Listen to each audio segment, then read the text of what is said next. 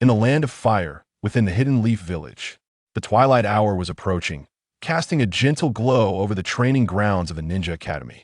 There, numerous children, age 5 or 6, were diligently practicing basic ninjutsu, so were honing their skills in throwing ninja tools, while others were mastering the fundamentals of transformation techniques or engaging in sparring sessions with one another.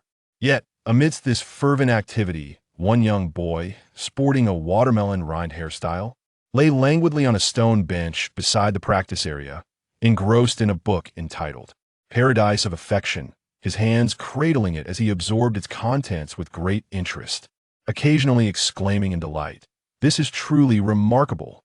Hearing such exclamations, Hyuga, who was diligently practicing his Byakugan, couldn't help but furrow his brow. What's the matter with Rock Lee today? He usually trains with unparalleled fervor, yet here he is, idling away the afternoon. And what book is he reading? Could it possibly be some advanced ninjutsu? Neji was not alone in his curiosity. All the other students present were equally perplexed by Lee's unusual behavior. Why was he so lethargic today? Moreover, the way he lounged with one leg crossed over the other was undeniably akin to that of a seasoned slacker. The truth was that the boy known as Rock Lee was not truly himself. He was an avid otaku who had inexplicably transmigrated from Earth. For someone who spent his days gaming and ordering takeout, the prospect of fervently training in martial arts was far from his desire. Besides, he possessed a system that would allow him to earn exchange points, enabling him to acquire an array of ninjutsu, so there was no reason for him to feel rushed. "Hey, you over there, why aren't you practicing diligently? What are you lying around for?" Irika, who had just concluded his duties in the office, arrived at the training grounds to assess the student's progress. Spotting Lee reclining on the stone bench, he frowned and called out loudly. Following Irika's gaze, everyone turned to look. Lee sat up, grinning sheepishly. "Teacher, I'm engaged in serious reading." Irika approached, snatching the book from Lee's hands. "It's time for practical training. So what are you doing reading? Focus on your practice." With no choice but to comply, Lee nodded, though his eyes remained fixed on the book in Irika's grasp. "Irika-sensei, I don't mind training, but could you please return my book first?" Irika nodded, seemingly unaware of any impropriety, but just as he was about to hand the book back to Lee, he caught a glimpse of the title and suddenly felt a wave of unease. Paradise of Affection?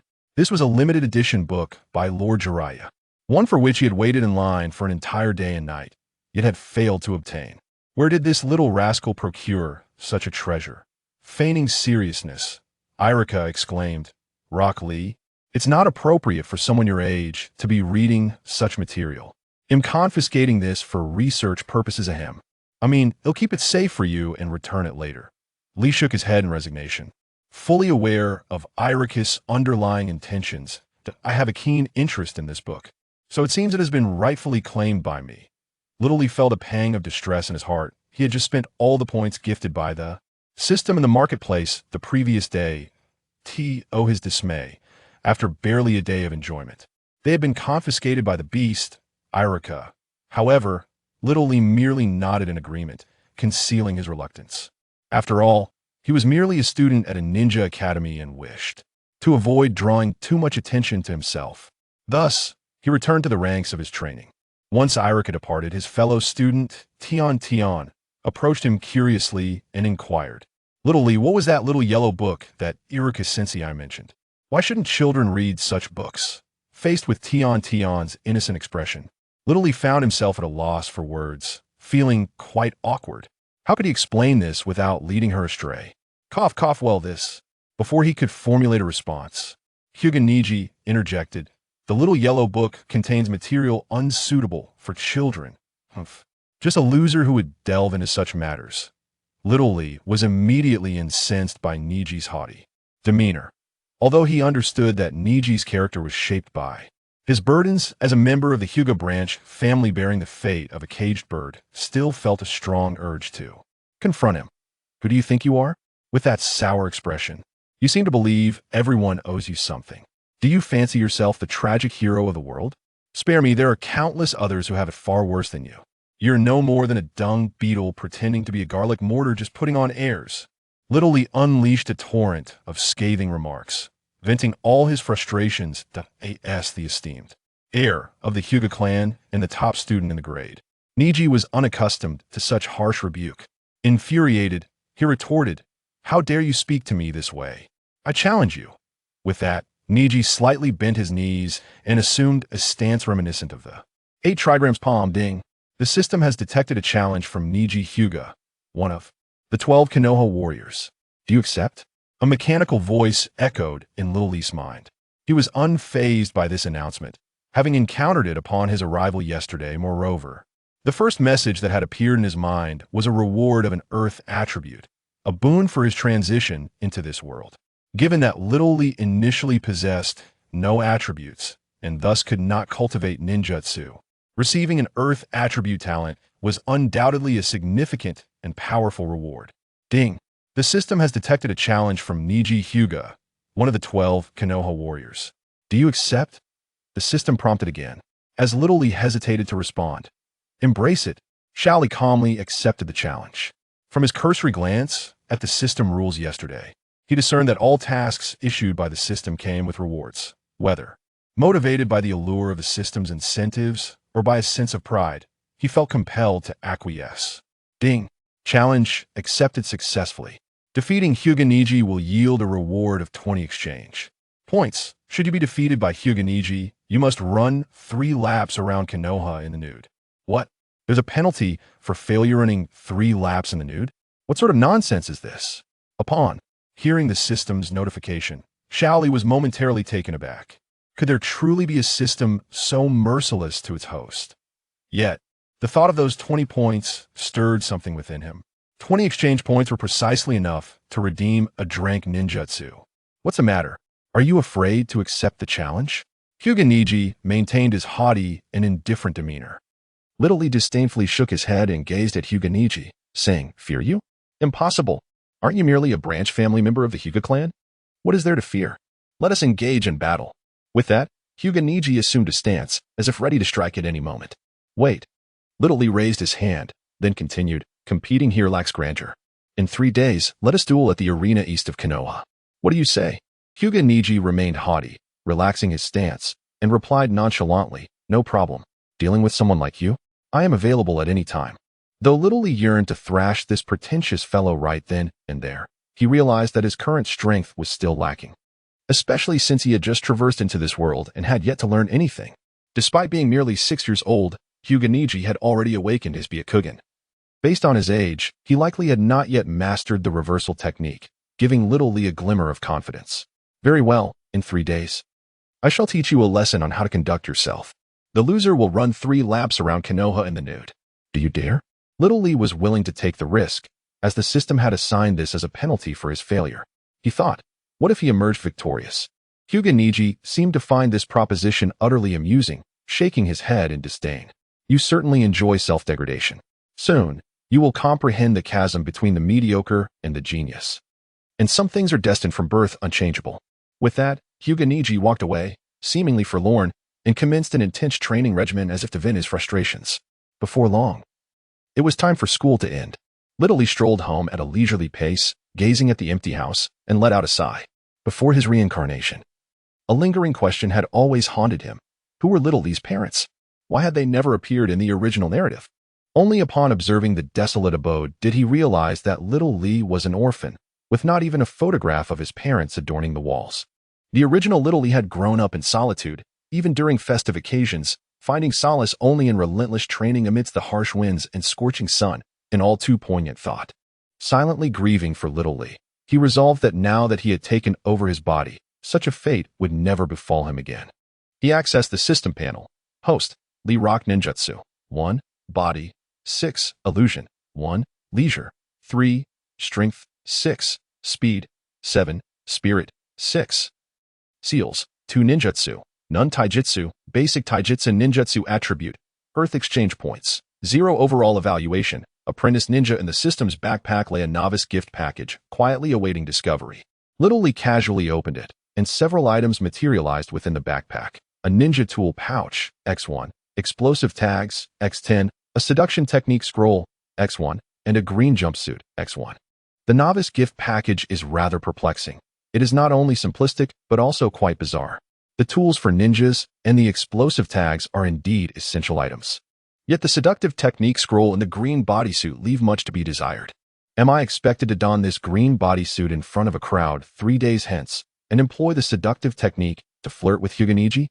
Given his utter lack of romantic sensitivity, even employing a harem technique would likely be futile. Frustrated with this absurd system, Xiaoli pondered, System. How might I acquire additional exchange points? Ding. The host may undertake system tasks. Completing these tasks will yield exchange points. Xiaoli nodded. Very well. Let us begin the search for tasks. Ding. The system is currently searching for nearby tasks available for the host. Ding. Task search successful. Task 1. Assist Mr. Wong next door with manure collection for fertilization. Reward, 2 exchange points. Task 2. Help Grandma Li with cleaning. Reward, 1 exchange point. Task 3. Assist.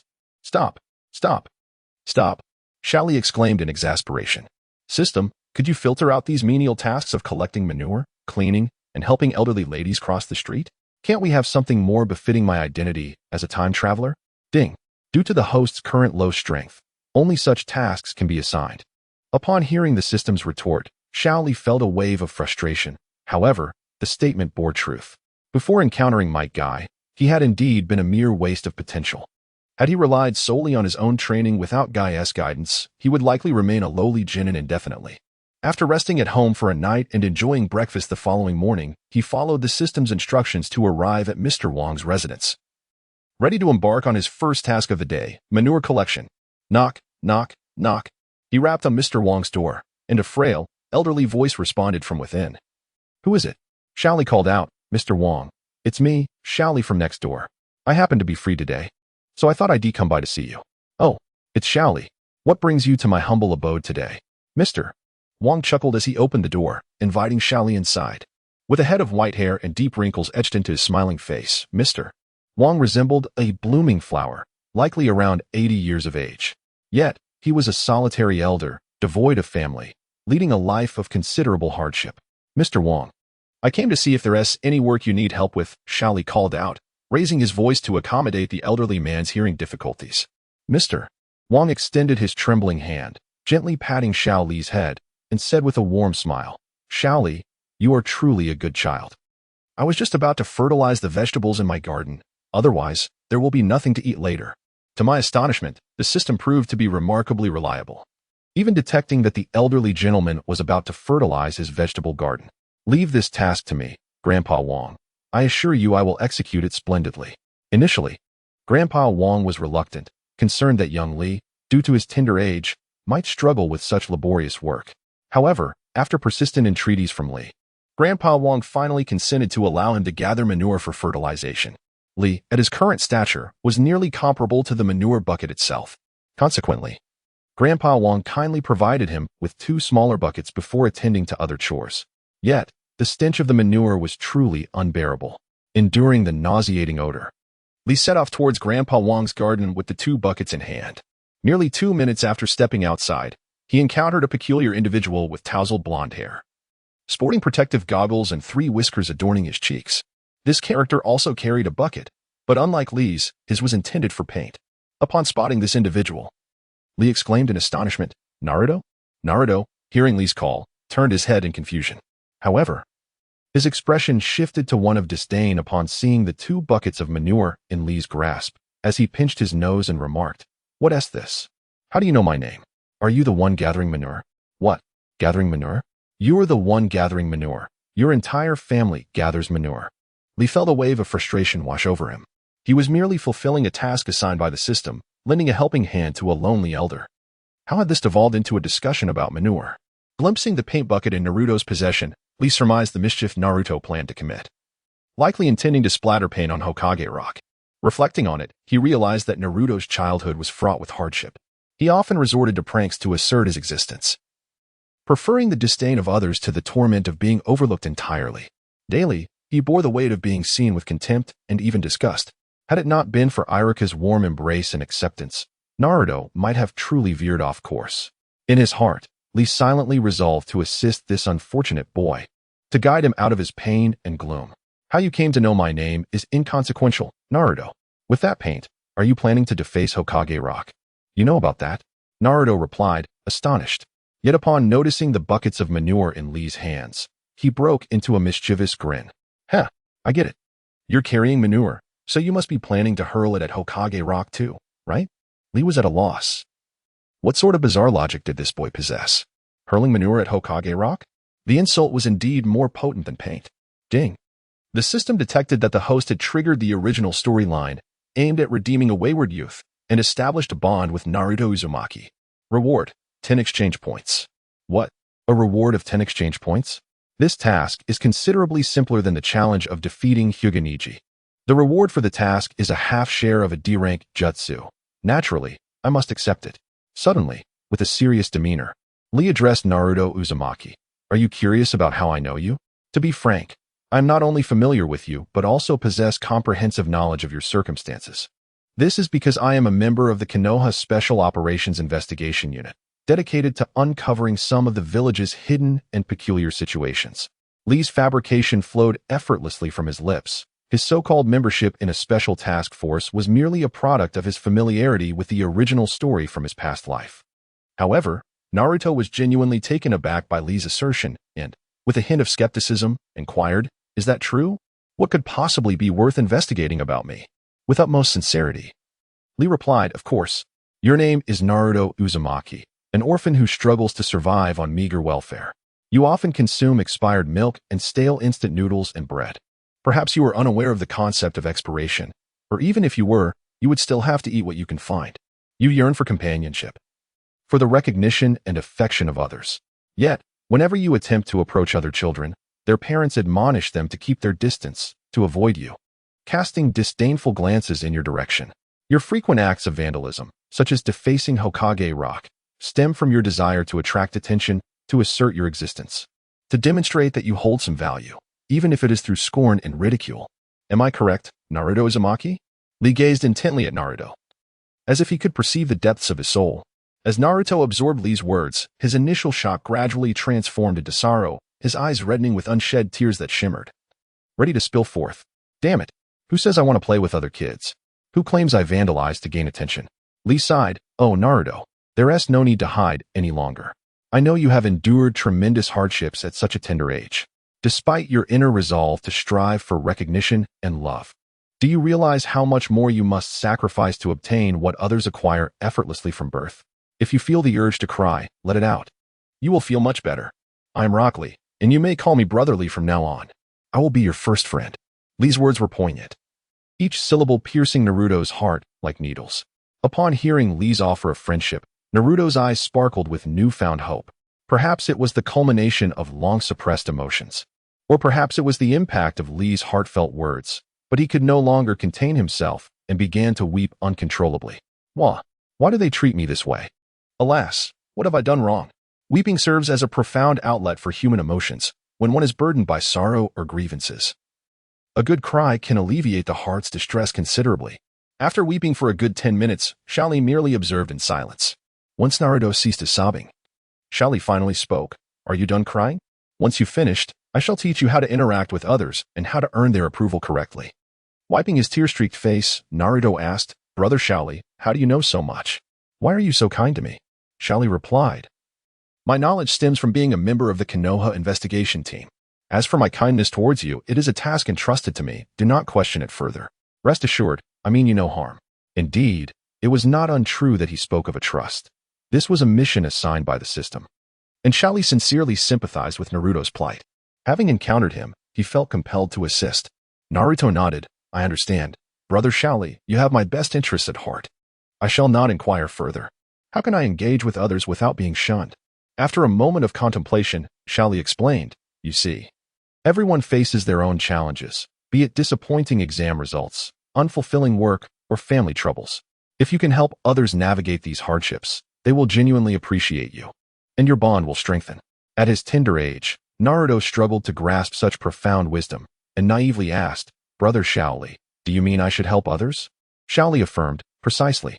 I am currently engaged in a task to assist others. Would you like to join me, Naruto?" Just then, the system's voice intruded. "Host. Deceiving others merely for the sake of having them do your dirty work is quite shameless." Xiaoli was taken aback, pondering how a system could develop such sarcasm. Naruto's eyes sparkled with excitement. Really? Is it to do the dirty work? I am willing. Thus, Xiaoli successfully garnered Naruto's trust, earning 10 points for his system task, along with a free laborer. Due to their youthful age, their strength was limited. And assisting Grandpa Wang with fertilization required several trips back and forth before they nearly completed the task. The pungent aroma of manure left Naruto's face slightly green. Brother Xiaoli, this smell is overwhelming. It assaults my senses. What does Grandpa Wang usually consume? Xiaoli, equally distressed, lamented, what can be done? This is the authentic experience. Naruto, puzzled, inquired, Brother Xiaoli, what do you mean by the authentic experience? Xiaoli pondered, then coughed lightly. It means we are the best. And we can certainly accomplish this. Engaging in light conversation while laboring, time seemed to pass more swiftly, and before long, the two had completed their task of fertilization. As the two individuals returned to bid farewell to Grandpa Wang, he lavished them with praise. I truly do not know how to express my gratitude to you both. You are such wonderful children, willing to assist me with this farm work. Most importantly, you do not mind the dirt or the unpleasant odors. You are truly commendable. Naruto had always lived a solitary life, and having been the target of pranks in the past, he was often chased and scolded, making such compliments feel foreign to him. Feeling a bit embarrassed, he responded, Grandpa, it's nothing. The smell of your manure is hardly offensive. It is quite authentic. At that moment, Xiaoli could not help but burst into laughter. This innocent jest had unexpectedly been remembered by Naruto, who later adopted it as a metaphor. Remarkably, this phrase would become his motto in the days to come, frequently replacing his former aspiration of becoming Hokage. Ever since Naruto received his first praise and recognition, he eagerly volunteered for all of Xiaoli's mundane tasks, often insisting that Xiaoli not lift a finger, becoming quite anxious if he did. Xiaoli, on the other hand, relished the leisure, spending a few points to redeem some leisurely magazines from the system store, which he read comfortably on the grass. Reading while also earning system points made this period of his life exceedingly pleasant. However, he pondered whether this constituted employing child labor, especially since it was without compensation. 3 days swiftly passed. The ninja fighting arena on the eastern side of Konohagakure was originally constructed for rival ninjas with grievances against one another. The rules were clear. Only victory and defeat mattered, not life or death. If there were any disputes, they could settle them here in a satisfying brawl, and afterwards, they could still collaborate on missions as good comrades, entrusting their backs to one another. Some Umbu members were stationed here on rotation to prevent any unfortunate incidents, such as someone acting out of intense resentment. The saying goes, where there is excitement, there are crowds. People have always found joy in observing spectacles, and there was never a shortage of onlookers eager to witness the action. Consequently, the arena often attracted a variety of spectators hoping to witness an exhilarating ninja duel, perhaps even placing bets to add a touch of excitement to their lives. The entire arena was roughly the size of half a football field, surrounded by rows of seating reminiscent of an Olympic venue. Although it was not filled to capacity, a considerable number of attendees were present. From a distance, one could spot familiar faces in the stands: Naruto Uzumaki, Sakura Haruno, Hinata Hyuga, Kiba Inuzuka, Might Guy, and even Kakashi, who had a rare day off. All gathered in this lively place. It seems that the news of the duel between Xiaoli and Hyuga Neji at the Ninja Academy 3 days ago has spread like wildfire, becoming common knowledge among everyone. However, it raises questions as to why 2 seasoned jonin, Might Guy and Kakashi, would attend a battle between 2 students yet to graduate. Kakashi, today marks our 367th match. I have devised a wager. Let us bet on which of the 2 children will emerge victorious in this duel. The loser shall take the winner as their apprentice, and vice versa. What do you say? Exclaimed Might Guy, flashing a brilliant smile that showcased his pearly white teeth. Yes, yes, this lacks challenge. Let us rather decide it by rock, paper, scissors, Kakashi replied lazily, resting against a wall without even lifting his gaze. Tenten remarked, Xiaoli, while I wholeheartedly support you, I hope you won't suffer too great a defeat. Hinata Hyuga added, I hope Neji and I will go easy and not injure his opponent too severely. Inuzuka Kiba scoffed. This match seems rather predictable. How could a nobody possibly triumph over a genius, right, Akamaru? Neji had already taken his position at the center of the arena, arms crossed and eyes closed, indifferent to the noise from the stands. Minutes later, Xiaoli, dressed in casual attire, made his way to the duel site. As soon as he stood firm, Neji opened his eyes and coldly remarked, You finally arrived. I thought you were too afraid to show up. Xiaoli shook his head, replying, You arrived too early. I am not late. genius of the Hyuga clan. Neji-kun, give it your all. I love you. Neji-kun, defeat that watermelon head and show him what you're made of. Numerous young female fans of Neji shouted from the stands. Hearing their chants, Xiao Li's face turned a shade of green with anger. What watermelon head? You're the watermelon head. Your entire family is watermelon heads. Sighing, he thought it was time to reconsider his appearance after the match. Indeed, this look was rather unflattering. Is it true that the importance of looks remains unchanged through the ages? Xiao Li, defeat that guy with the rolling eyes. That would be truly satisfying. As Xiao Li's #1 fan, Naruto Uzumaki felt compelled to cheer loudly for Xiao Li after witnessing the fervent encouragement from Neji supporters. Xiao Li, already feeling somewhat vexed, became even more incensed upon hearing Naruto's somewhat overzealous shout, retorting, "Shut up." Neji frowned. "Enough with the trivialities. Let us commence." "As you wish," Xiao Li declared, refraining from further chatter. Understanding that the Byakugan was formidable, he initiated the attack, charging toward Neji. Byakugan. Neji's temples throbbed as he activated the Byakugan, opening his 360-degree vision. As Xiao Li closed the distance to approximately 100 meters, he swiftly began forming hand seals. In the midst of the fierce competition, the ground beneath Hyuga Neji surged dramatically, forming a dozen sharp rocks that lunged towards him. With remarkable agility, Neji executed several backflips, deftly evading the assault. Nearby, Li summoned 2 identical shadow clones from the earth, a testament to his mastery of the earth release technique. "My guy," filled with astonishment, exclaimed Kakashi. "This young lad is quite formidable. At such a tender age, he wields earth release ninjutsu with such finesse." Kakashi, for once, set aside his book and turned his gaze towards the arena. "Hinata," Hyuga lamented, "it's futile. Such jutsu cannot possibly defeat my brother Neji." In the arena, Li's 3 clones relentlessly unleashed the earth spike technique, driving Neji towards the trees bordering the wall. Yet Neji remained unperturbed, effortlessly dodging their attacks with minimal exertion. In stark contrast, Li was drenched in sweat, panting heavily from the excessive chakra drain. A smirk crept across Neji's face as he taunted, "Is this truly your best? Such tactics cannot vanquish me." Gritting his teeth, Li retorted, "Enough chatter. Prepare for your defeat." With that, the 3 clones surged towards Neji, who chose not to evade this time. In his Byakugan state, he perceived Li's close-range assault as an invitation to annihilation. "Have you exhausted your arsenal? Now it's my turn." As the clones closed in, Neji surged forward with blinding speed, his hands moving like phantoms as he unleashed a flurry of strikes upon the foremost clone. Soft fist technique, air will strike.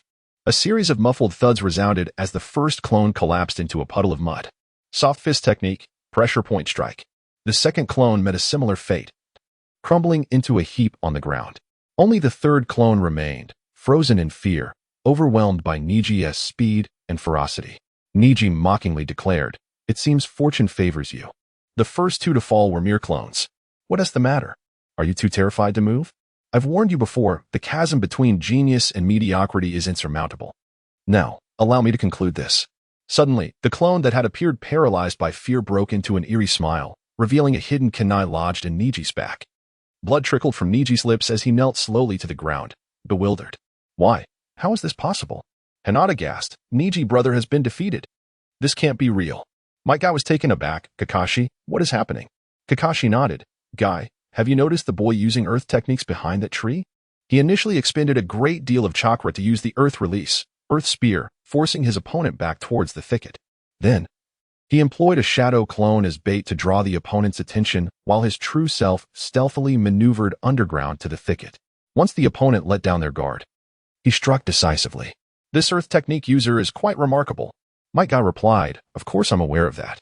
As far as I know, the Byakugan possesses a 360-degree field of vision.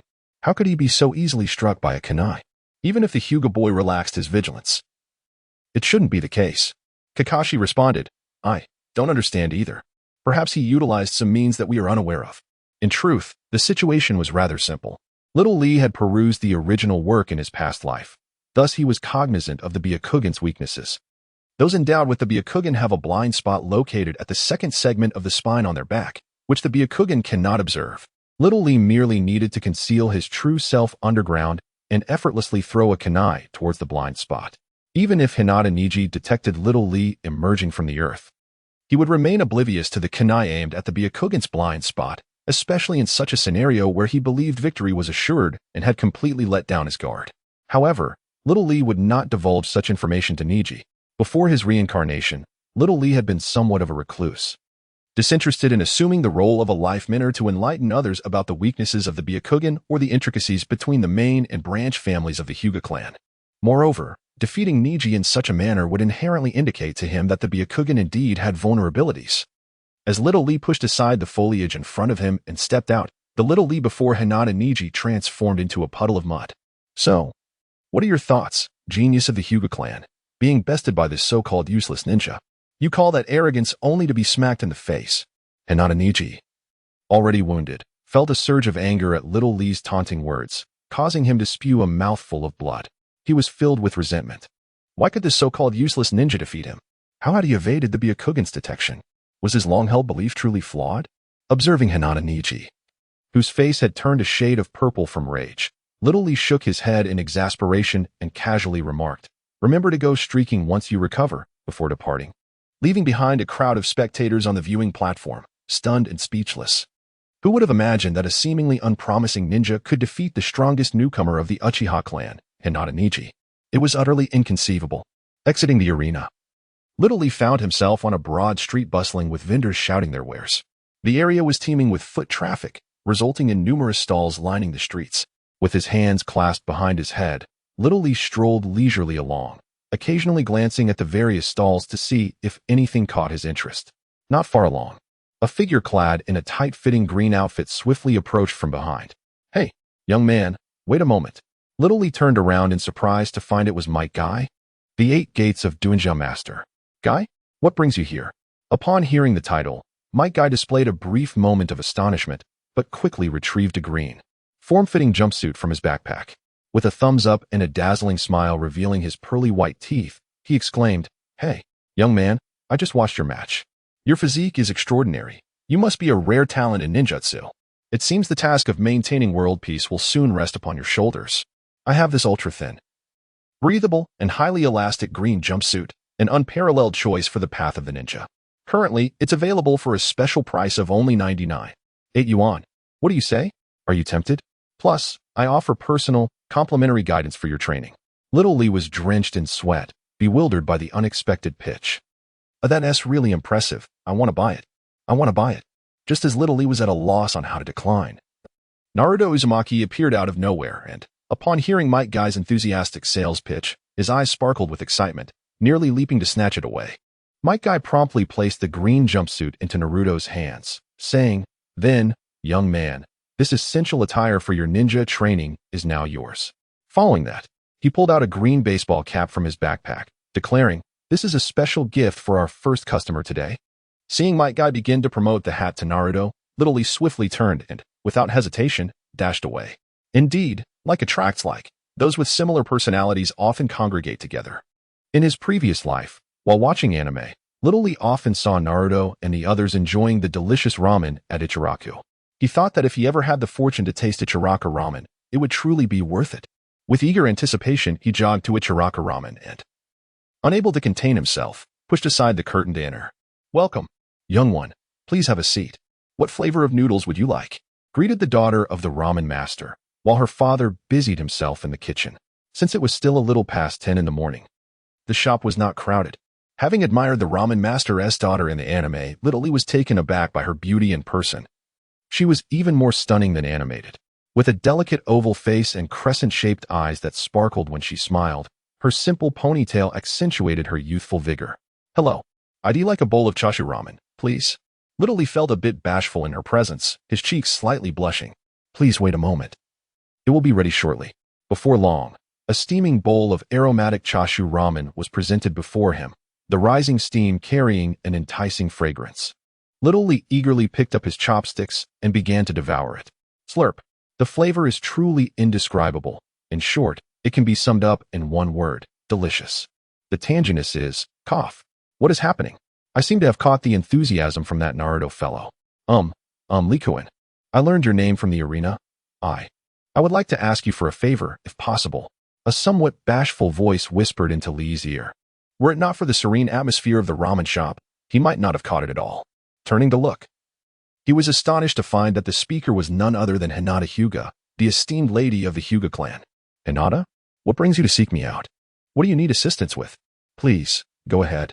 Lee held a fondness for Hinata, who, despite her shy and self-deprecating demeanor, possessed a resilient spirit beneath. Thus, without inquiring about the nature of her request, he readily agreed. Hinata, surprised that Lee even knew her, managed to navigate through the moment after Lee's fabrications. Lian, I was present during today's duel at the arena. I witnessed how you triumphed over our clan's strongest youth, Neji and I. Hence, I wish to request your guidance in my training. Please. As Hinata spoke, her voice grew increasingly uncertain, for she realized her request seemed somewhat unreasonable. Lee had no obligation to assist her, especially considering they had only known each other for a mere 5 minutes. Upon hearing her plea, Lee, recalling the plot from the original story, quickly understood why Hinata would set aside her pride to ask a relative stranger for help. Her inherently timid nature, compounded by her lack of talent and training, rendered her the least favored in the Hyuga clan. Even her father often spoke to her with cold words. Though his intentions were to hasten her growth, it left an indelible mark on Hinata's heart. Yet despite her struggles, a spark of determination flickered within the young girl, compelling her to visit the ramen shop and seek Lee's assistance in her training. Lee nodded, his face breaking into a sincere smile. Yes, I accept your request. Let us finish our ramen first. It's on me, hee. Lee's enthusiastic agreement took Hinata by surprise, when she noticed him gazing at her with a warm smile. Her cheeks flushed crimson, and she shyly nodded in response. I will do as you say, Lian. Observing Hinata's adorably blushing face brought immense joy to Lee. She was simply enchanting. After savoring a delightful bowl of ramen, the two friends agreed to meet every evening at 7 o'clock to practice ninjutsu together in the small grove to the east. Due to Xiao Li's commitments at the Ninja Academy during the day, their training had to be scheduled for the evening. Upon returning home, Xiao Li finally found the time to access the system panel and examine his current attributes. Host, Li Lock Ninjutsu. For physical strength, 6 illusion, 1 leisure, 3 power, 6 speed, 7 spirit, 6 seals. For ninjutsu techniques, earth release, earth spike. Earth release, earth clone martial arts, basic martial arts ninjutsu attribute, earth exchange points, 28 overall evaluation. Low-rank ninja. The 2 earth release techniques he had employed during his previous duel with Hinata Neji were acquired through the points he earned from completing system tasks over the past few days. Xiao Li had taken the time to thoroughly explore the system, discovering that the marketplace was replete with various ninjutsu options, though the more desirable techniques came with a hefty price. D-rank ninjutsu required 20 exchange points, C-rank jumped to 40, B-rank doubled to 80. And the cost continued to escalate accordingly. As for the SSS rank ninjutsu and formidable ninja tools like the Ten-Fist Sword and the purple gold gourd featured in the original narrative, those were astronomically priced, leaving Xiao Li only to gaze longingly at them. To his astonishment, Xiao Li stumbled upon an intriguing item in the system marketplace, firework screen, limited to 1 purchase. While supplies last, exchange points, 300 firework screen, captures a video segment and launches a gigantic firework into the sky, projecting the recorded footage for 3 minutes. Visible within a 10-kilometer radius. Upon encountering this item, Xiao Li was momentarily taken aback.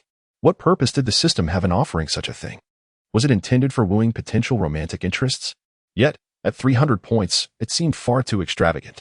He dismissed the thought, realizing he would likely never redeem such an item. Surely, one could simply purchase a bouquet of flowers instead. In the following days, Xiao Li resolved to improve his appearance. He first visited a barber, and after a thorough grooming by Master Tony, he transformed his former watermelon rind hairstyle into the trendy middle part style. Gazing into the mirror, he was pleased to find himself looking rather handsome. However, he felt his eyebrows were excessively thick, detracting from his overall appearance. Thus, he made a trip to a beauty salon to refine his brows. Once all was in order, Xiao Li cheerfully strolled home. Upon reaching his doorstep, he noticed Irika pacing back and forth in the yard, seemingly awaiting someone's arrival. "Irika-sensei, what brings you here?" Xiao Li inquired first. Upon seeing Xiao Li return, Irika approached him. "Xiao Li, you're finally back. I came specifically to find you. Looking for me? What is the matter?" Xiao Li asked, somewhat perplexed, as he was certain he hadn't done anything wrong. Irika nodded and retrieved a ninja headband from his waist, extending it toward Lee. "Indeed, I have come to deliver this to you." Upon seeing the headband, Lee was momentarily bewildered. However, after Irika's explanation, he began to comprehend the significance of the gesture. Earlier that morning, the news of Lee's duel with Neji Hyuga had been relayed to the third Hokage by members of the Umbu. Consequently, the third Hokage deemed that both Lee and Neji had demonstrated the prowess requisite for graduation from the Ninja Academy, hence the current scenario. Alongside them, another individual was also set to graduate, Tenten, whose abilities were equally formidable. The urgency behind the special authorization for the early graduation of these three youngsters stemmed from the current state of the Land of Fire. At present, the nation appears strong on the surface yet is fundamentally weakened. The ravages of the Third Shinobi World War had resulted in the loss of a significant number of ninjas, further compounded by the recent turmoil surrounding the Ninetales incident that had afflicted Konoha. This had inflicted additional casualties upon the village's ninja ranks. Moreover, the recent massacre orchestrated by Danzo against the Uchiha clan had left its mark as well. As the saying goes, a lean camel is larger than a horse. Konoha, despite its diminished numbers, remains relatively robust compared to other ninja villages and has made strides in reclaiming some strength over the years. Nevertheless, the reduction in ninja population has led to an overwhelming backlog of missions. Thus, the decision for the trio's early graduation arose from this pressing situation. Irika further elaborated that due to Neji's injury, both Lee and Tenten would also take a respite for half a month, as they constituted a team. After this period, a supervising instructor would guide them in undertaking missions. Understood. Thank you, Irika-sensei, Lee expressed with a nod of gratitude. This arrangement suited him perfectly. After all, Lee was a time traveler, and his mental age far exceeded that of a mere 6-year-old. Engaging in childish antics with younger peers was less appealing to him. Now, he was thrilled at the prospect of embarking on missions in Konoha after a mere fortnight. Once he bid farewell to Irika, Lee promptly shared the news with Hinata Hyuga. With his exemption from the Ninja Academy, their training schedule would need adjustment. Shifting from their previous agreement of practicing every evening at 7 o'clock to now meeting at 7 in the morning. Upon returning home, Lee retired early, slipping into a restful slumber without incident. The following day, as dawn broke, Lee awoke early, freshened up, purchased 2 breakfast portions, and set off towards the small grove in the south. Upon his arrival at their designated meeting spot, he discovered Hinata had already been waiting there, her fingers drawing circles in the air, betraying her anxious disposition. "Hey, Hinata," Lee called out from a distance. Hinata turned, her cheeks flushing slightly. "Lee-kun, you seem even more handsome today." It is a natural inclination to appreciate compliments regarding one's appearance, and Lee was no exception. "Ahem. Indeed, I have always been quite handsome," he replied with a playful assertiveness. After a simple breakfast, the two began their training. Hinata, being a year junior to Lee, had not yet attended the Ninja Academy. Nevertheless, her knowledge of ninjutsu was considerable, as she hailed from a prestigious family that provided her with a solid education from a young age. However, her lack of innate talent often left her feeling overlooked at home. "Hinata, I won't bore you with the basics of ninjas. You already understand them well. Let's commence our sparring," Lee suggested. "Yes, Lee-kun," Hinata replied, nodding. The two figures, a male and a female, engaged in their training on the open ground. As the sun rose in the east, its warmth gradually intensified into a scorching heat, yet neither of them showed any inclination to pause, their sweat-drenched clothes clinging to their bodies without hindrance. For ninjas, rigorous training is an essential daily task. Only by honing their skills could they minimize the risk of perishing during missions and earn the respect of others. The world of ninjas is unforgiving. Adversaries do not show mercy due to one's weakness, but will ruthlessly eliminate them to fulfill their missions. Lee, a time traveler by nature somewhat lazy, found motivation in the company of a beautiful companion engaged in beneficial pursuits. The duo trained until noon before taking a brief respite and then headed together to Ichiraka Ramen for lunch. As Hinata savored her beef noodles, she expressed her gratitude to Lee, saying, "Lee-kun, I truly appreciate your willingness to help me with my training." Lee smiled and replied, "Hinata, there's no need to thank me again. You've already expressed your gratitude many times. It's really no trouble." Shaking her head, Hinata insisted, "No, you don't understand the significance this holds for me. As the heiress of the Hyuga clan, I was showered with care and affection from birth, and my father adored me as well. However, as I grew older, it became apparent that my talents were not on par with those of other Hyuga children, and I was often seen as the least capable. The affection I once received began to fade, especially from my father, who often spoke to me coldly. This transformation saddened me deeply. I even fell into despair, resigning myself to the belief that fate is predetermined. Talents are talents, and mediocrity is mediocrity, immutable and unchangeable. Until I met you, Lee Kuan. At this moment, Hinata's eyes brightened as she gazed at Lee, her cheeks suddenly flushed. That day at the arena, I watched your match against Neji. Initially, I couldn't believe that you could defeat him. It was only when I saw you, the underdog, overcome Neji that I realized that with enough effort, even the weak could triumph over the strong. You have restored my faith. Thus, dear Xiaoli, I sincerely thank you for the opportunity to cultivate alongside you. I am genuinely delighted. As she spoke her final words, Hinata's voice became faint, barely audible. Xiaoli found himself momentarily dazed, pondering whether this could be considered a confession. He never anticipated that such an unintentional gesture would wield such profound influence over this young lady. Feeling a bit embarrassed, he scratched the back of his head and chuckled. No need for thanks. It's nothing extraordinary. Anyone would do the same. However, after uttering those words, Xiaoli regretted his response. What a lackluster reply. After all, a girl had just expressed her feelings for him. How could he respond with such a bland and uninspired remark? Shouldn't he have said something more charming, like, my dear, I am indeed a person of noble character. Come, let me embrace you. Ahem. No, that would be rather over the top. After finishing their ramen and taking a brief respite, they returned once more to their training ground, where the essence of the ninja world lay in rigorous practice. Xiaoli exchanged a set of ninjutsu scrolls, the spiral dance, suitable for Hinata from the system shop. Despite the abundance of D-rank techniques, he deemed it far more beneficial to provide Hinata with a skill she could actively utilize. The spiral dance entails, when activated with the Byakugan, infusing chakra into the feet to launch a rapid assault on the enemy. Xiaoli waved to Hinata with a smile, saying, Hinata, let us take a break from training. I have something to show you. Hinata obediently nodded and approached him. Yes, Xiaoli. Xiaoli extended the scroll towards her, explaining, this is a ninjutsu scroll I created specifically for you. By simply infusing it with chakra, you will instantly learn this technique. Hinata, intrigued by this novel concept, accepted the scroll and infused it with her chakra. In an instant, the scroll transformed into shimmering silver light and vanished. With a slight closing of her eyes, Hinata soon opened them again, her excitement palpable as she exclaimed, Xiaoli, this is incredible. All the information about the spiral dance has appeared in my mind. Now, try out the power of this technique, Xiaoli urged her, his gaze intense. Hinata nodded, moved to a large tree, bent her legs slightly, and furrowed her brow. Byakugan.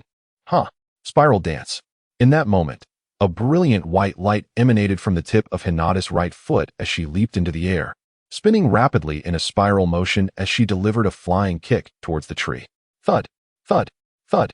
After a series of muffled impacts, Hinata landed back on the ground. Turning her gaze to the tree, she observed several deep indentations, approximately 5 to 6 centimeters deep, where her kick had struck. Wow. Xiaoli couldn't help but exclaim in admiration. If that had hit a person, it would surely have broken their ribs.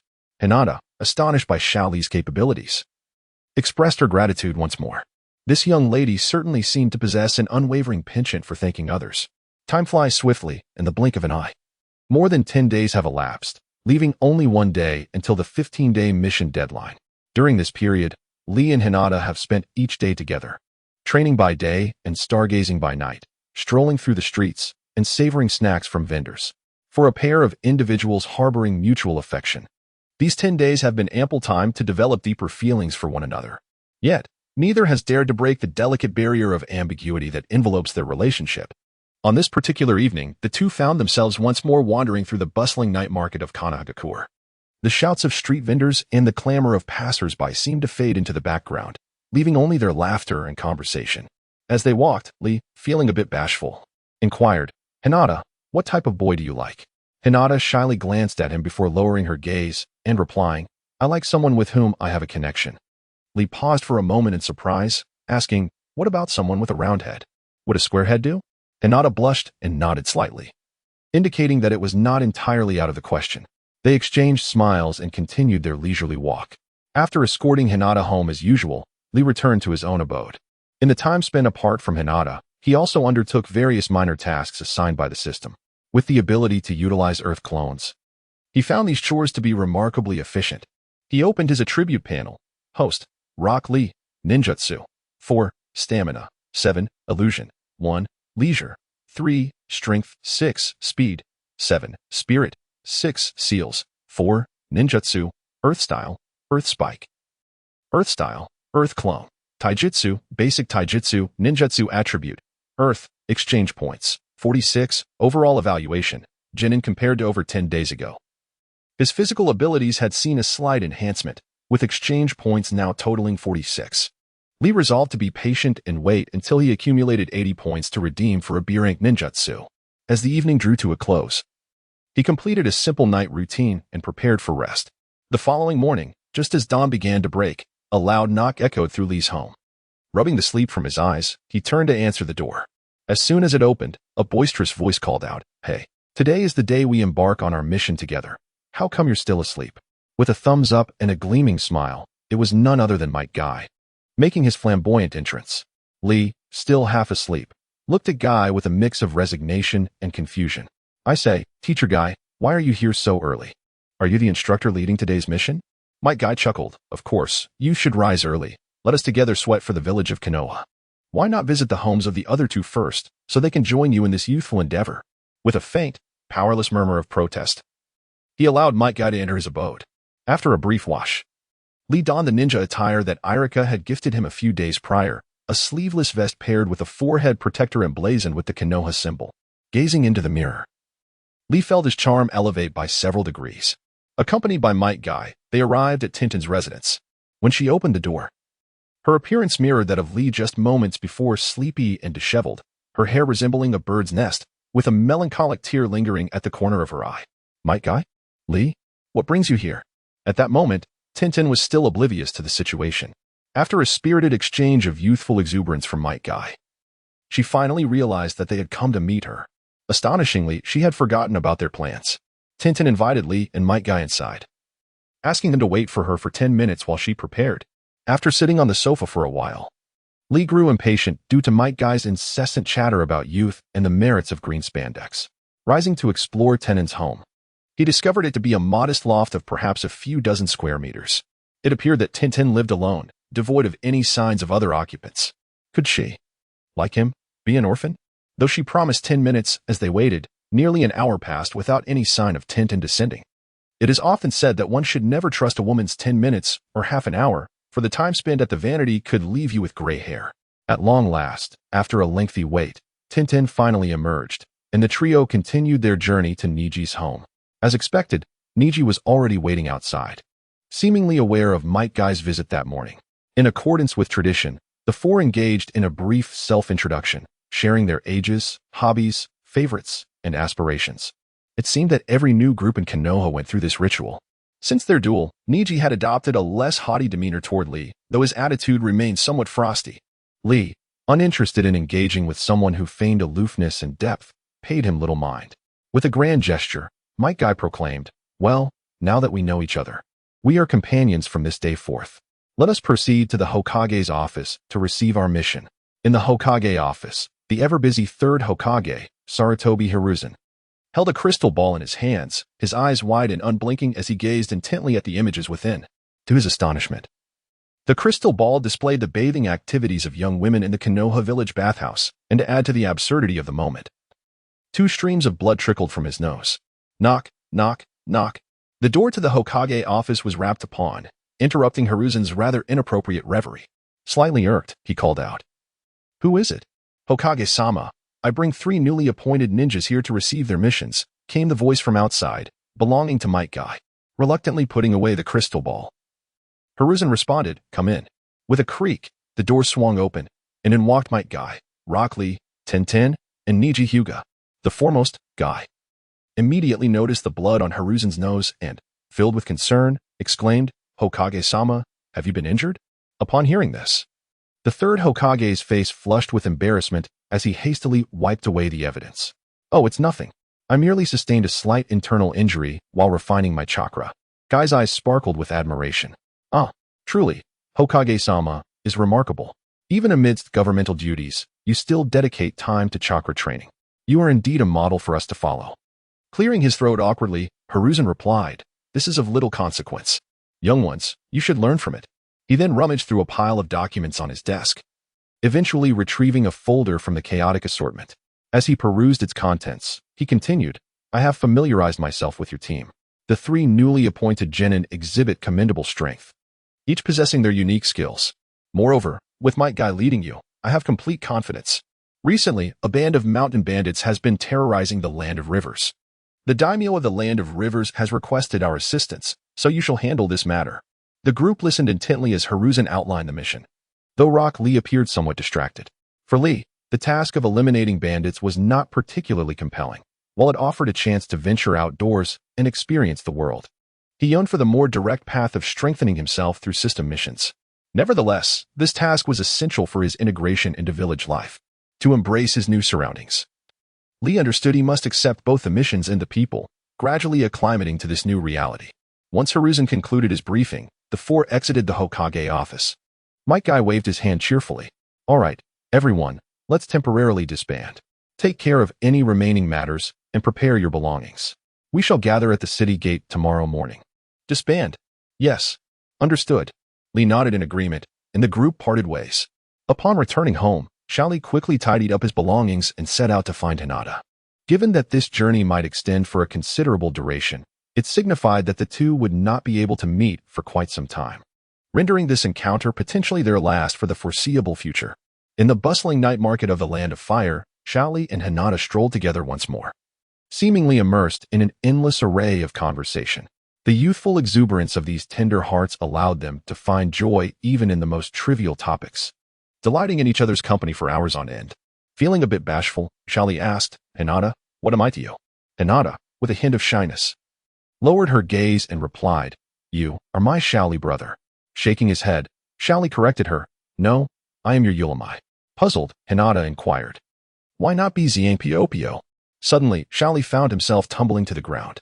No journey, no matter how long, is without its conclusion. And soon the pair arrived at the entrance of Hinata's home.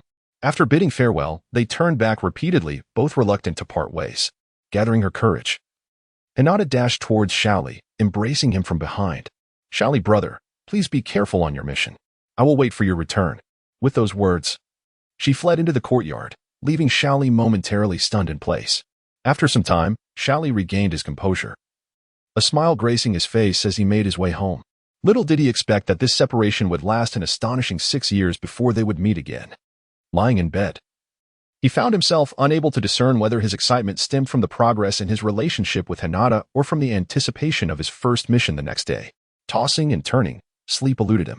Eventually, in desperation, he rose to complete 100 push-ups before returning to bed, drifting into a drowsy slumber after what felt like an eternity. Ding-ling-ling. The following morning, the alarm clock rang promptly, and Xiaoli struggled to open his eyes. Yet, he had to rise, for the assembly time was fast approaching. After a sluggish morning routine, he slung his backpack over his shoulder and headed towards the gates of Konoha. Upon his arrival, he found Might Guy, Tenten, and Neji already waiting at the entrance. Hey, Xiaoli, you're half an hour late, Tenten remarked, a hint of annoyance in her tone. Might Guy, however, bore no ill will, standing with his arms crossed, seemingly prepared to deliver a speech. Xiaoli, puzzled, wondered if this was some sort of pre-departure address. Neji stood silently to the side, his expression devoid of emotion. Xiaoli, feeling slightly embarrassed, chuckled awkwardly. Hee, my apologies, I helped an elderly lady cross the street, which delayed me. TCH, I can't believe that, Tenten scoffed, rolling her eyes. Might Guy, suddenly invigorated, gestured dramatically towards the direction beyond the village and proclaimed, All right, young ones. Our mission to eradicate bandits in the Land of Rivers officially commences. Let us embark on this youthful journey together. Thud. The trio of Xiaoli collapsed to the ground. Tian remarked, Teacher Guy, you are quite advanced in age. Perhaps you should refrain from incessantly invoking youthfulness. Xiaoli concurred, Indeed, it makes you seem rather juvenile. Neji added, Precisely, and it is rather tiresome. Their words pierced Guy's heart like sharp thorns, and tears streamed down his face, turning it an alarming shade of green as he silently lamented, Oh no, am I truly old? Juvenile?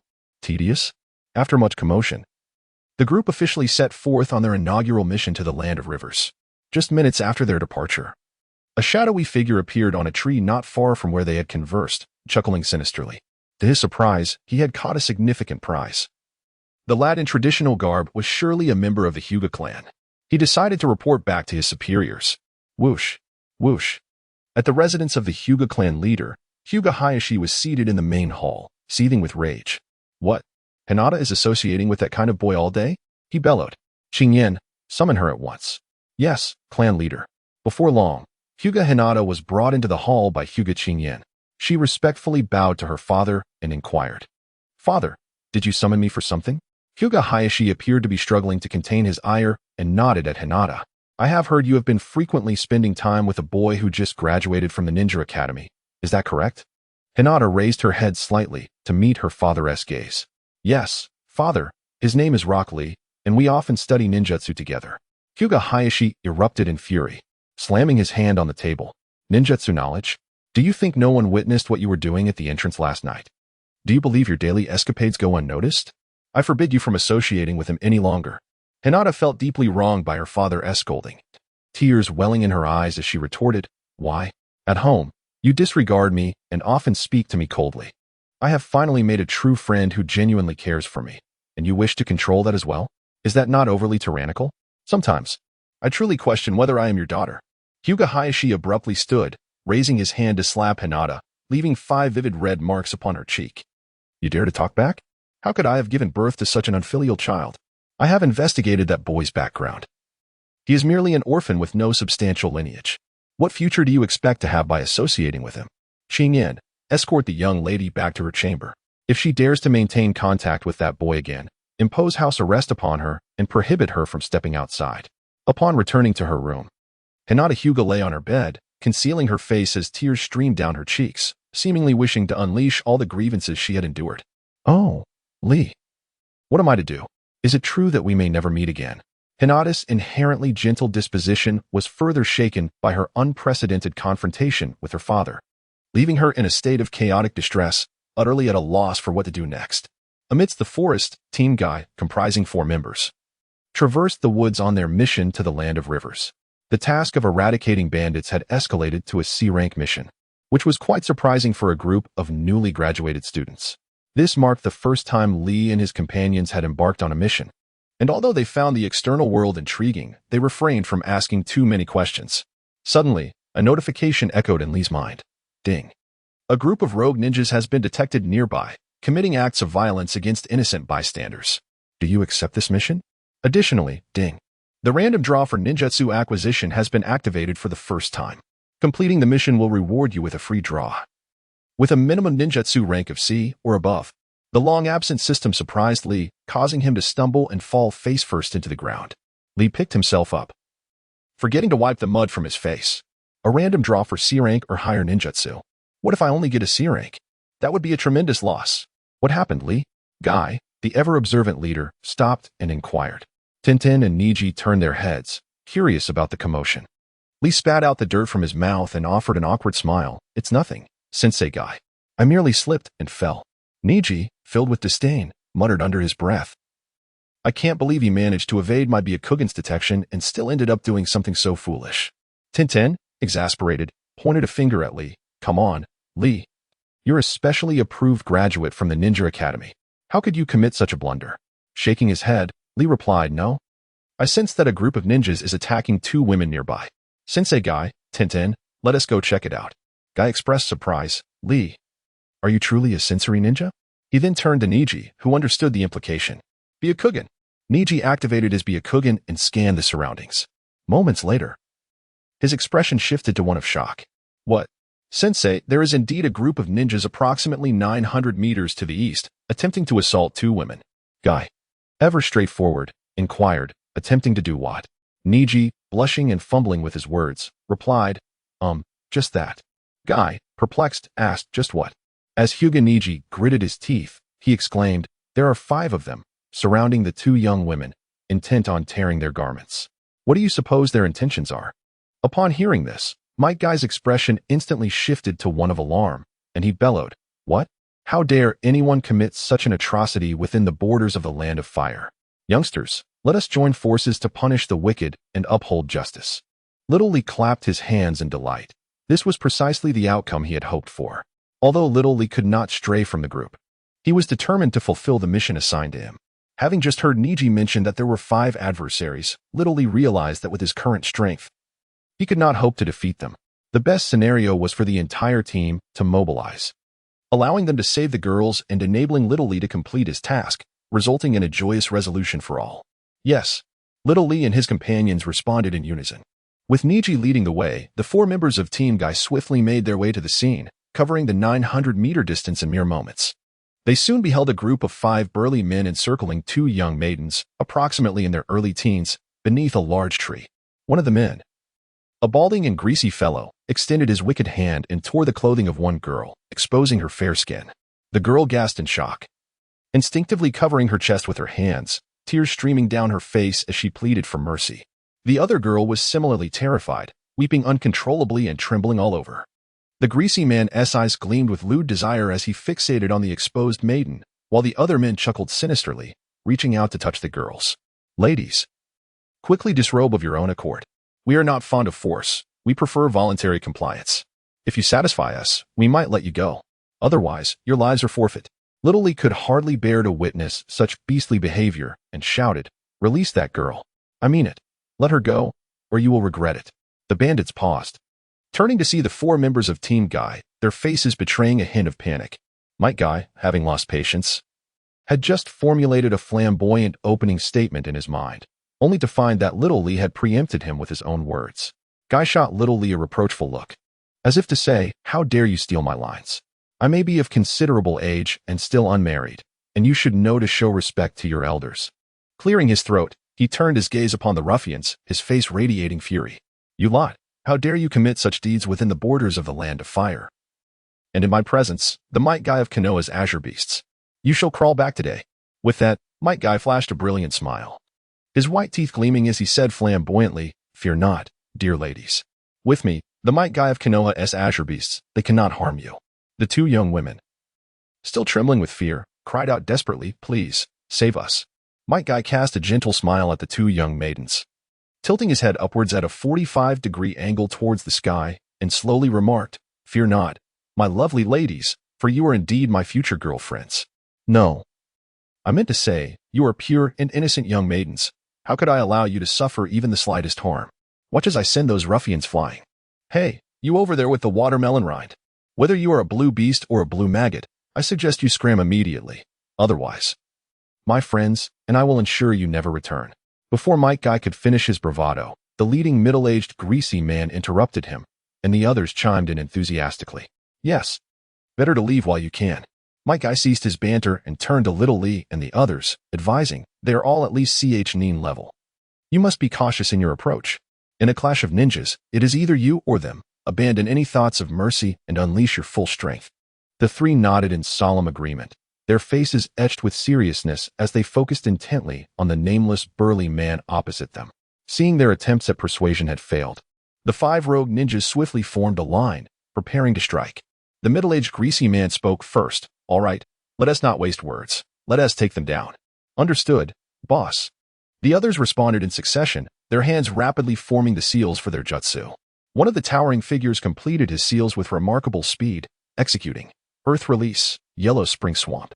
He slammed his hands onto the ground, causing the earth before him to soften and morph into a quagmire, surging towards Might Guy. Another ninja swiftly completed his seals, casting Water Release, Water Barrier. A wall of water, approximately 10 meters wide, sprang from the ground, rushing towards Might Guy. The middle-aged greasy man formed his seals, following the trajectory of the water jutsu to unleash a lightning technique. Lightning Release, Earth Walk. It must be said, their coordination was impressively adept, showcasing a tactical approach to combat. They first employed earth techniques to hinder their enemy's movement, followed by water techniques to launch an immediate assault, and finally combined lightning with water to amplify their offensive. However, they had underestimated the prowess of their opponent, for standing before them was one of the strongest from Konoha, the Azure Beast, Might Guy. Be cautious, everyone. Might Guy had already warned Little Lee and the others before the first ninja initiated the earth technique. In an instant, Might Guy's figure vanished without a trace. Little Lee and the others swiftly maneuvered to the side, concealing themselves and awaiting the opportune moment to strike. The 5 rogue ninjas exchanged knowing smiles, believing that their level of attack was sufficient to overwhelm their adversary. Moments later, as the water barrier's torrent subsided, they surveyed the scene before them and gasped. "Where is he? Where did he go?" The 5 men exchanged glances, seeking answers from one another, yet regrettably, none of them comprehended the unfolding situation. The robust figures stood back to back, each man guarding a direction, prepared to thwart the impending assault from the 4 members of the cabin. Prepare to meet your demise. The 4 identical figures of Xiao Li, wielding kunai, surged towards them from various angles. The greasy middle-aged man scoffed dismissively. Is it a technique of duplication, or merely 4 of them? As he spoke, Xiao Li's doppelgangers had already launched their attack, unleashing a flurry of strikes upon the 5 men. Demonstrating their prowess as Nin and above, the 5 swiftly dismantled Xiao Li's 4 clones into mere fragments. Double dragon dance. Simultaneously, Tian emerged from behind a tree, leaping into the air. With a flourish of his hands, 2 elongated scrolls unfurled above him, releasing a barrage of ninja tools that rained down upon the 5 men. Armed with kunai, the 5 men frantically waved their weapons in defense. The clatter of metal echoed as an array of kunai and shuriken littered the ground beside them. Yet they remained unscathed. Among the group, a short, stout individual snorted derisively. A few insignificant fish think they can defeat us with such paltry skills. Boss. Let's take them down together. Fools, our intention is not to vanquish you, but to rescue these 2 ladies. Xiao Li's voice suddenly resonated from behind the greasy man. Turning towards the sound, they beheld Xiao Li and Neji, each supporting a woman, having retreated to a distance of 100 meters. Realizing he had fallen into a trap, the greasy man erupted in fury. Men, hold nothing back. Eliminate them. Leaf Gale. A boisterous voice resonated from above as Might Guy descended from the sky, executing a powerful kick that struck the heads of the 5 men. Following a chorus of pained cries, the 5 robust figures tumbled to the ground. Some spitting blood, others with injuries that left them wailing in agony. Might Guy approached the fallen men with deliberate steps. How dare you commit such acts against 2 lovely ladies? This is utterly unforgivable, and your audacity to provoke the might of the Azure Beast is even more so. With a wicked grin, he continued, by the way, I mentioned that I would make you crawl back. How about I break your legs, or perhaps sever your... You know what? You can choose one of the 2. Only then will you be unable to continue your wicked ways. Break her legs? Sever, that? The 5 men immediately began to plead for mercy, hoping to be spared. As men, nothing was more vital than their manhood. Yet they were equally unwilling to face the prospect of shattered limbs. The esteemed ninjas of Konoha, we acknowledge our folly in the base nature that has led us to commit such shameless acts. We beseech you for another chance, imploring you not to break our legs or sever our, more delicate parts. Might Guy shook his head, a smile gracing his lips as he responded, No. I distinctly heard you claim to despise coercion, preferring voluntary actions. Thus, you must be habitual offenders. Sparing your lives is already a considerable act of mercy. You must choose between losing your legs or your more sensitive areas. After pondering for a moment, Might Guy declared, Let me propose a simple condition. If the statement I make is singular, then it shall be the latter. If it is plural, it shall be the former. A splendid decision indeed. To sever or to break. He began counting on his fingers, attempting to tally the number of words in his previous statement. After a considerable time, he wickedly grinned. It is indeed singular. It appears that fate has decreed your sensitive parts shall be severed. To the 5 burly men, Might Guy's sinister smile resembled that of a demon. How despicable it is to find amusement in such matters, one of them thought. Moreover, how could you miscount? Your statement clearly consists of 8 characters, which is a plural number. A greasy man, tearful and desperate, pleaded, Mighty beast of Azure, you've miscalculated. That statement consists of 8 words. It should indeed be plural. Might Guy recounted on his fingers, tapping his head in disbelief. How could I have made such an error? Since fate has determined you shall lose your legs, let us fulfill its wish. Konoha's Gale would kick. Without further ado, he launched into action, delivering a series of strikes to the knees of the 5 men. The sound of cracking bones echoed through the air, and even from a distance, Xiao Li and his companions could hear the horrifying sound of shattering bones. The kneecaps were shattered, leaving no hope for recovery. Even if they were to mend, they would never walk again, destined to live the rest of their lives as mere shadows of their former selves. A chill ran through the hearts of the 3 as they beheld the unexpectedly ruthless side of their usually jovial teacher, Kai. However, upon reflection, it was not entirely surprising. After all, these individuals were notorious villains, and the punishment of breaking their legs seemed rather lenient. Should they be allowed to leave unscathed, they would undoubtedly continue their nefarious ways. Rendered incapacitated, they would likely be unable to commit further misdeeds, leaving behind the groans and wails of the defeated thugs. Kai and his companions escorted the 2 young maidens to a secluded location, Ding. Congratulations, host, on completing the task. Please hold on. The system is processing.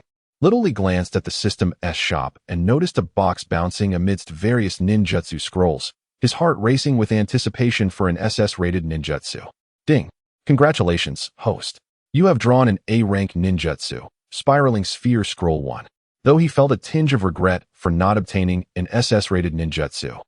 The acquisition of the A-rank Spiraling Sphere brought Little Lee such joy that he nearly leaped with delight. The prospect of mastering an A-rank ninjutsu in just a second was blissful. Although he had perused the original text and was familiar with the training methods for the Spiraling Sphere, he knew the hardships he would face in practice. It was not until much later that Little Lee realized how fortunate he had been, as the probability of drawing an SS-rated ninjutsu was less than 10%, and the chance for an A-rank ninjutsu was likely below 25%. The two maidens, having recovered from their earlier fright, suddenly knelt on the ground, tearfully expressing their gratitude. We are truly indebted to you, noble ninjas. We bow our heads in thanks. Seeing this, the four members of Kai's team were taken aback and hastily helped the young women to their feet, inquiring about their circumstances.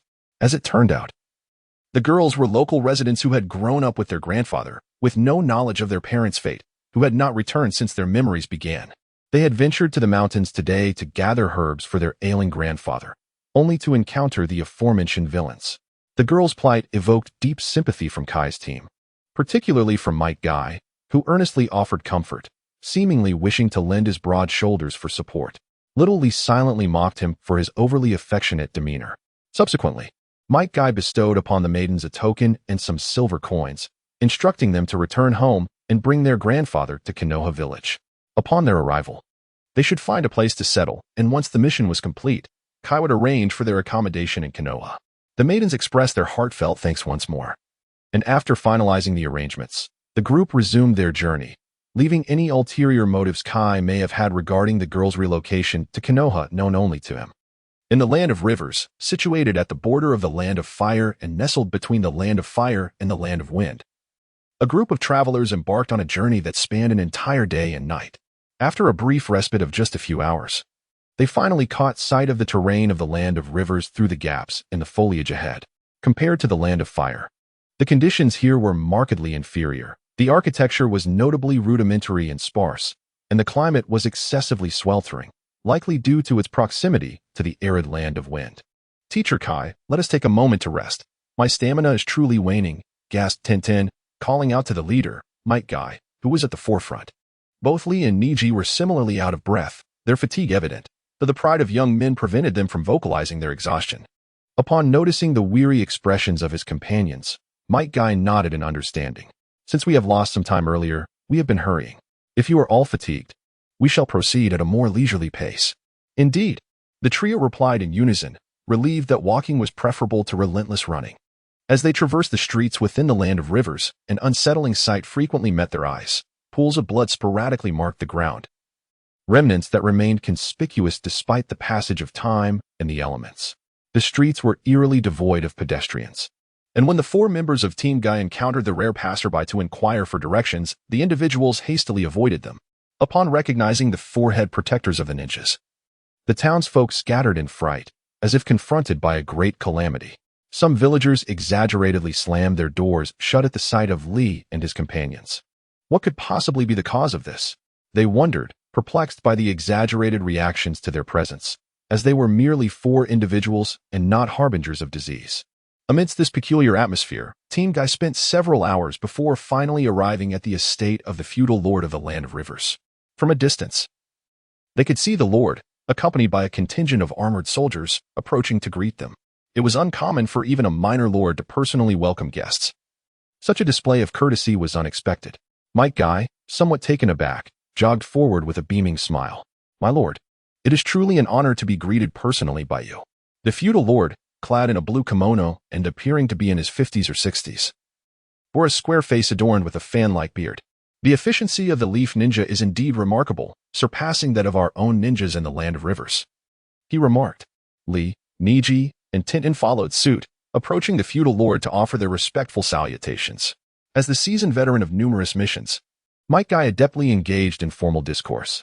After the Lord of the Land of Rivers welcomed Guy and his trio into his residence and exchanged pleasantries, Guy finally voiced his perplexity. My lord, as we traversed the territory of the Land of Rivers, it appeared that the locals regarded us with considerable trepidation. What could be the cause of this? The lord seemed taken aback by Guy's inquiry, fumbling for words before responding. Well, you see, it is primarily due to the rampant banditry in our region. The residents, upon encountering unfamiliar faces such as yours, likely mistake you for bandits, prompting them to flee.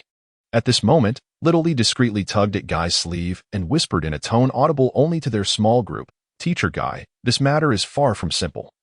I suspect that this Lord of the Land of Rivers is concealing something. As they journeyed, the uniform reactions from the residents raised suspicions. How could banditry prevail over such an expansive territory? If that were the case, this region would not be known as the Land of Rivers, but rather a den of thieves. Moreover, throughout their passage, they had not encountered a single bandit. Prompted by Little Lee's observation, Guy began to sense something amiss and subtly signaled to Neji, who acknowledged with a knowing nod. Byakugan, Neji exclaimed, his expression shifting to one of astonishment. Teacher Guy, this lord is an impostor.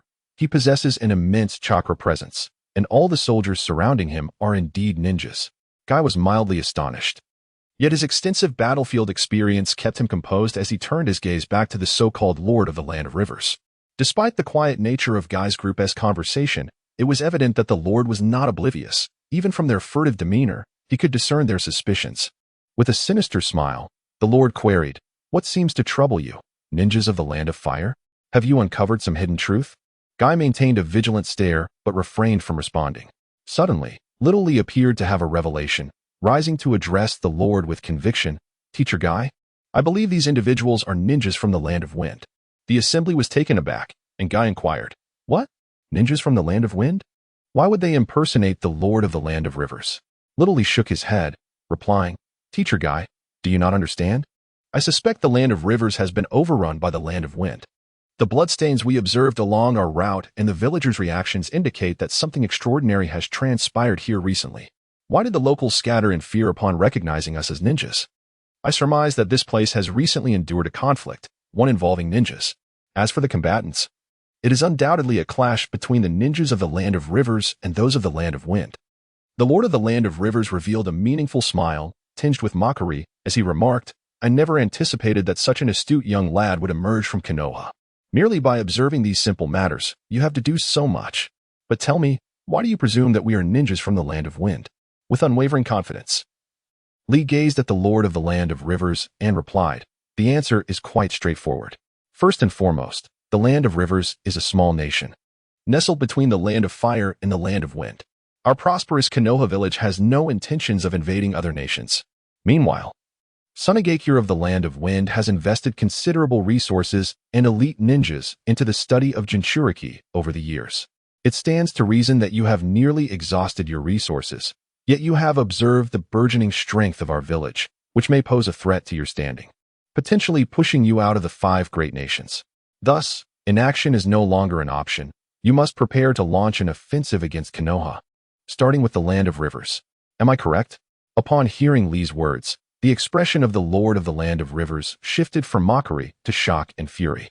It was a clear indication that he had been struck where it hurt. Suddenly, a cloud of smoke enveloped the Lord, and as it dissipated, the transformation technique was dispelled, revealing none other than the Fourth Kazekage, Raza.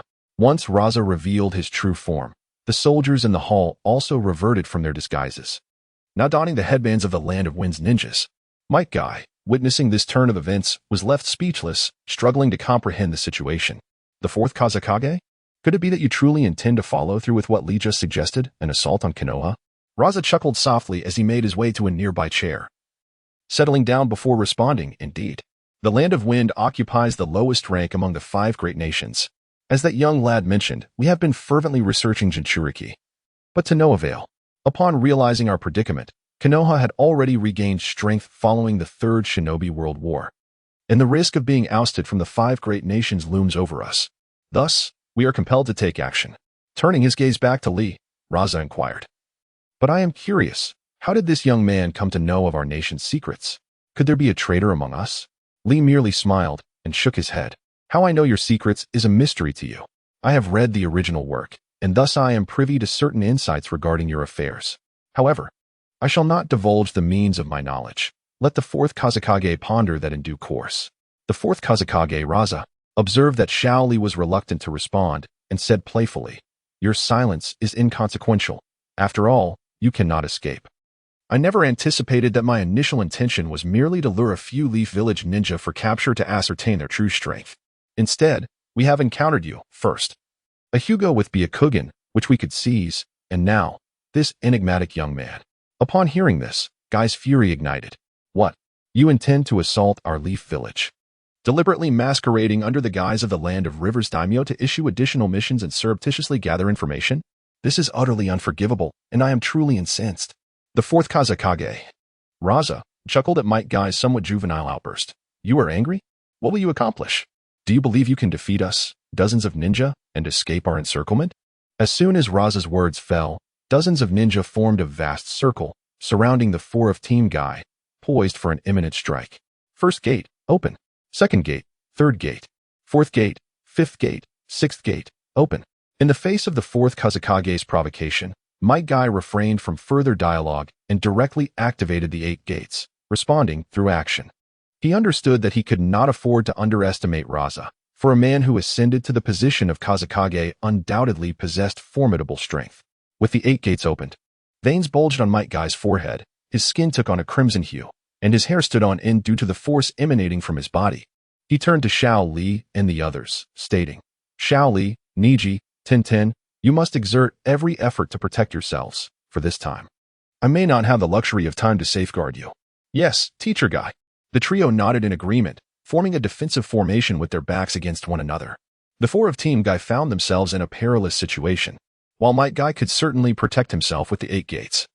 Shielding his 3 younger comrades simultaneously posed a daunting challenge, especially against the formidable Fourth Kazekage.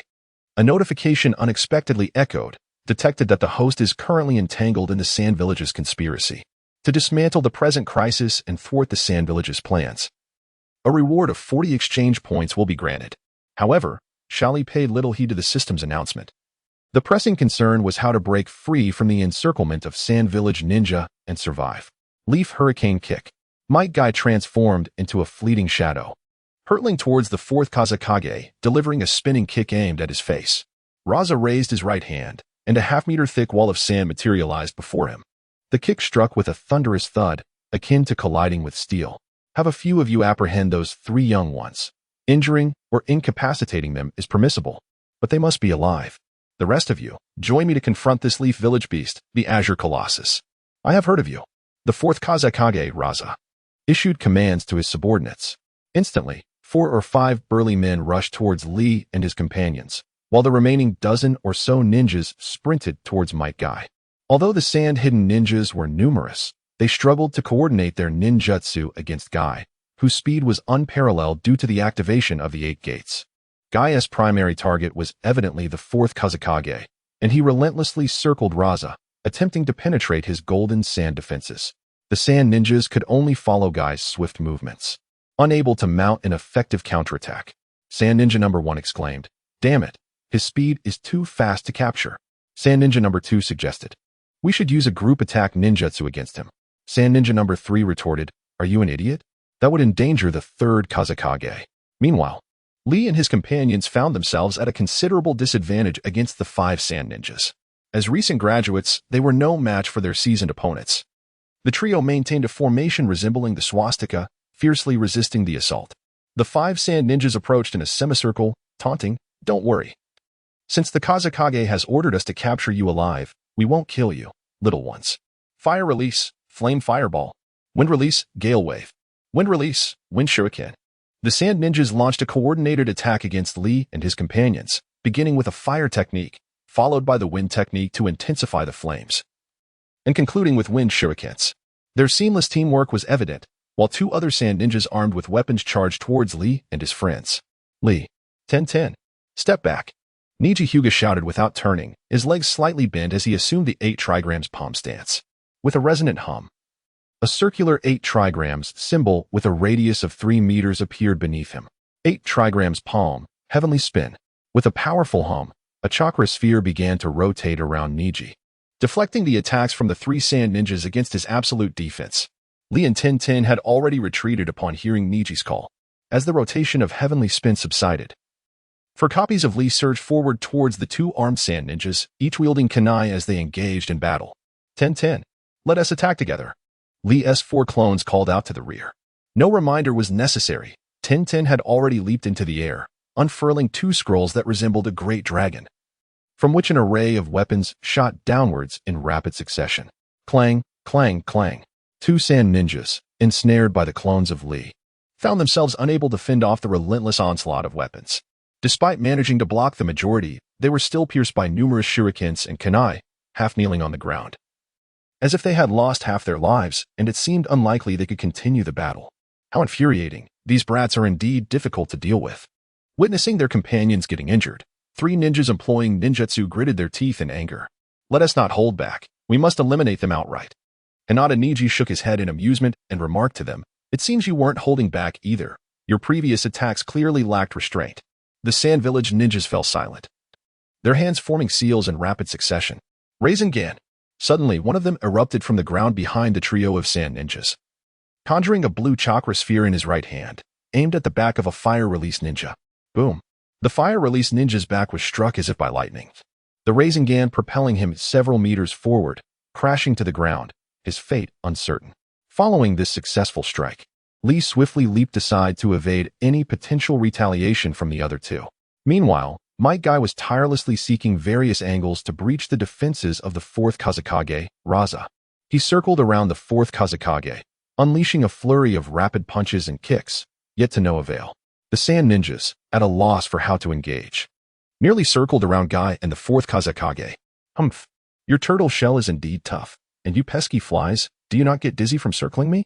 Guy suddenly halted, pointing at the cluster of sand ninjas in mockery. Since your turtle shell cannot be shattered, and you bothersome flies are so irritating, allow me to impart the true essence of the 8 gates. With that, Guy slowly closed his eyes, as if preparing for something monumental. The Sand Village ninjas, believing their moment had arrived, began forming seals, ready to unleash their most adept ninjutsu to eliminate this leaf ninja before them. However, Guy abruptly opened his eyes, and the green steam surrounding him surged violently, causing the very ground and rooftops to tremble and crumble. He leapt into the air, his hands moving like phantoms, unleashing a barrage of fiery fists upon the sand ninjas below. Morning Peacock. Boom. Boom.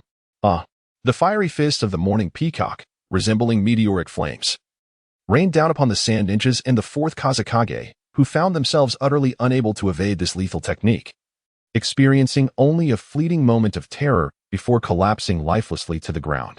At this moment, the residents of the daimyo of the Land of Rivers lay in ruins, utterly transformed from mere seconds ago, now a landscape of devastation and debris.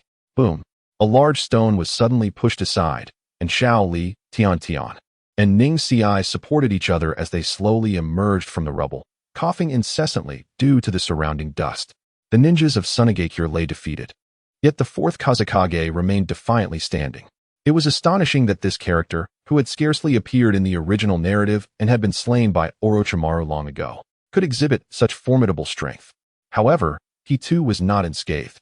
His Kazekage robe was tattered, and he knelt on the ground, gasping for breath. Meanwhile, Might Guy, who had employed the Ultra Peacock technique, had also descended to the ground, crouching and panting heavily, clearly burdened by the toll that last move had taken on his body. How intriguing. I never expected to encounter such a powerhouse in Konohagakure. The Fourth Kazekage, Raza, wheezed while laughing.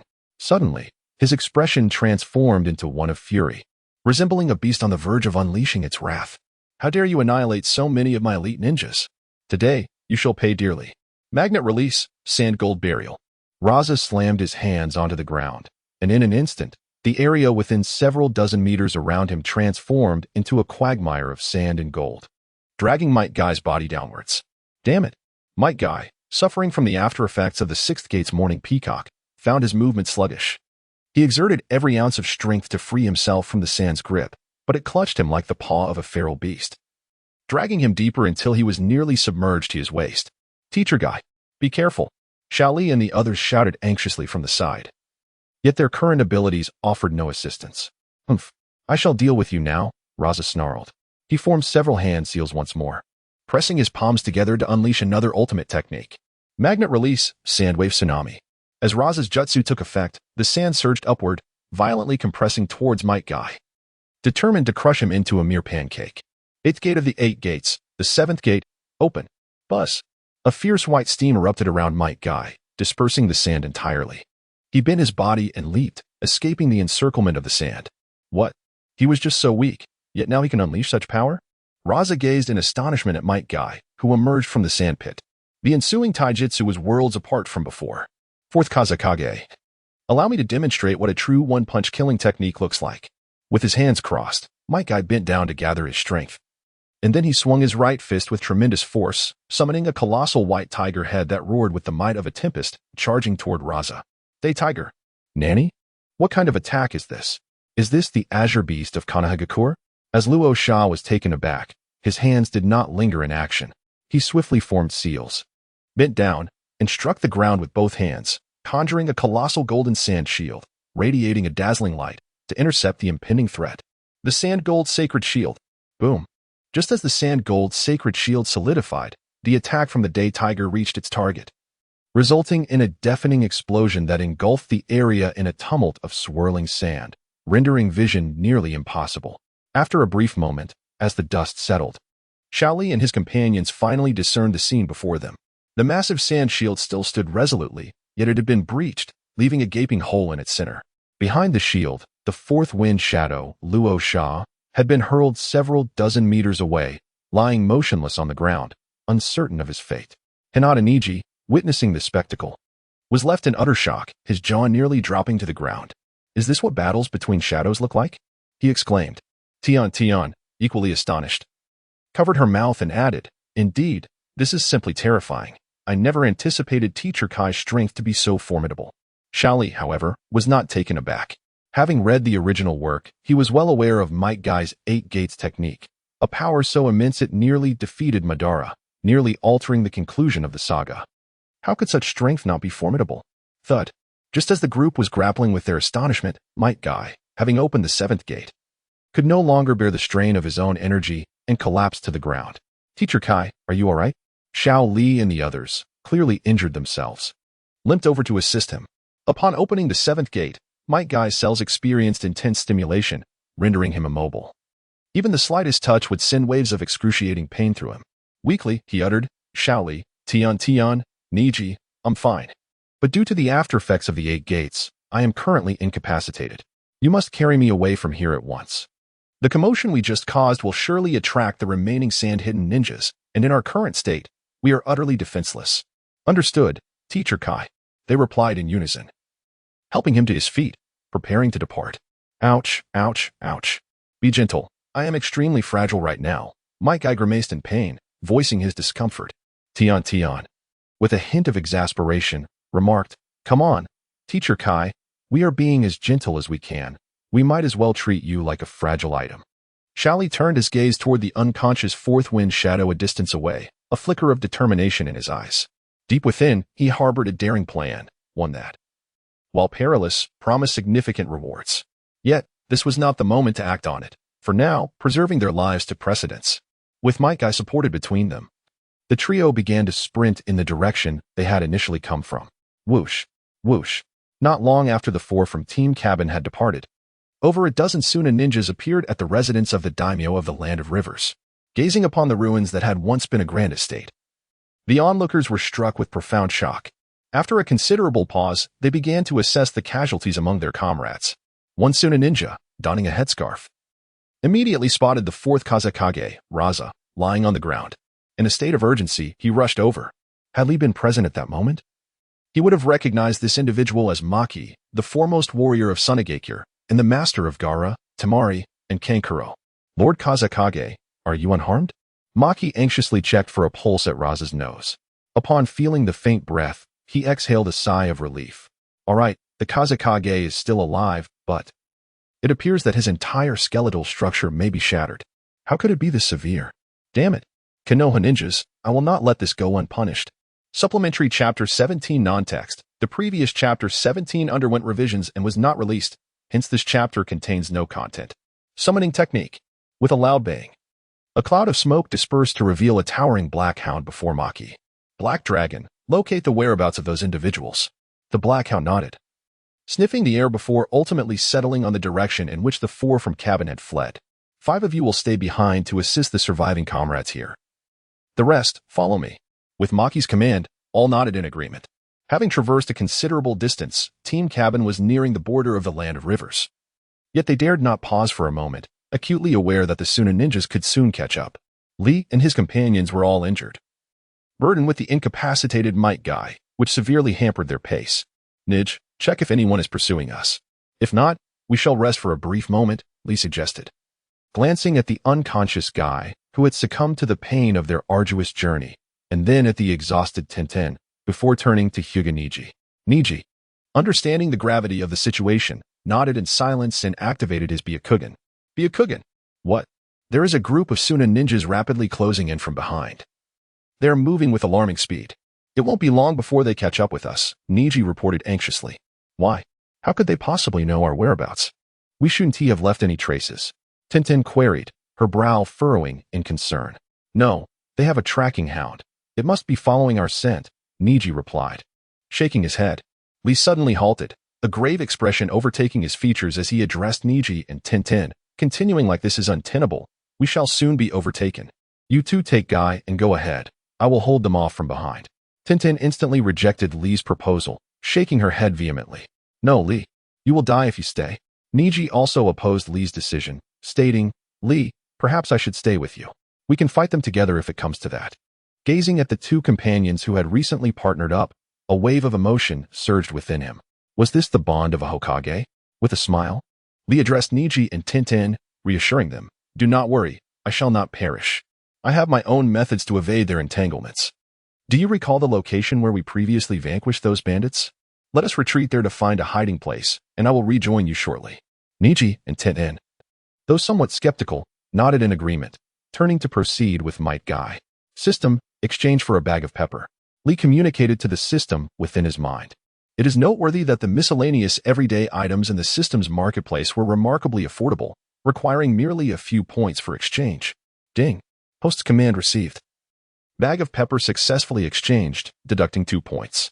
As the system's notification concluded, a bag of pepper appeared in Lee's inventory. He retrieved it and affixed an explosive tag to the opening before tossing it backward. Bang. Cough, cough, cough. The explosive tag detonated, sending pepper dust swirling throughout the vicinity. This was Lee's first time using an explosive tag, and he was astonished by its potency, the airborne pepper causing him to cough and struggle to keep his eyes open. Damn it, this explosive tag is practically a grenade, he lamented. However, such an explosion of pepper should suffice to hinder their pursuit. Hastily, Lee grabbed his water bottle from his backpack to wash out his eyes before sprinting towards the residence of the feudal lord of the Land of Rivers, deliberately veering left to avoid any encounters with the shinobi of Sunagakure. Why did Lee specifically choose to evade Neji and Tenten and resort to using pepper to elude his pursuers? Subsequently, why did he venture alone back towards the feudal lord's estate? This was, of course, because Lee harbored intentions regarding the body of the Fourth Kazekage. Having read the original work, he was privy to all the secrets of the Edo Tensei, including the hand seals, conditions, and methods required for the jutsu. Though returning now was exceedingly perilous. The prospect of acquiring the Fourth Kazekage's body and resurrecting him to gain a powerful ally at the level of a Kage made this risk well worth the price. Whoosh, whoosh, woof, woof, woof. Not long after Lee's departure, the Sunagakure ninja team led by Maki arrived at the spot where Lee and his companions had just lingered. The tracking hound, Black Dragon, was overwhelmed by the pungent scent of pepper, barking incessantly as it spun in circles, momentarily losing its sense of smell. Damn it! These leaf ninjas are infuriating, Maki exclaimed, striking a nearby tree in frustration. Black Dragon, you return for now. The rest of you, pair up and disperse to search for traces of the leaf ninjas. Upon locating them, signal immediately, and we shall converge to eliminate the leaf ninjas. Understood. The Sunagakure ninjas responded in unison, leaping into various directions. On the other side, Shaoli, after a frenzied sprint, had returned to the estate of the daimyo of the Land of Rivers. At this moment, he was hiding behind a pile of ruins, stealthily observing the situation within. The daimyo's residence was still a desolate scene. Following the rescue efforts, the ninjas from Sunagakure buried beneath the debris had been unearthed. laid out in 2 rows on the ground. One row consisted of 7 or 8 individuals, clearly devoid of life, motionless, with some of them bearing large gaping wounds in their abdomens, blood ceaselessly oozing from their bodies. In stark contrast, the other row comprised 5 or 6 individuals who writhed in agony, emitting pitiful cries of suffering. 5 medical ninjas attended to their injuries. Upon closer inspection, Xiaoli recognized the 4th Kazekage, Raza. Among the fallen, it appeared that he was still alive, albeit on the brink of death. 5 medical ninjas should not pose too formidable an obstacle, Xiaoli mused inwardly as he stealthily approached. Suddenly, a kunai embedded with an explosive tag soared towards the medical ninjas. With a thunderous roar, it detonated, instantly claiming the lives of 2 and fatally wounding several others awaiting treatment on the ground. Damn it, an enemy attack. Enemy attack. The remaining 3 medical ninjas reacted swiftly, leaping backwards to evade the blast radius. How infuriating. Isn't that brat a ninja from Konoha? Why has Lord Maki captured him? Xiaoli, however, had no intention of answering such queries. His sole focus was to conclude this battle swiftly, as the Sunagakure ninjas pursuing Neji and the others might return at any moment. Earth Release, Earth Clone. Xiaoli formed the hand seals for the Earth Clone technique, conjuring 4 identical versions of himself that charged towards the 3 medical ninjas. How audacious. Let us take him down together. One of the Sunagakure medical ninjas exclaimed in anger as Xiaoli disregarded them and initiated his assault. Wind Release, Wind Shuriken. A flurry of over a dozen wind shurikens hurtled towards Xiaoli. 2 of his clones attempted to deflect them with kunai, but with a crack, the kunai shattered, and the wind shurikens pierced through Xiaoli's form, reducing him to a puddle of black mud. With a swift motion, Xiaoli drew another kunai from his waist and hurled it at the 3 medical ninjas. The kunai, carrying an explosive tag, detonated mid-air. However, the 3 medical ninjas had evaded this attack as well. Humph. The same tactic again. The first surprise might have worked, but do you really think you can? Nanny? Before the Sunagakure ninja could finish, Xiaoli abruptly emerged from behind a giant boulder to his left, his right hand cradling a blue chakra sphere. Rasengan. With a thunderous impact, the medical ninja was struck by the Rasengan, sent spiraling over 10 meters before crashing to the ground, lifeless. The medical ninjas, proficient though they may be in healing techniques, ultimately find themselves at a disadvantage in combat. The remaining 2 Sand Village medical ninjas met their demise after several rounds of fierce confrontation, succumbing to the relentless assaults of Li. Exhausted from the relentless battles, Li now found himself on the brink of depletion, his chakra nearly exhausted. Should even one Sand Ninja return, his life would undoubtedly be in peril. Desperate, he resolved to muster his strength. Victory was within his grasp. Shaking his head to dispel the fatigue, he drew a kunai from his ninja tool pouch and approached the moaning ninjas sprawled upon the ground. Wait, young man, we have already been defeated. We concede. Please do not pursue total annihilation, pleaded the 4th Kazekage, his body broken and only his head capable of movement. Apologies, 4th Kazekage, but I fear I cannot grant your wish. My return was primarily for you, and I cannot leave any of them alive. Their survival would jeopardize my secret. Li replied with a hint of reluctance. As a modern-day traveler, he had no desire to take lives indiscriminately. Yet, the world of ninjas thrived on the principle of the survival of the fittest. These individuals were no strangers to bloodshed. They had taken countless lives, and they should have been prepared for the day when they themselves might be hunted.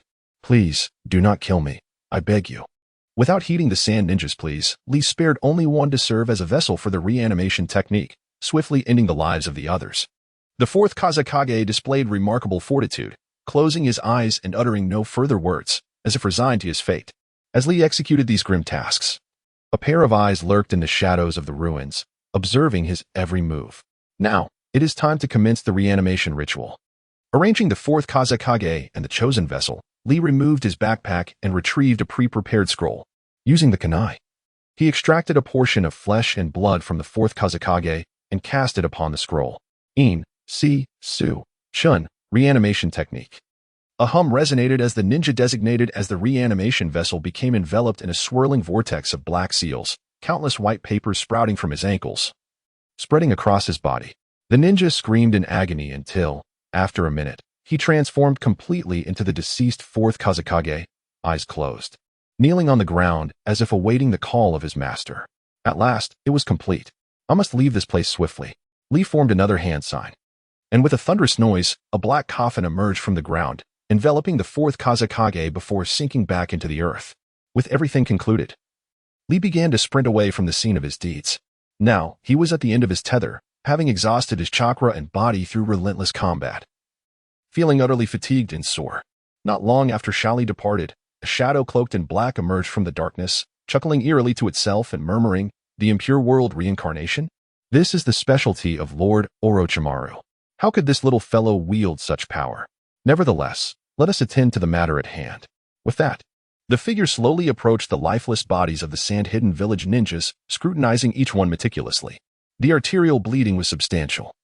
Yet the stab wound was slightly askew from the heart. "Ah, it is you," the cloaked figure declared.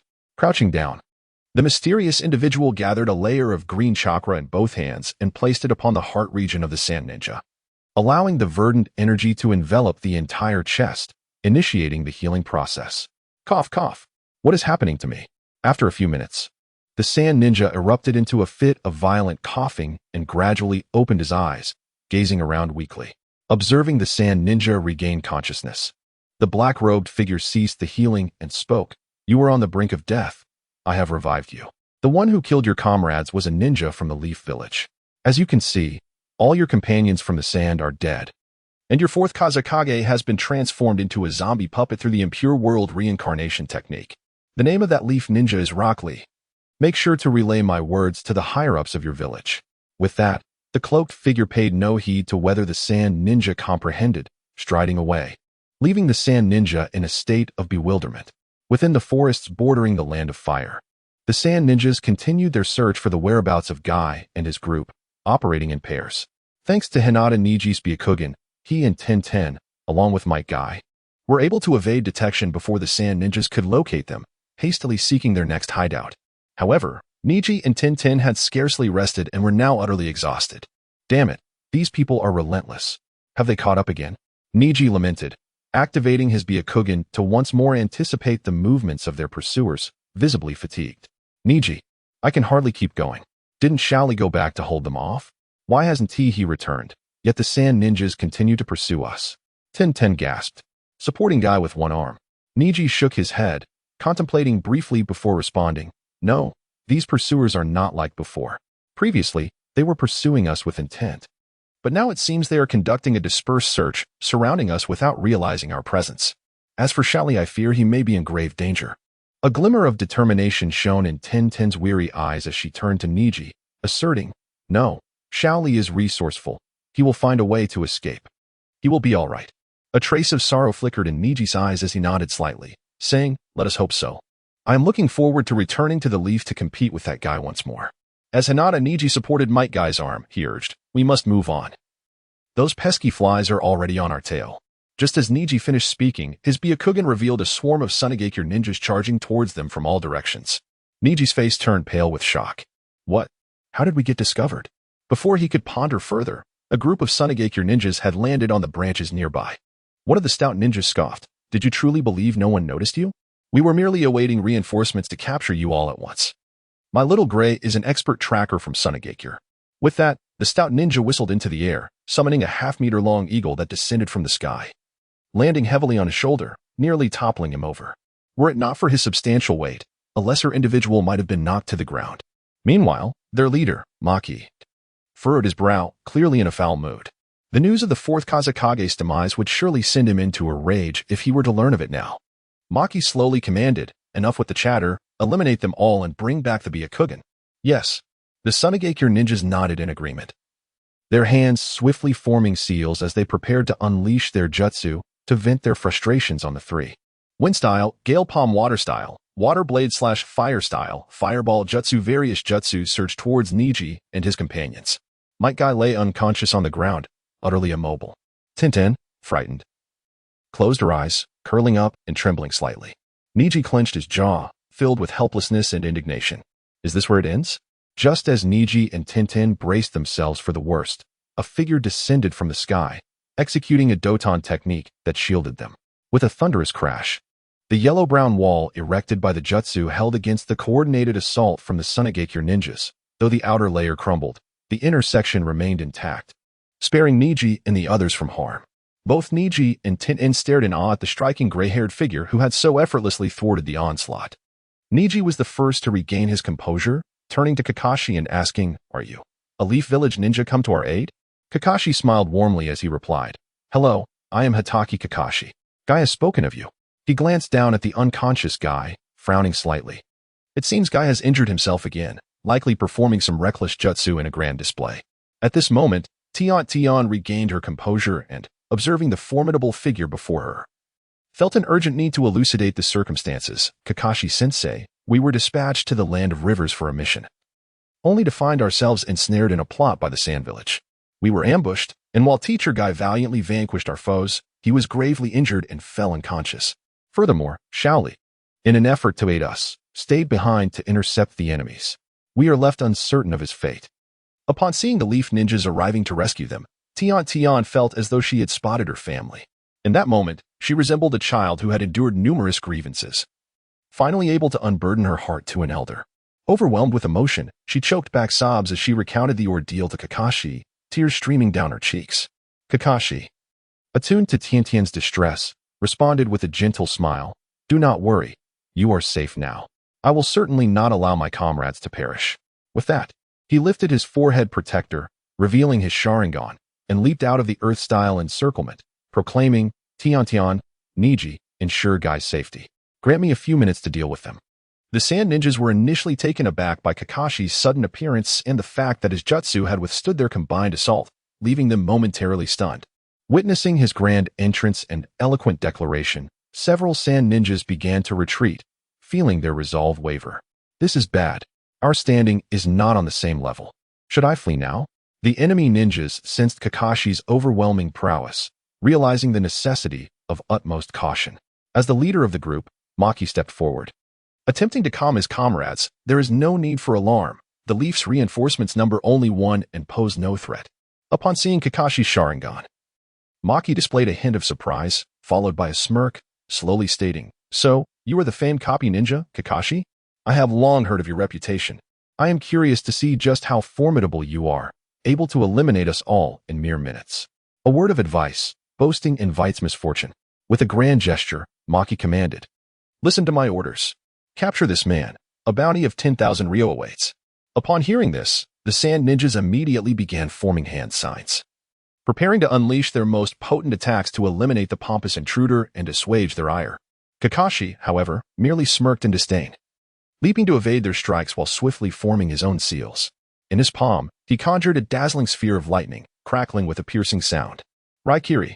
Kakashi charged at the nearest Sand Ninja, the residual energy of his lightning carving a deep trench in the ground. As Kakashi's electrified palm struck the chest of the Sand Ninja, the latter had no time to evade, succumbing to the devastating force that penetrated his very being. However, this assault did not cease. Kakashi lifted the body of the Sand Shinobi with his right hand and surged forward once more, unleashing Raikiri to eliminate an opponent behind him. The two fell, charred and lifeless, before him. Witnessing Kakashi's unstoppable advance that resulted in the demise of two of his own, Maki, as their leader, felt compelled to bolster the morale of his comrades. Gritting his teeth, Maki declared with fierce determination, "Very well, Hitaki Kakashi. You have successfully provoked my ire. Ah, Kakashi, Neji, how is it that you are here?" As Kakashi spoke, the figure of Lee suddenly emerged from a nearby tree. Upon seeing Lee return, a smile, unprecedented in its warmth, graced Neji's face. "You, of all people, are still alive." Lee nodded with a grin and replied, "Of course I am alive. I am still waiting to see you run around Konoha in the nude." At the utterance of Lee's playful jibe, Neji's smile instantly froze as he opened his mouth, momentarily at a loss for words. Kakashi, however, remained unamused by their banter, his expression serious as he urged, "Enough of your teasing. You two. We must leave this place immediately. Now is not the time for reminiscing." Understanding the gravity of Kakashi's words, both Lee and Neji nodded in agreement, each taking a side of Kakashi to hasten towards Konoha. Upon arriving at the cave where Tenten and Guy were hiding, Tenten, overwhelmed with joy at Lee's return, rushed forward and embraced him, weeping uncontrollably. It seemed that the relentless journey and near-constant battles had pushed this young girl, newly introduced to the world of ninjas, to the brink of emotional collapse. "All right, Tenten, don't worry. I'm back now," Lee reassured her, gently patting her back. This cave offered a semblance of safety. Yet among the five, 2 jonin were grievously injured, one unconscious and the other awake, but too depleted of chakra to muster any strength.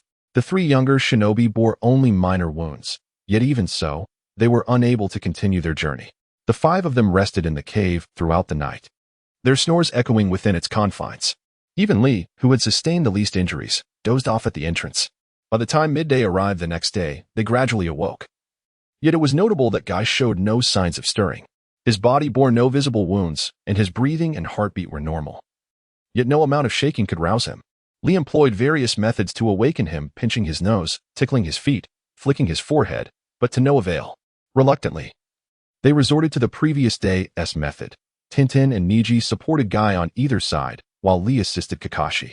Thus, the 5 injured shinobi ambled back toward Konoha. Unbeknownst to Lee, a looming crisis was stealthily approaching him. In the estate of the daimyo of the Land of Wind, Maki, the leader of the Sunagakure, adorned with a cloth headband, gazed upon the lifeless bodies strewn haphazardly across the ground. His features contorted with fury as he spoke. "What did you say? A mere child from Konoha managed to slay all 5 of my men and even killed the 4th Kazekage, resurrecting him as a zombie puppet using the Impure World Reincarnation technique." The Sunagakure ninja, who had been pulled back from the brink of death by a black-cloaked figure's medical ninjutsu, nodded vigorously, lamenting, "Indeed, Lord Maki, he was one of those who escaped earlier. He returned to ambush us. His name is Rock Lee." Maki, seething with rage, struck a nearby collapsed beam, causing it to splinter into pieces. He turned his gaze towards Konoha and declared slowly, "Good. Very well. This little brat named Rock Lee shall meet a fate worse than death." He then commanded the assembled Sunagakure ninjas, "Rest here for half a day, then return to Sunagakure. I shall report this matter to Granny Chiyo." Meanwhile, in the forest of the Land of Fire, Lee and his 5 injured companions supported one another as they made their way towards Konoha, stopping intermittently. During this journey, Tenten seemed to intentionally engage Lee in conversation, often offering him food and water, leaving the inexperienced young man, who had never received much attention from girls, feeling somewhat flustered. "Tenten, this is my favorite baked pancake. Would you like some?" Tenten offered a piece of Wudalong's pancake to Lee. Lee shook his head, smiling gently as he replied, "No, thank you, Tenten. I just had my own shimenching pancake. I'm not hungry at the moment." Tenten frowned, her little face serious as she retorted, "Shimenching pancakes cannot compare to my Wudalong pancakes, which are made with various medicinal herbs and an authentic recipe, rich in flavor and satisfying beyond measure. Your shimenching pancakes, on the other hand, are simply inferior in both ingredients and taste." Lee helplessly shook his head and replied, "Tenten, I truly just finished eating. I'm really not hungry." Suddenly, Neji Hyuga raised his hand, eagerly interjecting, "Excuse me. I would like to have Wang Boqiang's pancake." Kakashi also turned his attention to the two, saying, "I prefer the taste of Mayun's pancake. I wonder if you have brought any?" Seeing Neji and Kakashi interrupting her conversation with Lee, Tenten's youthful face showed signs of irritation as she turned to them, stating, "No, if you want to eat, go buy your own." She quickly shifted back to a sweet smile, offering her water bottle to Lee, saying, "Darlong, it's time to take your medicine. I mean, Lee, have some water." Neji quietly remarked to Kakashi, "Women really can change their moods faster than one can turn a page." Kakashi nodded in agreement, "Indeed. Women have their days when their tempers flare." After a flurry of commotion, they revived the unconscious Might Guy and resumed their journey. After a full day and a half, the group finally ambled to the entrance of Konoha village. Upon their arrival, 2 spiky-haired gatekeeping ninjas rushed over, astonished. "What happened? How did you get so badly injured?" They entrusted Might Guy and the seriously injured Kakashi to the Konoha ninjas. Only then did the 3 young ones feel a sense of relief, bidding each other farewell before hastily making their way home. The task of reporting could wait. They had not had a proper rest during their arduous return, and at that moment, all they desired was to return home and indulge in a deep slumber.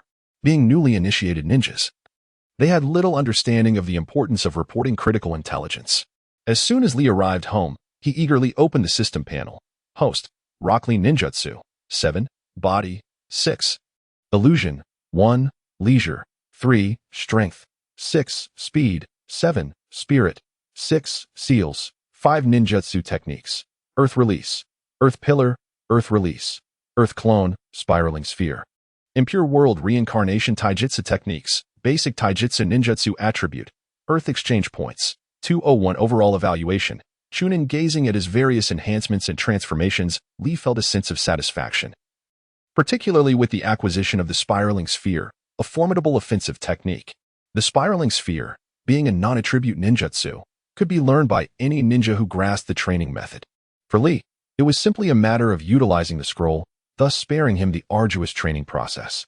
Moreover, the Impure World Reincarnation of the Fourth Kazekage served as a means of self-preservation in this perilous ninja world, where safety was a mere illusion without sufficient personal strength. Li had also inquired of the system why he possessed the Fourth Kazekage through Impure World Reincarnation yet remained at the Chunin level. He wondered why his exchange points appeared to exceed those earned from completing tasks. Kakashi, Neji, what are you doing here? As Kakashi spoke, Li's figure suddenly appeared from a nearby tree. Upon seeing Li's return, a smile graced Neji's face, an expression of joy he had never shown before. You, of all people, are still alive. Li nodded with a smile, replying, of course, I'm alive. I'm still waiting to see you run laps around Konoha in your birthday suit. Upon hearing Li's playful remark about running laps in the nude, Neji's smile froze, and he opened his mouth, unsure of how to respond. However, Kakashi was not amused by their banter. His expression remained serious. All right, you two, stop teasing each other, and let's get out of here. This is not the time for reminiscing. Li and Neji recognized the wisdom in Kakashi's words, nodding in agreement. Each took an arm of Kakashi and headed towards Konoha. When they reached the cave where Tenten and Guy were hiding, Tenten was astonished to see that Li had returned. Overwhelmed with emotion, she rushed forward and embraced Xiaoli. Weeping uncontrollably, it seemed that the relentless journey and nearly continuous battles had pushed this young girl, new to the world of ninjas, to the brink of mental collapse. It's all right, Tian, don't worry, I'm back now, Xiaoli comforted her, patting her back gently. The cave before them offered a considerable sense of security. Among the 5 individuals, 2 experienced jonin were grievously injured, one completely unconscious, while the other was awake yet too drained of chakra to muster any strength. The 3 younger companions had only sustained minor injuries, but even so, they were unable to continue their journey. The group spent a restful night in the cave. The sounds of snoring echoing throughout. Even Xiaoli, who was on guard by the entrance, succumbed to slumber. It wasn't until midday the following day that they began to awaken one by one. Notably, despite everyone else regaining consciousness, Might Guy showed no signs of waking. His body bore no visible wounds, and all vital signs were normal, yet no amount of shaking could rouse him. Xiaoli employed various tactics, pinching his nose, tickling his feet, even flicking his forehead, but to no avail. Resigned, he resorted to the previous day's method. Tian and Neji assisted Might Guy, while Xiaoli supported Kakashi. Thus, the 5 injured individuals staggered back toward Konoha. Unbeknownst to Xiaoli, a looming crisis was stealthily approaching him. In the residence of the feudal lord of the Land of Rivers, Maki, the leader of the Sand Village, surveyed the disarray of bodies scattered around him. His features contorted with rage. What did you say? A mere brat from Konoha managed to kill all 5 of my men and even assassinated Lord Fourth Kazekage, resurrecting him as a zombie puppet using the Impure World Reincarnation technique. The Sand Ninja, who had been saved by the figure in the black cloak, nodded. Indeed, Lord Maki. It was one of the little ones who escaped before. He returned unexpectedly and launched a surprise attack. His name is Rock Lee. Fury suffused Maki as he struck a nearby collapsed beam with a fist, splintering it with a resounding crash. He gazed toward Konoha, slowly uttering, very well. This brat named Rock Lee shall meet a fate worse than death. Turning to his fellow Sand Ninjas, he commanded, rest here for half a day, then return to Sunagakure. I will report this matter to Granny Chiyo. Meanwhile, in the forests of the Land of Fire, Xiaoli and his 4 injured companions supported each other, making their way toward Konoha, stopping intermittently. During this time, it appeared that Tian, either intentionally or unintentionally, sought to engage Xiaoli in conversation, frequently offering him provisions and water. This attention from a girl, who had previously shown little regard for him, left Xiaoli feeling somewhat out of his depth. Xiaoli, would you like to try this pancake? It's my favorite, Tian said, extending a piece of Wu Dalong's pancake toward him. Little Li shook his head and replied with a faint smile, no need, Tian. I just had the Shimenqing pancakes I brought, and I'm not hungry right now. Tian frowned slightly, her expression serious as she retorted, the Shimenqing pancakes are nowhere near as delicious as my Wu Dalong pancakes. After all, the Wu Dalong pancakes are made with various traditional Chinese herbs, boasting an authentic and rich flavor that is simply delightful. Your Shimanching pancakes, however, lack the quality of my Wudalong recipe. Little Lee sighed in resignation and said, Tion, I just finished eating, and I truly am not hungry. At that moment, Hinata Neji raised his hand eagerly and exclaimed, Report. I would like to have Wang Boqiang's pancakes. Kakashi also turned his gaze towards them, addressing Little Lee and Tion. I prefer the taste of Ma Yun's pancakes. I wonder if you brought any? Seeing that Neji and Kakashi had interrupted her conversation with Little Lee, Tion's face flushed with irritation as she turned to them and declared, No, if you want to eat, go buy it yourself. Quickly, she replaced her frown with a sweet smile, handing a water bottle to Little Lee. Delang, it's time to take your medicine. I mean, Little Lee, drink some water. Neji whispered to Kakashi. Women change their expressions faster than flipping a book. Kakashi nodded in agreement. Indeed, women have their moods, especially during certain days of the month. After the commotion, they helped the unconscious Might Guy and continued on their journey. It took them a day and a half to finally arrive at the gates of Konoha village. As they approached the entrance, two spiky-haired gate guards rushed over, astonished. What happened? How did you get so badly injured? After handing over Might Guy and the severely injured Kakashi to the Konoha ninjas, the three youngsters finally felt a sense of relief. They bid each other farewell and hurried home, putting aside the task of reporting important information. They had not had a proper rest during their journey back and only wished to return home for a good night's sleep. Being newly initiated ninjas, they had little understanding of the significance of reporting vital information. Upon returning home, Little Lee eagerly opened his system panel. Host, Lee Rock Ninjutsu. 7. Strength. 6. Illusion. 1. Leisure. 3. Power. 6. Speed. 7. Precision. 6. Seals. 5. Ninjutsu techniques. Earth Style, Earth Spike, Earth Style, Earth Clone, Spiral Sphere. Impure World Reincarnation Taijutsu techniques. Basic Taijutsu Ninjutsu attribute. Earth Exchange Points. 201 Overall Evaluation. Chunin glancing at his various improvements and changes, Little Lee felt a sense of satisfaction.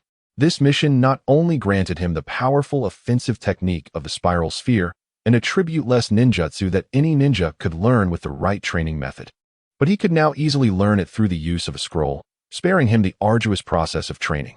The Fourth Kazekage, resurrected through the Impure World Reincarnation, has become a vital means of self-preservation in this world of ninjas, where safety is an illusion. Only through possessing sufficient strength can one attain true security.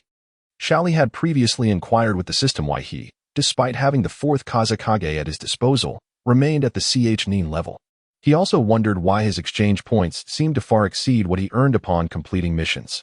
The system, with its mechanical voice, responded to each query in Xiaoli's mind. Ding.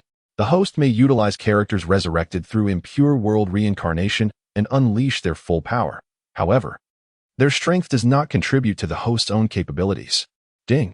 In addition to completing missions, the host can acquire exchange points by defeating other ninjas. The quantity of points earned will be determined by the system based on the strength of the defeated ninja. Understanding this, Xiaoli could no longer withstand the fatigue and collapsed onto his bed, drifting into a deep slumber. He slept soundly from the afternoon until noon the following day. Awakening groggily, rubbing his sleepy eyes and gazing at the gentle sunlight outside, a faint smile appeared on his face. Hinata, I am back. Wait for me. I shall come to find you shortly. After a brief wash-up, he donned what he deemed his most stylish outfit and set off towards Hinata's home.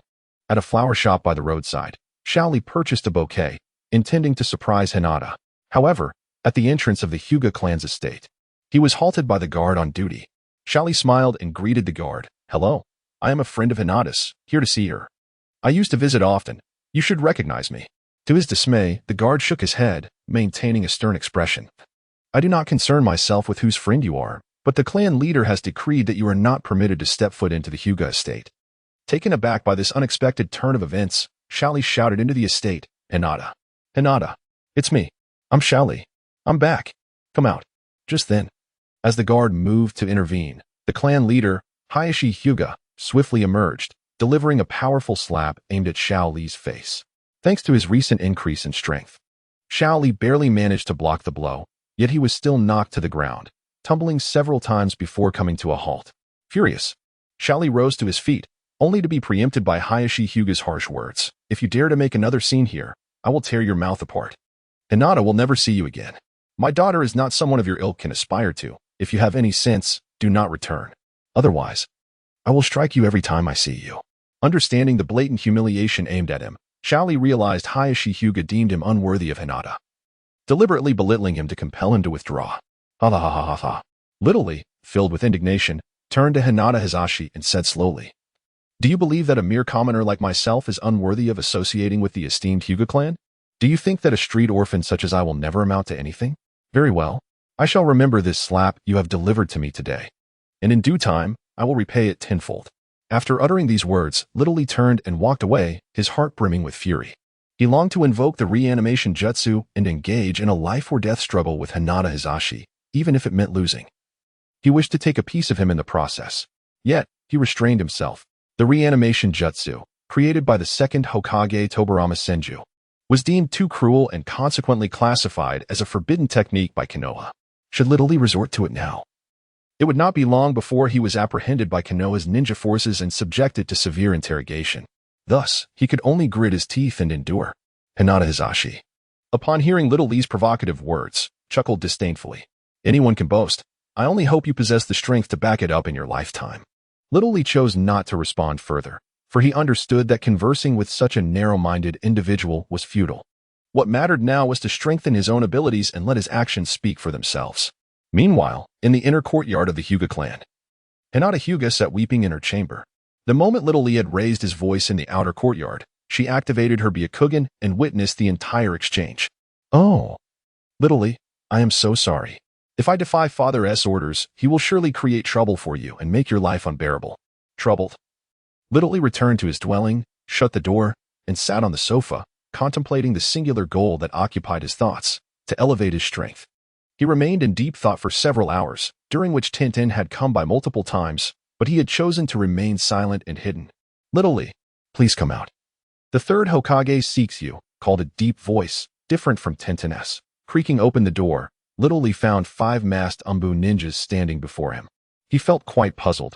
Was it truly necessary to mobilize such a force merely to convey a message for him to meet the third Hokage? However, he said nothing and simply closed the door behind him, nodding, "Very well, let us go."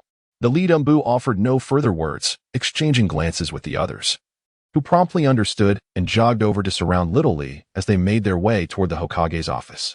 Little Lee shook his head in bemusement. Knowing he was summoned by the third Hokage, one might mistake this escort for the apprehension of a significant prisoner. Under the protective formation of the 5, Little Lee arrived at the Hokage's office, where Sarutobi Hiruzen seemed to have been waiting for him. Upon Little Lee's arrival, Sarutobi slowly opened his eyes and, in a tone devoid of urgency, stated, "Rock Lee, please recount the events that transpired in the Land of Rivers." Little Lee nodded and replied to Sarutobi, "Yes." The third Hokage, Hiruzen Sarutobi, listened intently as Lee recounted the events. The situation unfolded as follows. Our mission in the Land of Rivers was, in fact, a conspiracy orchestrated by the Sand Village. After Teacher Guy led us to the Land of Rivers, we discovered that the daimyo was masquerading as the Fourth Kazekage. Enough. I am already aware of these details. Neji Hyuga reported everything to me upon his return yesterday, Hiruzen interjected impatiently, furrowing his brow. What I refer to is your involvement in the death of the Fourth Kazekage and your use of the reanimation jutsu.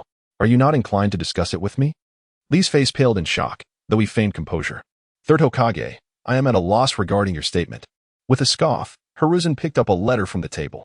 This is a correspondence from Granny Chiyo of the Sand Village, detailing your return to the daimyo's estate, the murder of the Fourth Kazekage, and the entire process of your use of the reanimation jutsu.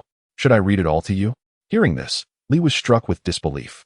He could not comprehend how the situation had unraveled, especially after he believed he had left no traces behind. Yet, he realized that admitting to any wrongdoing was out of the question. Such an admission would seal his fate. He steadied himself and replied, "Hokage-sama. This is undoubtedly a plot by the Sand Village to sow discord." Hiruzen chuckled disdainfully, gazing at Lee. "Do you know what else the letter states? Granny Chiyo insists that you must be handed over to them. Otherwise, they will stop at nothing to declare war against us. What makes you think a mere genin from Konoha warrants such a significant response from her? Why would she go to such lengths to instigate discord over you?" As Hiruzen's eyes glinted with cold intensity, he continued, "Do not attempt to feign innocence any longer. Speak, what is your connection to Orochimaru? What is his purpose in sending you to infiltrate Konoha? Upon hearing his name mentioned alongside Orochimaru, Lee hatched a plan. He smiled at Hiruzen and said, "Hokage-sama, since we have reached this juncture in our discussion, I shall no longer conceal the truth." With that, Lee extended his right hand, gradually forming a blue sphere of chakra in his palm. "Hokage-sama, you should be familiar with this jutsu." Hiruzen's expression morphed into one of astonishment as he stammered, This is Minato's jutsu. How is it that you can use it?" Lee nodded, a smile gracing his face. "Indeed, this is a technique created by the fourth Hokage, Minato Namikaze, but my master, Jiraiya, is also proficient in its use." "What? You are Jiraiya's disciple?" The third Hokage's mouth fell agape, disbelief etched across his features. "But if you are indeed Jiraiya's apprentice, why would you resort to using the reanimation jutsu?" As Shaoli approached the sofa and settled down, he lifted the teapot from the table and took a sip before continuing, "In truth, my master, Lord Jiraiya, is also adept at the reanimation jutsu. He learned it from Orochimaru during his time in Konoha. Although the specifics elude me, I only heard it from my master." Despite his admonition against the reckless use of this ninjutsu, when I saw the fourth Kazekage lying on the ground, barely clinging to life, I could not restrain myself. "I sincerely apologize for the trouble this has caused you." Upon hearing Shao Li's words, Sarutobi Hiruzen was already convinced to a significant extent. He chuckled heartily, rising to take a seat opposite Shao Li, pouring himself a cup of tea, and slowly remarked, "I never expected you to be a disciple of Jiraiya. It is indeed surprising. I was compelled to ascertain the truth of the matter, which may have led to my somewhat severe tone. Rest assured, I would not take any action against you." Shao Li inwardly scoffed, realizing that if he had not falsely claimed to be Jiraiya's pupil, he would likely have been apprehended and subjected to various tortures for interrogation. Nevertheless, he maintained a cheerful demeanor, engaging in conversation with Sarutobi Hiruzen, aware that in the presence of authority, one must often bow their head. Faced with the threat of death, many abandon their dignity and core principles. Thus, Shao Li saw no harm in employing a bit of strategy to curry favor with the old man. Both the elder and the youth harbored their own ulterior motives. After exchanging a veneer of pleasantries, Shao Li prepared to take his leave with a bow. "Lord Third Hokage, I shall return home now. Once my master returns, we can reminisce properly." The third Hokage nodded with a smile, bidding farewell as Shao Li made his way to the door. "Of course, it has been some time since I last saw Jiraiya." Shao Li chose not to linger in conversation, slowly heading back to his residence. He was acutely aware that his fabricated master would return eventually, and likely sooner than later. Thus, he needed to devise a plan to leave Konoha and the Land of Fire swiftly, to evade the specter of death. The root of his predicament lay in his insufficient strength. He resolved to cultivate his abilities with urgency. Never before had he yearned for power as he did now, even if it meant enduring the arduous training of taijutsu. As Shao Li anticipated, the cunning Sarutobi Hiruzen was not so easily swayed by Shao Li's simple assertions. He called out, "Bring someone in." With a swift motion, a member of the Umbu appeared in the Hokage's office, bowing respectfully. "Third Hokage, how may I assist you?" Lighting his pipe, the third Hokage took a drag and exhaled a plume of smoke, stating, "Have someone monitor that young man around the clock. If he attempts to flee, eliminate him immediately." "Understood." The Umbu member nodded before swiftly departing the Hokage's office. Upon returning to his residence, Shao Li closed the door behind him and activated the system panel. "System, initiate the 100-point exchange lottery." A chime echoed, signaling the system's acknowledgement. "Host command received." The 100-point exchange lottery commences. A crimson box materialized within the system marketplace, flickering incessantly among various ninjutsu until it ultimately settled on the Earth Release body fortification technique. Ding. Congratulations, host. You have acquired an A-level ninjutsu, Earth Release body fortification.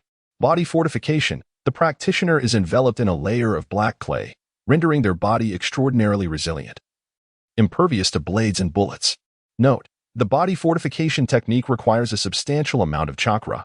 Given the host's current chakra reserves, its duration is limited to 5 seconds. Shao Li sighed in resignation. While the ability to be invulnerable for 5 seconds was undeniably formidable, it felt rather fleeting. Moreover, after those 5 seconds, he would be left utterly drained of chakra, awaiting his demise. Such a powerful ninjutsu, despite its capabilities, was only rated A-level, which seemed to make sense upon reflection.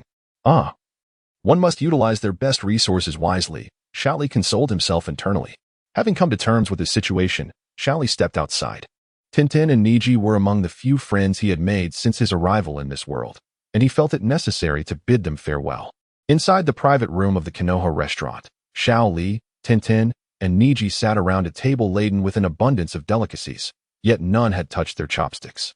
A hint of remorse graced Neji's expression as he addressed Xiao Li. Xiao Li, I apologize for this afternoon's incident at the Hyuga gate. I was present as well. But my voice carries little weight among the Hyuga clan. Even if I had intervened, it would not have made a significant difference. At present, the most pressing concern for Xiao Li is not the matters concerning Hinata Hyuga, but rather the urgent necessity to depart from Konoha and evade impending danger. Xiao Li nodded and replied, It's nothing, Neji, I haven't given it much thought. Neji smiled gently and affirmed, It is reassuring to hear you say that, with your talents. You are undoubtedly worthy of Hinata. Once you have matured, Lord Hiashi will surely accept you. Tian, a remarkably astute girl, discerned from their conversation that Xiao Li might already be in a relationship, a flicker of disappointment crossing her eyes before she quickly masked it with a smile, inquiring. Xiao Li, what prompted you to treat us to a meal? Xiao Li nodded and turned to the duo, stating, Tian, Neji, I have come to bid you farewell. I may be leaving Konoha shortly. The revelation of Xiao Li's impending departure astonished both Tian and Neji. Neji was the first to inquire, Why must you leave? Is it related to Miss Hinata? Tian furrowed her brow and added, Yes, it shouldn't be serious enough to warrant leaving, right? Xiao Li shook his head, his expression grave as he elucidated, It is not for that reason. The situation is far more intricate than it appears. In essence, I have offended the third Hokage and the Wind Country, and now both parties conspire to eliminate me, thus I must depart. This unexpected news left Neji and Tian in disbelief. Tian approached Xiao Li and asked, How could this happen? Isn't Sunagakure plotting to attack us? Why are both sides targeting you? Neji raised a hand, frowning, and said, Enough, Tian. Although the details remain unclear, Xiao Li would not jest about such matters. Let him finish. Xiao Li gazed earnestly at them, declaring, Tian, Neji, I consider you my closest friends, which is why I confide in you. What I have shared today must remain a secret. My current safety hinges on a falsehood I told the third Hokage, but lies are ultimately exposed. To avert prolonged peril, I intend to leave tonight. Upon realizing that Xiao Li would depart that very night, both Tian and Neji felt a profound sorrow. After exchanging parting advice and embracing Xiao Li, their farewell at the restaurant came to an end. Unbeknownst to them, two pairs of eyes had been watching from above, peering through the gaps in the roof tiles, observing every action of the trio. Once Xiao Li and his friends departed, the individuals on the roof leapt down into a narrow alleyway. Member 1 remarked, That kid has indeed deceived the third Hokage. He is not Jiraiya's disciple at all. Member 2 replied, Notify the others to assemble at his residence. The moment he steps outside, we shall eliminate him. As Xiao Li walked back, his emotions were tumultuous. He felt anger over Hinata's father's actions, gratitude for the friendship of Tian and Neji, and anxiety regarding his predicament. Where should he go after leaving Konoha? Is it a solitary journey into the world of ninjas? Frankly, this is not the life that Lee desires. Before his reincarnation, he often found himself compelled by the harsh realities of life, wandering aimlessly and working various odd jobs, living a transient existence. Must he continue to be a hunted wretch in this new world of Naruto? Lee, wait for me. Just as Lee pondered his life's direction, Tenten rushed in from behind. Calling out loudly, Lee turned, surprised, and exclaimed, Tenten, what brings you here? Tenten's cheeks flushed, perhaps from running too fast or from shyness. She hesitated before him for a moment, and finally, as if steeling herself, she mustered the courage to say, Lee, I want to journey with you. I am an orphan, with little to hold me here. If I could wander the world with you, it would truly be a splendid adventure. This sudden confession left Lee momentarily dazed. After a brief hesitation, he shook his head apologetically and replied, Tenten, I'm truly sorry, but I cannot accept your offer. The path ahead will be fraught with danger, as I must constantly evade the threats from Konoha and Sunagakure. Accompanying me would put you in peril. Rest assured, I will return one day, stronger than ever. And you and Neji will always remain my dearest friends. Only friends? Tenten muttered softly, a hint of disappointment in her voice. Then, attempting to brush it off, she playfully patted Leah's shoulder and smiled. Of course, I was merely joking. We are not just friends, we are comrades.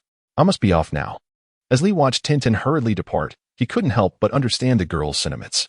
Yet, he felt unworthy of such affection. If he took her along, he might inadvertently endanger her life. After returning home without further incident, Lee immediately accessed the system panel. System, please exchange for a screen firework. Lee recalled the peculiar yet remarkable discovery he had made earlier, a device capable of recording images and projecting them for a brief moment in the air. Since he couldn't bid farewell to Hinata in person, this method would suffice. Moreover, he couldn't leave in such a dismal manner. He ought to give a little discomfort to the third Hokage and Hiashi Hyuga. With this thought, Lee chuckled to himself and clicked the recording button for the screen firework, initiating the image capture. Whoosh! Just as Lee finished his preparations and was ready to step out with his belongings, a figure clad in a black robe suddenly appeared in his room. Lee swiftly recoiled, entering a defensive stance. However, upon recognizing the visitor's identity, he exclaimed in astonishment, "Kabuto? What brings you here?" Kabuto chuckled ominously, adjusting his glasses, and replied, "No need to be so tense, Lee-kun. I merely wish to have a conversation with you." To my astonishment, you recognize even a mere Leaf Village genin like myself, which is truly surprising. You are not just an inconspicuous shinobi. You are the prodigious medical ninja, Mr. Kabuto Yakushi. With that, Lee lowered his guard and gazed at Kabuto as he spoke softly. Kabuto, slightly taken aback, smiled and replied, "You have truly given me quite the surprise, Lee-kun." As he spoke, Kabuto retrieved a stack of cards from his jacket pocket, selecting one to place on the table. He continued, "Rock Lee, having commenced your training in ninjutsu at the tender age of 4, was deemed a failure due to your chakra lacking a specific nature. Subsequently, you devoted yourself to taijutsu, and at 6.5, you unexpectedly mastered Doton, defeating the genius Neji Hyuga. During a mission to the Land of Rivers, you utilized the Spiral Sphere, a technique created by the Fourth Kazekage, to repeatedly vanquish the Sand Ninja, and employed the Edo Tensei, a technique devised by the Second Hokage, to transform the Fourth Kazekage into a puppet." Kabuto paused briefly, gazing into Lee's eyes. "Lee-kun, Edo Tensei is a remarkably powerful jutsu. In this world, perhaps only Lord Orochimaru can wield it. I must wonder, what other secrets do you conceal? You actually followed me? What do you intend to do?" Lee stood up, his voice laced with anger. Kabuto chuckled softly, shaking his head as he settled onto the sofa opposite Lee, and said calmly, "Lee-kun, I am here to assist you. There is no need for such agitation." From Kabuto's words, Lee surmised that the revelation of his actions against the Fourth Kazekage was likely the result of Kabuto's machinations. With a cold snort, Lee retorted, "Assist me? You have been surveilling me, exposing my actions to the Sand Village, causing a rift between me and the Leaf. Is this your idea of assistance?" Kabuto shook his head, speaking unhurriedly.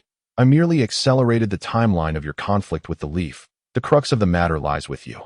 How will you explain your ability to use the Spiral Sphere? How will you account for your sudden mastery of Doton? Do not forget, the Ninja Academy maintains meticulous student records. Your circumstances are all documented in detail. Surely, you do not believe that the people of the Leaf are so naive as to overlook this."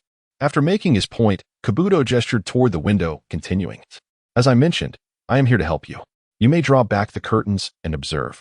At the 6 o'clock, 9 o'clock, and 12 o'clock positions, there are at least 5 Umbu members monitoring you. Should you attempt to leave with your belongings now, they would act immediately to eliminate you." Lee approached the window, pulling back the curtain to peer outside. Indeed, he spotted figures darting among the trees, and a chill ran down his spine. It seemed that the third Hokage had never truly believed his words. Returning to the sofa, he fixed his gaze on Kabuto and demanded, "Speak plainly. What is your true objective? Your calculated approach towards me cannot simply be for the sake of aiding me."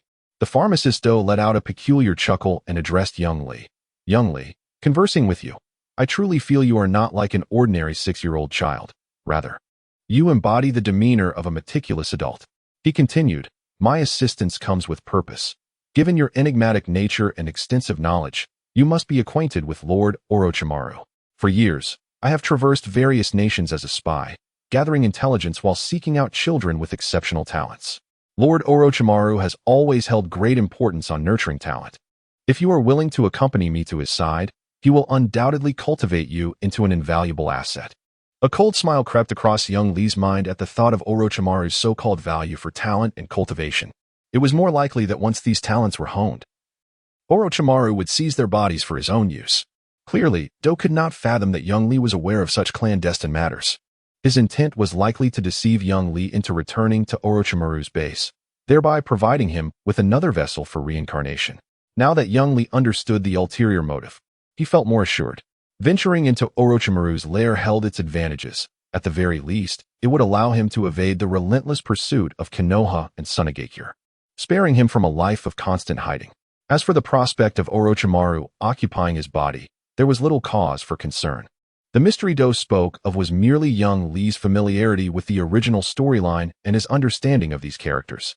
Furthermore, with the ability to exchange for ninjutsu through the system, all these elements combined constituted the enigma in Do's eyes. At most, young Li would refrain from using ninjutsu in Orochimaru's presence. Any other issues could be addressed with a fabricated story when the time arose. Young Li nodded and smiled at Do, saying, "I accept your proposition and will accompany you to meet Lord Orochimaru."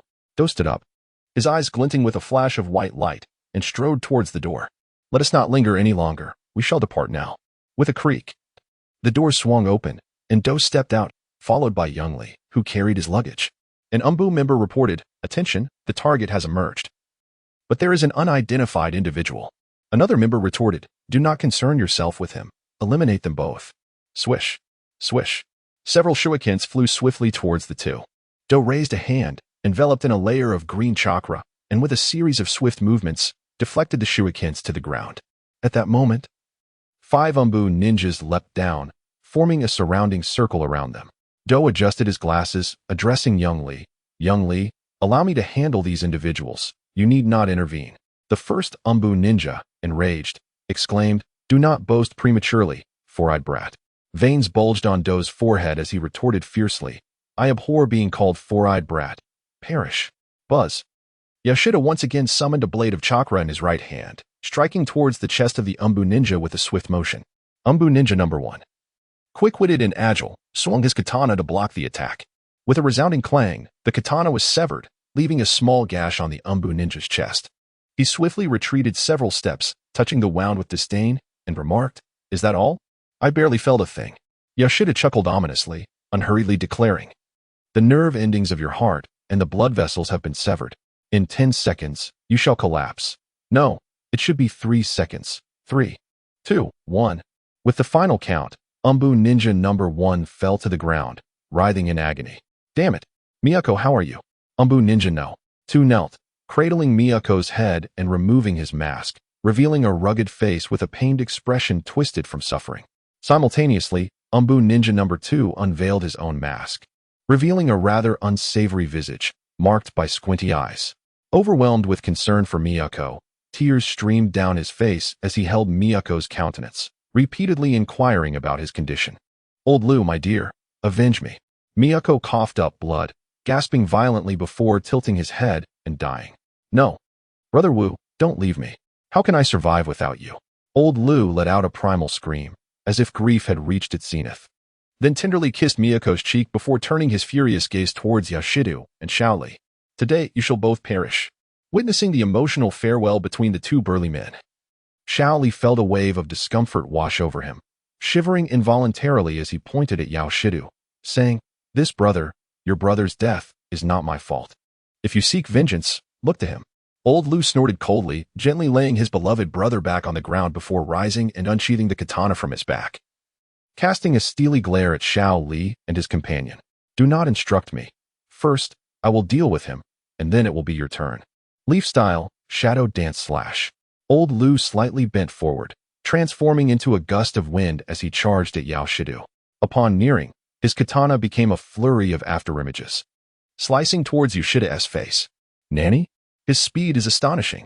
Yoshida hastily dodged to the side, yet still felt the residual force of the attack strike his abdomen. Crack. The door of the Lee residence shattered into countless pieces, scattered across the ground, while Yoshido, merely grazed by the aftershock, found his abdomen torn and bleeding profusely.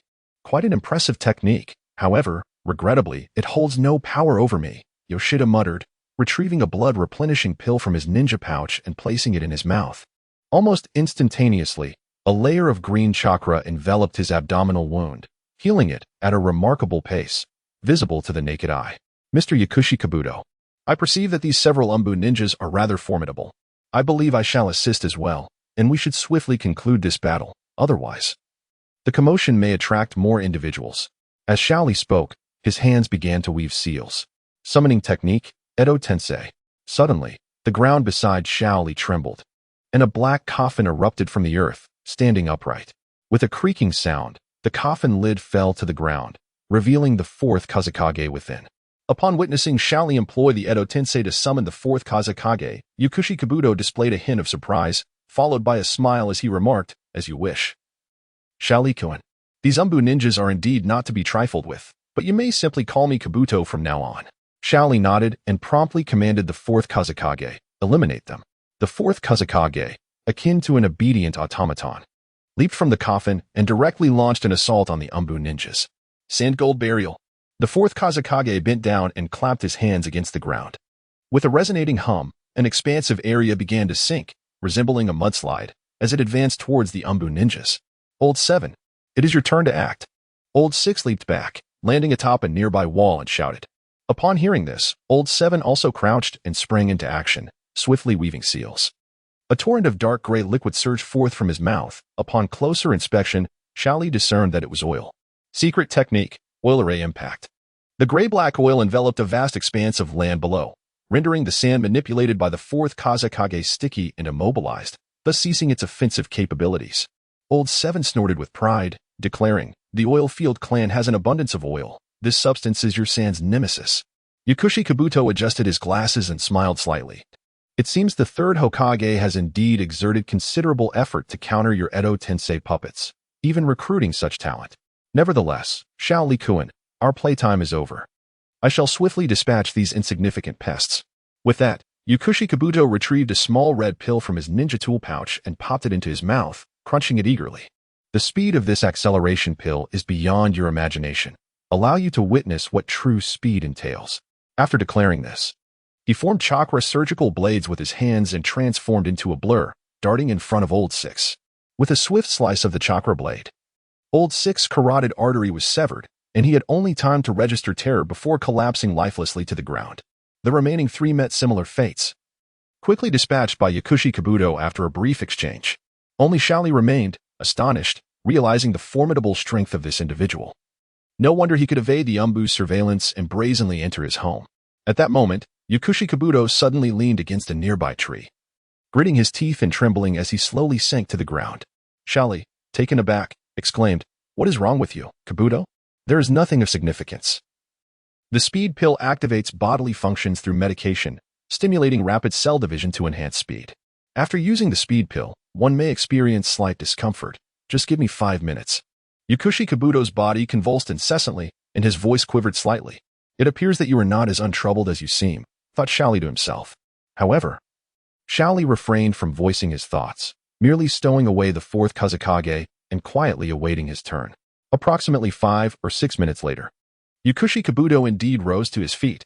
Although his complexion remained somewhat pallid, his movements were unimpeded. "Xiaoli-kun, let us depart. I will guide you through a secret passage," he stated, brushing off the dust from his attire and leading the way out of the courtyard. "Is this secret passage something you devised specifically for your role as a spy in Konoha?" Xiaoli exclaimed in astonishment, not expecting Yukushi Kabuto to have orchestrated such a thing. This time, Yukushi Kabuto did not respond to Xiaoli's inquiry. Whether it was due to his severe injuries or another reason remained unclear. Sensing the unspoken reluctance to elaborate, Xiaoli wisely chose not to press further. As they navigated through twists and turns, they eventually arrived at a civilian district, ultimately leading Xiaoli to a refuge site. A sense of surprise washed over Xiaoli. Constructing a secret passage in such a place demonstrated considerable cunning. Few would venture into such a foul-smelling area. However, Yukushi Kabuto approached a manhole cover, bent down, lifted it aside, and turned to Xiaoli, saying, "Xiaoli-kun, descend. This leads directly outside Konoha. Nanny, enter a sewer? Is this truly your secret passage? What of your dignity as a trusted subordinate of Orochimaru?" Xiaoli was rendered speechless, having been taken aback by the revelation that the grand secret was merely a sewer. Yukushi Kabuto adjusted his glasses and replied nonchalantly, "Xiaoli-kun, you may not yet grasp the gravity of the situation. Due to your assassination of the Fourth Kazekage, Sunagakure has issued a challenge to Konoha, and the village is now on high alert. If I were to attempt an exit through the front, the likelihood of success would be nearly non-existent." Xiaoli, somewhat taken aback, inquired, But I heard from the third Hokage that if I were surrendered to Sunagakure, they would refrain from attacking Konoha. Had you not arrived tonight, I would likely have been captured by those Umbu. Why would the third Hokage maintain a state of alert when he was so confident in capturing me? Yakushi Kabuto chuckled softly, gazing at Shaoli. I once regarded you as quite astute. Why then do you appear so foolish now? He paused, observing Shaoli as if awaiting a retort. Yet Shaoli merely wore an expression of quiet observation, prompting Yakushi Kabuto to continue. You have slain the fourth Kazekage of Sunagakure. Their hatred for you runs deep, compelling the third Hokage to hand you over. This is but one of their objectives. Though the Land of Wind boasts a vast expanse of territory, it is situated within a desert, rendering its resources rather scarce. This scarcity is precisely why the Land of Wind has consistently ranked at the bottom among the 5 great nations. Their assault on the Land of River is undoubtedly aimed at territorial expansion, however. A more profound intention lies in seizing the coveted land between the Land of Wind and the Land of Fire, thus facilitating further military endeavors against the latter. The third Hokage, that wily old man, is not naive enough to believe that handing you over to Sunagakure would absolve him of this impending conflict. His desire to capture you likely stems from his suspicion of your connection to Lord Orochimaru. Little Lee smacked his forehead, realizing that he had indeed been flustered by Hinata Hisashi earlier that afternoon, to the point of overlooking such a straightforward matter. Observing Little Lee's demeanor, Yakushi Kabuto understood that he had grasped the gravity of the situation and urged, "All right, Little Lee, let us depart. This path is one I have traversed many times. It is not as filthy as you might imagine." Little Lee nodded in agreement with the notion of descending into the sewer, then retrieved a half-meter-long cylinder from his system backpack and said to Kabuto, "Wait a moment, I still have something to do." With that, he twisted the side of the cylinder and gave it a light tap. In an instant, it emitted a brilliant blue firework that shot skyward, a display of the pre-recorded imagery he had prepared. Bang! As the screen firework ascended, a resounding explosion echoed across the sky, startling the majority of Konoha's residents, who rushed out to ascertain the cause of the commotion. Damn it! What on earth is happening? Is it an aerial assault from Sunagakure? Personnel from Konoha's air defense unit swiftly ascended to the observation platform to assess the situation above. Lord Third Hokage, a large-scale explosion has occurred in the eastern sky. We are uncertain if Sunagakure is attacking our aerial barrier, reported a masked Umbu ninja, kneeling anxiously before Yuan Fei Risen. Yuan Fei Risen set down his smoking pipe and rose, slowly making his way outside. Let us go and investigate. The members of Konoha's prominent clans, startled by the loud explosion, leapt onto rooftops to observe the aerial developments. 3 seconds after the explosion of the screen firework, an astonishing scene unfolded. An image of a child materialized in the sky. The child first adjusted his hairstyle as if gazing into a mirror, then straightened his collar before commencing to speak. Ahem. Greetings, everyone. I am Rock Lee. There is no need for alarm. This is not an enemy raid. How should I put it? This could be described as an intriguing firework I have developed. All right, those of you who have no stake in this matter or are preoccupied may take your leave. The following words are intended for 3 individuals: my beloved Hinata Hyuga, the lecherous old man, the third Hokage, Yuan Fei Risen, and Hinata's father, Hisashi Hyuga. Hinata, it has been a long time. I have missed you. Hiki, I have never expressed such sentiments to you before. I apologize for that. I am aware that it is your father who stands between us, preventing our meeting. I also recognize your gentle and kind nature. You often find it difficult to refuse others and acquiesce to the ideas imposed upon you. Hinata, today I must depart, and I cannot foresee when I shall return. Yet, I am confident that one day, I shall return with strength that commands your father's respect, rendering him unable to deny me. I will ensure that you become my wife in the future. Await my return, Hinata. I believe that day is not far off. As for the third Hokage and Hisashi Hyuga, the time has come for you. I have little to say to you, except to advise you to prepare for the inevitable. As the saying goes, fortunes shift over the decades. Do not underestimate the youth. You 2 old men, wait for me. I will return to overthrow you, to topple Konoha, to conquer Sunagakure. Anyone who stands against me shall face my wrath. One day, I, Rock Lee, shall shatter the heavens. In the backyard of the Hyuga clan residence, Hinata gazes at the sky, tears streaming down her face as she recalls Rock Lee's heartfelt declaration. Who in this world understands her better than her dear Lee? Yet, upon hearing him proclaim his ambition to conquer the heavens, she cannot help but let out a small laugh. How boastful he is, such words can only come from him. Nevertheless, dear Lee, rest assured, no matter how many years it takes, I will wait for you. On the top floor of the Hokage's office, Yuan Fei rises and gazes out at the sky, while two Umbu members behind him tremble with indignation at Li's words. Lord Third Hokage, this kid is insufferably arrogant. I can hardly contain myself. I want to take him down now. Yuan Fei rises, pulling out his pipe and lighting it, shakes his head with a smile. I never expected that Rock Lee, at such a young age, possesses such profound determination. I truly admire him. In the refuse heap of Konoha's civilian district, Kabuto Yakushi, having witnessed Li's performance, cannot help but applaud. Ah, Li-kun, amidst the bravado, there lies true talent. I did not realize you were such a master of assertiveness. Li playfully kicked Kabuto's rear, urging him, what do you mean by a master? Can you even compare? Now, let us hurry, otherwise the ninjas of Konoha will soon be upon us. Following the scent, little Li and his companion descended through the sewer grate, navigating into an abyss of utter darkness devoid of any light. The pharmacist, Do, produced 2 glow sticks from seemingly nowhere and handed one to little Li. They found themselves approximately 10 meters below the grate, enveloped in the night's shadows, with only the faint illumination of the glow stick to guide them. With this meager light, little Li strained to discern his surroundings within a 3 to 4 meter radius, revealing a small set of steps ahead.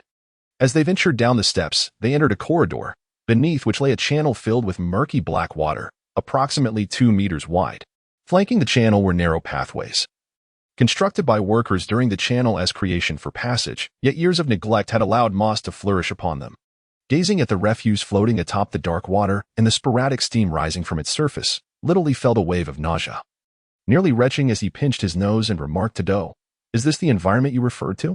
Do shook his head with a smile, replying, no. What I meant pertains to the traversable terrain here. Have you ever seen such a spacious sewer? All of Konoha's wastewater is funneled here. I traversed this route years ago and marked it. If we follow my markers, we can exit Konoha and reach the outskirts of the forest within an hour. Seeing Do's unwavering confidence, little Li nodded in acquiescence, signaling for Do to lead the way. Do descended the steps, cautioning, be careful, little Li. I believe there are crocodiles in this water, possibly even some kept by someone. Little Li found himself incredulous. Who would keep crocodiles in a sewer? And in such foul water, how could they possibly survive? The moss was exceedingly slippery, so to prevent falling, both little Li and Do enveloped their feet with a layer of chakra, allowing them to traverse the mossy paths and the murky channel with ease. As Do had indicated, the underground channel indeed served as a conduit for Konoha's sewage, creating a labyrinthine network. Do, needing to verify his previous markers, proceeded at a deliberate pace, leading little Li through a series of twists and turns that left him slightly disoriented. After more than 10 minutes of navigation, Do, who had been leading the way, suddenly halted, causing little Li, who had been following closely, to nearly stumble. Why have we stopped, Do? He inquired. Do, adopting a cautious stance, replied, little Li, we may be in trouble. As Xiaoli followed the glow of the fluorescent stick, his eyes were drawn to the end of the corridor, where he beheld a colossal creature lying before him. Its appearance bore a resemblance to a crocodile, yet its body was adorned with long, sharp spines, and it was 2 or 3 times larger than any crocodile he had ever seen. Its green, glimmering eyes fixated on Xiaoli and his companion, unblinking. My goodness, what manner of monster is this? A mutated crocodile? Or perhaps a diminutive Godzilla? Xiaoli exclaimed in astonishment as he gazed at the creature blocking the passage. With a deafening roar, the crocodile-like beast seemed to perceive the 2 humans' gaze as a challenge to its authority. It opened its massive jaws and unleashed a torrent of noxious green gas, nearly overwhelming Xiaoli and his companion. Good grief, it even possesses a magical attack. You truly are formidable, Xiaoli muttered, hastily covering his mouth and nose in disgust. Xiaoli, let us not dwell on that. Quickly, use your Rasengan and see if you can vanquish this creature. Given the formidable armor of spines it possesses, I fear my chakra scalpel may prove ineffective against it, said Yakushi Kabuto, surveying the creature that nearly blocked the corridor entirely. Xiaoli recognized the validity of Kabuto's words and wasted no time. He formed a blue sphere of chakra in his right hand, spinning it rapidly, and charged towards the crocodile beast. Rasengan.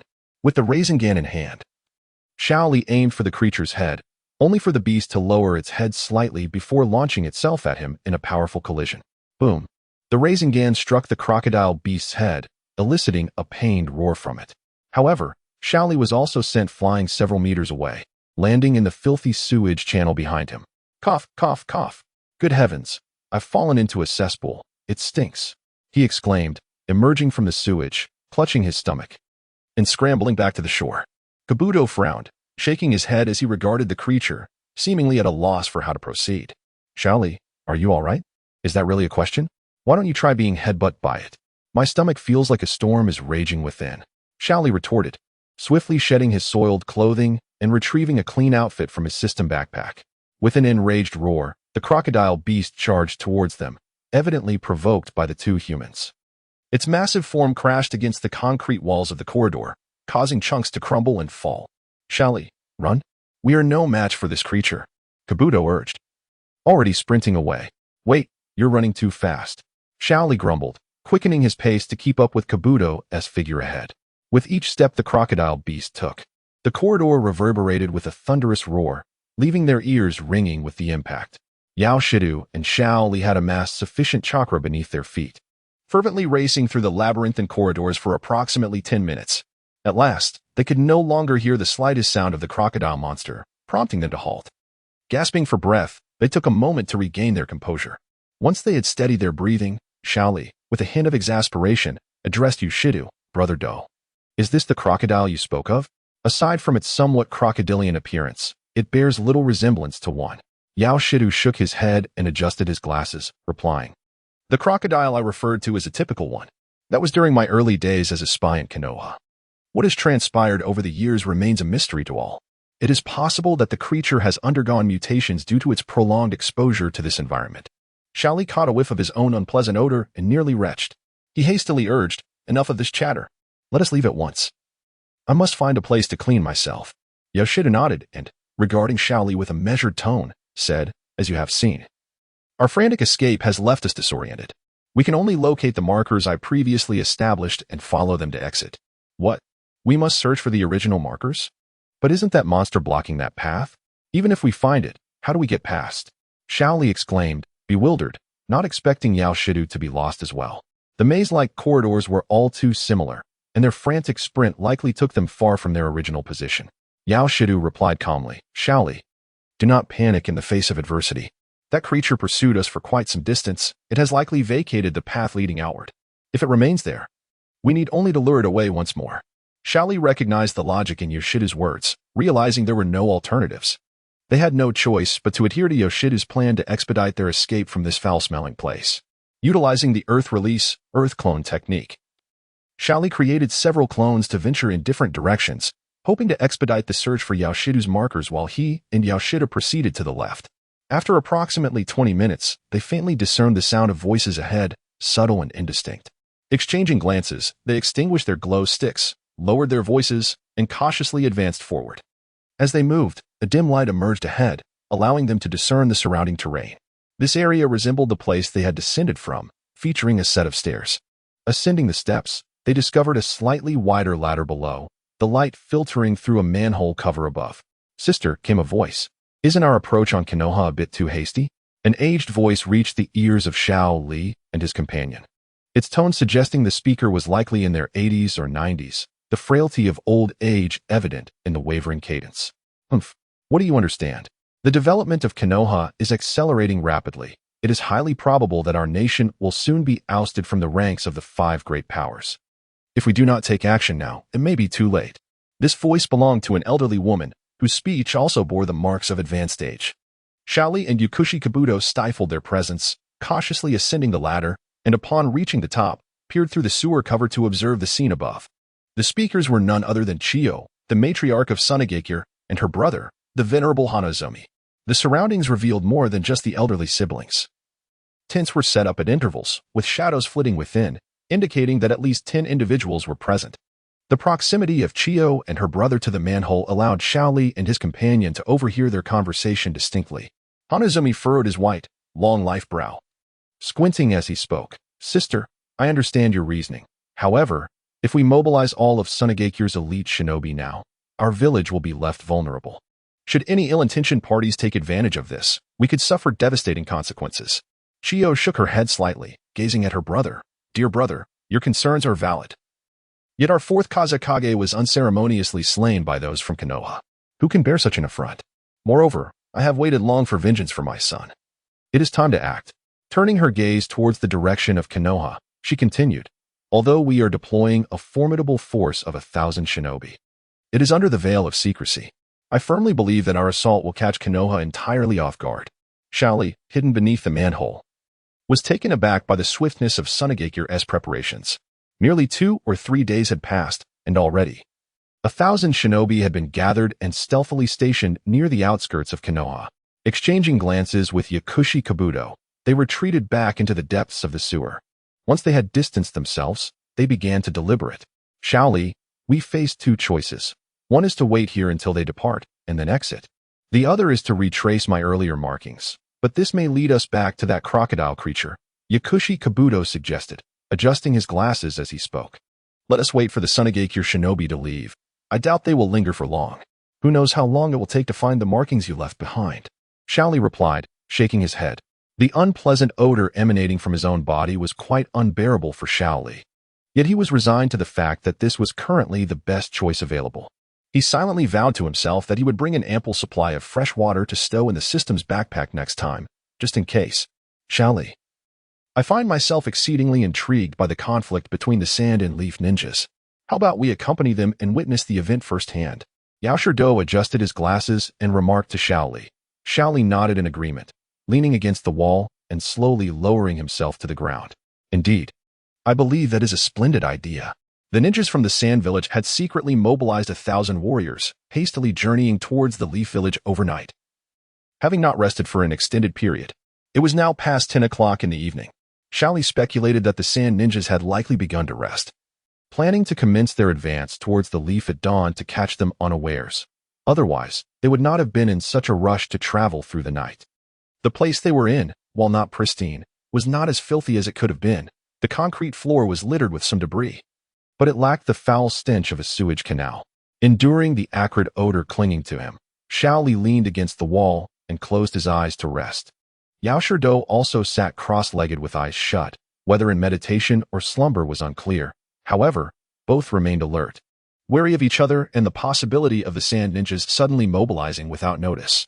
Shaoli, wake up. The Sand ninjas have begun to move. Shaoli, unsure how long he had been dozing off, was roused by Yaoshiro's urgent call. As he opened his eyes, he found himself enveloped in darkness, save for the faint glow of a fluorescent stick held by Yaoshiro. Have they commenced their actions? Then we must proceed as well. Shaoli stood, stretching slightly as he spoke. Yes, let us go, Yaoshiro responded, nodding as he took the lead. As the two ascended the ladder and emerged beneath the manhole cover, they observed the Sand ninjas had already packed their tents, standing in neat rows. Chio, Aiz, and Maki were positioned at the front of the formation, gesturing with their hands as if outlining the covert plan for their assault on the Leaf. Due to their distance, Shaoli and his companion could not discern the details of the conversation. Shaoli looked up at the sky. The moon had yet to vanish, and the atmosphere was still dimly illuminated, suggesting it was around 5 or 6 in the morning. Suddenly, Maki gestured broadly towards the direction of the Leaf and proclaimed, "All right. We shall now set forth." Yes. With their captains at the helm, the Sand ninjas began their march towards the Leaf, while Chio and the others sprinted alongside.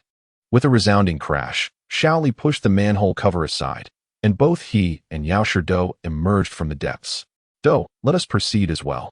Shaoli signaled to Yaoshiro before stealthily trailing behind the Sand ninjas, who had already begun their advance. Yaoshiro followed suit without hesitation. Although the Sand-hidden ninja numbered in the thousands, their advance was marked by an unsettling silence, indicative of their rigorous training. Bang! After sprinting towards Konoha for approximately 20 minutes, and nearing a distance of about 1 kilometer from the village, a crimson firework erupted at the entrance of Konoha, exploding brilliantly in the sky. Buzz! Buzz! Instantly, the wailing of alarms filled the air, as the vigilant guards of Konoha, employing unknown means, detected the approaching Sand-hidden ninjas from such a distance. Faint cries of enemy attack could be discerned amidst the chaos. Cursed be it! Who would have thought that Konoha's reconnaissance capabilities were so formidable, allowing them to discover our presence from afar? Maki gestured for the Sand-hidden ninjas to halt their advance and glanced towards Granny Chio. As the commanding leader of this expedition, Granny Chio wore a grim expression, her wrinkled visage contorted in concern. "Let us rest momentarily. I will give the command to attack shortly," she instructed. "Understood, Lady Chio." The Sand-hidden ninjas showed no sign of dissent to her words. Maki stepped forward, bowing respectfully. "Lady Chio, if we pause here, it will merely grant Konoha the time to prepare. thus nullifying our element of surprise. Granny Chiyo shook her head slightly, meeting Maki's gaze. Are you questioning my decision? There is a rationale behind my actions. Maki bowed again. I would not dare. Lady Chiyo, I shall heed your guidance. Hidden amidst the nearby thickets, Lee and Kabuto exchanged puzzled glances. Maki's assertion held merit.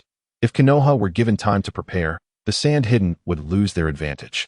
Lee whispered to Kabuto, Kabuto, what is Granny Chiyo playing at? Why are we not attacking? Kabuto's eyes glimmered with a sly light. There was undoubtedly some hidden scheme afoot, known solely to Granny Chiyo.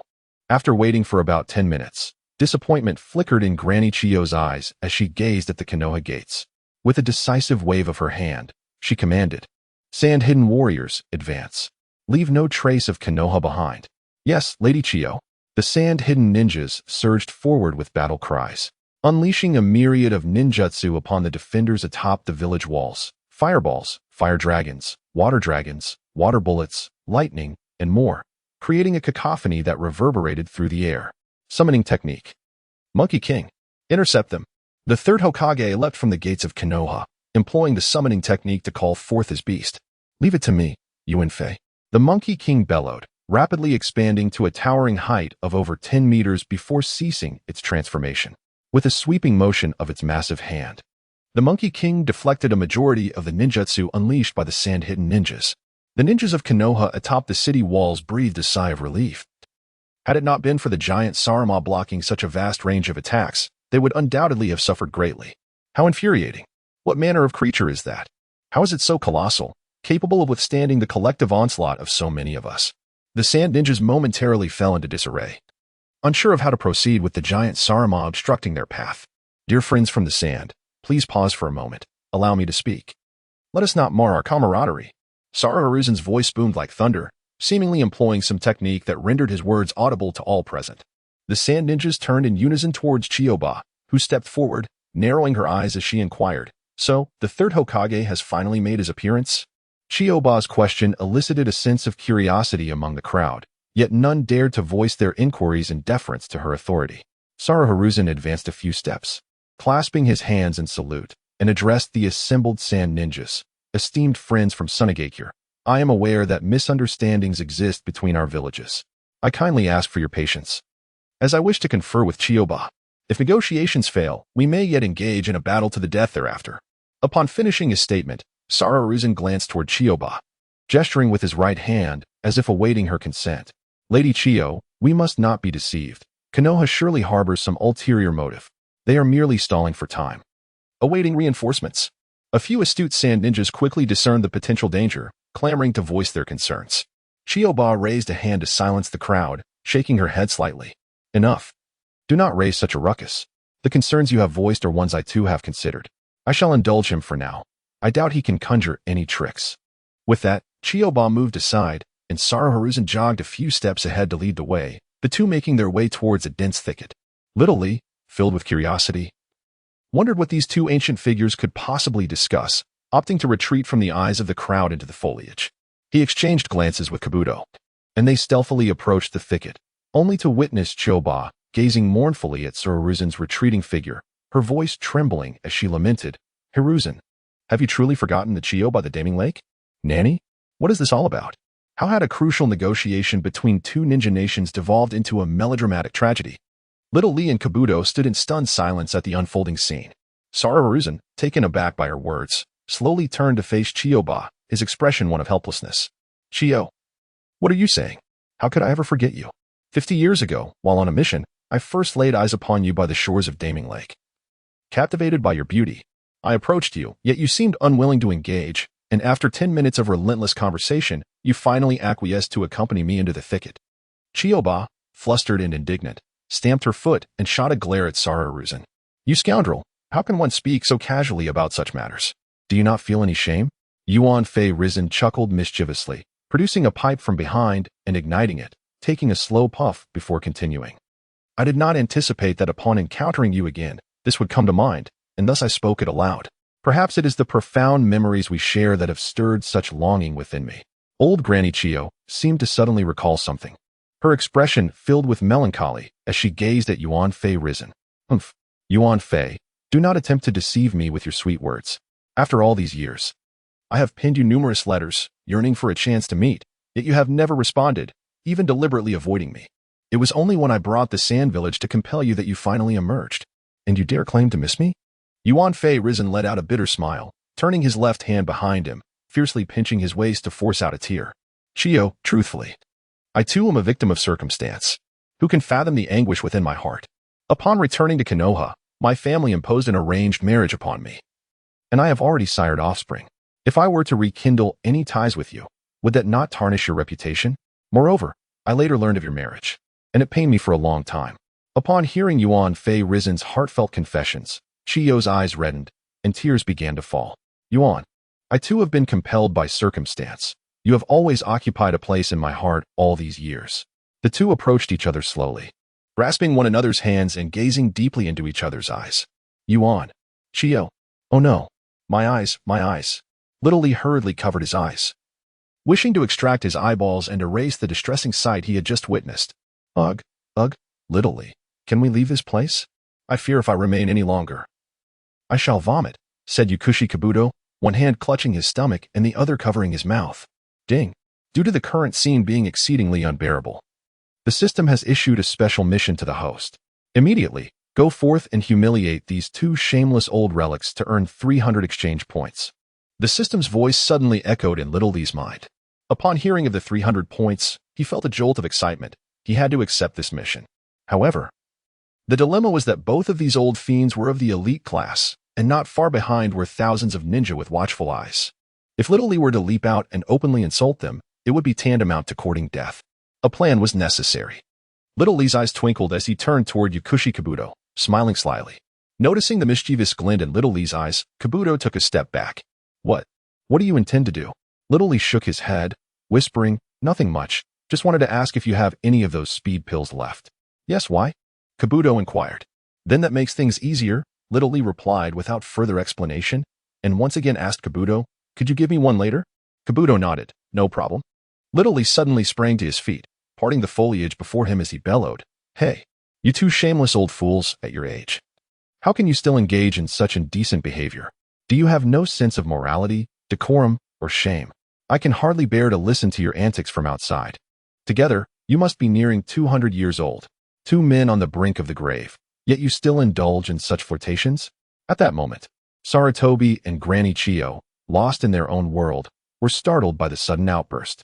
They turned simultaneously towards the source of the voice, only to see Little Lee, brimming with arrogance, wiping away the drool from the corner of his mouth, accompanied by the visibly embarrassed and flustered Yukushi Kabuto. Upon realizing their affair had been exposed, both Sarutobi and Granny Chiyo flushed crimson, hastily adjusting their attire. Sarutobi, filled with a mix of shame and anger, spat, so it's you. The spy sent by Orochimaru. How bold of you to return.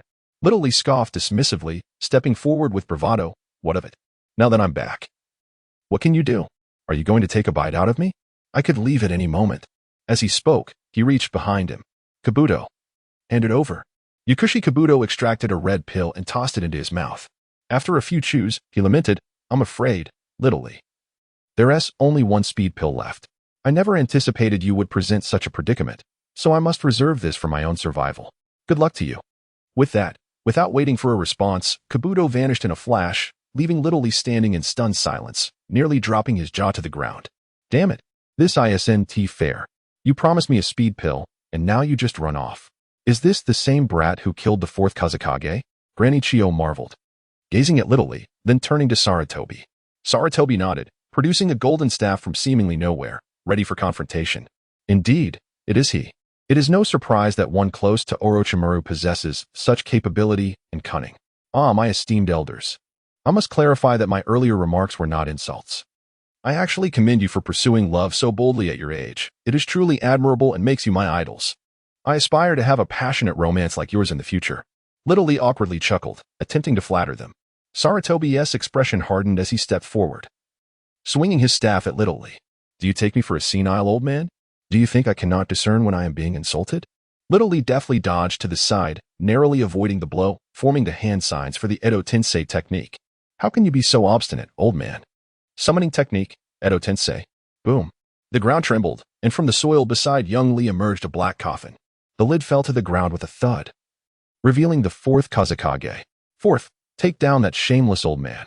With a wave of his arm, the Fourth Kazekage surged forth from the coffin, charging towards Sarutobi Hiruzen. Suna's gold coffin, feel the might of my staff.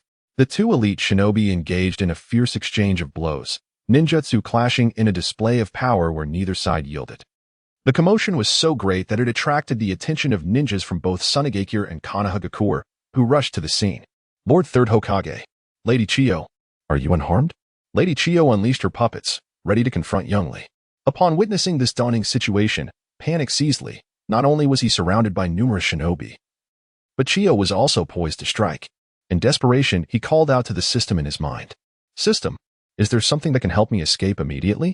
Quickly. Ding. Suitable item found. Random teleportation scroll, capable of transporting you to any location within a 10-kilometer radius. Cost, 200 points. I'll trade. Immediately. Ding. Congratulations. You have successfully exchanged for a random teleportation scroll, costing 200 points. Remaining points, 106. As the system's notification faded, young Lee grasped the scroll tightly. A mischievous grin spreading across his face. Drawing in a deep breath, he bellowed, ninjas of Konoha and Sunagakure. I have a scandalous revelation. These two old geezers are having an affair. No sooner had he shouted than a white light enveloped him, and he vanished without a trace.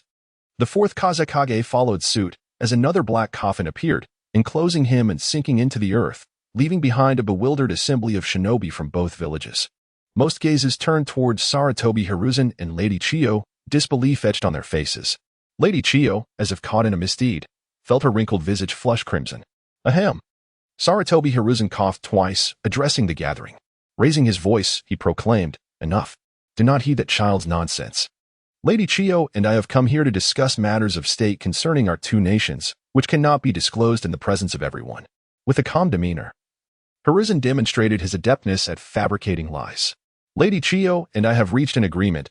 Our two nations can forge a lasting alliance, averting war. Despite the many grievances between us, although your country's Fourth Kazekage was recently slain by our village's Lee Rock, he has since escaped. This individual is a subordinate of our village's traitor, Orochimaru, who had somehow infiltrated our village.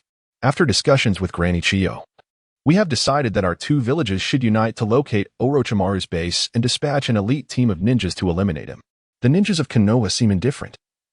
They hold the Third Hokage in high esteem and respect. Since the Third Hokage has declared that fighting should cease, the villagers are more than willing to comply. However, the ninjas of Sunagakure appear less amenable. They journeyed 1,000 miles seeking justice for the death of their Fourth Kazekage, and it certainly cannot be so easily dismissed by the remarks of this old man.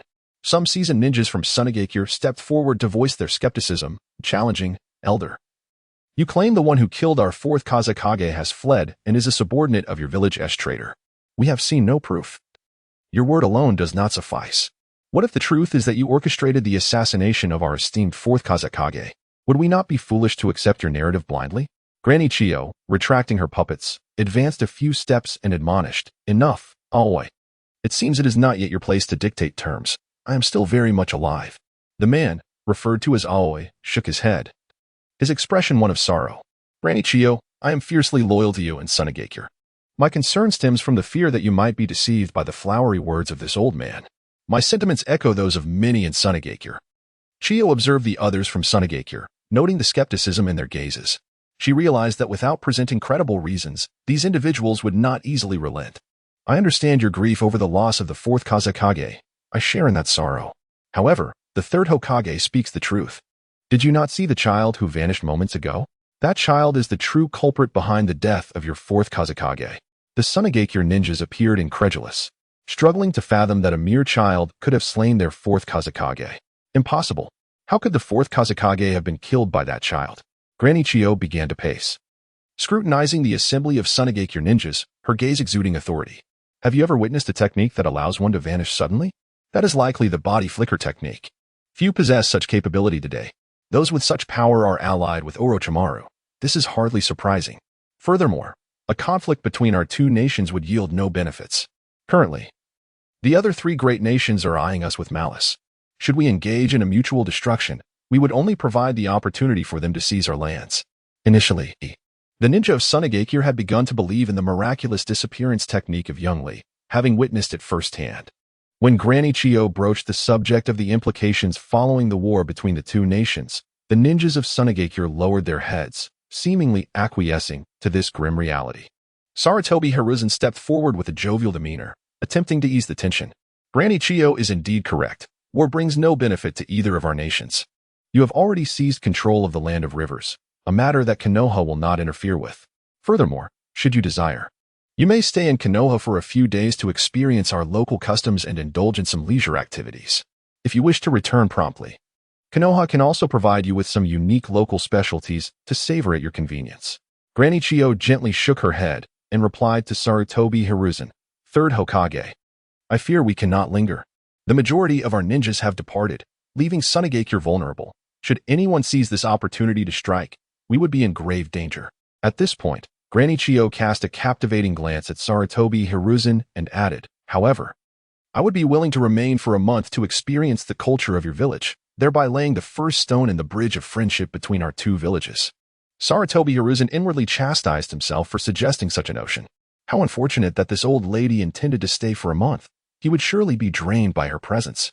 With tears welling in his eyes and a sorrowful expression, he exclaimed, Granny Chiyo, your willingness to stay brings me immense joy. Thus, the matter was settled. The majority of the Sunagakure ninjas, led by Maki and Aiz, hurried back to their village, while a smaller contingent transported the supplies generously offered by Konoha. Slowly making their way back, these provisions included hundreds of cattle and sheep, thousands of pounds of rice and flour, as well as Konoha's specially prepared smoked meats and sausages. Though these may seem like ordinary foods, they were a rarity in Sunagakure, which, situated in the desert, faced great challenges in raising livestock and cultivating crops. A few kilometers outside Konoha, in a valley beneath a waterfall, several young maidens, approximately 12 to 20 years of age, frolicked in the water, completely unclothed. They splashed one another, their laughter echoing throughout the valley, creating a delightful scene. Suddenly, a figure plummeted from the sky, landing amidst the girls and splashing water onto their faces. Damn that random teleportation scroll! Why did it have to drop me from the air? Youngly surfaced from the pool, shaking the water from his face as he complained, Fortunately, I landed in water. Otherwise, I would have met my demise. Ah, a pervert. Help, a pervert. The girls, realizing someone had unexpectedly descended upon them, reacted with alarm, particularly given their state of undress. After Shaoli splashed the water from his face, he heard several sharp screams from the girls nearby. Glancing around, he felt a bit dizzy and weak all over. Wow, so big. Wow, so white. The girls soon regained their composure, hastily covering their chests. A few bold ones even rushed over, playfully striking Shaoli's head, pushing him underwater, and continuing to splash him. After swallowing several mouthfuls of water, Shaoli realized what was happening and quickly used his chakra to emerge from the surface, fleeing several meters away from the encirclement of girls. Hee. Dear sisters, I am not the pervert you think I am. I'm only 6 years old. How could I possibly be a lecher? You must be mistaken. Shaoli chuckled, adopting a childish tone, innocent and naive. The girls all crouched down, hiding their figures beneath the water, leaving only their heads above the surface. Oh my, he really is a little fellow. And a ninja too? He can even stand on the water, remarked a girl with a ponytail and delicate features. Big sister, don't be fooled by him. I just heard him say something about so big and so white. What 6-year-old would say such things? Questioned another girl with loose hair. Her expression filled with suspicion as she scrutinized Shaoli, her gaze wary. The other girls exchanged glances, uncertain of what to do. Pretty sisters, I was just dreaming. I dreamt I was eating a bun, and it was so big and round, that's why I said that. Shaoli continued in his childish voice, maintaining his act. Well, I won't disturb your play any longer. I'll take my leave now. Goodbye, beautiful sisters. With that, Shaoli dashed away across the water, escaping the scene. After leaving the valley, Shaoli contemplated his next steps and headed towards the Land of Rice. The Land of Rice was also a stronghold of Orochimaru. After parting ways with Konoha and Kabuto, why did Shaoli still seek out Orochimaru? There were several reasons. First, Shaoli was now regarded as a mortal enemy by both Konoha and Sunagakure, and these two forces would undoubtedly try every means to hunt him down. Second, since Shaoli was wanted by Konoha and Sunagakure, it was likely that other ninja villages would also issue their own bounty notices. No matter which country Shaoli traveled to, danger lurked around every corner. This was one of the reasons why members of the Akatsuki organization, despite their formidable strength, chose not to join the ranks of their enemies for self-preservation, since Yuan Fury had already identified Xiaoli as an ally of Orochimaru. Xiaoli decided to comply with this assumption, joining Orochimaru's camp, which would also serve to shield him. After racing through the woods for about half an hour, Xiaoli spotted someone crouched beside a large tree. The individual, with silver hair styled in a braid and wearing gold-rimmed glasses, was writhing on the ground, clutching their stomach in evident agony. Hey, isn't that Kabuto? How could one have the leisure to brazenly exploit the earth? The apothecary Do, alert and startled, turned around and was taken aback upon recognizing the newcomer as Xiaoli. To escape so effortlessly from two shadow-level powerhouses was indeed no trivial feat. This fellow was certainly not as simple as he appeared. Despite the pain contorting his features, the apothecary Do managed to force a smile and said, Xiaoli, you truly possess extraordinary capabilities, managing to slip away from such a tight encirclement. Xiaoli, with a slight shake of his head, looked at the apothecary Do with a teasing glint in his eyes. It's nothing of the sort. If I wish to depart, no one can hinder me. In fact, I even found time for a bath. He flicked his still damp bangs with a rather flamboyant demeanor. But you, Brother Do, how could you simply abandon me and make your own escape? That's rather inhumane, don't you think? Faced with Xiaoli's merciless reproach, the apothecary Do felt no twinge of guilt, chuckling faintly. Dear Xiaoli, your words are somewhat excessive. I had anticipated you would find a means of escape. Moreover, I possessed but one speed-enhancing pill. Had I not fled quickly, given my abilities, I would have met a dire fate. Xiaoli understood the apothecary Do's sentiments well. Such a treacherous individual would undoubtedly not assist others out of camaraderie. Furthermore, Xiaoli was merely one of the candidates for Orochimaru's reincarnation, if memory served. There were still thousands of test subjects confined in Orochimaru's lair. Very well, let us hasten to Orochimaru's stronghold to avoid any unforeseen complications, Xiaoli urged, eager to refrain from further trivial discourse with such a character. Wait, Xiaoli, I've been using speed-enhancing pills for the past couple of days, and my body can hardly bear it. I need to rest for a moment. The apothecary Do's expression remained pained, his voice trembling, clearly struggling against the agony. All right then. However, Brother Do, should you concoct any more speed pills, strength pills, endurance pills, or any such concoctions in the future, do remember to spare me a few. Xiaoli nodded in agreement before leaning against a large tree to rest, quietly awaiting the apothecary Do's recovery. With great difficulty, the apothecary Do shifted his body to lean against the tree, rummaging through his backpack to retrieve several vividly colored pills, which he consumed. Observing his actions, Xiaoli shook his head slightly and murmured, This fellow consumes various pills daily. I wonder how his body can endure it. After resting for approximately 3 to 4 hours, the two resumed their journey towards the Land of Rice. The Land of Rice, situated to the north of the Land of Fire, is bordered by the sea on one side and smaller nations on the other. Orochimaru chose this location for two primary reasons. Firstly, due to its manageable control, allowing for an ample supply of ninja to serve as test subjects, and secondly, perhaps because it is relatively secure, making it less susceptible to enemy assaults. Xiaoli and his companion traversed the territory of the Land of Fire, spending nearly a day and a half on their journey. After a brief respite, they set off once more, arriving at the outskirts of Orochimaru's base by midday on the following day. Gazing at the undulating mountain peaks before them, Xiaoli was filled with profound reflections. It was hard to believe that beneath these lofty summits lay a vast hidden facility. As they crossed a mountain range, they entered a concealed cave entrance, leading into a long, dark corridor. Along the stone walls, oil lamps flickered every few meters. Each time a gentle breeze swept through, the lamps would dim and brighten, creating an eerie and unsettling atmosphere. Is this a scene from a ghost story? Xiaoli exclaimed internally, startled by the unfamiliar surroundings. The sound of their footsteps echoed loudly in the corridor as they walked. With a resounding thud, they followed Yukushi Kabuto through a series of twists and turns until they arrived beside a stone door. Kabuto pressed a switch, and the door opened with a thunderous sound. Xiaoli, please rest inside for a moment while I summon Lord Orochimaru, Kabuto instructed. Xiaoli nodded and stepped inside. The space beyond the stone door was quite expansive, approximately several dozen square meters. A red carpet stretched in a straight line to the farthest end of the room, where a stone platform awaited. Above the steps, there were several large chairs, and on either side below, various seats and experimental apparatuses lined the walls, illuminated by numerous oil lamps. Once Kabuto departed, Xiaoli casually found a seat and awaited Orochimaru's arrival. Before long, the stone door creaked open again, and Orochimaru entered with a commanding stride, flanked by Kabuto and Lian. Li quickly rose to his feet as a gesture of respect. So this must be the illustrious Li that Kabuto spoke of. Truly a remarkable individual. Here. You need not stand on ceremony. Consider this your home, Orochimaru proclaimed, adeptly weaving a web of persuasion. Li, having just arrived, felt as though he was already becoming part of the family.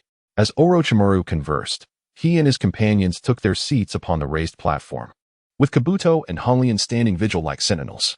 Orochimaru licked his lips with a long tongue, surveying Li with a smile. Mr. Orochimaru, I have long admired your esteemed reputation. Just the sight of your tongue is impressive. I dare say it could charm countless women, Li teased, his expression bright with amusement, betraying no hint of fear. Orochimaru chuckled ominously, his tongue flicking out once more as he gazed intently at Li. Indeed, my tongue has not only captivated women, but has also ensnared countless men. Li instinctively recoiled slightly, a hint of trepidation in his voice. What? You mean to say you spare no one?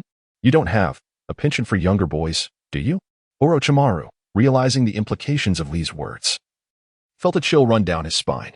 What nonsense are you uttering, Li Kuan? I meant that I have taken many lives with this very tongue. Li chuckled awkwardly, nodding in agreement. Indeed, your tongue has surely claimed countless victims. You hardly regard ordinary individuals. With a swift motion, Orochimaru formed the tiger seal, his neck elongating suddenly as his head darted towards Li, his expression dark and foreboding. Enough of the idle chatter, Li Kuan. Pray tell, what is your origin? How did you master the forbidden jutsu of Impure World Reincarnation? How did you elude the grasp of the third Hokage and Chiyo, those two old geezers? What secrets do you harbor? Orochimaru extended his long tongue, licking his lips with a glint of menace in his eyes. Should you choose silence, I would not hesitate to let you experience the flavor of my tongue. Seeing Orochimaru's fierce demeanor instilled a profound fear within Li. He had not anticipated the overwhelming aura of a shadow-level ninja could be so oppressive, causing him to tremble slightly. Li understood that failing to provide a reasonable explanation could result in Orochimaru truly taking his life. Ding! The system detected a life-threatening situation posed by the original antagonist, Orochimaru. The host is advised to subdue Orochimaru immediately to earn 300 exchange points. Failing the task will result in a decade of cleaning toilets. Oh, come on! How am I supposed to subdue such a cunning and ruthless individual as Orochimaru? Is this ridiculous system jesting? Li mentally railed, realizing that if Orochimaru were to eliminate him, the prospect of cleaning toilets for 10 years would be moot. Amidst his internal complaints, the urgency of the situation left no room for debate with the system. Suddenly, an idea sparked in Li's mind. He burst into laughter, tilting his head back, then turned to face Orochimaru with unwavering determination in his gaze. You wish to uncover my secrets? Though you may lack the qualifications, I shall divulge them nonetheless. Orochimaru, taken aback by Li's sudden surge of confidence, returned his head to his shoulders, forming hand seals once more. I am indeed curious to hear what secrets you possess, Li Kuan. Should your revelations lack substance, you may find yourself meeting a grim fate. Orochimaru's eyes turned icy, his expression growing colder. Meanwhile, Kabuto adjusted his glasses, appearing contemplative. Lian, unable to contain herself, began forming seals, shouting furiously at Li, how dare you speak to Lord Orochimaru in such a manner? I shall eliminate you this instant. Crystal release, crystal destruction. Orochimaru raised his hand to halt Lian, shaking his head. Lian, there is no need for haste. Let him finish speaking. If he is merely a blustering fool, I will ensure his suffering is profound. Li smirked disdainfully, casting a scornful glance at the three, then slowly closed his eyes, raising his voice deliberately. Humph. Truly a group of oblivious fools. Allow me to introduce myself. My name is Uchiha Madara. How can this be possible? The first to exclaim in astonishment was Kabuto Yakushi, his face a mask of disbelief, as if shocked by Li's words, yet somewhat inclined to accept this as truth. Lian had no understanding of who Uchiha Madara was. Still glaring furiously at Li, the moment Orochimaru spoke, she would rush to eliminate him without hesitation. Orochimaru's face was similarly etched with surprise, his hands gripping the armrests of the stone seat to conceal his inner shock. How could this be? Madara died decades ago. You claim to be Madara? Li suddenly opened his eyes wide, his gaze fierce as he fixed it upon Orochimaru, his voice hoarse. Yes, I am Uchiha Madara. Orochimaru, I know you have been researching the art of immortality, extending your life by seizing the bodies of others. What you may not realize is that the greatest weakness of your reanimation jutsu is that with each resurrection, your soul becomes increasingly fragmented. After a certain number of times, you risk becoming either senile or utterly foolish. Orochimaru could no longer mask his astonishment. He sprang to his feet and asked Lee, "How do you even know this?"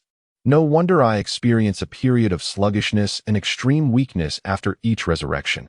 I had always thought it was merely my body adjusting to the new form. But it turns out to be this." Though Lee appeared outwardly confident, his back was drenched in sweat from anxiety, and his legs trembled slightly. He feared that if he misspoke, Orochimaru would explode in rage, inflicting numerous transparent wounds upon him. Lee shook his head slightly, his face still etched with disdain. "Weren't you always curious as to how I managed to escape the encirclement of Yuan Fei, Chiyo, and over 1,000 shinobi? The body flicker technique. This ninjutsu should be familiar to you, Orochimaru. You once sought to acquire it from Minato by any means necessary. As for why I now appear in this youthful form, it is indeed somewhat akin to your reanimation jutsu, yet devoid of its cumbersome side effects. I can fully control this body without suffering any harm.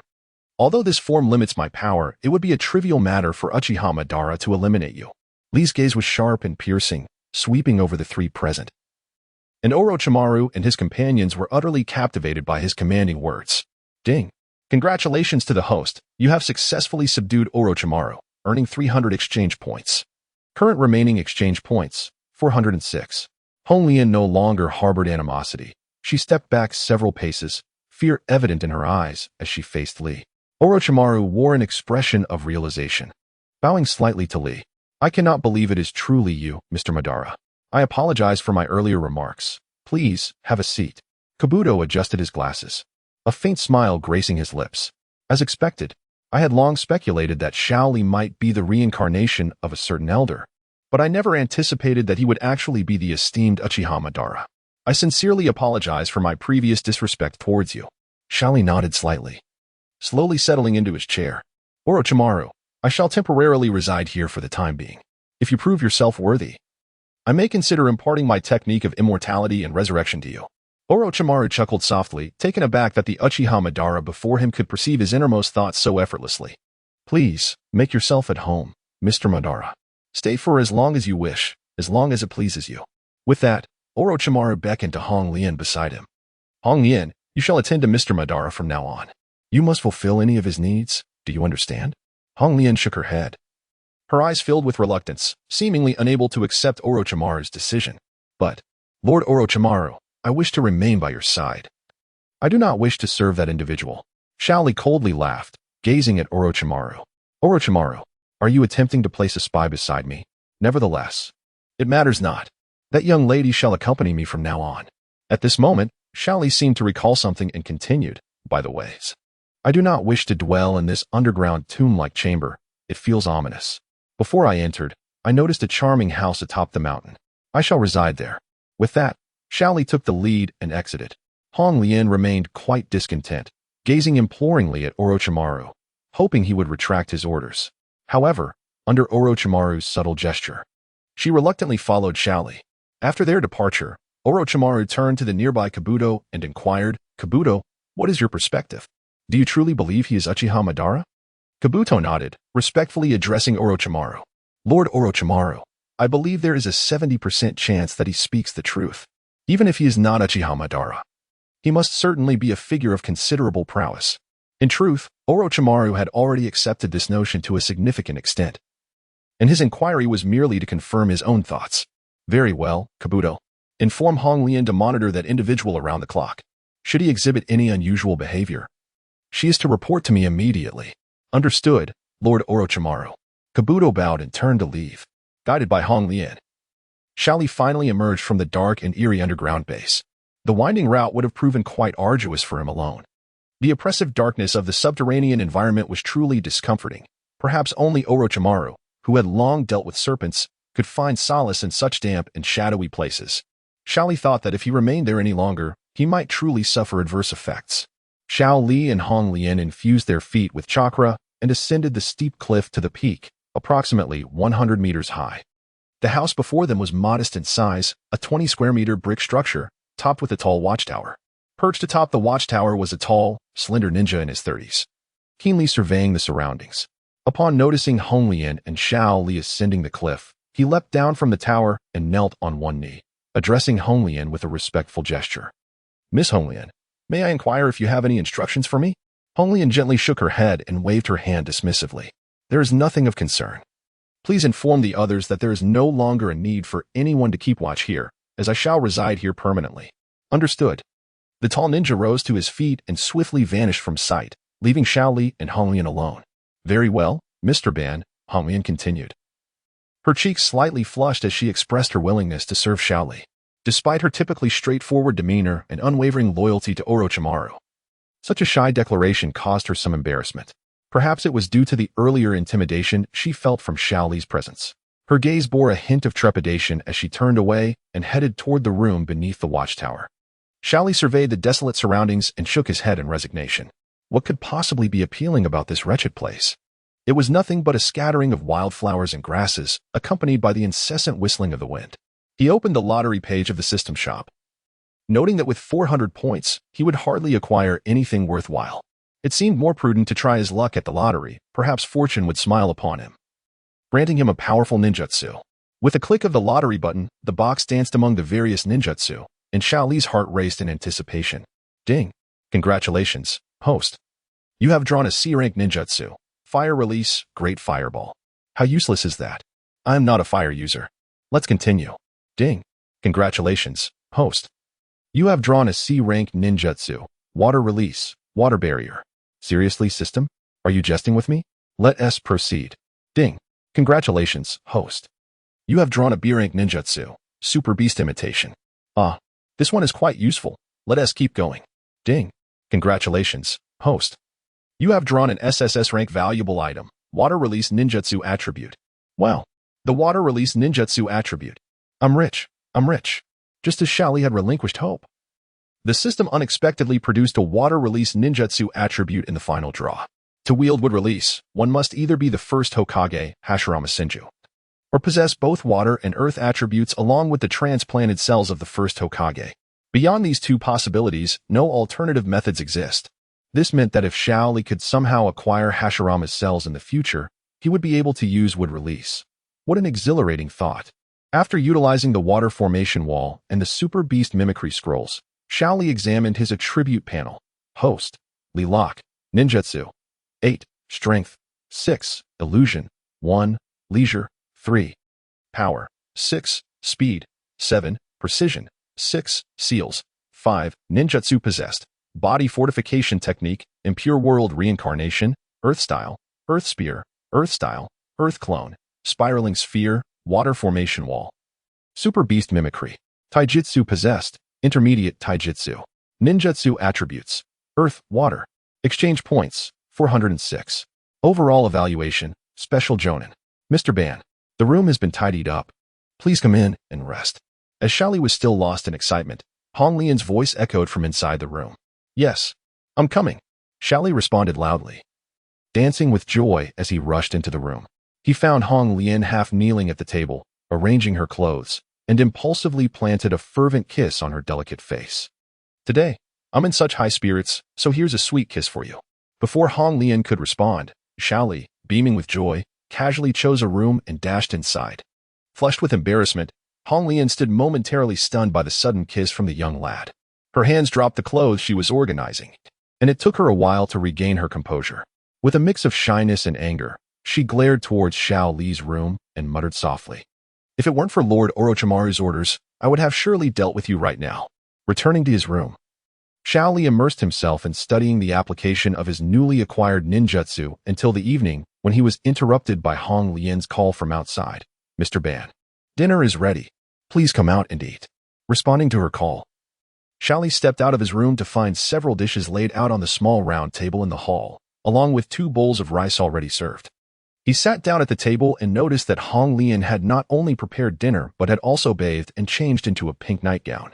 At around the age of 14, Hong Lian's figure had begun to develop, and Xiao Li found himself momentarily entranced by the curves of her form and the hint of her neckline. "Ahem, Mr. Ban, let us eat first. Since Lord Orochimaru has instructed me to attend to you, I will fulfill my duty, so you need not be so anxious." Noticing Xiao Li's gaze lingering on her chest, Hong Lian cleared her throat to remind him. Embarrassed, Xiao Li scratched his head, lifting his bowl of rice while continuing to admire the view. taking slow bites.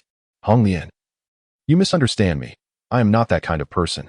Furthermore, you need not call me Mr. Ban anymore. Simply refer to me as Xiao Li, for I prefer my current name. Hong Lian rolled her eyes, skeptical of Xiao Li's words. If I believed you, it would be strange. If you aren't that kind of person, then why do you keep staring at your own chest? After finishing dinner, Xiao Li washed up and prepared to rest. Knock, knock, knock. While Xiao Li was engrossed in studying the super beast mimicry drawing technique with a brush, Hong Lian knocked on his door. Come in. The door is unlocked. Under the command of Lord Orochimaru, I have come to serve you tonight. Upon hearing these words, Xiao Li felt a sense of bewilderment. Serve you? I am but 6 years old. With a sigh, he gazed at the shy yet uncertain Hong Lian, who had just entered the room. He spoke softly. Hong Lian, I understand that it was Orochimaru who rescued you in your most helpless and desperate moments. However, you need not comply with every demand she makes. In matters such as serving others, you are entirely within your rights to refuse. You are not an object to be traded, but a complete young woman. You possess your own thoughts in life. If you wish to repay Orochimaru's kindness, there are other ways to do so. At this point, Xiao Li waved his hand towards Hong Lian. Why don't you rest in the next room? Since Orochimaru has instructed you to monitor me, you can still keep track of my movements from there and fulfill your obligations. Remember my words. Do not blindly obey Orochimaru's every request. You have your own thoughts in life. Observing Hong Lian standing there in a daze, Xiao Li stepped forward, gently ushering her out the door before closing it behind her. It seemed that Hong Lian had been thoroughly brainwashed by Orochimaru, doing whatever she was told. Since Xiao Li would be staying here for the foreseeable future, and with Hong Lian being his only companion, he felt compelled to help her cultivate a correct worldview, rather than remain a mere puppet obedient to Orochimaru. After being pushed outside, Hong Lian stood there for quite some time, then lay down on the bed in the adjacent room, closing her eyes and tossing and turning, unable to find sleep. Was what that guy said truly right? Do I have my own life? Perhaps he is indeed correct. As the sun began to rise, its warm rays illuminated the earth, dispelling the chill of the night atop the peaks. Suddenly, the door of the beige brick house was pulled open from within, and a child of about 6 or 7 emerged. The child approached the cliff's edge, gazing at the scenery below and the newly risen sun, stretching lazily and smiling softly. Hong Lian, hurry and get up. The sun is already shining on your backside. Xiao Li called into the brick house. Soon after, a young girl clad in a pink camisole, with sleep still in her eyes, emerged slowly. Perhaps due to an unsettled night, her pink nightgown was a bit disheveled, revealing much of her blossoming figure. What is it? It's so early, and there's nothing to do. Why are you waking me up? Hong Lian leaned against the doorframe, dark circles under her eyes indicating a restless night. Seeing this scene of springtime vitality early in the morning, Xiao Li felt warmth rush to his cheeks, causing him to quickly turn his head away from the doorway. Quickly wash up and have some breakfast. We need to begin our tasks. What? Tasks? Did Lord Orochimaru assign missions? How come I didn't know? Hong Lian's face lit up with curiosity, her drowsiness fading significantly. Xiao Li shook his head. It's not Orochimaru's mission, it's mine. If you don't wish to go, I can manage on my own. After a brief moment, Hong Lian awakened, clearly remembering that Orochimaru had instructed her to fulfill every demand of the person before her while also keeping a watchful eye on him. 20 minutes later, not only had Hong Lian tidied her belongings and donned a fresh, neat outfit, but she had also prepared 2 bowls of noodles. Xiao Li-kun, please return. I have made noodles for you, she called from the inner room. Cough, cough. How delightful it would be to share a meal with you, Xiao Li replied, entering the room to begin his meal. With everything in place, Xiao Li and Hong Lian boarded the large bird drawn by Xiao Li using his super beast imitation technique, soaring freely through the sky. However, the bird's shape seemed rather peculiar.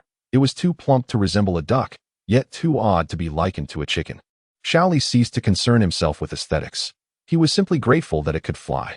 The tasks assigned to Xiao Li by the system had transformed.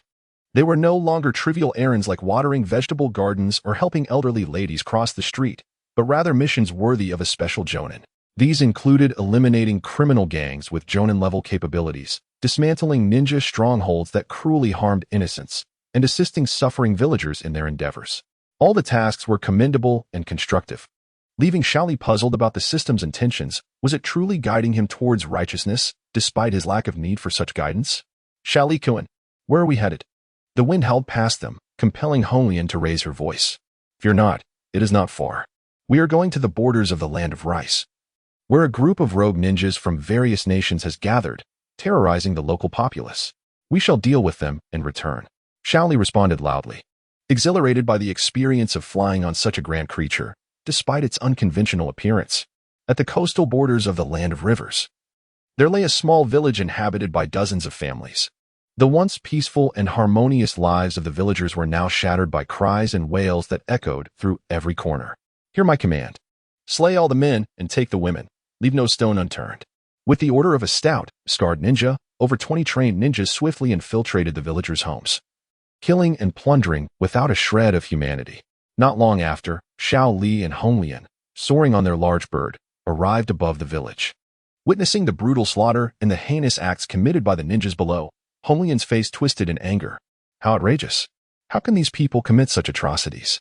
Without waiting for Xiao Li to respond, she leaped from the bird, summoning a crystalline dragon as she descended from about 100 meters above the ground. Seated atop the dragon's head, she grasped its horns and charged directly towards the ninjas who had already slain several villagers. Crystal release, breaking crystal descending dragon, she exclaimed, and a thunderous crash ensued. With a deafening sound, the ground was struck by the crystalline dragon, creating a massive pit. The ninja who had been attacked lay motionless, bloodied and clearly lifeless. Just before the dragon's impact, Hong Lian had already leaped to the ground, and upon seeing her opponent's demise, she conjured 2 shimmering crystal scimitars from her elbows, charging fiercely towards the remaining ninjas. What an impatient young lady. Thus, I shall commence as well. Observing Hong Lian wreaking havoc below, Xiao Li's thoughts stirred, prompting his bizarre avian companion to dive straight towards the scarred-faced man below. With a shrill cry, Xiao Li leaped onto a rooftop just meters above the ground, as the scarred-faced man, preoccupied with assaulting a woman, was blindsided by the large bird's collision. With a splatter, the bird transformed into a cascade of black ink, drenching the man. Who dares to ambush me? The scarred-faced man exclaimed in a panic, hastily adjusting his trousers and drawing a shuriken, scanning the surroundings with caution. The subdued woman seized the moment to flee, her cries silenced. It is I, your grandfather, Xiao Li declared with bravado from above, taunting the man. Realizing that the assailant was merely a child, the scarred-faced man's fury ignited, and he hurled several explosive shurikens toward Xiao Li. You little brat, dare to ruin my fun? You're courting death. With explosive detonations echoing, debris from the rooftop scattered in all directions. As the dust settled, the scarred-faced man searched for Xiao Li's form but found only emptiness. Where are you? Where did you go? Right here, Grandpa, Xiao Li shouted, unleashing a spiraling sphere of blue chakra from his right hand, darting out from behind a nearby obstruction to strike at the man's abdomen. However, the scarred-faced man reacted swiftly, evading the attack with a nimble leap to the side, causing Xiao Li's assault to create a gaping hole in the stone mill behind him. You're quite formidable for a little brat. Today, I shall entertain you. The scarred-faced man's demeanor shifted to one of seriousness, clearly recognizing Xiao Li as a worthy opponent. Fire release, fireball jutsu.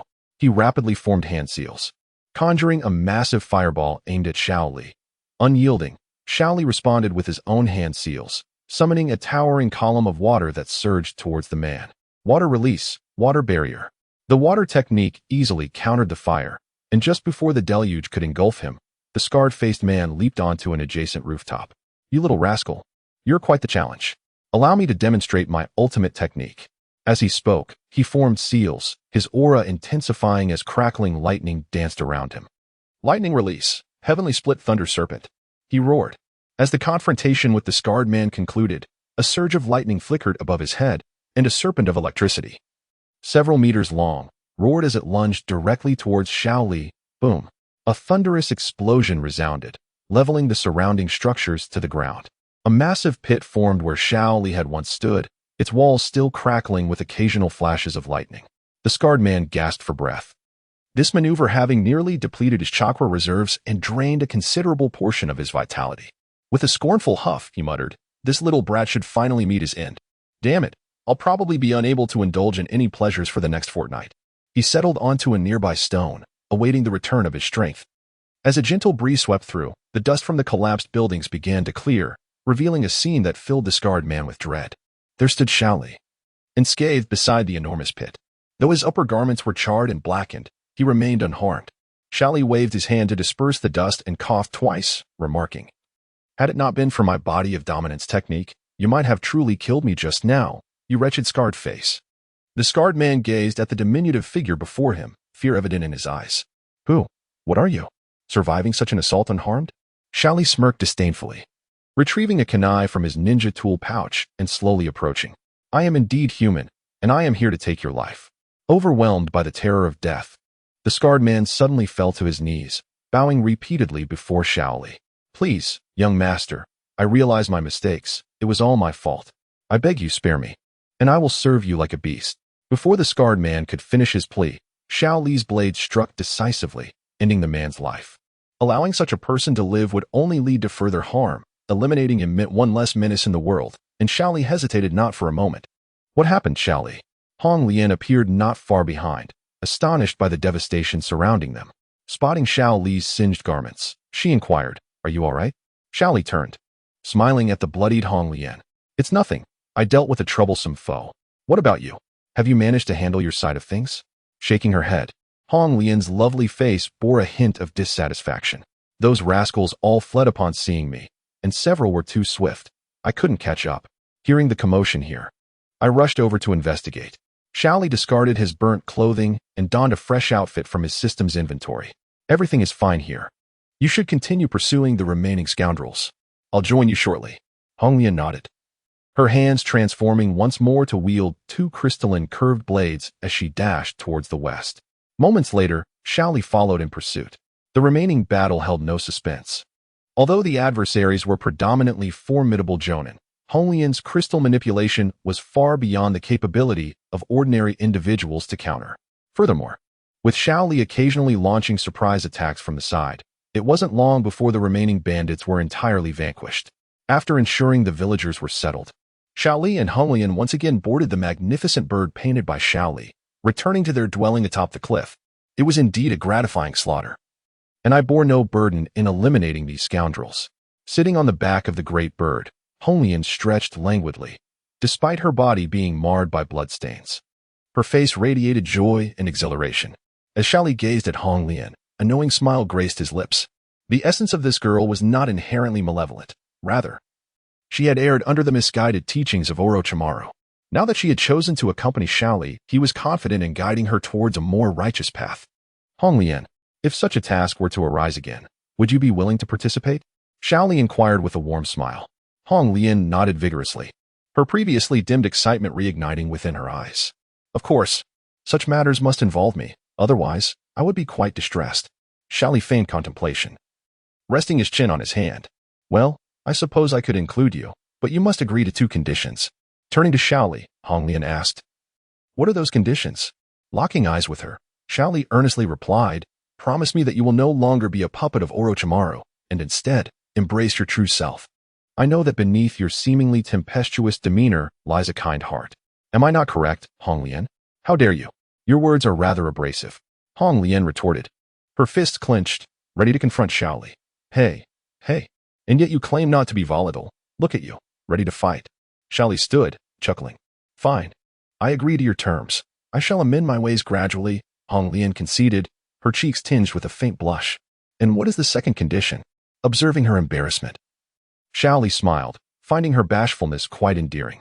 The second condition is, could you refrain from dressing so provocatively in the evenings? Sister, while I may be young, I am still a man.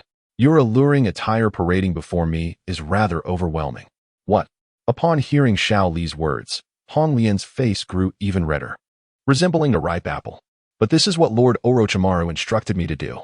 See, you mentioned Orochimaru again. What did I just tell you? Amid their playful banter, the great bird had arrived at the summit of Orochimaru's base. As Xiaoli and Lian descended, their first order of business, naturally, was a bath. Following their intense battle, they were covered in sweat and their garments stained with blood, exuding a pungent odor that was quite unbearable. After freshening up, the sky gradually darkened, and Lian returned to the kitchen to prepare a modest meal of 3 dishes and a soup. Just as they were about to sit down for dinner, a knock echoed at the door. Come in, the door is unlocked. Xiaoli called out. The door creaked open, revealing Kabuto, his face adorned with a cheerful smile as he strode in and bowed respectfully before Xiaoli. Mr. Ban, what a stroke of misfortune. I did not expect to interrupt your meal. Xiaoli nodded, glancing at Kabuto before gesturing towards an adjacent seat. Have you eaten? Would you care to join us? Not at all, Mr. Ban. I have already dined. I have come primarily at the behest of Lord Orochimaru to extend an invitation for you to witness the battles at the arena. Yakushi Kabuto maintained a demeanor of utmost respect, showing no inclination to take a seat. To observe the arena? What spectacle could possibly be of interest? I suspect Orochimaru is merely orchestrating another ruse to test me, thought Shaoli. However, he maintained a casual air, continuing to eat while responding, no problem. I shall finish my meal first. Hong Lian, you will accompany me shortly. Mr. Ban, please enjoy your meal at your leisure. I shall wait for you outside. Yakushi Kabuto stated, receiving a nod of acknowledgement from Shaoli before he exited the room, closing the door behind him. Kabuto seemed genuinely convinced that Shaoli was Uchiha Madara, treating him with unwavering respect. Yet, having perused the original narrative, Shaoli was acutely aware of Kabuto's treacherous disposition and profound cunning, understanding that appearances could be deceiving. System, is there anything that could ensure my safety? I wish to exchange for something. Shaoli inquired mentally, uncertain of what awaited him at the arena with Kabuto, hoping to be prepared for any potential peril. Ding. The system has located the following items. Super Explosive Tag. Exchange cost 300 points, with a power 20 times that of a standard explosive tag. Super Shuriken. Exchange cost 300 points, in scroll form, unleashing a flurry of shuriken to assault the enemy. Super Soldier Pill. Exchange cost 300 points upon ingestion. Enhances all ninja techniques and physical abilities by tenfold for 1 minute, after which the user will enter a state of chakra depletion. After a brief contemplation, Shaoli opted for the Super Explosive Tag and the Super Soldier Pill, having recently completed a mission to eliminate the Scarred Man. He had a total of just over 600 points, allowing him to redeem only 2 items. Ding. Congratulations, host. You have successfully exchanged for the Super Explosive Tag and the Super Soldier Pill, expending a total of 600 points. Current remaining points, 6. With a slight pang of regret as he gazed at the golden glowing Super Explosive Tag and the egg-sized Soldier Pill in his inventory, Shaoli finally stood up, beckoning to Hong Lian. Let us proceed, Hong Lian. The dishes can wait. I am eager to see what splendid offerings Orochimaru has in store for me. Hong Lian nodded, following closely behind Shaoli. Upon their emergence, Yakushi Kabuto approached once more, greeting them with a respectful bow before leading them down the mountain. Navigating the winding, dimly lit corridors for the second time, Shaoli felt considerably more at ease, the initial apprehension dissipating. Soon, Yakushi Kabuto guided them to an expansive hall, where Orochimaru sat regally at the head of the chamber. As he sensed Kabuto's arrival with Shaoli, Orochimaru abruptly opened his eyes, his serpent-like gaze emanating a faint green luminescence. Has this fellow experienced another surge in power within such a brief span? Shaoli mused silently. Mr. Ban, welcome once more to my abode. How have you found your stay atop the cliff? Orochimaru chuckled ominously, rising to approach Li and his companions. Li nodded, exhibiting no hint of trepidation. Indeed, I cherish this serene environment, and the presence of Hong Lian, a delightful girl, ensures that I shall not feel isolated or lonely. I owe you my gratitude for that, Orochimaru. Though Hong Lian was sent by Orochimaru to surveil Li, her time spent in his company yielded no valuable information. Now, receiving such public praise from Li caused her cheeks to flush crimson. Mr. Ban, I suggest we first explore the Colosseum. It promises an abundance of spectacle. Kabuto adjusted his spectacles, extending yet another invitation to Li. Indeed, Mr. Ban, I have devoted considerable time in preparation for this event, Orochimaru concurred, and without awaiting Li's response, they strode ahead toward a corridor. Reluctantly, Li followed suit, accompanied by Hong Lian. Orochimaru's underground lair resembled an ancient tomb labyrinth, with corridors leading in every conceivable direction. After traversing for approximately 10 minutes, a heavy stone door creaked open, revealing a vast arena, comparable in size to a football field. Entering alongside Orochimaru and Kabuto, Li observed that the arena was circular, encircled by metallic cages, each containing grotesque creatures. These beasts were towering, reaching heights of 2 to 3 meters. Yet each bore an exceedingly hideous visage.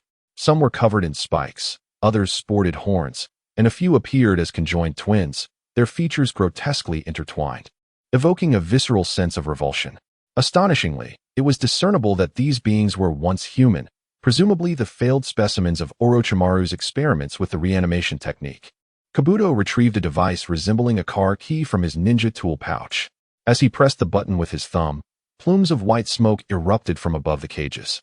As the smoke enveloped the enclosures, the creatures stirred to life, emitting ghastly howls. In an instant, the air was filled with the cacophony of beastly roars. And the monsters began to lumber out, eyes ablaze and drooling at the sight of Lee and his companions, charging towards them without hesitation. Orochimaru, what are you intending to do? Releasing such aberrations?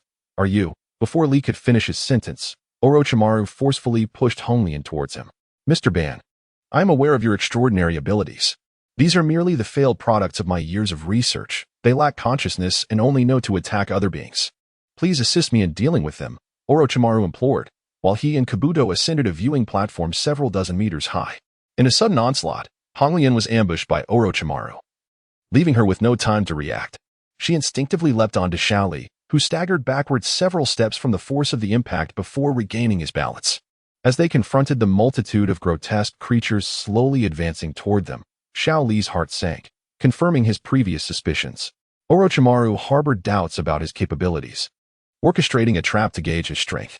The adage 2 fists cannot contend against 4 hands echoed in his mind. If it were truly Uchiha Madara, these thousands of monsters would be inconsequential. Yet Xiaoli found himself sweating nervously. Would the items he exchanged from the system truly suffice?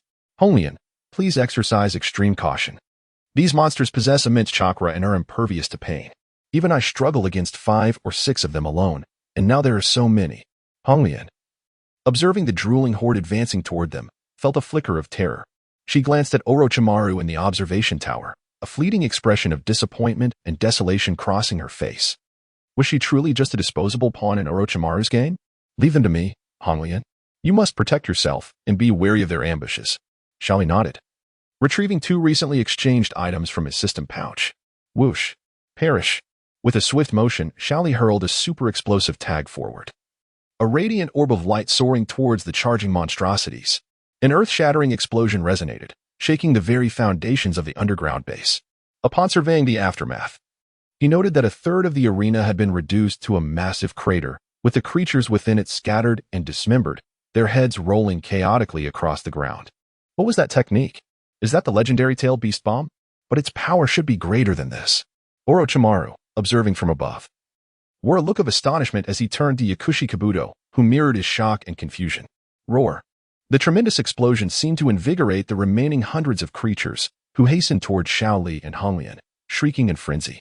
Crystal release. Dancing hexagonal shuriken.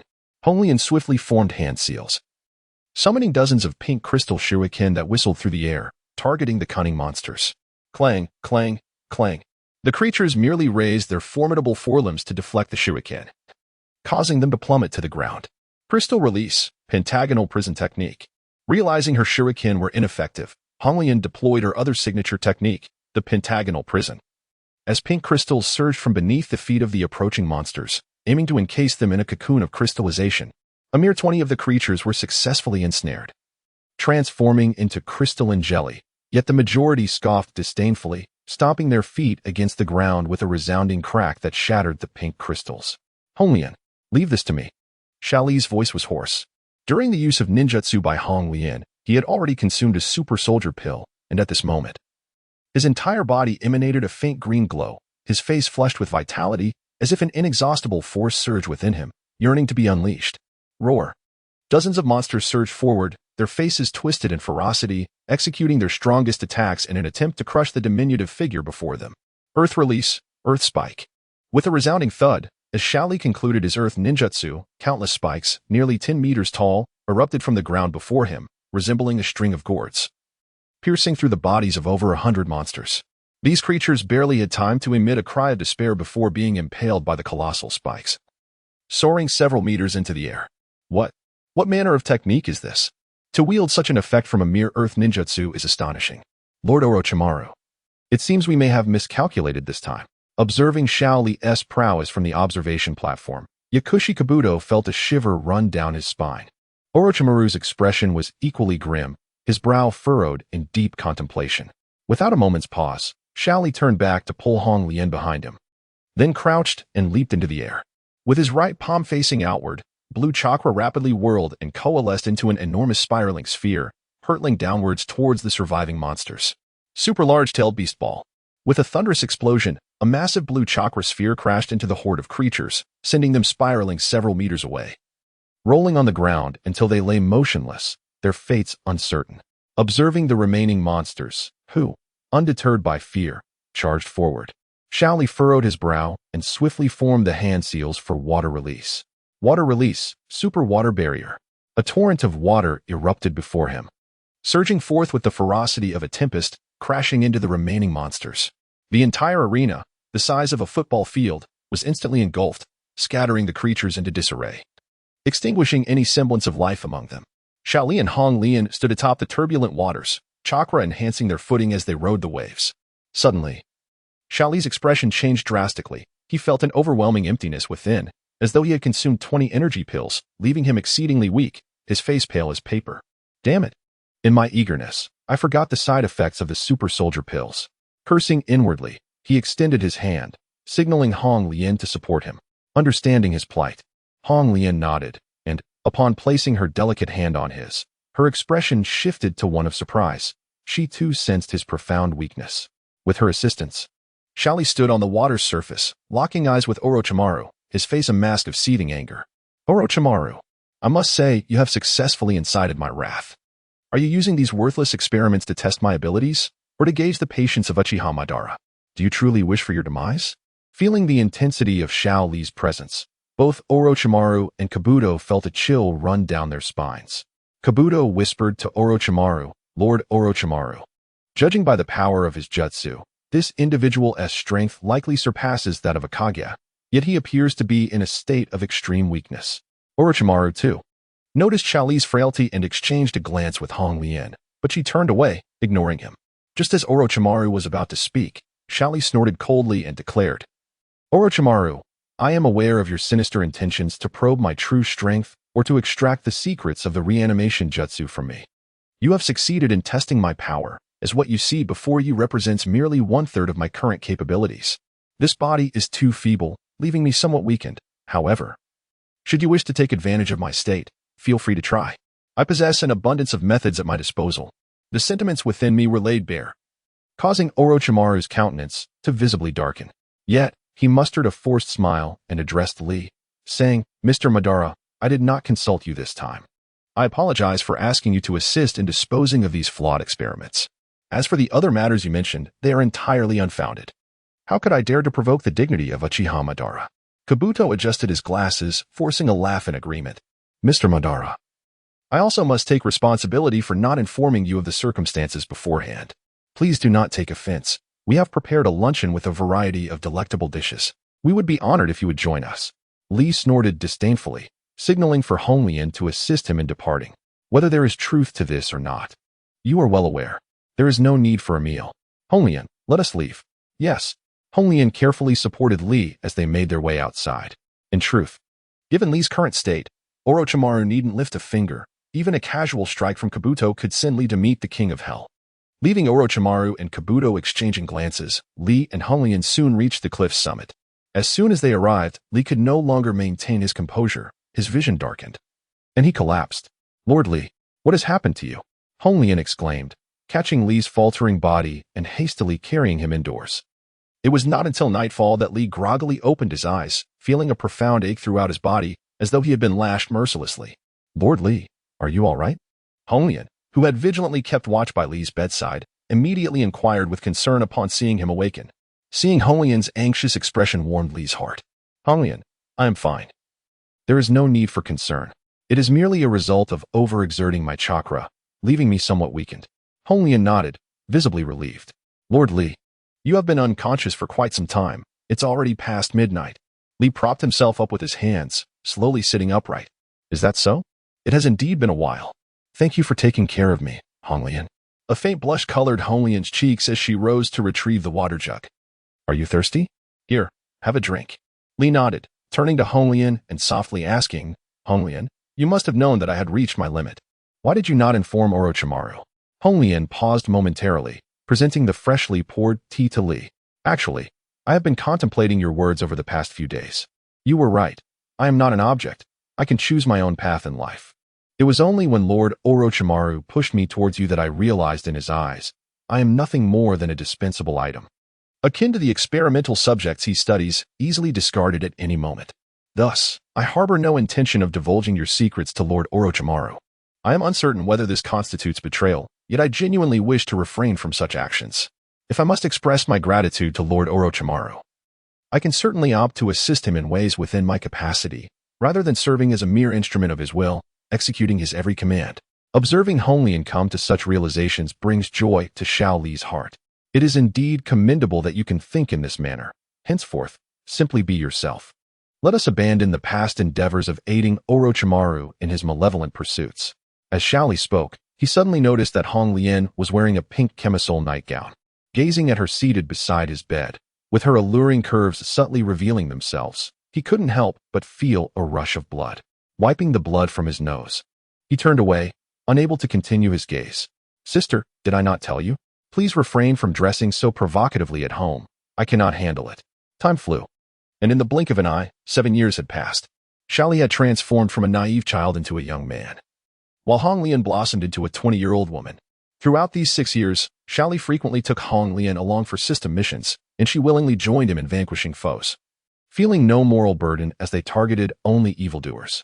As the saying goes, 2 fists cannot contend against 4 hands. There were times when they faced overwhelming numbers, forcing them to retreat. Nevertheless, they persevered, adopting guerrilla tactics to strike down opponents one by one, their formidable abilities leaving adversaries at a loss. Though they occasionally encountered powerful foes and sustained minor injuries, the help of the system rendered these wounds inconsequential, allowing them to recuperate and resume their missions shortly thereafter. After 7 years of dedication, Xiao Li had amassed countless exchange points, yet he chose not to hoard them. Instead, he regularly indulged in grand lottery draws. While most outcomes yielded trivial techniques, occasionally he would uncover jutsu that genuinely pleased him. After countless draws, he miraculously obtained Hashirama's cells, which filled him with immense joy, prompting him to dance with Hong Lian in celebration until he regained his composure. Through their 7 years of companionship, Xiao Li and Hong Lian's relationship had reached a delicate equilibrium, resembling that of siblings, servants, and masters, even akin to childhood sweethearts. However, Xiao Li maintained a final thread of distance, for he could never forget the girl who had left an indelible mark on his heart, Hinata Hyuga. He was unwilling to commit any act that would betray Hinata, as she held a unique place in his heart that no one could replace. Orochimaru frequently sent Kabuto to the cliff summit to invite Xiao Li to visit the base for experimental demonstrations or to enjoy lavish meals, and even to witness the duels of the test subjects he had imprisoned. These invitations were genuine, devoid of ulterior motives, as both Orochimaru and Kabuto had become utterly convinced of Xiao Li's identity as Uchiha Madara. Over the years, their peculiar excuses were merely attempts to draw closer to Xiao Li, hoping to gain some advantage from him and to uncover the secrets of his so-called perfect reincarnation technique. Regrettably, Xiao Li is excessively cunning, consistently evading sensitive topics with unexpected agility.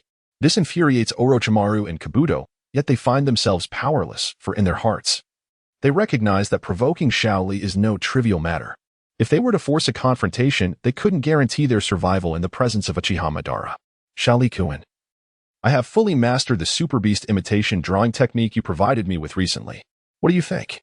My painted bird is far more exquisite than yours. Xiao Li and Hong Lian exclaimed as they soared above on the back of a magnificent avian creation. Hong Lian, with a playful and charming smile, was a stark contrast to her former self. Once haughty and domineering, she had been a mere puppet of Orochimaru, a weapon in his arsenal. Now, she radiated the vibrant essence of a youthful girl. Xiao Li smiled at Hong Lian, feeling somewhat bashful, and replied, "Of course. My artistic skills pale in comparison to yours. It's like a fledgling encountering a phoenix." Receiving Xiao Li's praise, Hong Lian playfully wrinkled her nose, her face beaming with joy as she skillfully maneuvered the bird through the skies. Upon returning to the cliff's summit, they were taken aback to find Orochimaru accompanied by Kabuto. Orochimaru stood before the door of a brick house, hands clasped behind his back, eyes closed, emanating a quiet intensity. It had been years since he had ascended this height, and his demeanor suggested he had something of great importance to impart. Kabuto, standing beside Orochimaru, wore a similarly grim expression. With a swift descent, Xiao Li and Hong Lian approached Orochimaru. "Orochimaru, what brings you here today? Is there something you wish to discuss?" Before Orochimaru could respond, Xiao Li inquired. Suddenly, Orochimaru opened his eyes, revealing a grim smile. "Mr. Madara, the next Chunin Exams will soon be held in Konohagakure, where ninjas from all nations shall gather. I believe this presents an opportune moment for me to exact my revenge on Konoha. Though Orochimaru's words were delivered with a calm demeanor, a glimmer of hatred flickered in his gaze, indicating that his plans to assault Konoha had been meticulously crafted over time. Unexpectedly, the narrative of the original storyline, disrupted by Xiao Li's intervention, seemed poised to unfold once more through Orochimaru. However, Xiao Li understood that the events would diverge significantly from the original. Firstly, the fourth Kazekage of Sunagakure had already fallen to his hands, rendering Orochimaru incapable of eliminating him or impersonating him to infiltrate Konoha for a surprise attack on Sarutobi Hiruzen. Furthermore, the ninja forces cultivated by Orochimaru in the Sound Village were evidently insufficient to challenge the formidable strength of Konoha. Thus, Xiao Li pondered whether Orochimaru had sought additional allies. Noticing Xiao Li lost in contemplation, Orochimaru seized the moment to reiterate his request. Mr. Madara, I am aware of your extraordinary capabilities. My long-standing grievances with Konoha village have persisted for many years, and I have awaited this opportunity with great anticipation. This time, I am resolute in my intent to utterly annihilate Konoha, and I sincerely hope you will accompany me. For I am cognizant of the profound connections you two share with that village. Observing the earnest plea in Orochimaru's eyes, Li fell into deep contemplation. Naturally, he was inclined to assist. He vividly recalled the promise he made to Hinata. It has now been 7 years, and throughout this time, Li has exerted himself tirelessly in executing the system's tasks, largely motivated by the desire to enhance his own strength, with the ultimate aim of returning to Konoha and reuniting with Hinata. Moreover, the sting of the slap he received from Hyuga Hayashi during that moment of humiliation remained etched in his memory. However, given Orochimaru's fervent desire for Li's participation, it would be imprudent not to negotiate some benefits. To acquiesce without conditions would render him too compliant and might arouse Orochimaru's suspicions. After a brief period of reflection, Li nodded and stated, I am willing to assist you, but you must agree to one condition. Orochimaru appeared to have anticipated this, nodding in acknowledgement and inquiring. What is your condition, Li-kun? As long as it is within my power, I shall comply. Li summoned Hong Lian, bringing her forward as he gazed at Orochimaru. I am aware of the debt you hold towards Hong Lian. My condition is that she shall no longer owe you anything, and you must grant her freedom. What say you? Upon hearing that Li's condition was for her sake, Hong Lian's eyes shimmered with unshed tears. Li-kun, very well. As you wish, Hong Lian, from now on. You shall recognize Mr. Madara as your master and need not heed my commands any longer. After Li articulated his terms, Orochimaru erupted into laughter, readily acquiescing. To him, Hong Lian was merely a replacement, a mere pawn in his grand scheme, and thus her fate was inconsequential. Li shook his head, addressing Orochimaru with a smile. You are mistaken, Orochimaru.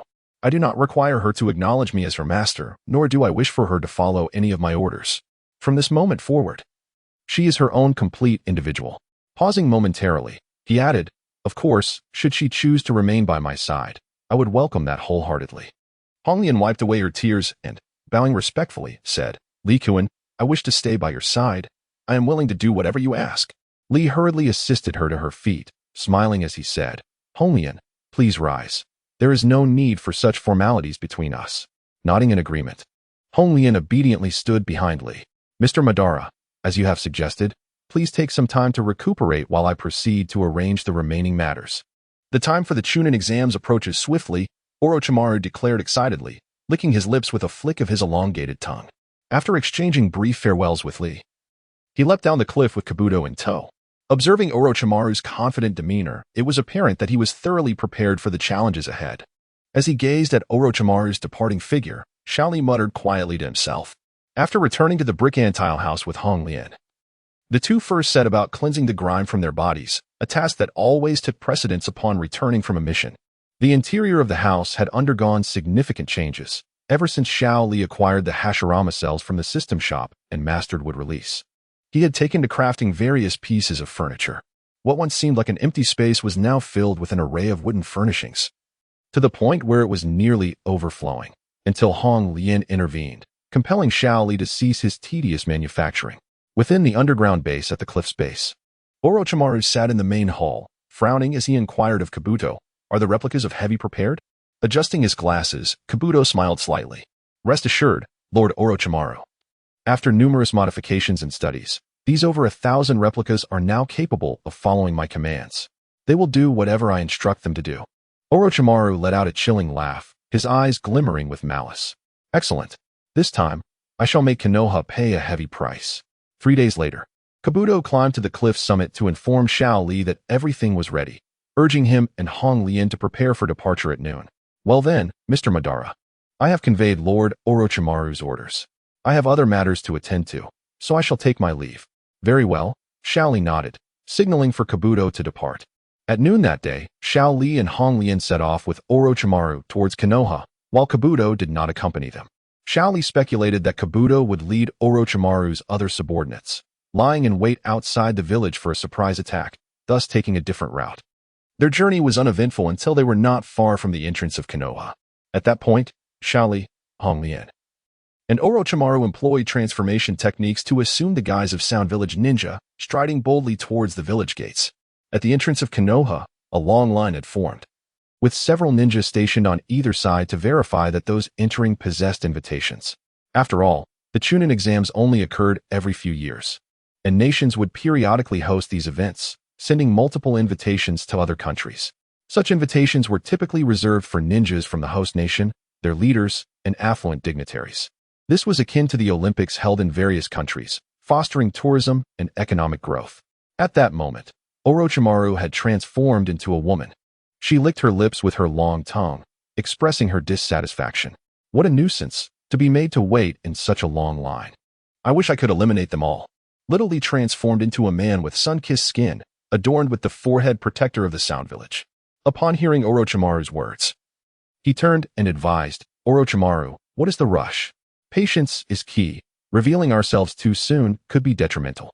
Rest assured, Little Lee, replied Hong Lian, who had not used any transformation technique but similarly wore the Sound Village forehead protector.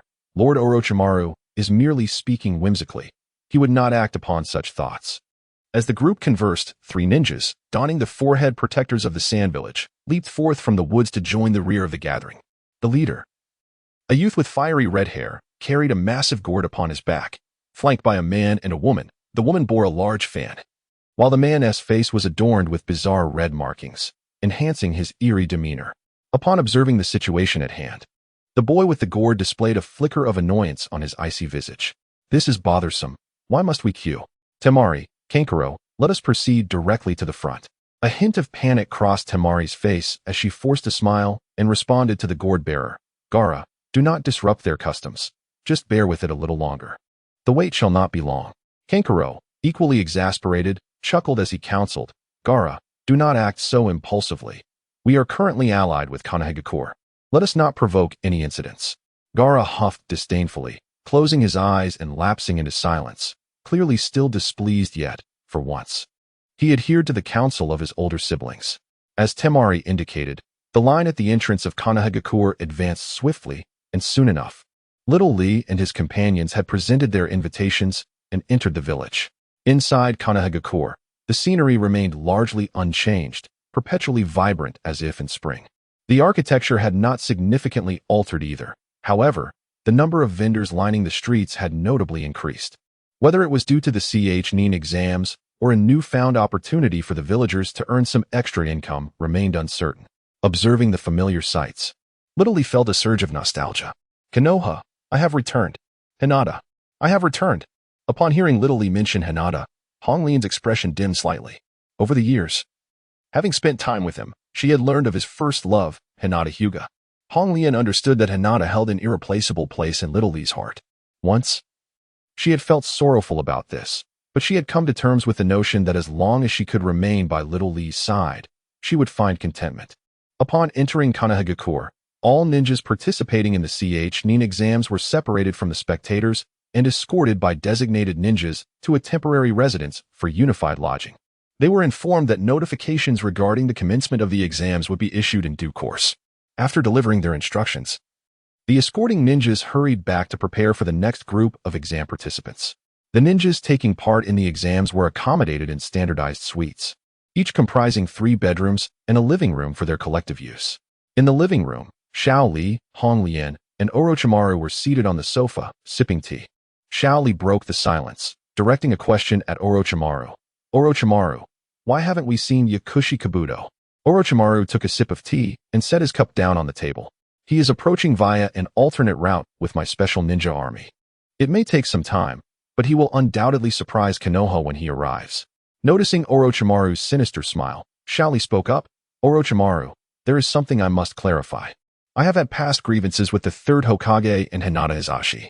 I can assist you in dealing with them, but I will not indiscriminately harm innocent villagers.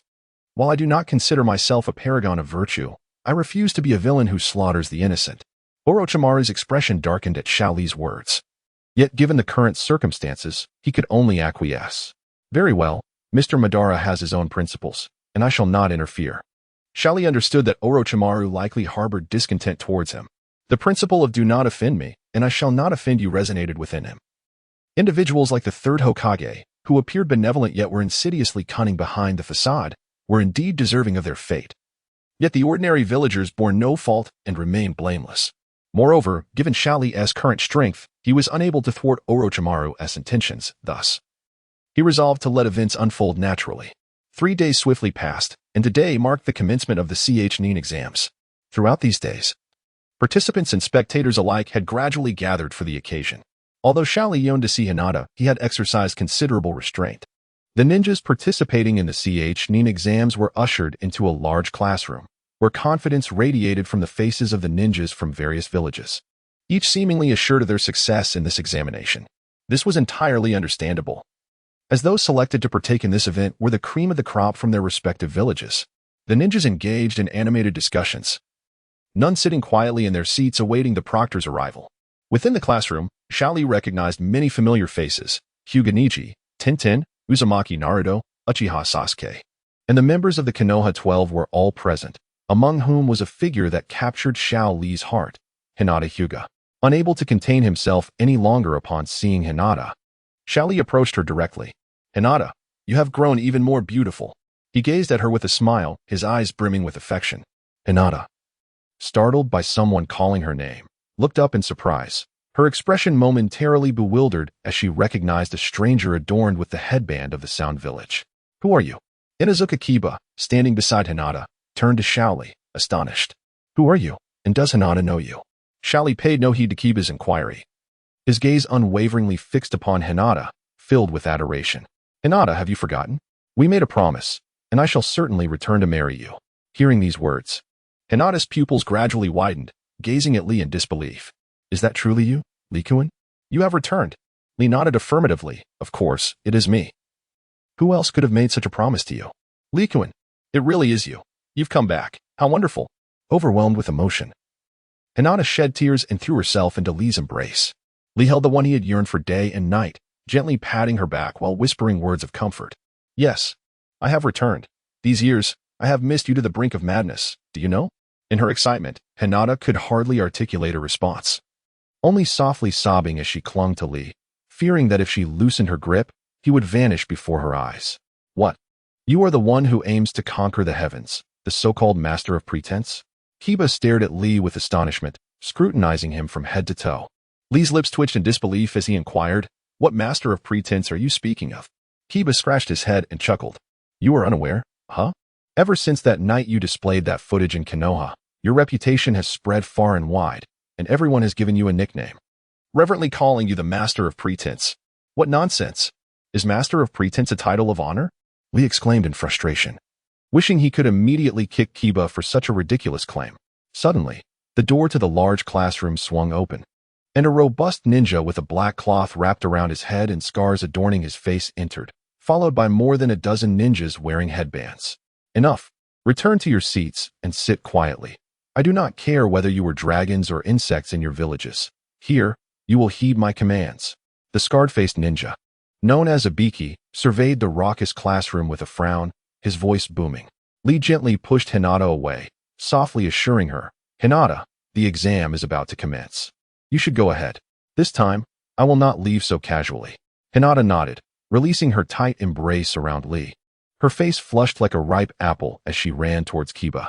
Lee shook his head helplessly, acknowledging the poor girl's predicament with her shy nature. It was indeed embarrassing to hold him for so long in front of so many people. The ninjas from various villages, upon hearing this, displayed discomfort, yet obediently returned to their assigned seats. The 10 or so proctors following Ibiki took their places along the sides of the classroom, their gazes scrutinizing each student present. Ibiki picked up the chalk from the podium and wrote several lines on the blackboard while explaining, "The upcoming examination will consist of 3 rounds. The first round will be a written test, which I will oversee." After Ibiki concluded his remarks, he glanced at the students below, noting the absence of any inquiries. He turned to signal the proctor beside him to commence the distribution of the examination papers. As the papers were handed out, the expressions of the students shifted dramatically upon seeing the questions, for all of them surpassed the knowledge of approximately 90% of the examinees present. Faced with such perplexing questions, a few ninjas began to curse and opted to abandon the examination, exiting the classroom outright. In the back, Xiaoli, Lian, and Orochimaru sat together. Xiaoli, fully aware of the nature of this examination, thought that whether or not they attempted to answer was inconsequential. It merely assessed the candidate's ability to cheat undetected, a peculiar tactic among ninjas. In the original narrative, Naruto had managed to pass despite submitting a blank paper. So Xiaoli remained unperturbed, signaling to Orochimaru and Lian to merely feign effort. Orochimaru, however, appeared slightly displeased. He turned to Xiaoli and remarked, "Mr. Ban, your earlier actions were rather reckless. By recognizing that young lady, you have inadvertently exposed your identity. I also noticed a member of the Hyuga clan leaving the classroom in a state of agitation, likely to report this matter." Xiaoli, taken aback, patted his head in regret, saying, "I sincerely apologize. I was so focused on myself that I overlooked this detail. Nevertheless, this poses no risk to you. After all, they have merely recognized me and will remain oblivious to your plans." Orochimaru scoffed softly. "Let us hope that is the case." Ignoring Orochimaru's demeanor, Xiaoli casually examined the paper before him. Half an hour swiftly passed, and most of the candidates employed their unique methods to copy from the top students without detection by the proctor. However, a few exceptions existed. Due to their blatant copying techniques, they were easily caught and expelled from the classroom, losing their eligibility for this Chunin exam. As the time to submit the papers arrived, only 4 individuals turned in blank sheets. One was Naruto Uzumaki, who clutched his head in regret, while the other 3 bore indifferent expressions. "Now, I declare that all remaining candidates present have passed." With Ibiki's announcement, astonishment swept over the remaining examinees, clearly indicating their lack of confidence in their answers. "Nani? This is permissible?" Naruto exclaimed, evidently astonished that submitting a blank paper could lead to passing the exam. "Everyone, quiet down and listen." Ibiki cleared his throat, silencing the noisy examinees. "This examination tested your observational skills and your unique methods. Among the candidates today, several are our own proctors, who are privy to all the answers. Therefore, as long as you possess the means, you can acquire the correct answers. Those with clumsy methods that are easily discernible will be directly eliminated." As Ibiki's words fell, the candidates erupted into a chorus of disbelief, struggling to comprehend the reality of the situation. "All right, Ibiki, the written exam has concluded, and now I shall take charge of these little ones." A melodious female voice rang out, and the classroom door swung open forcefully. Washi appeared, striking a striking pose that captivated everyone present.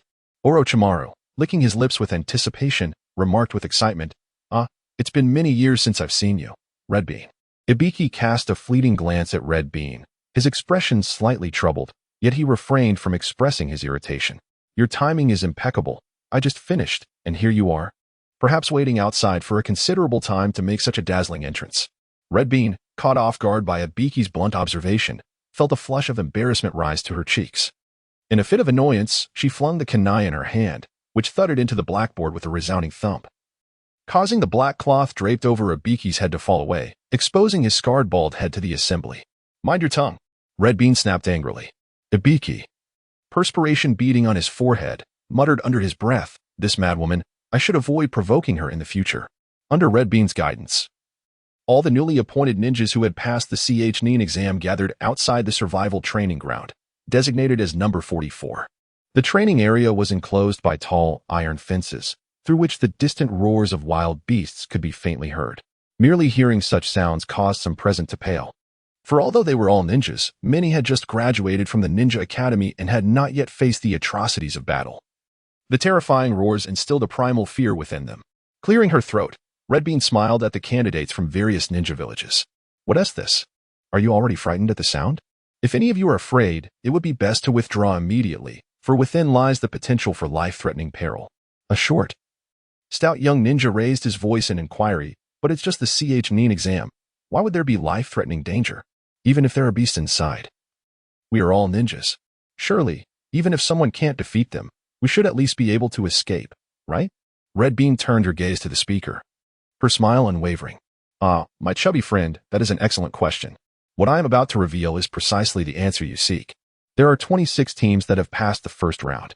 Before entering the number 44 training ground, I will provide each team with a scroll, which could either be a heaven scroll or an earth scroll.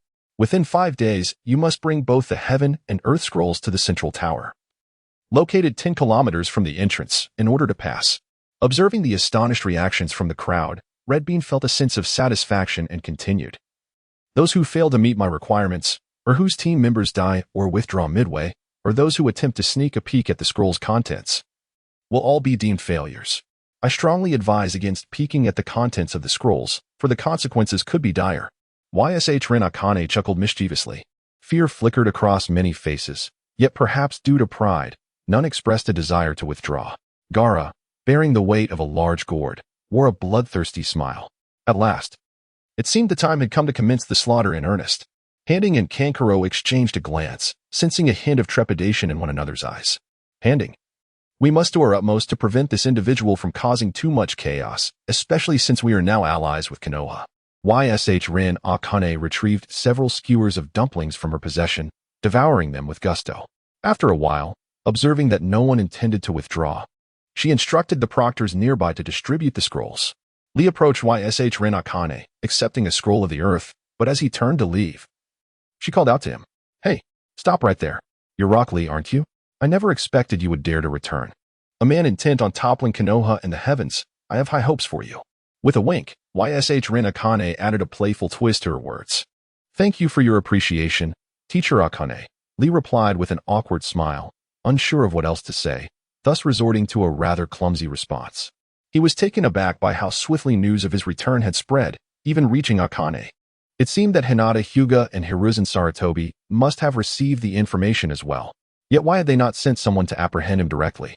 Were they concerned about disrupting the Chunin exams?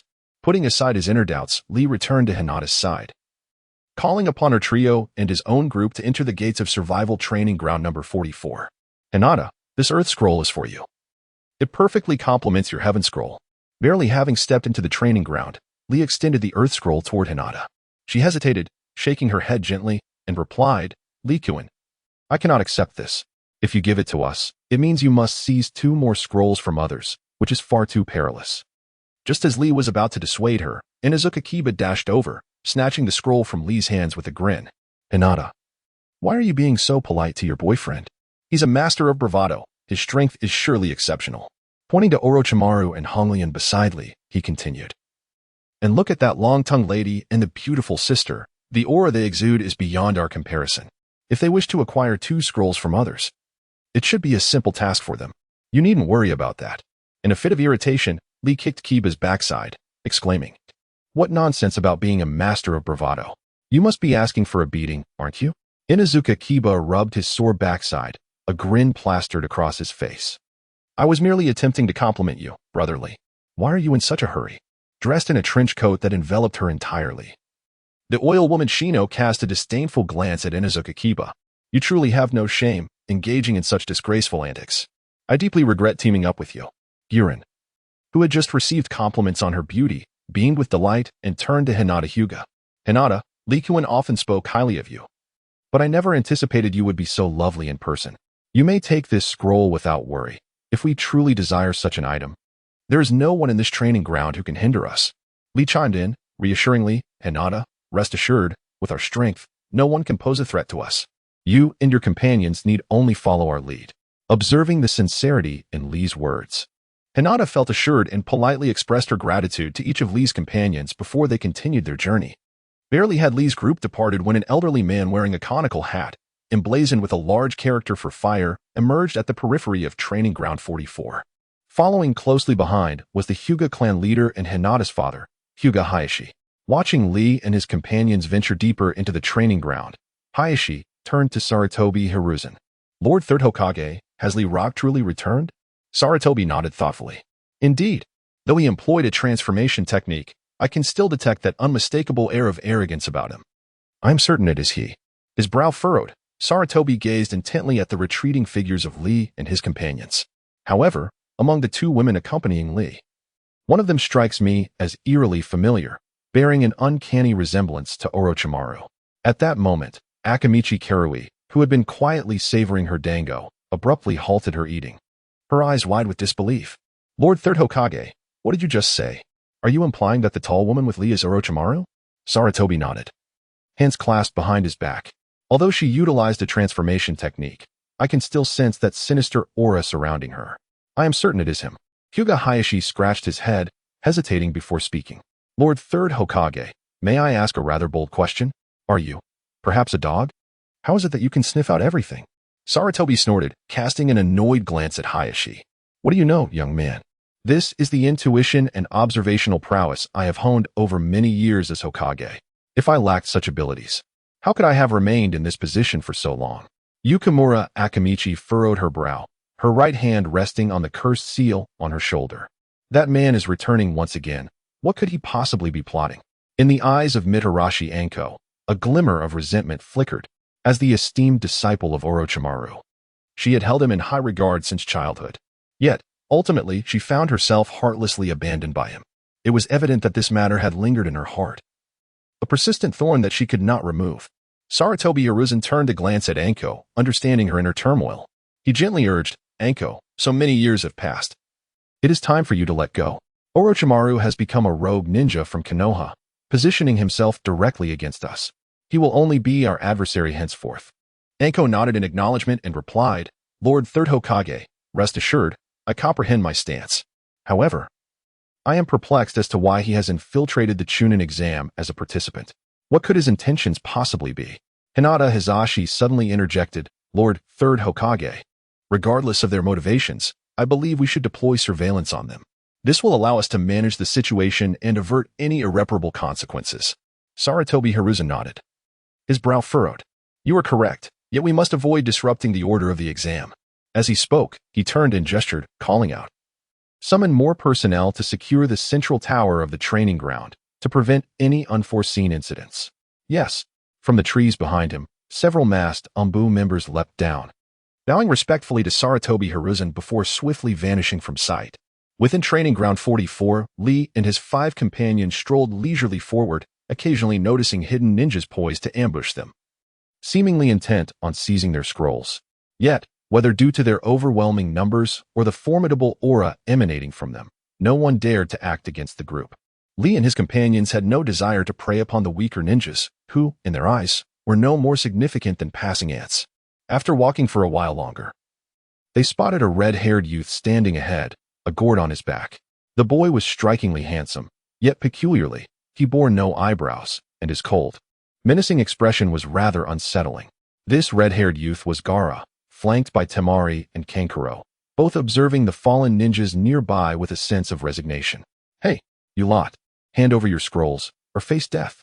Gaara fixated on Lee and his companions, revealing a bloodthirsty smile as he spoke coldly. Temari and Kankuro, witnessing Gaara's intent to continue his rampage, quickly intervened. Brother, please don't. We have more than enough scrolls. There is no need to kill innocent people. Temari cautioned gently.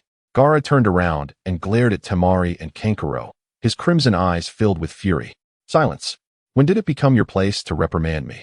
Speak again, and I shall eliminate you both. Temari, intimidated, immediately fell silent, daring not to utter another word.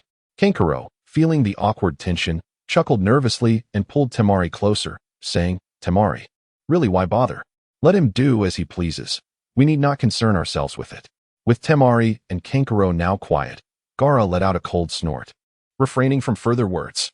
Noticing that Lee and his 5 companions remained silent, a sinister smile crept across his face as he declared, Just now, I offered you a chance.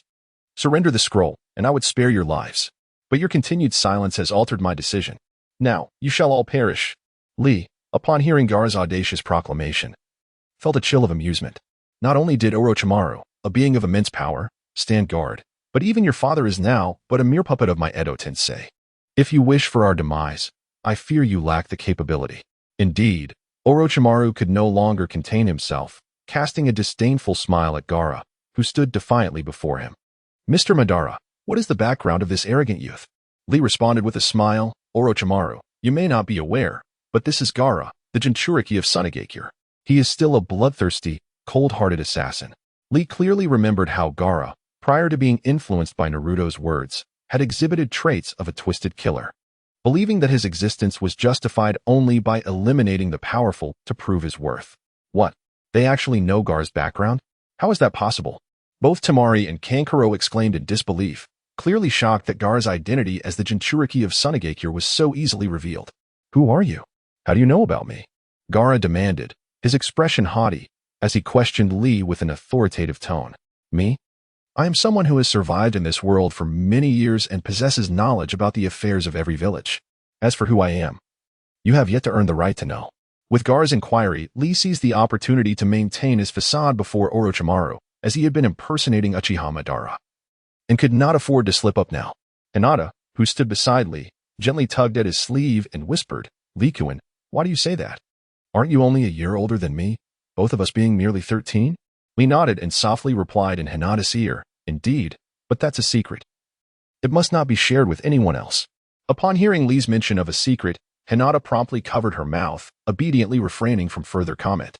"Likuin, stop wasting time with this fool. Allow me to handle him."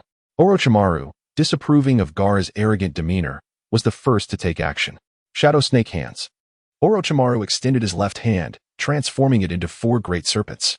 As the serpents elongated, they opened their gaping mouths, lunging directly at Gaara. With a cold snort, Gaara did not even lift his eyelids. A thick circle of sand erupted from the gourd behind him, forming a protective barrier that enveloped him. With a resounding thud, the 4 serpents collided with the sand, yet they were unable to penetrate its defenses, only to be repelled swiftly back. Orochimaru grinned, gazing at the sand before Gaara, and remarked, "This fellow is quite intriguing. His defensive capabilities are commendable." Lee nodded in agreement and said to Orochimaru, "Indeed, this sand is imbued with chakra, requiring no manipulation on his part, continuously providing him with protection." Lee then turned to Hinata, Kiba, and Shino, urging, "You 3 should retreat to a safe distance. That individual possesses numerous wide-ranging attacks, and we must prevent any collateral damage." The trio nodded in unison, swiftly moving away, having realized that the battle unfolding before them was beyond their involvement. Gaara, overhearing Lee's words, felt an increasing sense of dread. He was bewildered as to how this ninja from the Sound Village could possess such intimate knowledge of him. Temari and Kankuro wore similarly furrowed brows, with Kankuro querying Lee, "How do you know so much about Gaara? Are you a spy for Sunagakure?" It was understandable that Kankuro would ask. Gaara's affairs were considered highly confidential, and the only reason they were aware of them was due to their identities as the children of the Fourth Kazekage. Lee offered no response, merely wearing a smile as he regarded them. Gaara found Lee's demeanor exceedingly discomforting. Everyone he had encountered before had either feared him or begun to fear him after witnessing his prowess. Yet these 2 seemed to regard him with disdain, a sentiment that deeply unsettled Gaara and provoked his sense of authority. "Kankuro, cease this idle chatter and allow me to eliminate them," Gaara bellowed, extending his right hand to grasp the air, unleashing his signature attack. Sand-binding coffin. 2 masses of sand surged from beneath Lee and Orochimaru's feet, enveloping them completely. Then, with a fierce grip of his right hand, Gaara attempted to crush them into oblivion. Lee let out a pained scream as the sand constricted around him. Moments later, the cries ceased, and it seemed as if the sand had extinguished any sign of life from him. Just as Hinata, filled with concern, broke into a cold sweat for Lee, and a smile crept onto Gaara's face, the ground beside them trembled suddenly. Lee erupted from the earth, poking his head out with a grin. "What do you think? Did you think I was dead?" "Just kidding." As we observe Orochimaru, ensconced in a cocoon of sand that exerts pressure upon him, he astonishingly remains unmoved. Suddenly, he emits a cold snort, and with a resounding explosion, the sand enveloping him bursts apart, scattering around him, while Orochimaru emerges unscathed. He extends his elongated tongue to lick his lips, smirking at Lee. "Mr. Madara, you continue to jest. This Jinchuriki from Sunagakure appears rather unimpressive." Gaara, witnessing the ineffectiveness of his technique against the 2, grows increasingly agitated. "You too perish," he exclaims, invoking his sand funeral. With his hands clasped together, he bows and strikes the ground, sending ripples radiating outward. The sand beneath him begins to sink at a visible rate, expanding to a radius of 500 meters. Goodness, this fellow is serious. Orochimaru, I leave him to you. I shall take my leave. Lee remarks before diving into the earth, vanishing from sight. Before long, he reappears beside Hinata and her companions. In disbelief, Kiba stares at Gaara and Orochimaru, exclaiming, "What kind of freaks are these two? Their skills hardly seem suitable for the Chunin Exams. I fear even an average Jonin would stand no chance against them." Lee chuckles and shakes his head, but refrains from elaborating. Jonin, Orochimaru is a candidate of Kage level, and should Gaara unleash the power of Shikaku, he too would match that caliber. Orochimaru, gradually being pulled down by the sand, displays no trace of panic. He gazes at Gaara, licking his lips with a hint of excitement. This Jinchuriki possesses commendable strength. I wonder if the tailed beast within him would resist should I seize control of his body. From the rear, Lee observes Orochimaru's growing seriousness and begins to cheer him on. Orochimaru, go. Use your little tongue to poke him. Show him your prowess. Hearing this, Orochimaru's expression darkens as he turns back to complain. Mr. Madara, must you always jest in such a manner? Upon witnessing Orochimaru nearly submerging into the sand, he casts aside his grievances. His eyes glint with cold resolve as he opens his mouth, releasing a massive serpent that swiftly elongates, coiling around a nearby tree, pulling himself free from the sand. Gaara, incredulous, cannot fathom how these two have once again effortlessly countered his assault. The serpent's array. Just as Gaara prepares to launch another attack, Orochimaru suddenly forms hand seals, unleashing a multitude of serpents from his mouth, writhing and hastening toward Gaara. Ugh, this is utterly revolting. How can his techniques be so distasteful? I simply cannot endure it, Gaara exclaims, while the girls, Temari and Hinata, can no longer suppress their reactions, covering their mouths as they begin to retch. Little Lee furrowed his brows, contemplating. This fellow, his techniques are truly repugnant. Yet, how could he possibly stomach such a vast number of snakes? Inuzuka Kiba's eyes sparkled with admiration as he gazed at Orochimaru, exclaiming, "He is astonishingly formidable, capable of executing such perverse methods. I almost wish to take him as my master." Serpent bombardment. The words barely left his lips when Orochimaru activated the serpent's array, swiftly following it up with another offensive maneuver. In a flash, he formed hand seals, and from the ground before Gaara, a plume of white smoke erupted. As the smoke dissipated, two enormous serpents, each measuring 5 to 6 meters in length, emerged. The serpents coiled and opened their massive jaws, lunging ferociously towards Gaara. Gaara, with a flourish of his hands, conjured a thick wall of sand as a defense. Simultaneously, from the large gourd on his back, numerous chakra-infused grains of sand surged forth, mingling with the ordinary sand to bolster its defensive capabilities. A smirk played upon Orochimaru's lips as he taunted, "Will your defense prove effective this time?" With that, the two serpents slammed violently against the sand barrier, failing to breach its defenses. However, their assault did not cease there. The serpents suddenly began to expand rapidly, swelling to an enormous size before erupting with a thunderous explosion. They detonated like timed bombs, creating a gaping hole in the sand wall, enveloping the surroundings in a crimson mist and splattering Gaara with the remnants. Gaara, caught in the blood mist of the serpents, felt white smoke rise from his body, as if the liquid that splashed upon him was not blood but sulfuric acid, eliciting anguished cries of pain. At this moment, little Lee realized that the venom in the serpent's blood must be exceedingly toxic, explaining its corrosive nature. Yet he was puzzled. Gaara had always been shielded by a layer of sand armor. How could such a potent bloodborne toxin breach it so easily? As the multitude of smaller snakes slithered through the gaping hole in the sand wall, they seized the opportunity to invade Gaara's protective circle. The swarm of serpents rapidly ascended his body, enveloping him entirely, relentlessly biting into his flesh. Gaara's cries grew even more harrowing, echoing with greater torment than before, evidently suffering grave harm from the assault. Gaara, Temari, witnessing her brother's suffering, wore an expression of deep concern. She unslung her large fan, intent on rushing to prevent Orochimaru from inflicting further injury upon her sibling. However, after only a couple of steps, she was halted by Kankuro, who firmly grasped her arm, shaking his head. "Temari, you can't go. We are in no way on the same level as that man. Rushing in would only lead to your demise." Shimaru gazed at Gaara with a face full of anxiety. Despite Gaara's usual indifference towards her and his tendency to command her harshly, he was nonetheless her brother, and she could not bear to see him suffer. "What shall we do? Are we to simply allow her to take Gaara's life? Kankuro clung to Shumaru's arm, as if fearing that the moment he released her, she would rush towards certain doom. He shook his head and furrowed his brow, saying, "Have you forgotten? There exists that entity within Gaara. It will not permit him to perish so easily." At last, I can stretch my legs. Came a sharp and piercing roar that reverberated throughout the land. A colossal figure, towering several dozen meters high, materialized in the center of Training Ground 44, causing all the surrounding trees to collapse beneath its weight. As this gigantic being descended, a tempest arose, whipping through the training ground, making the nearby trees sway violently. Some of the younger and smaller trees simply could not withstand the force and were uprooted, carried far away by the wind. Kankuro and Shumaru, too close to Gaara's position, were sent tumbling by the gusts, and when they managed to rise, they bore traces of blood at the corners of their mouths, indicating they had sustained significant internal injuries. Meanwhile, Lee and his companions remained unscathed. After Lee erected a wooden barrier, he shielded Hinata, Kiba, and Shino, sparing them from harm. As the storm subsided and Lee withdrew the barrier, a massive tanuki appeared before them. "Good heavens! What manner of creature is this?" Kiba exclaimed, shielding his eyes and gazing skyward, astonished at the sight before him.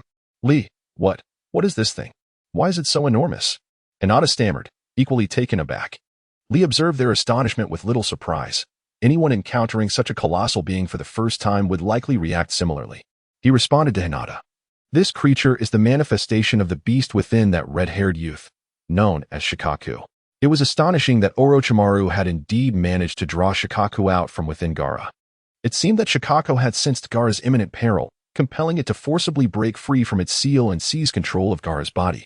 Orochimaru, a formidable force of shadowy prowess, stood atop a massive tree, arms crossed, gazing at Shikaku with a smile, as if the tempest conjured by Shikaku's emergence posed no threat to her. "Is it you, this androgynous being, who harmed that young boy, thus allowing me to emerge? Very well, I shall grant you 10 minutes to flee. Shortly, I shall pursue you." How does that sound? Due to its massive size, Showa's voice was thunderous, as if a person were speaking directly into your ear while operating a subwoofer. Orochimaru chuckled softly, gazing at the towering figure before him, and remarked, "So you are Showa, the One-Tail. This is my first encounter with you." Even when the Nine Tails appeared, it did not speak with such arrogance. Fuming, Showa stamped its foot, causing the ground to tremble. With a furious expression, it retorted, "How dare you? What do you mean, you androgynous creature? Are you suggesting that my power pales in comparison to the Nine Tails?" Orochimaru, maintaining his amused demeanor, replied gently, "I never claimed such a thing. It is your own interpretation." "Die, you wretched being!" Showa shouted, slamming its massive abdomen, launching a colossal wind-release projectile at Orochimaru. Wind-release vacuum bomb. As the formidable projectile hurtled towards him, Orochimaru's brow furrowed slightly, yet he did not flee. Instead, he swiftly formed hand seals.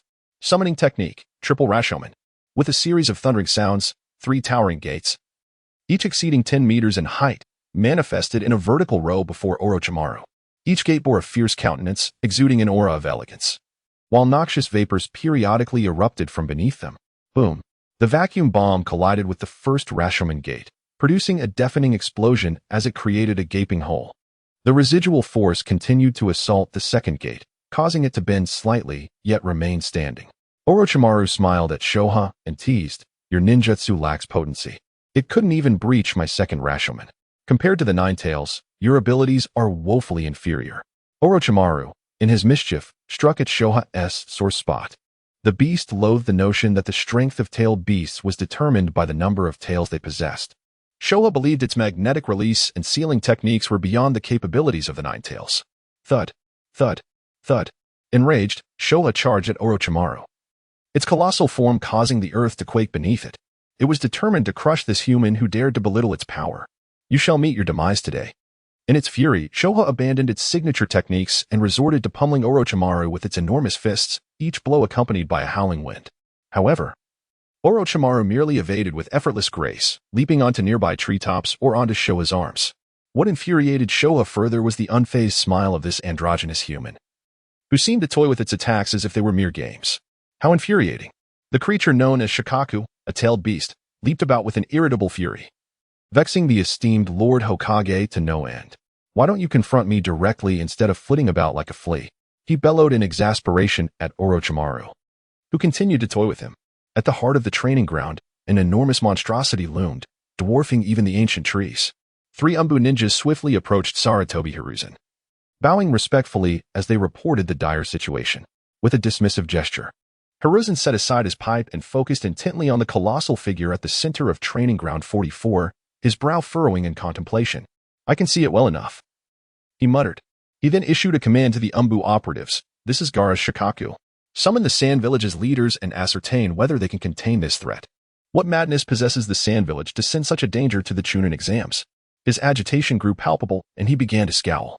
Turning to Hyuga Hisashi, he urged, "Hisashi, rally the elite of the Hyuga clan and inform the heads of the other clans to assemble their strongest as well. This disturbance in the training ground is likely linked to Orochimaru and Lee's antics." Hisashi nodded respectfully. "Understood, Lord 3rd Hokage. I shall attend to it immediately." As Hiruzen continued to issue directives, he felt a deep unease about Orochimaru's disruption of the Chunin Exams. He had hoped to discern Orochimaru's intentions. Yet the emergence of such a formidable beast posed a grave threat to the safety of the entire Hidden Leaf Village. In the center of Training Ground 44, Shikaku unleashed a barrage of futile strikes, failing to even graze Orochimaru, who remained unperturbed. Exhausted, Shikaku collapsed to the ground, panting heavily and cursing Orochimaru for his cowardice in not engaging him directly. Orochimaru, perched atop a towering tree, chuckled with an air of indifference. "Though your stature is impressive, your offensive capabilities leave much to be desired. You cannot harm me in the slightest." Nearby, Lee, watching the spectacle unfold, raised his hands in a trumpet shape and called out to Orochimaru, "Hey, Orochimaru, enough already. If you provoke him further, it could spell disaster." As Lee's warning echoed, Shikaku, feeling humiliated by the continued taunting, bellowed with fury, "You wretched human. I shall show you the terror of a tailed beast's wrath." As Shoha spoke, his immense form leaped back several hundred meters. He raised his head high, his mouth agape towards the heavens, releasing jets of black and red chakra that coalesced into a small chakra sphere. As Shoha continued to infuse more chakra into it, the sphere grew steadily larger. Observing this, Orochimaru's playful smirk abruptly vanished. "This fellow, is he attempting to unleash the tailed beast ball? Although I did not witness the Nine Tails assault on Konoha firsthand, I have heard tales of the devastating power it wielded when employing the tailed beast ball.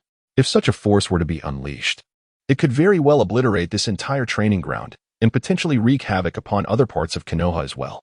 Standing atop the treetops, Orochimaru gazed at the ever-expanding tailed beast ball in Shoha's mouth, a peculiar smile curling at the corners of his lips.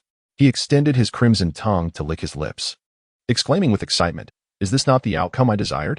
Initially, I endeavored to confront that Uchiha heir to gauge his abilities, yet unexpectedly, I have stumbled upon this fortuitous opportunity. Truly, fortune smiles upon me. Unable to contain his exhilaration, Orochimaru burst into laughter. "Lee, what on earth is that colossal creature doing? It seems as though it is about to unleash some ultimate technique." Hinata Hyuga, standing beside Lee, observed the growing red chakra sphere in the distance without a hint of fear. Strangely, upon seeing this young man again, she felt an inexplicable sense of comfort and joy, an emotion she had not experienced since Lee departed 7 years ago. With a flushed face, Hinata grasped Lee's much larger hand and inquired earnestly. However, Lee, preoccupied with the imminent danger posed by the nearly completed tailed beast ball, furrowed his brow and spoke gravely. "Hinata, this is not the time for explanations. If that monster successfully releases the tailed beast ball, we could all be in grave peril." He pulled Hinata closer to Honglian, who was equally stunned, and urgently instructed, "Honglian, immediately use the super beast imitation technique and take Hinata toward the central tower. Run as fast as you can. As far as you can." Seeing the seriousness etched on Lee's face, Honglian felt a twinge of fear and asked, "Lee, what about you? Aren't you coming with us?" Hinata clutched Lee's hand tightly, her concern palpable. "That's right, Lee. If it is so dangerous, you must come with us. If you insist on staying behind, then I will stay too. This time, I cannot bear to lose you." As she spoke, tears shimmered in her eyes, as if the mere thought of Lee's refusal would bring forth her tears.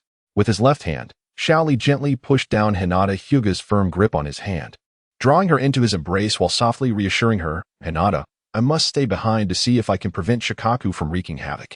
If this continues, the entire Hidden Leaf Village may be destroyed. You must trust me, I will be fine. But that monster is so enormous. Can you truly handle it?"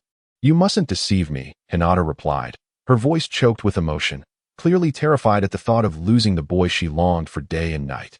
Xiaoli placed his hands on Hinata's shoulders, gently pushing her away from him, lowering his head to bestow a light kiss on her forehead, and with a smile. He said, "Rest assured, your man is quite capable. I won't perish so easily. Moreover, I haven't yet married you. How could I bear to die?" Hinata blushed deeply at Xiaoli's teasing remarks, lightly punching his chest with her fist. Just as she was about to speak, Xiaoli suddenly turned his gaze toward the side, urgently calling out, "Hong Lian, quickly use the super beast imitation technique to get them to safety." However, Hong Lian seemed oblivious to Xiaoli's words, staring blankly at the affectionate interaction between him and Hinata, her eyes filled with disappointment. As Shikaku's tailed beast bomb was nearing completion, Hong Lian remained frozen in place, prompting Xiaoli to raise his voice a notch, urgently repeating, "Hong Lian, what are you dawdling for? Hurry and use the super beast imitation technique to help them escape." Finally returning to her senses, Hong Lian looked up at Xiaoli with an apologetic expression and said, "I'm sorry. I was lost in thought. I'll leave right away." She swiftly retrieved a scroll from her bag, and with a few quick strokes, she conjured a magnificent black eagle, swiftly forming hand seals. Ninjutsu, Super Beast Imitation. As a cloud of white smoke dissipated, a colossal ebony eagle appeared before them. Hong Lian was the first to leap onto its back, beckoning to Hinata. "Miss Hinata, come quickly." Hinata glanced at Xiaoli, who was watching her encouragingly, and without further hesitation, she leaped onto the eagle's back. Seeing Hinata safely aboard Hong Lian's creation, Xiaoli felt a wave of relief wash over him. Without any second thoughts, he produced his own scroll, summoning a bizarre bird resembling a chimera, and then charged toward Shikaku, moving with astonishing speed akin to that of a falcon in pursuit of its prey. Once Hinata had mounted the eagle, Shino Aburame followed suit. Meanwhile, Kiba Inuzuka gazed longingly at Shikaku, excitedly exclaiming, "This creature is incredible. If only it could become our Inuzuka clan's summoning beast. I would wake up smiling from the dream. Hey, you over there, the boy playing with the dog. Since you're not coming up, we'll be off now." Hong Lian called out impatiently to Kiba, then whistled. The ink-formed eagle let out a cry and took to the skies, flapping its wings with grace. Inuzuka Kiba turned his head and was taken aback to find that his companions had abandoned him and fled. In a flurry, he infused his feet with chakra, ascended to the top of a towering tree, and leaped with all his might, managing to grasp the talons of a majestic eagle. With tears streaming down his face, he cried out, "Hey, how could you do this? This is utterly inhumane. You leave behind such a youthful and handsome young man without a second thought. I have rights too, and I shall lodge a complaint against you." Atrin, upon hearing his words, became even more furious. With his hands forming the tiger seal, he commanded the eagle to soar rapidly while its claws flailed about, nearly causing Kiba to lose his grip and plummet to the ground. Clinging desperately to the eagle's thrashing talons, Kiba felt as if his very insides were being jumbled together, and he screamed in terror, "Heroine! Spare me. I realize my mistakes." Meanwhile, as Atrin fled with Hinata and the others, a group of 5 or 6 individuals were sprinting desperately towards Shikaku's location. Now only a few hundred meters away, at the forefront, an elderly couple suddenly halted and raised their hands to block the advance of the others.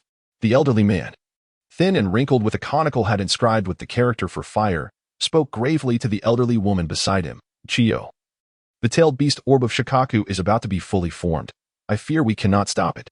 Chiyo slapped her forehead in regret, exclaiming, "Alas, it is all my fault. Why did I agree to let that arrow come here? I never anticipated such a calamity would unfold. Yuanfei, I truly apologize. Though we may save ourselves, your region and those children participating in the Chunin Exams face dire prospects."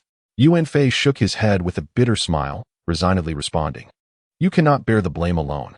This upheaval is likely orchestrated by Orochimaru. I too am at fault for not taking immediate action against her upon discovering her presence, allowing her to wreak havoc. Now, so many lives have been lost in our Leaf Village, and it seems we have forged a bitter enmity with the neighboring villages." The skilled fighters behind Yuanfei and Chiyo shared in their lamentation, clearly taken aback by how dire the situation had become. As they conversed, Shikaku's tailed beast orb was completed. A dense, potent gas erupted from Shikaku's nostrils, as if celebrating the birth of its devastating ability. Shikaku peered toward the spot where Orochimaru had stood, realizing she had escaped, yet did not attempt to pursue her. Shikaku believed that no matter how she fled, she could not elude the reach of its tailed beast orb. Having unleashed this ultimate technique, The one who had provoked its wrath was destined for demise. My tailed beast orb is complete. You, neither man nor woman, shall not escape my grasp.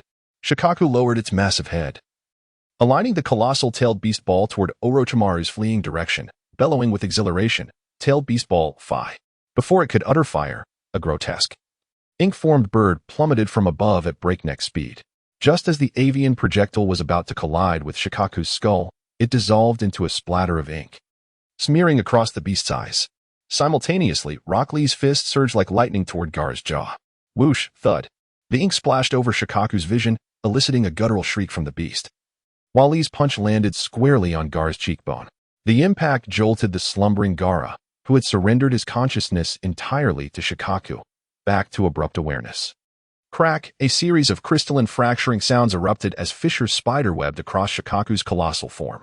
With a thunderous boom, the beast's gargantuan body shattered entirely, collapsing into a deluge of golden sand that buried the ancient trees beneath. The tailed beast ball, painstakingly condensed by Shikaku, dissipated into nothingness alongside its vessel. Damn it. I barely got to stretch my limbs, and you're dragging me back already, brat. Next time I see you, I'll flatten you into the dirt. Shikaku's indignant roar echoed across the desolate landscape, seething at its abrupt resealing within Gaara. Lee merely smirked, gazing at Gaara sprawled atop the dunes. Shikaku, I'll be waiting. When we meet again, I'll give you the fight you crave. Gaara blinked dazedly at the flattened surroundings, unsurprised. Evidently, this was not the first time Shikaku had seized control. Yet the ease with which Lee had repelled the beast left him trembling with disbelief and dread. How? How did you defeat me? How did you know how to repel Shikaku? What kind of monster are you? Lee advanced slowly, each step deliberate. What's this? The invincible Gaara. Trembling because his trump card was broken? Weren't you the one who reveled in slaughter? Who fed on others' terror? This fear, this is what you've inflicted on countless others. Gaara scrambled backward on weakened arms, voice quivering. Stay back. Don't come near me. Exhausted of chakra and grievously wounded, escape was impossible. He could only watch, wide-eyed and babbling. As Lee closed the distance, halting abruptly, Lee's voice turned steel. Feel it now, Gaara. This is the terror you forced upon your victims. The sensation you currently experience mirrors the feelings of those who perished beneath your grasp. Does it not evoke discomfort? I am aware that you have endured immense suffering. Losing your mother at a tender age, subsequently becoming isolated as the villagers regarded you as a mere instrument of war, and later, your father commanded your uncle to orchestrate your assassination. Thus, you began to harness the monstrous power within you, assaulting others and deriving exhilaration from their terror. Treating this as your source of joy, am I correct? Initially, Gaara felt a sense of dread toward this youth of similar age, but as he listened to his narrative, astonishment gradually took hold. Why? How do you possess such knowledge about me? Who exactly are you? Lee did not respond to Gaara's inquiries. Instead, he let out a scoff and continued, You need not concern yourself with my identity. You must simply recognize that all your actions are misguided. In my former homeland, there exists a saying, do not impose on others what you yourself do not wish to endure. Indeed, you have suffered greatly, and many of the practices in the Sand Village are indeed flawed and inhumane. But have you considered that if you were to cast aside your facade and endeavor to trust your comrades, utilizing your formidable strength to safeguard your village, the villagers would not embrace you? Would they not hold you in esteem? To reap rewards, one must first make sacrifices. To receive kindness from others, one must first extend kindness to them, thus fostering acceptance. Gaara listened, somewhat perplexed, muttering to himself, to gain, one must first give. Lee nodded, affirming, precisely. In this world, there is but one type of person who will unconditionally treat you well, and that is your parents. I am aware that your father has committed acts that have caused you harm, yet his true intention was to protect you, albeit through misguided means. As for the particulars, you might inquire with the higher-ups of your Sand Village. Gaara, are you all right? Just as Lee was imparting wisdom to Gaara, Temari and Kankuro suddenly rushed over. Kankuro positioned himself protectively in front of Lee, removing the puppet wrapped in bandages from his back, his expression wary as he scrutinized Lee. Temari hurried to Gaara's side, crouching down to gently wipe the blood from his forehead, her voice laced with urgency. Gaara, how do you fare? Gaara lifted his gaze to meet Temari's concerned expression, then glanced at Kankuro, who, despite knowing his own disadvantage, still bravely shielded him. A faint smile graced his lips as he murmured, I believe that those who will treat me unconditionally with kindness are not solely my parents, but also my brother and sister. A newfound sense of relief washed over Gaara's face as he managed to smile toward Temari, saying, "Tamari, Kankuro, thank you. Thank you both." Shumaru gazed at Gaara, who had unexpectedly revealed a smile. Although that smile appeared grotesque, it astonished Shumaru profoundly, for it marked the first time in over a decade that Gaara had smiled at his elder sister. Furthermore, he had expressed gratitude. Shumaru could scarcely believe this reality and, stammering, inquired, Gaara, what is wrong? Are you feeling unwell?" Kankuro, equally bewildered, turned to look at Gaara. Incredulity etched on his face as he asked Shumaru, "Shumaru, what did Gaara just say?" "Thank you. Is that true?" Shumaru, in a daze, nodded affirmatively and asked Gaara, "Gaara, I must be mistaken. Did you just say thank you to us?" Remarkably, Gaara did not react with anger to the incredulity of Shumaru and Kankuro. Instead, his pale visage, marred by injury, flushed slightly. "You two, why so much unnecessary chatter?" Yuan Fei, Risen, and Chiyo, upon noticing that Shikako had retreated, hastened to approach, followed by a cadre of skilled ninjas from the hidden sand, including Hinata Hisashi. "Gaara, what transpired? Why did Shikako suddenly go berserk?" Chiyo inquired, her voice urgent as she landed before Gaara and his companions.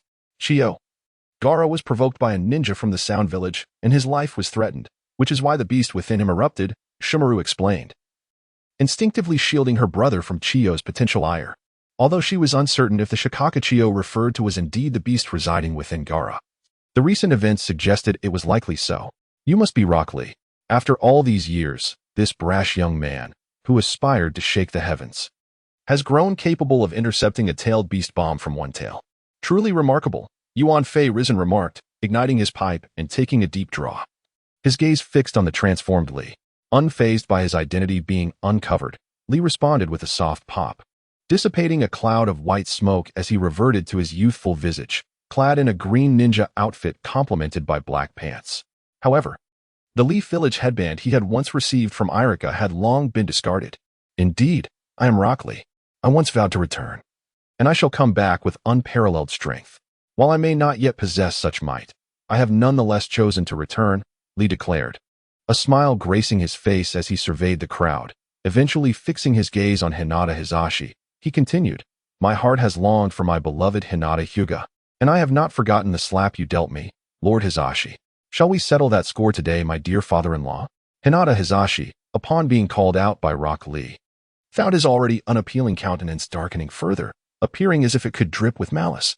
With a cold snort, he retorted, "Rock Lee, I never expected this pretentious brat to dare return. Since you have such demands, very well. Today I shall let you witness the true strength of the Hyuga clan, the most powerful family in Konoha." Turning his head, Hisashi addressed Yuan Fei, Risen, inquiring, "Lord Third Hokage, would it be permissible for me to execute this rogue ninja from Konoha here?" Yuan Fei, Risen exchanged glances with Granny Chiyo, both acutely aware of the secret rendezvous they had shared 7 years prior, witnessed by the very youth standing before them. In their hearts, they wished for nothing more than to silence Lee, lest he expose their clandestine affair. Thus, they harbored no objections. The Third Hokage took a drag from his pipe, feigning calmness as he responded, "Of course, such a traitor warrants no hesitation. Dispose of him directly. Should you find yourself unable, I shall intervene." Granny Chiyo concurred, "Indeed. As Yuan Fei stated, it would be best to eliminate this smooth-talking scoundrel without a trace of mercy."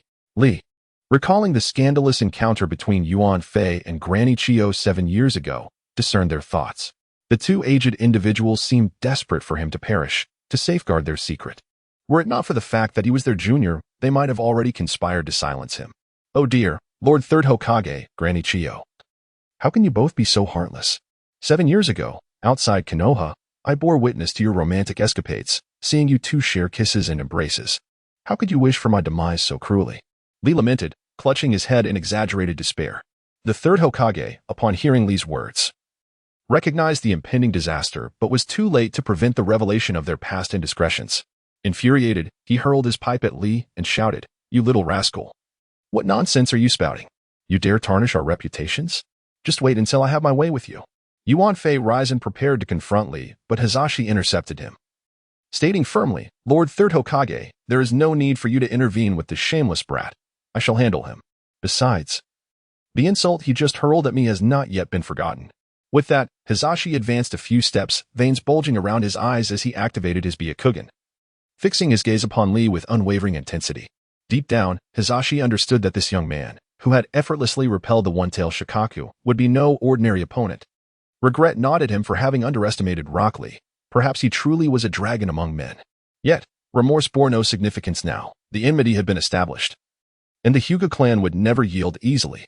Hisashi assumed a combat stance and spoke slowly. Rock Lee, show me your prowess. Unleash your abilities and let me witness just how formidable you truly are. Lee Locke smiled and spoke. As you wish, let me demonstrate my wood release. After all this time, I have never faced an opponent with it. Today, you shall be my test subject. What? Wood release? That's a technique of the first Hokage. How could you possibly wield it? Yuan Fei Rijan, standing nearby, expressed disbelief at Lee's declaration. Wood release, with giant hands. Ignoring Yuan's skepticism, Lee swiftly formed the hand seals for his technique. Hinata Hisashi furrowed his brow, for through his Byakugan, he could perceive an immense flow of chakra surging within a 5-meter radius of himself as Lee completed his seals. Recognizing the gravity of the situation, Hisashi promptly began to form his own hand seals. Crack! Countless roots erupted from the ground around Hisashi, rapidly coalescing into massive hands, all tightly clenched into fists as they hurtled toward him. 8 trigrams, reversal. Hisashi had anticipated this. With the hand seal already prepared, he stepped forward half a pace, his body commencing a swift rotation.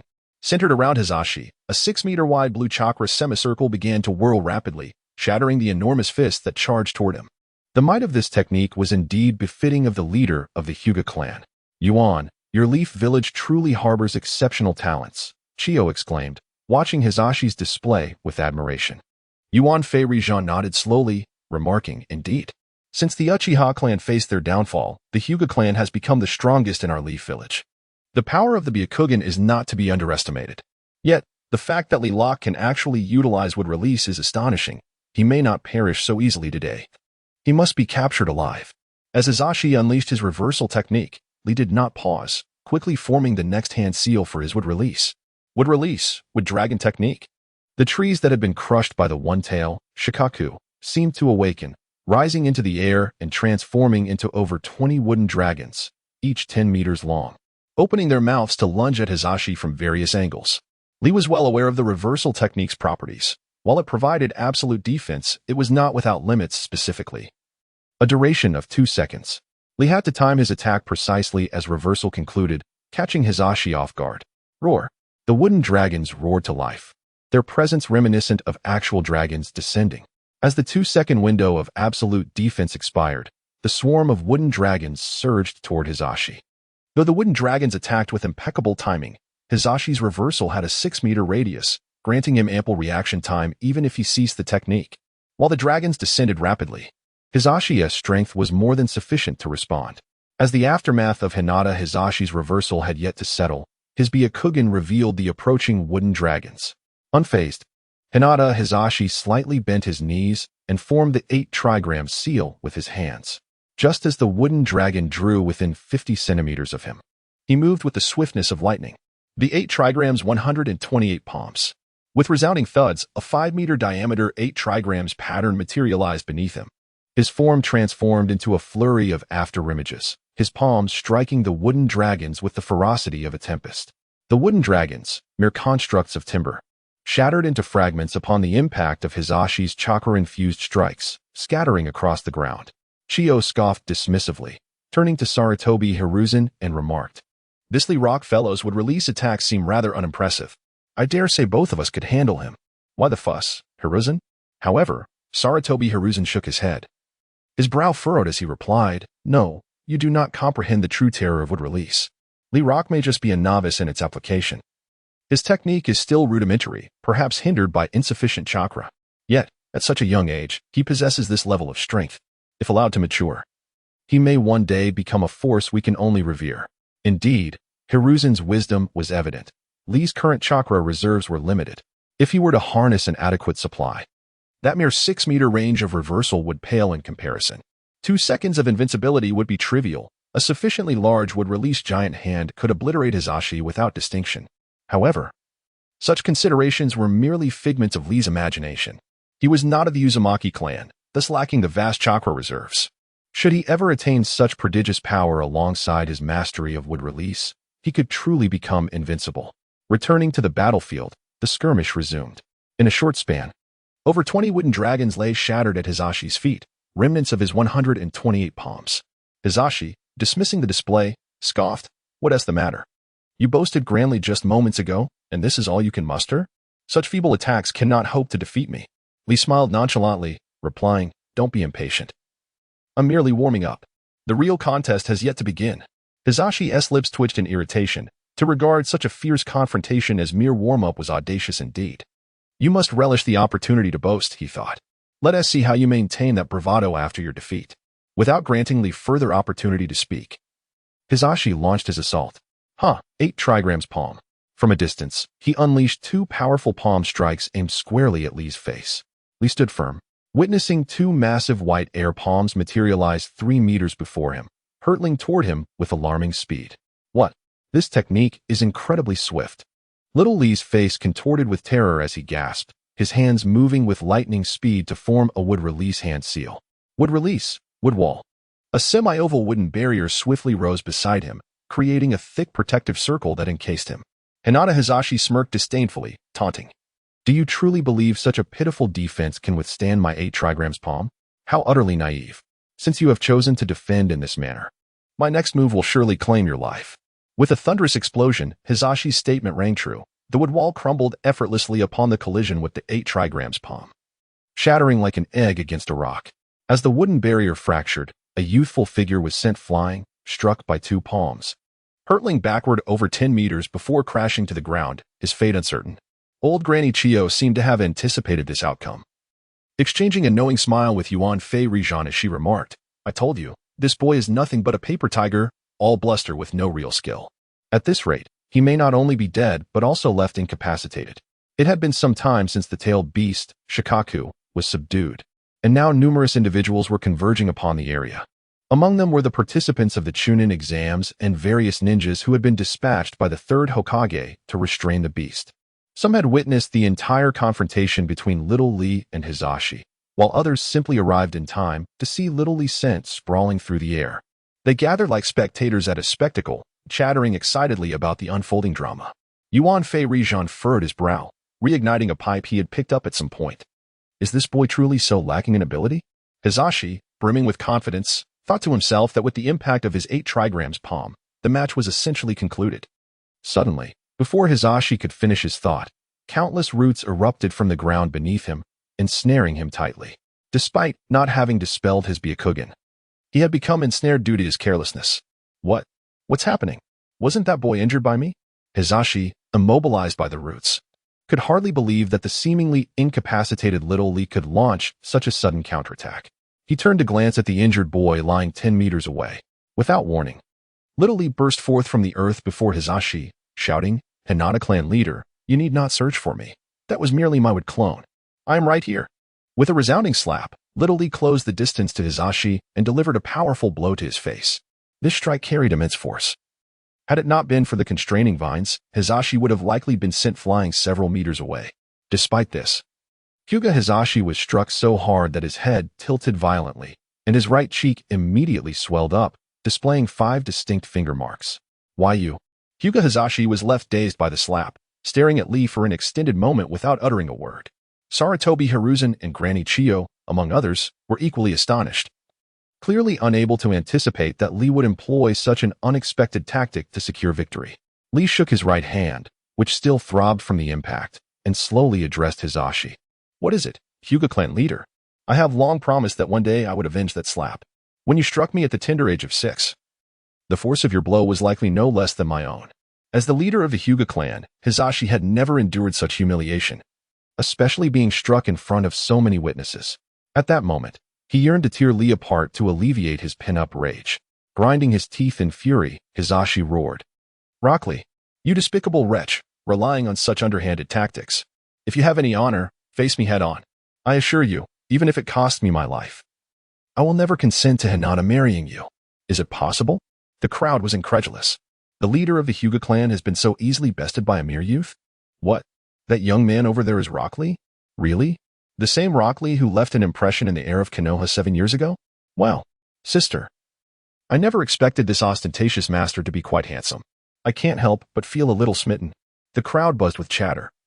And among the ninjas participating in the Chunin Exams, there were even a few fans of Lee, though he remained blissfully unaware of this. Lee patted Hizashi's head with a smile, saying, "My dear Hyuga clan leader, have you lost your senses? You want me to confront you head-on? To refrain from using cunning tactics? Have you not realized, after all these years, that the very essence of using ninjutsu in combat is rooted in deception?" Hizashi's face flushed with anger, leaving him at a loss for words. He could sense the mocking gazes of those around him, as they witnessed his defeat at the hands of a young man. Lee, still patting Hisashi on the head, continued, "Moreover, whether you approve of Hinata and my union is of little consequence to me. As long as Hinata desires to be with me, that is sufficient, for I have never sought your approval. I understand that, as a distinguished clan leader, you would never look favorably upon someone like me. Thus I see no reason to adhere to your opinions. Rock Lee, do you truly consider yourself so self-assured? Do you really believe that as a rogue ninja from Konoha, you can depart freely amidst our numerous ranks?" As Shali spoke, Sarutobi Hiruzen ambled towards him and Hinata Hisashi, pipe in mouth, followed closely by Chiyo and a group of elite Umbu, weapons drawn and poised for action, as if at a mere command from Hiruzen. They would surge forward to crush Shali. Observing this tense atmosphere, Shali remained remarkably composed, chuckling as he addressed Hiruzen, "Old man third, why the rush? 7 years ago, I managed to escape from your clutches, and I can certainly do so again. Your eagerness to eliminate me, could it be that you fear I might reveal your affair with Granny Chiyo?"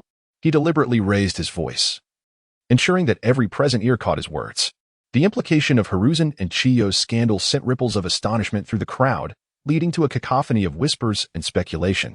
Even the ninjas trailing Hiruzen turned to observe him and Chiyo with expressions of intrigue, eager to glean any truth from their demeanor.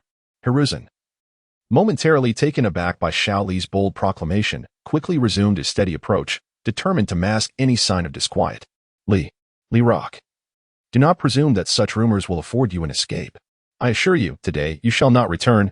Hiruzen managed to maintain a facade of calm, though his voice quivered slightly with tension. Noticing Hiruzen's lack of reaction, Xiao Li hastily exchanged for a random teleportation scroll from his system, preparing for a hasty retreat. The sheer number of adversaries would overwhelm his current abilities. If there was one thing Xiao Li had gained in these 7 years, it was mastery over would-release techniques and various means of evasion. "Teacher Hiruzen, Mr. Obito, it seems you are having quite the time. If so, might I join in the fun?"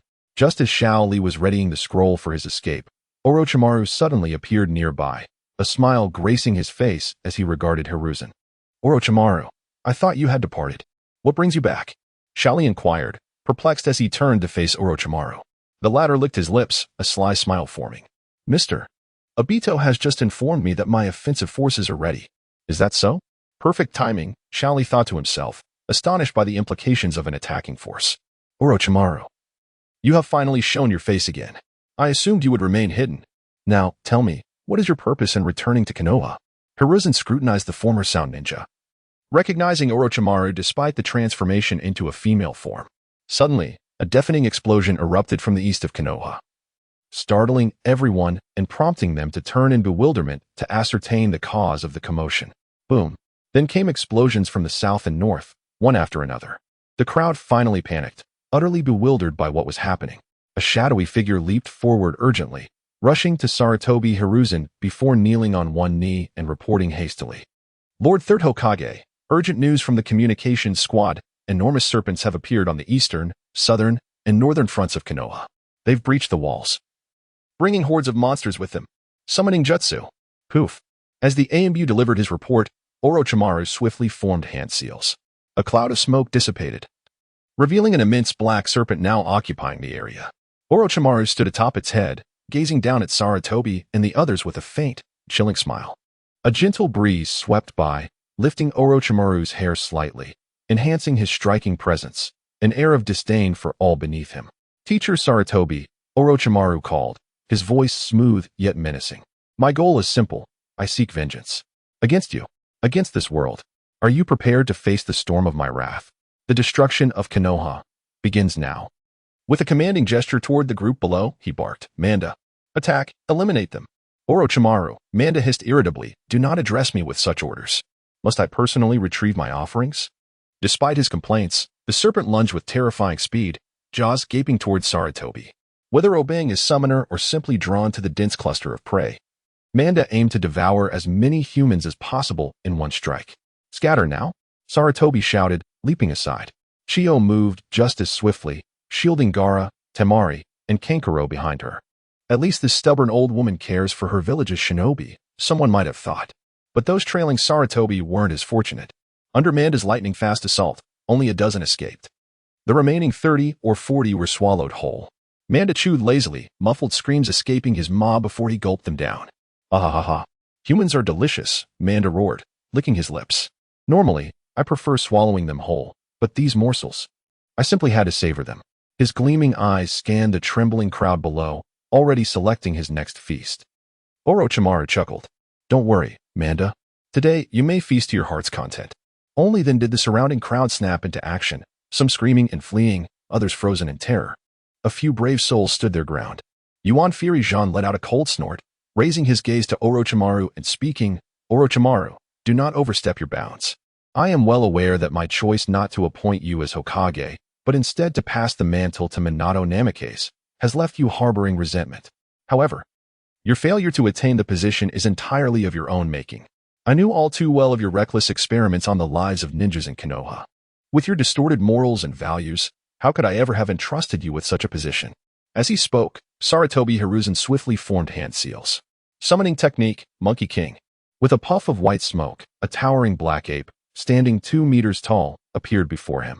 Monkey King, enlarge your form and assist me in dealing with that foul snake, Yuan Fury Jean commanded, pointing at the black serpent beneath Orochimaru. The black ape nodded, thumping its chest. Rest assured, Yuan Fei, I shall handle it. Upon finishing its words, the ape formed several hand seals, and its body rapidly swelled until it reached a height of over 10 meters. Yuan Fei, climb aboard.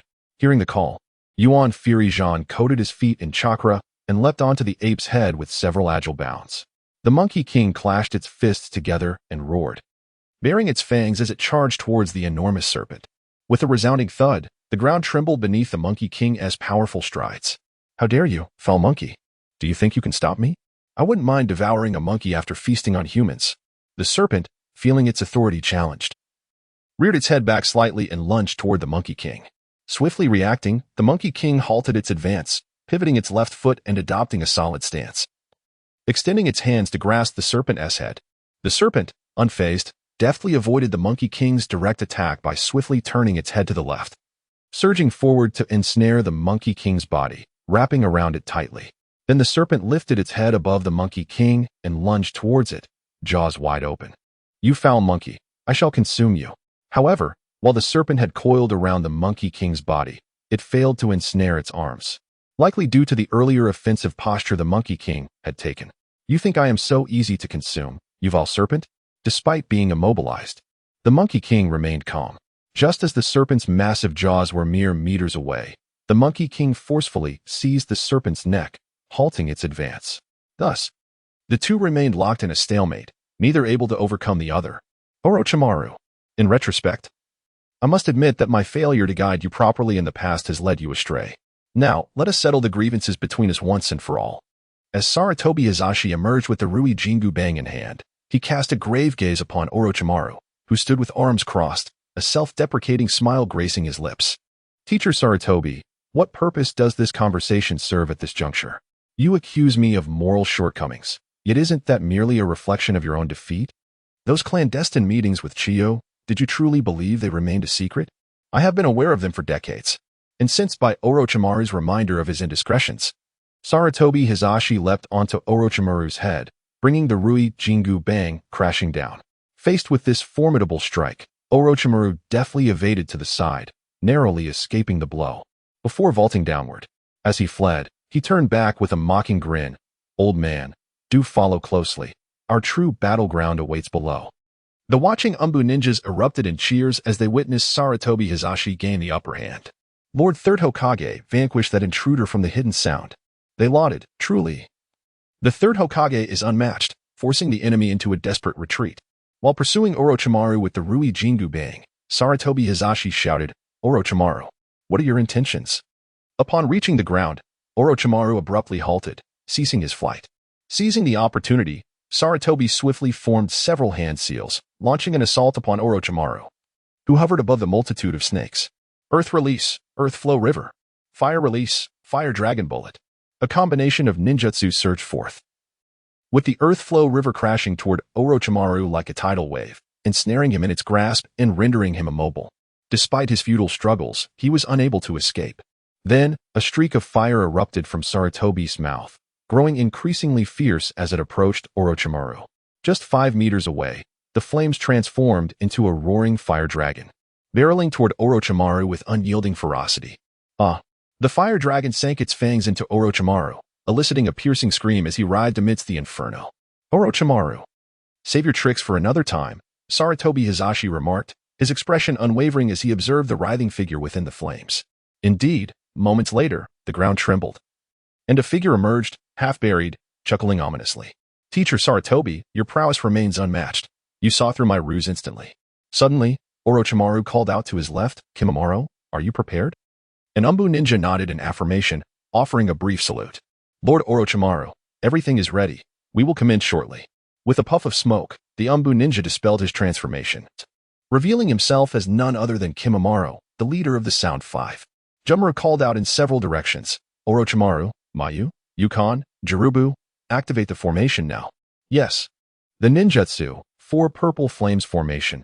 A massive array of crimson flames suddenly erupted from the ground, enveloping Orochimaru and Sarutobi Hisashi within. However, to everyone's surprise, before the 4 purple flames formation was activated, Granny Chiyo had flown over to Sarutobi Hisashi's side, her face filled with astonishment as she gazed at the colossal fire array surrounding them. Hisashi, this formation they have conjured is no trivial matter. If we do not find a way to dispel this fire array, we may find ourselves unable to escape, Granny Chiyo cautioned, her vigilance heightened.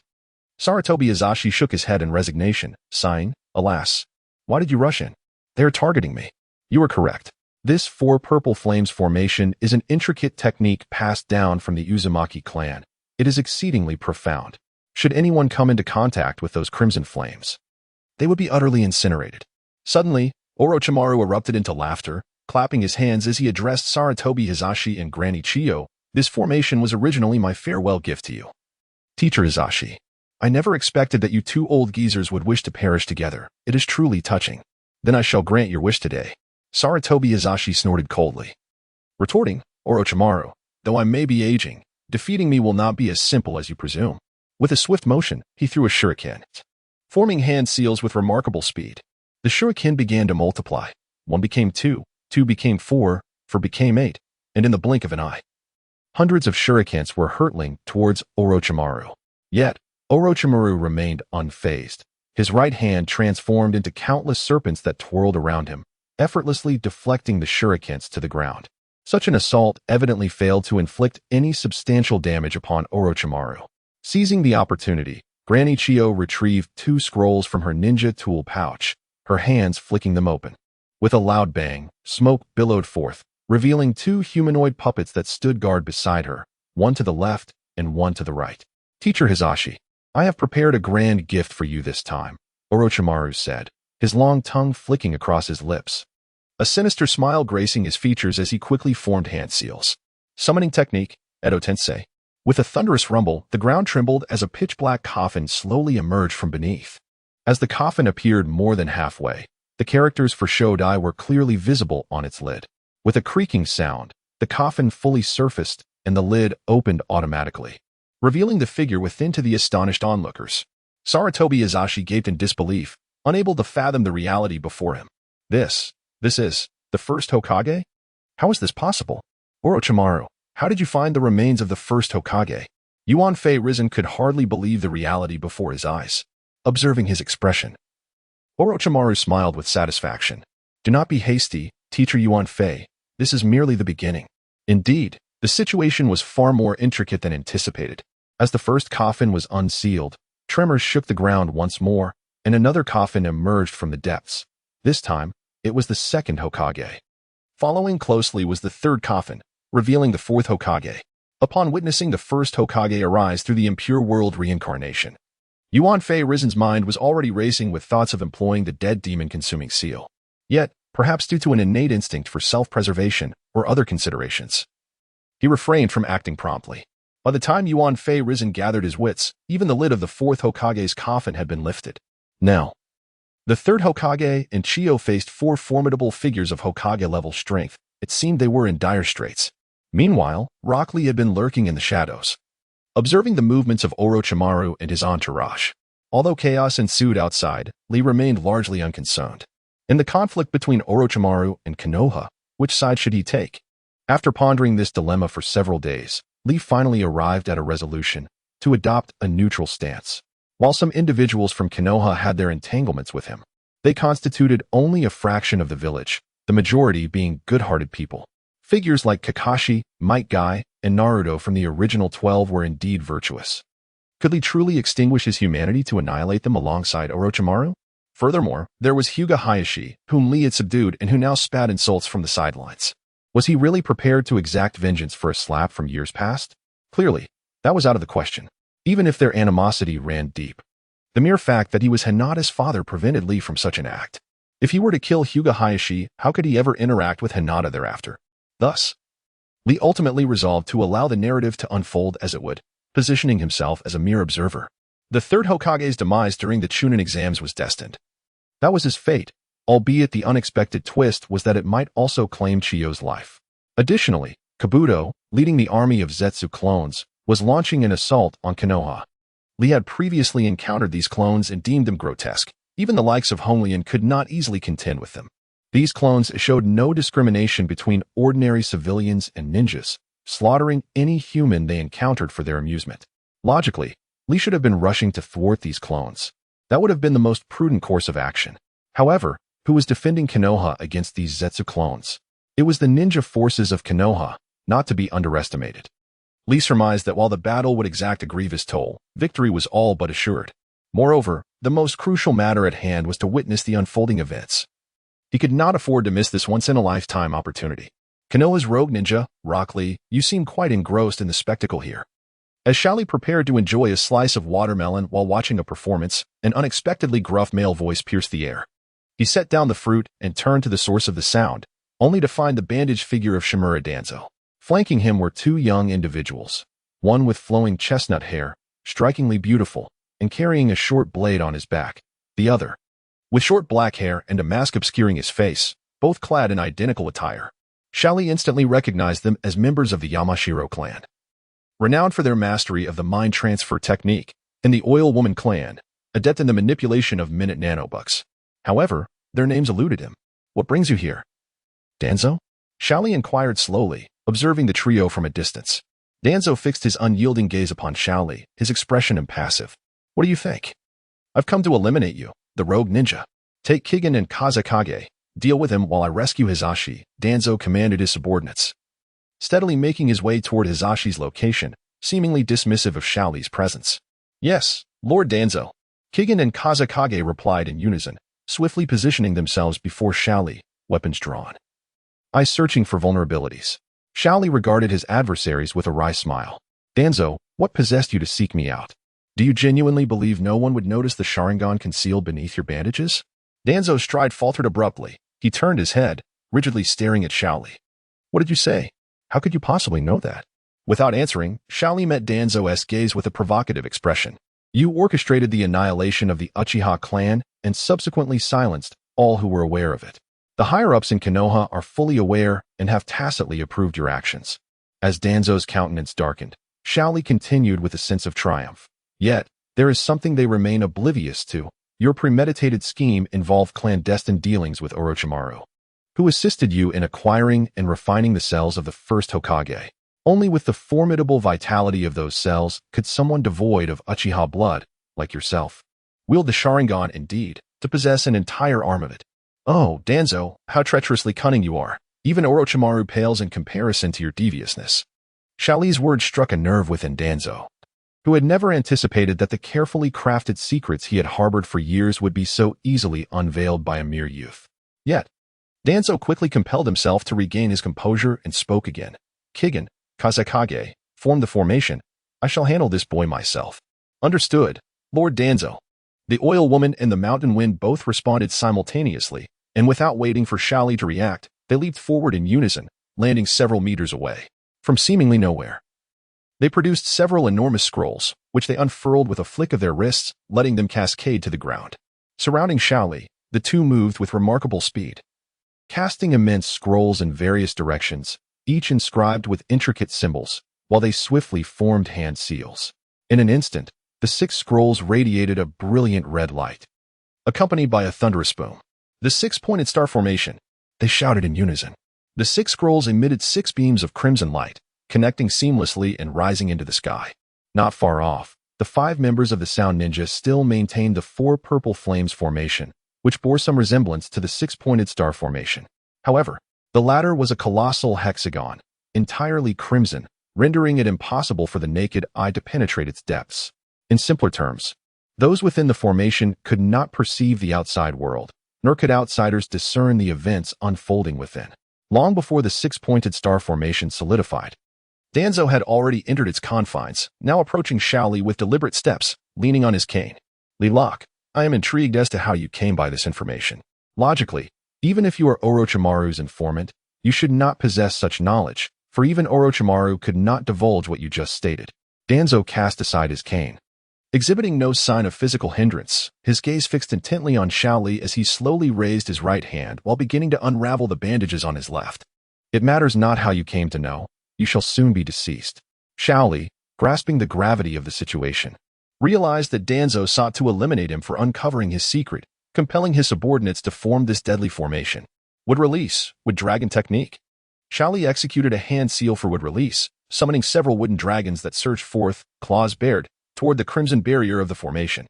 With a sound akin to something plunging into boiling water, the wooden dragons collided with the red barrier, failing to create even a ripple, as they were incinerated to ashes. Goodness, is it truly this formidable? Shaoli exclaimed in astonishment. At this moment, thoughts of escape filled Shaoli's mind. Danzo was an extraordinarily dangerous individual, possessing numerous Sharingan, all capable of employing Izanagi, effectively granting him multiple lives. Moreover, Danzo's right eye was that of Uchiha Shursui, renowned for housing the most potent genjutsu among the kaleidoscope Sharingan Kodo Amatsukami. What, then, was Shaoli's true strength in this dire moment? Host, Lee Rock Ninjutsu. 9. Body. 7. Illusion. 1. Leisure. 5. Strength. 7. Speed. 8. Precision. 7. Seals. 6. Possesses ninjutsu. Would body technique, impure world reincarnation technique, super beast imitation, would release series ninjutsu. There are numerous ninjutsu, so I shall only enumerate several primary series. After 7 years of unceasing lottery exchanges, Shaoli has nearly acquired all the ninjutsu from these series. Though proficiency is another matter. Water release series ninjutsu. Earth release series ninjutsu. Possesses taijutsu, intermediate taijutsu ninjutsu attributes, earth, water. Would exchange points, 2,000 overall evaluation, elite jonin. Upon examining his attribute panel, Shaoli let out a resigned sigh. Although he indeed possessed a plethora of ninjutsu, his mastery in water, earth, and wood release techniques was comprehensive. The latter 2 series are relatively commonplace, while the ninjutsu of earth masters beside the Tsukage are of an extraordinary caliber, not easily attainable. Additionally, wood release techniques are constrained by the inherent limitations of chakra quantity, preventing full potential realization. Considering all of this, Shaoli's comprehensive strength might be comparable to that of the late Yamato, or perhaps slightly superior, owing to his greater array of survival techniques. Despite these contemplations, Shaoli's thoughts flickered rapidly as he observed Shimura Danzo unwrapping the bandages from his palms, revealing 2 Sharingan. Shaoli scoffed, a smirk forming on his lips as he mockingly addressed Danzo. Danzo, I am not boasting. Should I wish to leave, no one in this world can hinder my departure. Danzo slightly shook his head, maintaining his stoic demeanor. Young man, do not indulge in grandiloquence. This 6-petal heavenly array also originates from the Uzumaki clan, and in comparison to the 4 purple flames formation, it is equally formidable. If you wish to escape, feel free to attempt it now. However, Shaoli was entirely unfazed. He retrieved a pre-prepared teleportation scroll from his system backpack, contemplating. What does it matter that this flawed array is of Uzumaki origin? Can it truly restrict my system from utilizing the teleportation scroll? System, activate the random teleportation scroll immediately. Shaoli raised the scroll above his head, infusing it with a modicum of chakra as he commanded the system. A brilliant light enveloped the scroll, and he vanished in an instant. Upon closing his eyes, he awaited the emergence of the next scene. Taking a deep breath, He realized that this time, the teleportation destination was not mid-air. Instead, he found himself standing on solid ground. It seemed the system had not deceived him this time. What are you doing? With your eyes closed and that look on your face, have you soiled your pants out of fear? Just as Xiaoli was about to open his eyes to discover where the random teleportation scroll had taken him, Danzo's voice unexpectedly pierced through to him. What the hell? Why am I still standing here? What is going on? Xiaoli rubbed his eyes vigorously, struggling to believe the reality before him. System, what on earth is going on? Why am I still here after using the random teleportation scroll? In his heart, he chastised the system for its negligence. How could it take something without delivering the promised service? Ding. The host is currently within the 6-pointed star convergence formation. Due to the formidable nature of this formation, the system is unable to assist the host in teleporting to another location. Xiaoli was left dumbfounded. Is this really happening? I can't use the random teleportation scroll while inside the formation, but I clearly activated the scroll successfully just moments ago. This is utterly unreliable.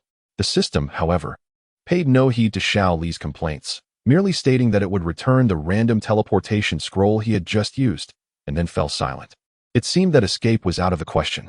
He had no choice but to cast aside all distractions and find a way to defeat the old schemer, Danzo. What's wrong? You look like you were trying to escape but failed miserably, Danzo remarked, his previously expressionless face now adorned with a hint of mockery. Xiaoli shook his head slightly, his demeanor suddenly serious.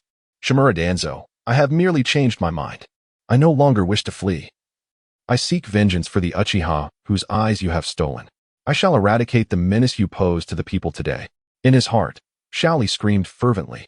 You guessed correctly. I initially intended to run, but my flight ticket has suddenly malfunctioned. Since escape is not an option, I must remain and continue my act. Then let us see if you possess the ability to back up your words, or if you merely speak empty boasts. Danzo roared, his hands forming a series of swift seals. Wind-style vacuum sphere. Danzo inhaled sharply, his chest expanding, and then unleashed a torrent of air particles from his mouth, hurtling towards Xiaoli like bullets. Wind-style is renowned as the strongest of all elemental techniques. If wielded correctly, it can tear through anything. Thus, Xiaoli dared not exhibit even the slightest negligence. He swiftly dodged to the right, narrowly evading Danzo's attack, but a wind blade still grazed his face, leaving a cut. After regaining his balance, Xiaoli felt a sharp pain on his cheek and touched it, finding blood smeared on his hand. Is this all you've got? It seems that Hinata Hizashi's skills have waned. How could he be so easily defeated by you? Danzo taunted, yet his body continued to move, forming more hand seals for his next assault. Wind-style vacuum wave. Danzo inhaled deeply, expelling a half-meter-long wind blade towards Xiaoli. Having already been caught off guard by Danzo's previous attack, Xiaoli was now more prepared and agile. With impressive speed, Xiaoli formed hand seals of his own, completing a Earth-style technique in mere moments. Earth-style, triple earth flow wall. With a thunderous rumble, a 2-meter-wide and 4-meter-high earthen wall suddenly erupted from the ground, standing before Xiaoli. With a sharp crack, a half-meter-long wind blade proved to be formidable, slicing through the outermost wall with a crisp sound. It fell with a resounding thud, sending a cloud of dust into the air. Tuanzo remained unperturbed as the seals for the wind release technique coalesced once more. Wind release vacuum wave. A series of rapid, piercing sounds echoed as 4 half-meter-long wind blades erupted from Tuanzo's mouth, hurtling towards the protective earthen barrier surrounding Xiaoli. After a series of sharp cracks, the remaining 2 walls shattered into fragments, scattering debris everywhere. However, Tuanzo was astonished to find that Xiaoli was nowhere to be seen behind the wall. Looking around and glancing back, Tuanzo murmured, "Where has he gone? Has he managed to escape?" He then resolutely shook his head. No, he must be underground. As Tuanzo's words faded, a tremendous explosion erupted around him, with colossal wooden hands bursting forth from the ground, mercilessly striking towards Tuanzo from all directions. Would release, but his palm. Suddenly, Xiaoli leaped up from the ground directly in front of Tuanzo, shouting loudly. Tuanzo was taken aback. What? It seems I must resort to that technique. With a resounding crash, countless massive wooden hands descended upon Tuanzo, and in a matter of moments, the assault ceased. Surrounded by the palms, Tuanzo was reduced to a mere pulp. Yet, in the blink of an eye, his figure vanished beneath a mass of flesh and blood. I must admit, you possess considerable skill. No wonder Hinata Hayashi fell for your trick. Tuanzo's voice suddenly emerged from behind Xiaoli. Startled, Xiaoli turned to see Tuanzo wielding a katana, thrusting it fiercely towards his back. Realizing he could not evade in time, Xiaoli hastily activated his invincible ninjutsu, Dominance Technique. Instantly, Xiao Li's form transformed into a dark gray hue, resembling a diminutive bronze statue. Danzo's katana struck Xiao Li's back with a sharp clang, sparking as the blade met the hardened surface. With a powerful impact, Xiao Li, though unharmed, was sent flying several meters away, crashing to the ground in a clumsy tumble. Ugh! You old rascal, resorting to a sneak attack. How despicable. Xiao Li spat out the dirt from his mouth, denouncing Danzo's treachery. Oblivious to the fact that he had also engaged in a surprise attack moments earlier, Danzo raised his right hand. Glancing at the slowly closing Sharingan on the back of his hand, murmuring to himself, to lose a Sharingan so swiftly. It seems I must get serious from here on. Ignoring the incessant chatter of Xiao Li, Shimura Danzo swiftly formed a series of hand seals. Summoning Jutsu. With a resounding boom, a vast red elephant suddenly materialized before him, the smoke dissipating around it. The elephant trumpeted, seemingly displeased with its abrupt summoning. Dream Eater. Deal with that fellow before you, and I shall deliver double the offerings you desire, Danzo proclaimed, patting the elephant's head and shouting into its ear. Seriously? You're starting with such a grand spectacle, Xiao Li complained, well aware of the elephant's formidable abilities. He recalled that this Dream Eater had been studied before. It was ranked third among the summoning beasts within the Naruto universe. The first place was held by the Outer Path Golem, a colossal creature summoned through the power of the Rinnegan. It was capable of unleashing 9 colossal dragons composed of chakra from its mouth, devastating anything they touched, including the souls of their victims. Even tailed beasts stood no chance against it. But the summoner had to continuously sacrifice their own life force to maintain its existence, a true embodiment of invincibility in the Naruto realm. The second-ranked summoning beast was Hanza's salamander, which concealed deadly toxins within its body. It could expel poisonous substances, and even Hans himself would succumb to paralysis if struck, necessitating the use of gas masks in battle against such creatures. Danzo's summoning beast, the Dream Eater, was ranked third. This legendary creature could open its maw wide and use powerful wind techniques to inhale and devour objects before it, including dreams. Danzo had once summoned it during a battle with Sasuke, using the Dream Eater to create a wind vortex that exposed Sasuke's Susanoo, only to be thwarted by Sasuke's great fireball technique. Although its combat prowess had yet to be fully revealed, its potential was undeniable. Dream Eater, consume that brat, Danzo commanded. With a resounding roar, the Dream Eater raised its trunk high and inhaled sharply in Xiao Li's direction. With a whoosh, surrounding debris and shattered stones were drawn into its gaping mouth. Xiao Li felt an overwhelming force pulling him forward, rendering his feet unsteady and powerless against the suction. Would release, would pillar wall. Struggling against the relentless pull, Xiao Li swiftly formed a series of hand seals. The roots beneath him responded to his summon, and a row of wooden pillars erupted from the ground, bending to form a semicircular barrier that sheltered him within, granting him a moment to breathe. Observing Xiao Li's adept use of the wood pillar wall to withstand the Dream Eater's force, Danzo scoffed coldly. Your wood release is commendable, but alas, it is insufficient. Wind release, vacuum great sphere. Shimura Danzo formed hand seals with lightning speed, inhaling deeply until his chest swelled, then exhaling a thin stream of white air. This stream expanded outward, coalescing into a 1-meter-long arc of wind blade, which swiftly surged toward the wooden barrier protecting Li.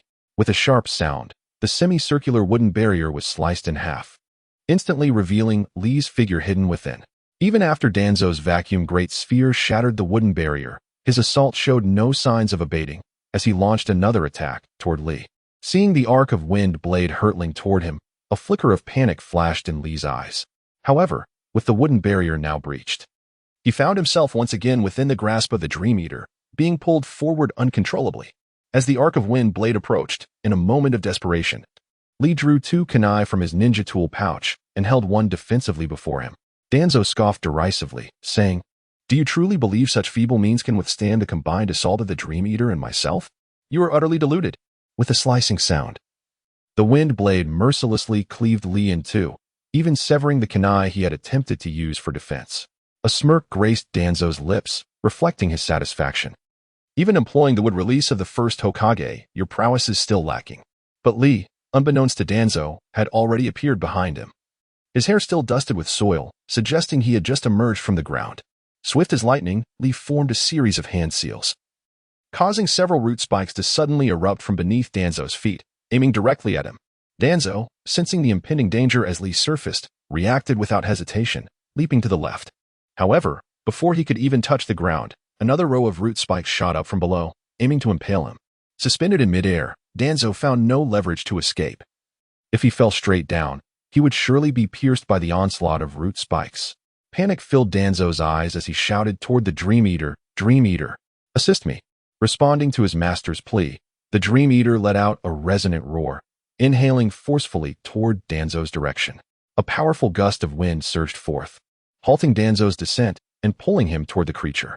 Lee was taken aback. His seemingly foolproof ambush had been effortlessly thwarted by the synergy of the man and beast. He had anticipated that this attack would draw out Danzo's Izanagi. A flicker of anger ignited within Lee as he stepped to the left, crouched low, and formed the tiger seal with both hands, unleashing a battle cry. As Toanzo was pulled aside by the Dream Eater, he floated several meters away, escaping the range of the tree root spikes. Just as he was beginning to relax, he suddenly heard Xiao Li's thunderous shout. Immediately, an array of tree root spikes erupted from the ground once more, soaring rapidly to heights exceeding 10 meters, viciously thrusting towards the suspended figure of Shimizu Toanzo. The Dream Eater. A cold sweat broke out on Toanzo's brow as he shouted again towards the creature. The Dream Eater, gathering its strength, drew a deep breath and pulled Toanzo toward itself, deftly evading the spikes rising from the ground. "Die, you!" Xiao Li bellowed again. The relentless tree root spikes pursued Toanzo with ferocity, aiming to pierce him.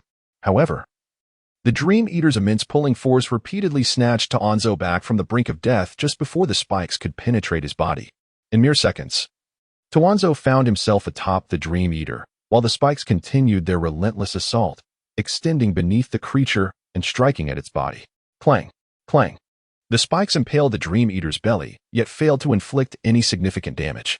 Though the creature weighed as much as a full-grown elephant, its body was extraordinarily resilient. With our combined efforts, dealing with you should pose no challenge. Toanzo's attire was disheveled from his earlier escape, yet his voice remained unwavering.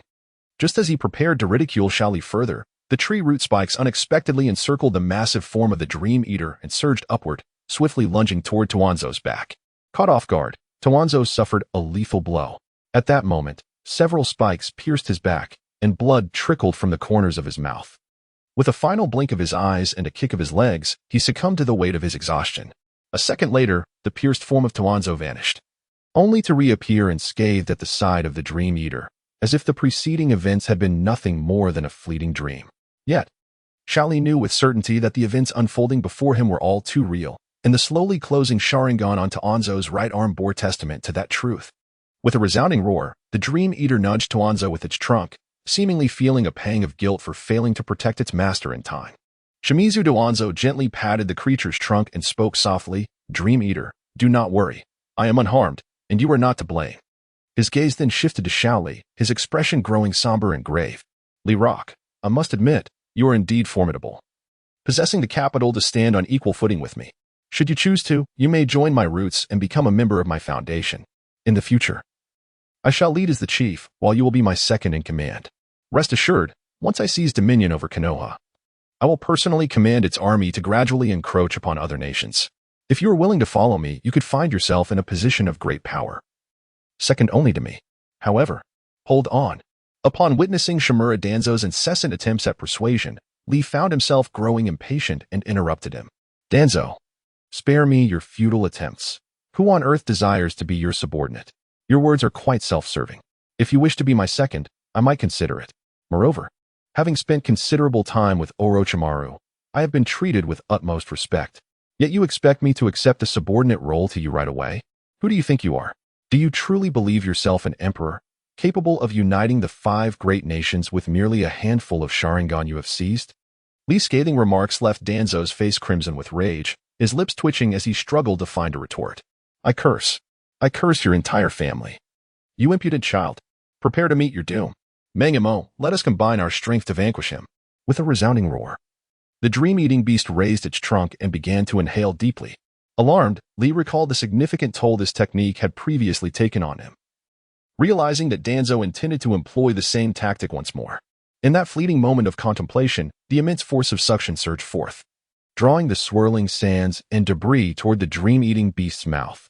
Lee found himself uncontrollably pulled toward the creature's side, while Danzo began forming hand seals, preparing to deliver a lethal strike. Summoning technique, Edo Tensei.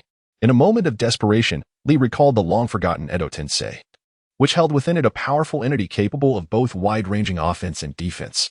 After being drawn a short distance, he hastily completed the hand seals for the technique. With a thunderous sound, a pitch-black coffin burst forth from the earth, creaking open as its lid fell away, subsequently drawn into the powerful suction. Within the coffin stood a middle-aged man with crimson hair, who suddenly opened his eyes, staring blankly at the unfolding events, devoid of any human emotion. This man was none other than the Fourth Kazekage, Raza, whom Lee had stealthily slain long ago. Raza swiftly leaped from the black coffin, forming a series of hand seals with remarkable speed. Magnet release, sand gold wall. A 10-meter-long, 5-meter-high wall of sand and gold erupted from the ground, rising to shield Lee from the dream-eating beast's formidable suction. Moreover, the sand gold wall was remarkably robust. Despite the Dream Eater's relentless efforts to absorb it, the wall remained steadfast, showing little sign of yielding. It seemed he had overlooked the formidable technique of the Fourth Kazekage, the Impure World Reincarnation. This adversary was proving to be quite formidable. Danzo regarded the imposing sand gold wall before him, his eyes betraying a flicker of astonishment. The weight of the sand combined with the adhesive properties of magnetism caused the grains to bond tightly together, rendering even the Dream Eater's immense pulling force ineffective. It appeared that this time, the Dream Eater had encountered its nemesis. While Danzo was taken aback, he was also meticulously assessing the advantages and disadvantages of both sides, quickly grasping the current situation. Magnet release, sand gold burial. The Fourth Kazekage, Raza, had somehow maneuvered to a position 5 meters to Danzo's right. Suddenly, he knelt on one knee and forcefully struck the ground with both hands, unleashing his powerful technique, sand gold burial. From the point where Raza's palms made contact with the earth, concentric ripples radiated outward, crashing towards the Dream Eater and Danzo. In an instant, the ground beneath them softened, ensnaring both the man and beast in a grip of sand gold, leaving them without any leverage to escape. They could only succumb as their bodies were inexorably dragged downwards. Damn it, is this thing truly so troublesome? Danzo ground his teeth, striving to extricate himself from the sand, but his desperate struggles only hastened his descent into the grains. Was he truly about to resort to that technique so soon again? The Dream Eater, witnessing its 4 legs completely enveloped in sand gold, and Danzo nearly submerged save for his upper torso, suddenly let out a mournful wail, as if making a momentous decision.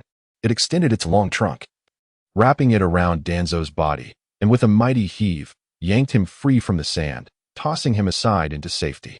However, in its effort to save Danzo, the Dream Eater inadvertently accelerated its own sinking, and in the blink of an eye, it was fully enveloped in sand gold, with only its trunk protruding from the mass. Sand gold burial. Raza's palms pressed firmly against the ground as he shouted once more. The sand gold encasing the Dream Eater seemed to respond to an unspoken command, suddenly intensifying its pressure against the trapped beast. A sickening crack resounded as the Dream Eater's bones shattered under the relentless compression of the sand, a torrent of blood erupting from where it was ensnared. The crimson liquid soaked a significant area around it as the Dream Eater was mercilessly crushed into a pulp. The adage that one creature may dominate another held its truth. The all-consuming Dream Eater was effortlessly slain by the Fourth Kazekage, Raza. Danzo, having landed safely, observed the scene with a cold detachment, as if the demise of the creature that had so desperately saved his life bore no significance to him. The Fourth Kazekage, Raza? Then let us employ that technique to resolve this matter together. As Shimura Danzo manipulated the bandages adorning his right chest, an astonishing sight unfolded before him. A Sharingan with a fan-shaped pupil emerged from beneath the white wrappings.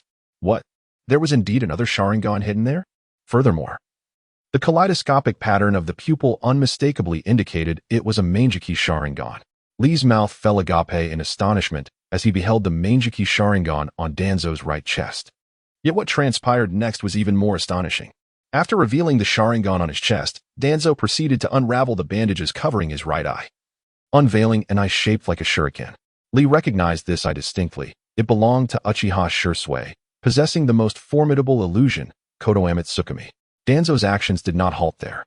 Once revealing Shursui's Mangeki Sharingan, he thrust his right index and middle fingers into his own eye, extracting it with a brutal motion. The sheer brutality of this act caused Lee to wince in sympathy, prompting him to exclaim, "Hey, Danzo, even if you cannot defeat me, must you resort to such extreme measures? Even so, I will not spare you." Blood streamed from the corners of Danzo's eyes, distorting his facial features in agony. Undeterred by Li's taunts, he retrieved a transparent small box from his person, containing a clear liquid. With a deliberate motion, he placed the extracted Sharingan into the box, then shoved it into his cloak. Almost immediately, he produced another transparent box from seemingly nowhere, opened it, and extracted another Sharingan, pressing it against his right eye. He rubbed it gently with his right hand before finally opening his eye. To Li's shock, the Sharingan on Danzo's right eye mirrored the design of the one on his chest, both exhibiting the same fan-shaped pattern. It was evident that this eye had been forcibly removed from an Uchiha clan member after they had activated their Meijiki Sharingan. However, what astonished Lee even more was the sheer brutality with which Danzo performed the eye transplant. He had simply pried it out with his fingers and reinserted it with his hands, utterly defying the laws of science. He recalled how Uchiha Sasuke had been rendered blind for an entire month after transplanting Itachi's Meijiki Sharingan. Goodness, how can you be so gruesome and violent, old man? Do you truly consider yourself a superhuman, able to change organs at will? Lee was at a loss for words, his astonishment encapsulated in a mere exclamation of disbelief. Danzo's newly implanted eye darted around as if adjusting to its new surroundings, and he spoke with a measured calmness. What is there to be surprised about? With the cellular makeup of the first Hokage within you, you too can achieve this. Do not underestimate the regenerative capabilities of the first Hokage's cells. Lee scratched the back of his head, a hint of confusion in his expression as he questioned, "Is that true? Can I really do that?" "Brother Danzo, why not lend me that eye you just hid for a moment?" Shali said with a naive grin, attempting to flatter Shimura Danzo. Danzo let out a cold huff. "Do you truly think I am a mere child? Would I simply hand over my Shursui eye to you?" With that, he summoned, "Come forth, Susanoo." In an instant, a towering green giant, standing 10 meters tall, materialized at the spot where Danzo had just been, clad in armor. The giant wielded a trident in its left hand and a massive sword in its right, exuding an overwhelming aura that suggested a mere swing could cleave mountains in twain. Danzo stood atop the giant's head, gritting his teeth and intently watching Shaoli and the Fourth Kazekage, Raza, as if concentrating all his energy to manipulate this colossal entity. "Whoa, you can't be serious.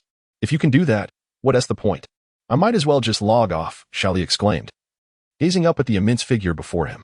He never anticipated Danzo would be capable of summoning Susanoo. Nevertheless, despite his words, Shaoli's hands were swift, forming hand seals for wood release, signaling Raza to initiate an assault. After all, no one could face death with calm resignation, even if defeat was certain. One must still attempt to fight, for who knows what might happen. Wood release, wood golem technique. Countless vines erupted from the earth, twisting and intertwining rapidly. In no time, a wooden figure nearly 10 meters tall took shape, with a wooden dragon coiled upon its shoulders, and Shaoli stood atop the golem's head. However, Shaoli's face was pale. Summoning such a colossal golem had nearly drained his chakra reserves. He understood that with the little chakra he had left, he could not sustain this for long before succumbing to exhaustion. Yet, the wooden dragon perched on the golem's shoulders had the potential to absorb the chakra of its opponent. Thus, if Shaoli could find an opportunity to let the dragon latch onto Danzo, he might convert that energy for his own use. Shaoli glanced down at Raza, who was poised for action. Though he had commanded Raza to attack freely, he knew well that Raza's techniques were primarily defensive, and would likely prove ineffective against the massive and agile Susanoo giant. Magnet release, sand gold burial. Raza seemed to validate Shaoli's thoughts, unleashing a sand gold burial beneath the green-armored giant. However, the giant merely scoffed, stomping its foot dismissively and effortlessly escaping the technique's grasp. It then raised the massive sword in its right hand and swung it down towards Raza. Boom. The sword descended with astonishing speed, effortlessly cleaving Raza in two, leaving a deep chasm in the ground as a testament to the sheer power of the blow. The remnants of the fourth wind shadow, transformed into fragments of paper, danced gracefully in the air. In a short while, these pieces coalesced once more, forming an intact body of the wind shadow, standing resolutely upon the ground, devoid of any emotions as it gazed upon the towering green-armored giant before it. A singular thought resonated within, a determination to obliterate the colossal figure at any cost. Tuanzong furrowed his brow and murmured, "It seems I have grown somewhat complacent. I have previously delved into the intricacies of the Edo Tensei technique, aware that only by vanquishing the caster or sealing the summoned individual can this jutsu be undone. Yet, it appears I have allowed this crucial detail to slip my mind. Why are you able to wield Susanoo? You are not even a member of the Uchiha clan." Little Lee, perched atop the wooden figure's head, shouted defiantly at Shimura Danzo. Danzo lifted his gaze to meet Little Lee's, observing the pallor of his complexion. In his heart, he comprehended that this youth, named Rock Lee, was merely putting on a brave front. He was far from being his match. Danzo slowly began. You seem to be aware of what Susanoo is. It appears you possess knowledge of numerous secrets. However, it matters little, for soon you shall accompany those secrets to the underworld. After mocking the youth, he noted that Lee exhibited no signs of anger and continued. Susanoo is the Uchiha clan's most formidable offensive and defensive technique. I once witnessed Uchiha Shursui employ this ability, and it left me astounded. Its might rivals that of the tailed beasts, if not surpassing some of them. After Shursui sacrificed his right eye to me, I endeavored repeatedly to harness Susanoo. Yet, aside from employing basic Genjutsu and the most potent illusion, Kodo Amatsukami, I found myself incapable of wielding any other abilities. Despite exhausting every possible avenue, I remained unable to access this power. It was only after Uchiha Itachi executed the higher-ups' plan to eradicate all Uchiha clan members that I acquired this pair of Sharingan from Uchiha Fugaku. Uchiha Fugaku, Itachi's father, was already aware of the entire Konoha village scheme and had resigned himself to fate, having preemptively taken the life of his own wife. This pair of Manjiki Sharingan was awakened just before his demise. I had once believed the prerequisite for activating Susanoo was to possess and be able to wield a matching pair of Manjiki Sharingan. Thus, I dispatched my subordinates to search for Uchiha Shursui's whereabouts, hoping to reclaim his remaining eye. After a lengthy search, my men finally returned with Shursui's corpse, only to find that his left eye had been removed, which filled me with immense rage.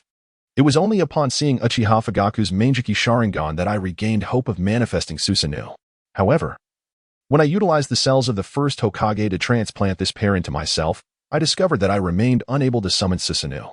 Later, I trained countless scientific experimenters, who, after years of diligent research, discovered a crucial condition for utilizing Susanoo. One must possess the bloodline power of the Uchiha clan. Only with the Uchiha's bloodline and the Manjiki Sharingan at the requisite level of power can one wield Susanoo. Seizing an opportunity while Danzo was speaking, Lee summoned the Fourth Kazekage, Raza.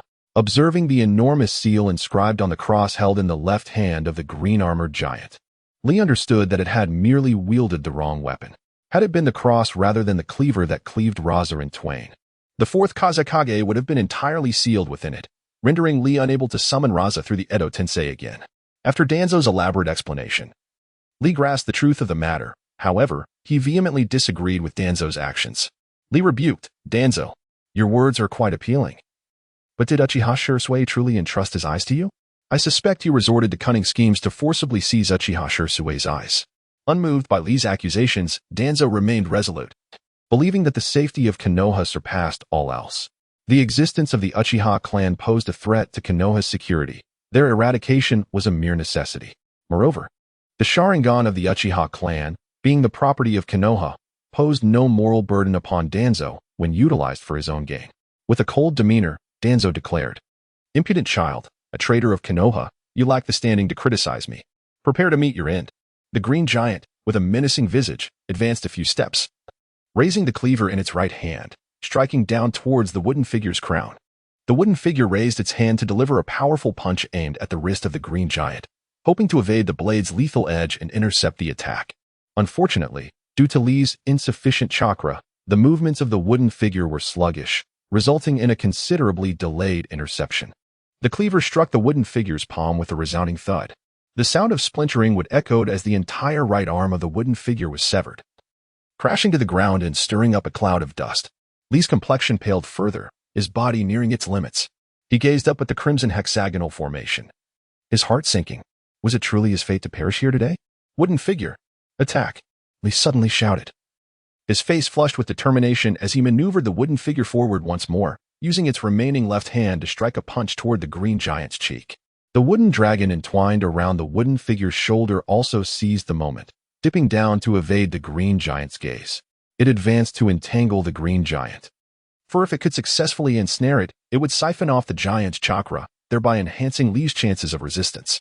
The colossal fist of the wooden figure forcefully descended upon the visage of the green-armored giant. It halted abruptly when merely a meter apart.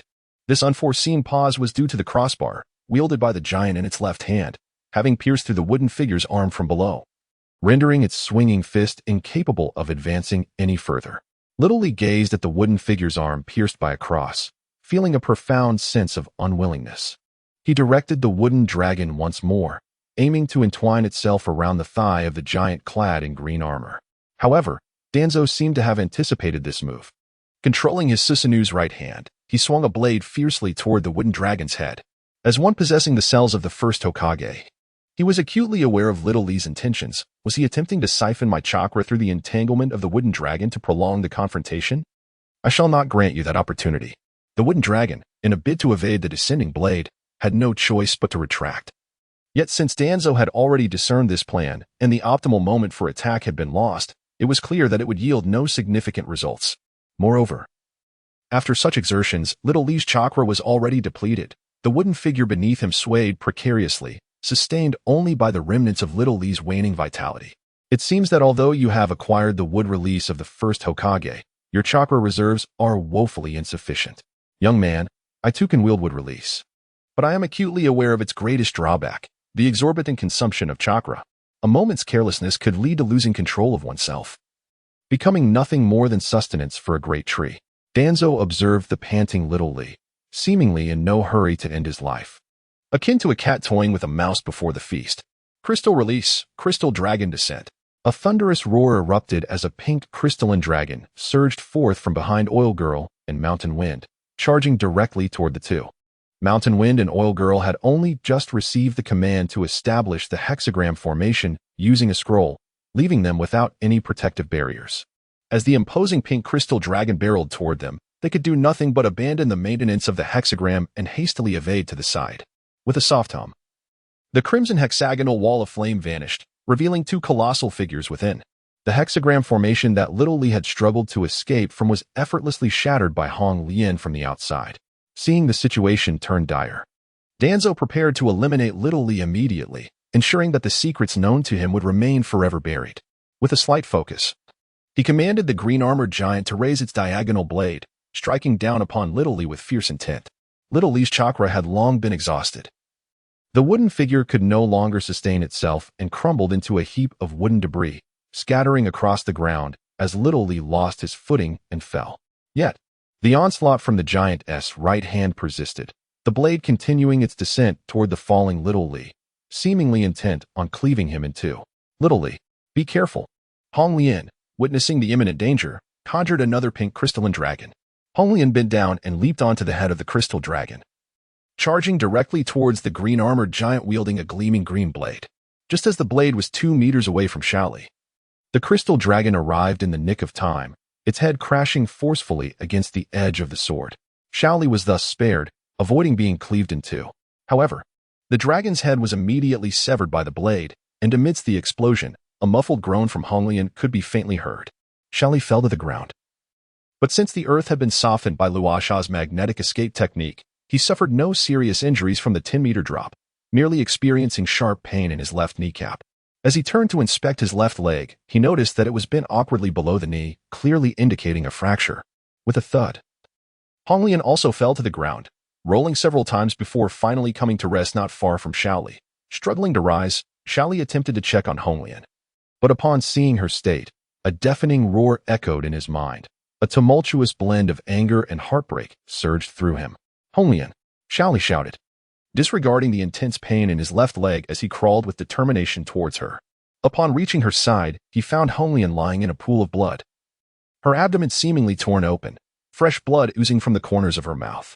Xiaoli cradled Hong Lian's head in his arms, tears streaming down his face as he watched her body convulse. Hong Lian, why? Why did you have to be so foolish? Why did you take that blow for me? Why? Why? His voice trembled, raw with anguish, for he understood that with her current injuries, even a celestial being could not save her. With great difficulty, Hong Lian opened her eyes, her bloodied right hand trembling as she reached up to touch Xiaoli's face. Wiping away his tears, Xiaoli, please, do not be sad.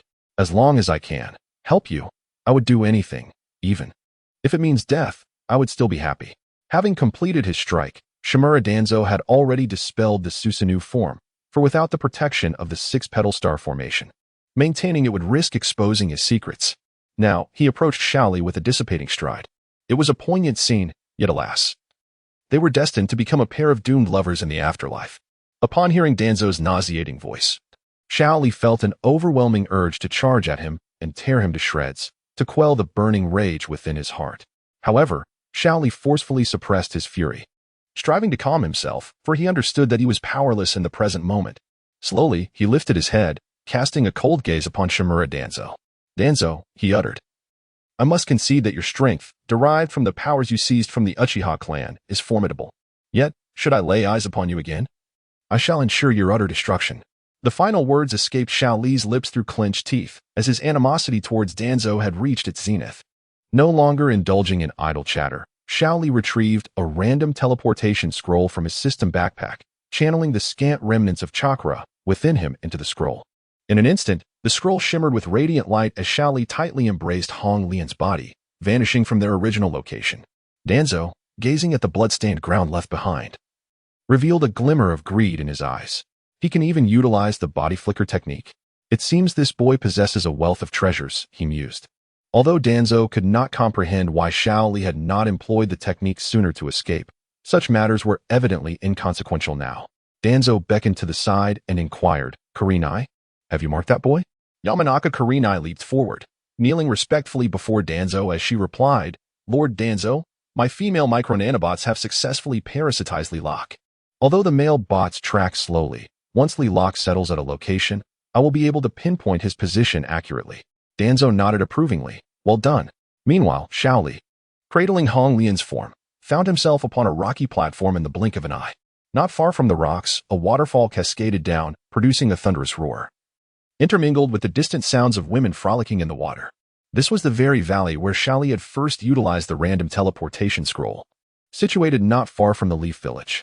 Yet, at this moment, Xiaoli was devoid of any desire to admire beauty. His gaze fell upon Hong Lian, who was still spitting blood and teetering on the brink of death, and tears streamed down his face. "Right. The system. We still have the system. You will be fine. Hong Lian, I will not allow anything to happen to you." Grasping at the last thread of hope, Xiaoli urgently inquired in his mind for any means to save Hong Lian. However, all he received was the system's cold response. Life and death are fated. There are no elixirs for resurrection, nor any means to pull someone back from the brink of death. Kneeling upon the ground, Xiaoli cradled Hong Lian's head. His voice choked with emotion. "Hong Lian, why have you gone to such lengths for me? I am unworthy of such devotion. I do not deserve it." Observing that Xiaoli had escaped peril, Hong Lian seemed to relax, and even her convulsing body stilled at last. Hong Lian endeavored to muster a faint smile. Gazing affectionately at Xiaoli as she spoke, "Xiaoli-kun, there is nothing that is worth or unworthy. Only willingness. For you, I would do anything. Xiaoli-kun, it is you who has taught me to embrace my own life and thoughts, rather than to be a mere puppet of Lord Orochimaru. I still remember the words you shared with me. Only when I am with you do I feel like an ordinary girl, unburdened by constraints. The 7 years we spent together have been the happiest days of my life. We carried out missions to protect the innocent, reveled in the beauty of nature, and shared countless joyful moments." As she continued, her voice grew increasingly faint. She struggled to keep her tone steady as she said, "Xiaoli-kun, there is something I have longed to tell you, but I have never found the courage. I fear that if I do not speak now, I may never have the chance again." Xiaoli listened to Hong Lian's heartfelt confession, already overcome with tears, holding her tightly as she slowly poured out her soul. Xiaoli, her voice choked with emotion, urged, "Speak, please. I am listening." Hong Lian's voice was but a whisper, and had it not been for Xiaoli's embrace, with her ear pressed close to Hong Lian's lips, it would have been nearly impossible to discern her words. "Xiaoli-kun, the truth is, I have always liked you, not in the way an older sister might care for her younger brother, but as a woman loves a man. Yet, I know that your heart has always belonged to someone else, to Miss Hinata. Xiaoli-kun, rest assured, Miss Hinata has been safely delivered to." At this moment, Hong Lian's voice abruptly ceased. Her arms that clung to Xiaoli's neck fell away, and she became lifeless, devoid of any vitality. "Ah!" Xiaoli cried out, her voice resonating through the vast expanse, halting the playful women frolicking in the pool below, leaving them frozen in place, as if they too sensed the profound sorrow and helplessness concealed within that anguished shout.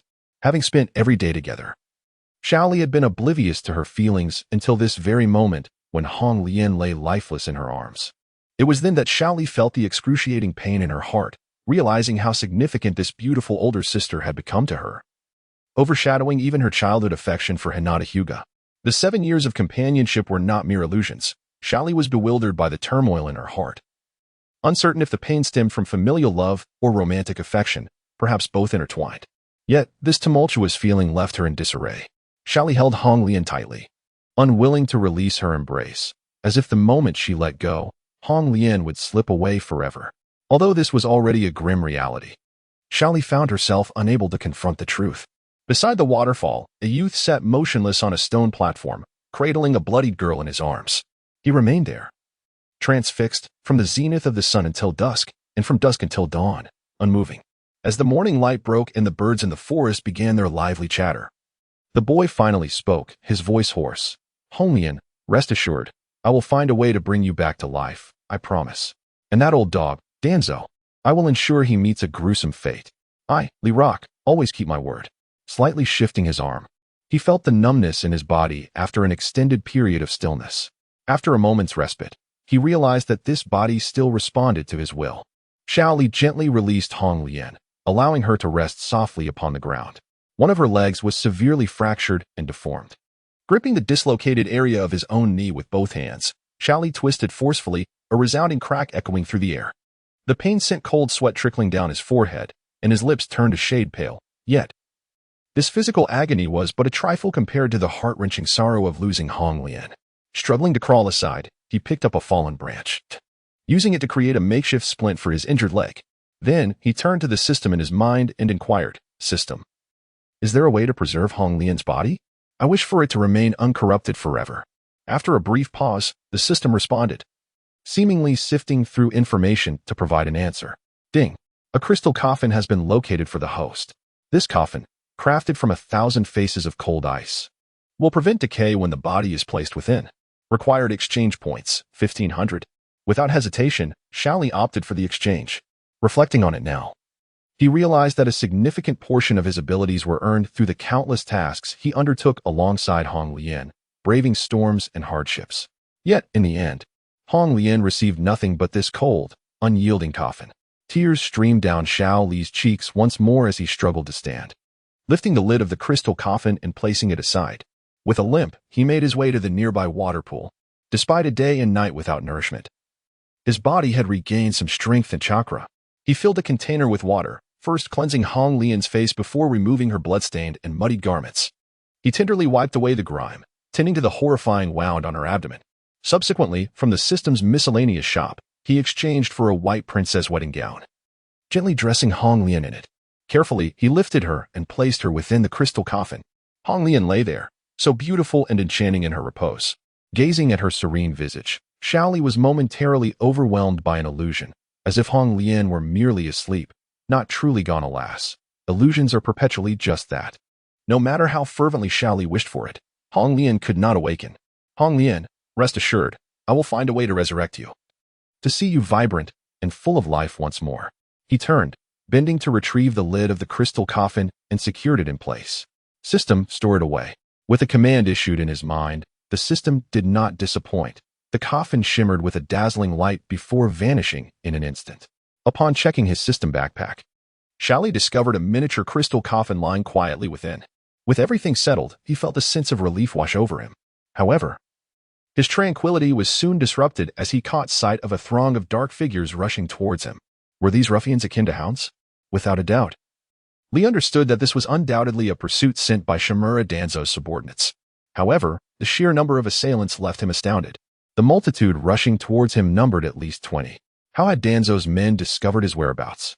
Could it be that they employed a vast number of personnel for a carpet search? Or were there multiple teams of 20? Regardless, it was best to flee. Without a moment's hesitation, Lee redeemed a random teleportation scroll from the system marketplace and swiftly took flight once more. Gripping the scroll, he infused it with a small amount of chakra. In an instant, a radiant light enveloped him, and as his vision swirled, he found himself abruptly transported to a verdant meadow.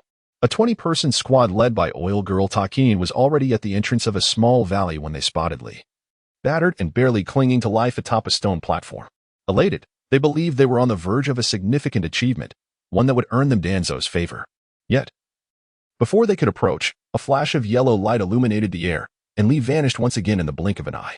Frustrated, Oil Girl Takin slammed her palm against a nearby boulder, gritting her teeth in indignation. Damn it, He escaped again. But there's no need to panic. I have marked him. And we will locate him once more. Li had not eaten for an extended period, and the sorrow from Hong Lian's demise weighed heavily upon him. Having gone 2 consecutive days without sleep, his already injured body was on the brink of collapse. Nevertheless, he steeled himself, casting a glance around his surroundings. Before him lay a dilapidated courtyard, containing several crumbling structures. One side had collapsed due to years of neglect. But the cleared weeds suggested that someone had once resided there, likely local farmers, he mused. Li felt utterly exhausted and ravenous. His hastily bandaged left leg throbbed painfully. Yet he pressed on, fearing that if he succumbed to fatigue and collapsed, the pursuing Danzo's men would surely seal his fate. The precise distance a random teleportation scroll could cover was uncertain, but he was sure it would not transport him too far from his original location, likely within a radius of several kilometers. The maximum distance could be anywhere from 300 to 500 meters, which meant he could potentially end up in someone's bedroom, inadvertently walking in on a couple engaged in intimate activities. Ahem, returning to the matter at hand. After surveying the area and confirming there was no immediate danger, the tension within him finally relaxed. However, just as darkness enveloped his vision, he collapsed onto the grass, succumbing to exhaustion. After Shaoli collapsed, a small head cautiously peeked out from the entrance of the dilapidated courtyard. The little girl surveyed the motionless Shaoli lying on the grass for several minutes before slowly stepping out. She appeared to be around 11 or 12 years old. Petite in stature, with a mane of red hair tied back in a simple ponytail. She wore a somewhat tattered lace dress that was clearly oversized for her, trailing down to her ankles, unmistakably garments belonging to an adult. Upon closer inspection, the girl was a beauty in the making, her delicate features framed by large, expressive eyes. However, she appeared rather gaunt, a reflection of malnutrition. Cautiously, the girl approached Xiao Li's side, crouching down to gently nudge his shoulder, but he remained unresponsive. Hey, are you all right? Could it be that you are dead? The thought struck her with horror, and she instinctively covered her mouth, her other hand slowly reaching towards Xiao Li's nose.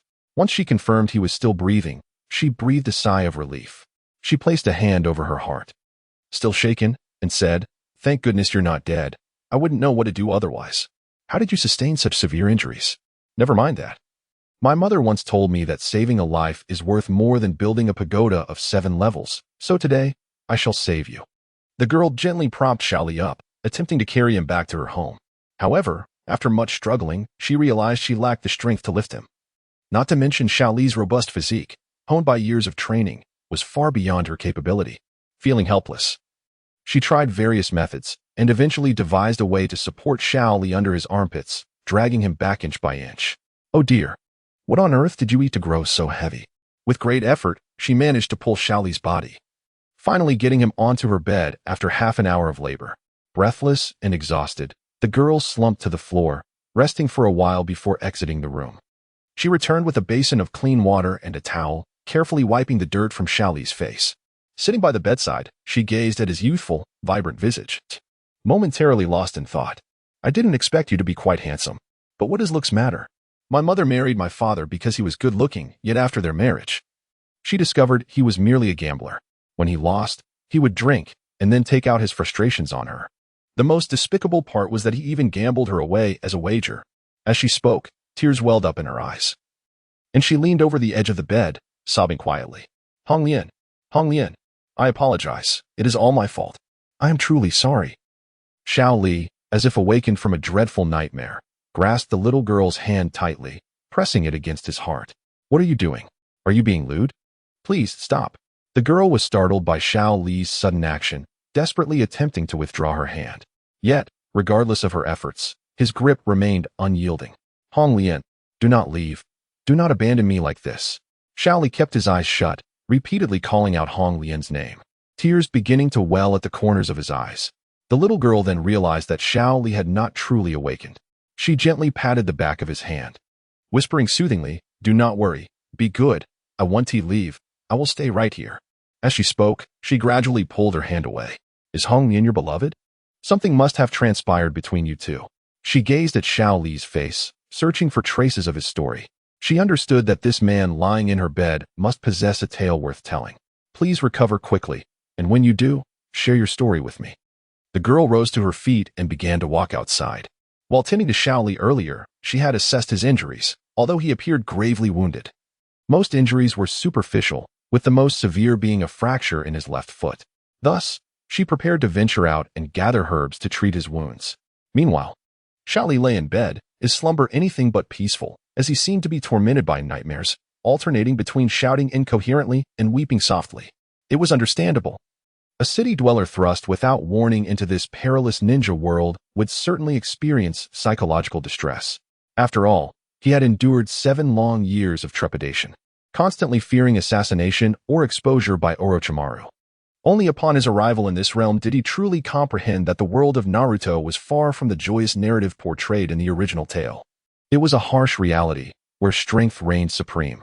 After approximately an hour, the little girl returned, a basket slung over her right arm, emerging from the nearby forest. In no time, she reached the gate of the courtyard. She pushed open the gate and entered, bringing the basket to the room where Xiaoli rested. At that moment, he had grown considerably quieter, lying still as opposed to his previous murmurs. It is said that dreams are expressions of the subconscious, a means for individuals to release the pent-up emotions accumulated while awake. Xiaoli, too, must have been experiencing this, though his repression had built up over 7 long years. It was only after the sudden departure of Hong Lian, his companion for those 7 years, that his emotions erupted. The little girl gently began to remove his tattered clothing, preparing to use the herbs she had gathered to tend to Xiaoli's wounds. To her surprise, the physique of the young man was rather impressive. Gazing at Xiaoli's well-defined muscles, the young girl couldn't help but exclaim, playfully touching his solid chest. "Wow, it's surprisingly firm."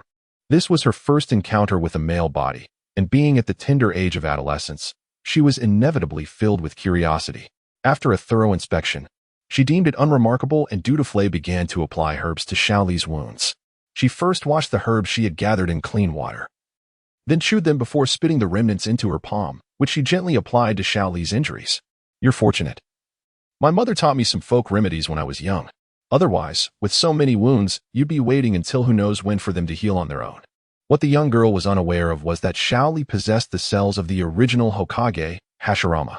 The regenerative abilities of these cells were indeed formidable, as evidenced by the likes of Danzo, who could replace an eye and immediately utilize it.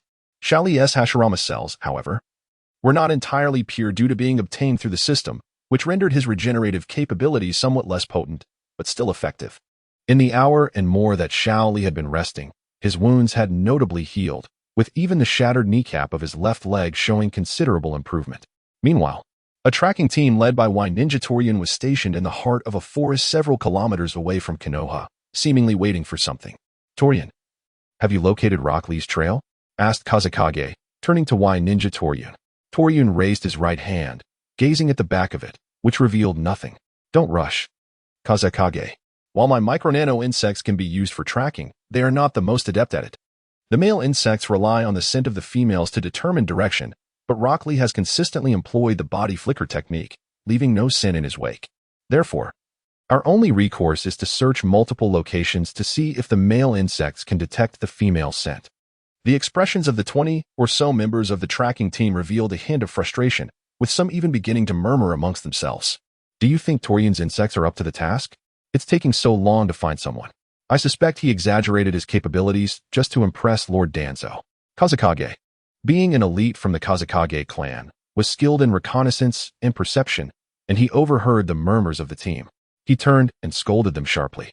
"You lot should refrain from making baseless comments. Are you not aware of Torian's prowess? Does he truly need to seek such accolades?" The group of individuals lowered their heads, hesitant to utter another word. Oil Woman and Mountain Wind were favored figures in the presence of Danzo. Should they offend either, their future would undoubtedly be grim.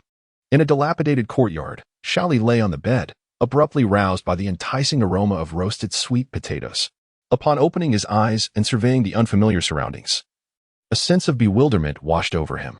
Struggling to rise, he inadvertently shifted his fractured left foot, eliciting a sharp cry from him. "What's wrong? Are you awake?" A little girl seated nearby, enjoying her roasted sweet potatoes, rushed to his bedside upon hearing his exclamation, her expression filled with concern. Xiaoli turned to regard the girl at his bedside, then glanced at his bare torso, a flush creeping to his cheeks. He hastily covered his chest with his hands and stammered, "Who are you? How did I end up here?" Amused by his awkwardness, the little girl stifled a laugh. "Why are you covering yourself? You're not a woman. There's nothing to see." Are you afraid I might do something to you? Assessing his surroundings, Xiaoli noted the absence of any signs of ninjas. The seemingly frail girl appeared to be an ordinary person, which alleviated his anxiety. He scratched his head awkwardly, chuckling softly, and said to her, I suppose you must be the one who saved me. Thank you. The girl nodded, then replied, It seems you're not entirely foolish. Recognizing that I rescued you. My mother once told me that saving a life is more meritorious than building a 7-story pagoda. That's why I saved you. Although at the time, I had no idea if you were a good person or a villain. Nevertheless, I took the risk. Xiaoli observed the modest dwelling and the girl's emaciated appearance, realizing her life was likely quite difficult. He gazed at her thoughtfully and asked, How can you be certain that I am a good person and not a scoundrel who preys upon women? The girl, who had been munching on her sweet potato while speaking, halted in her chewing, her eyes wide with fear at his question. You can't possibly be ha. I'm just teasing you. It's so easy to trick you. Xiaoli chuckled at her frightened expression. The little girl, realizing she had been playfully deceived, glared at him with indignation, taking large bites of her sweet potato as if it were Xiaoli himself. Hey, little girl, I was only joking. Don't be angry. Where are your family members? Xiaoli asked, observing her pouty expression and playful annoyance, smiling with a hint of helplessness. The little girl, still somewhat irritable, pouted her lips. When she heard Xiaoli inquire about her family, a hint of melancholy flickered in her eyes, and she slowly began to speak. There is no one at home. It's just me. Xiaoli was taken aback by this revelation. What? You're so young, and you have no family? How do you manage to live? Why are you asking so many questions? What does it have to do with you? The girl's loud reprimand interrupted Xiaoli before he could finish his sentence. She then crouched down, hugging her knees, and began to sob quietly. All right, I won't ask anymore. It's all my fault, I'm sorry. Please, don't cry. Observing the girl's profound sorrow, Xiaoli felt utterly at a loss. He pondered where he had gone wrong, as his casual inquiry had evoked such a strong reaction. The girl paid no heed to his words, continuing to weep on the ground. Her tears a manifestation of her deep anguish and grievances, as if she sought to release all her pain. Xiaoli was uncertain about how to console her, fearful that his words might only exacerbate her distress, and thus he remained seated on the bed, helplessly watching. After a considerable time, the girl seemed to regain her composure, gradually rising and taking a seat on a nearby stool. I'm sorry, I didn't mean to lash out at you. I've been living alone for a long time, and it's been incredibly lonely, and I miss my mother so much. The little girl, with tear-streaked eyes, confided in Xiaoli about her plight. It was then that Xiaoli learned her name was Xuanai. Xuanai's father was a gambler, having squandered every valuable possession in their home, and, tragically, even her mother had been wagered and lost to another. Most horrifically, he had resolved to sell Xuanai to a brothel, intending to exchange her for money to continue his reckless gambling. At the tender age of 10, Xuanai was horrified upon hearing her father's intentions. She had previously heard her mother speak of the nature of brothels and was acutely aware of the fate that awaited women sold into such places. Xuanai was filled with an intense loathing for her father, questioning why he had shattered their once happy family and now sought to sell her into such a life.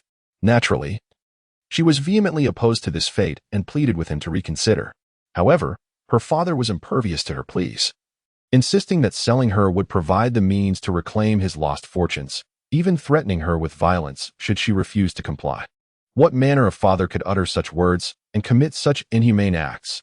Though young, Xuanai was not naive.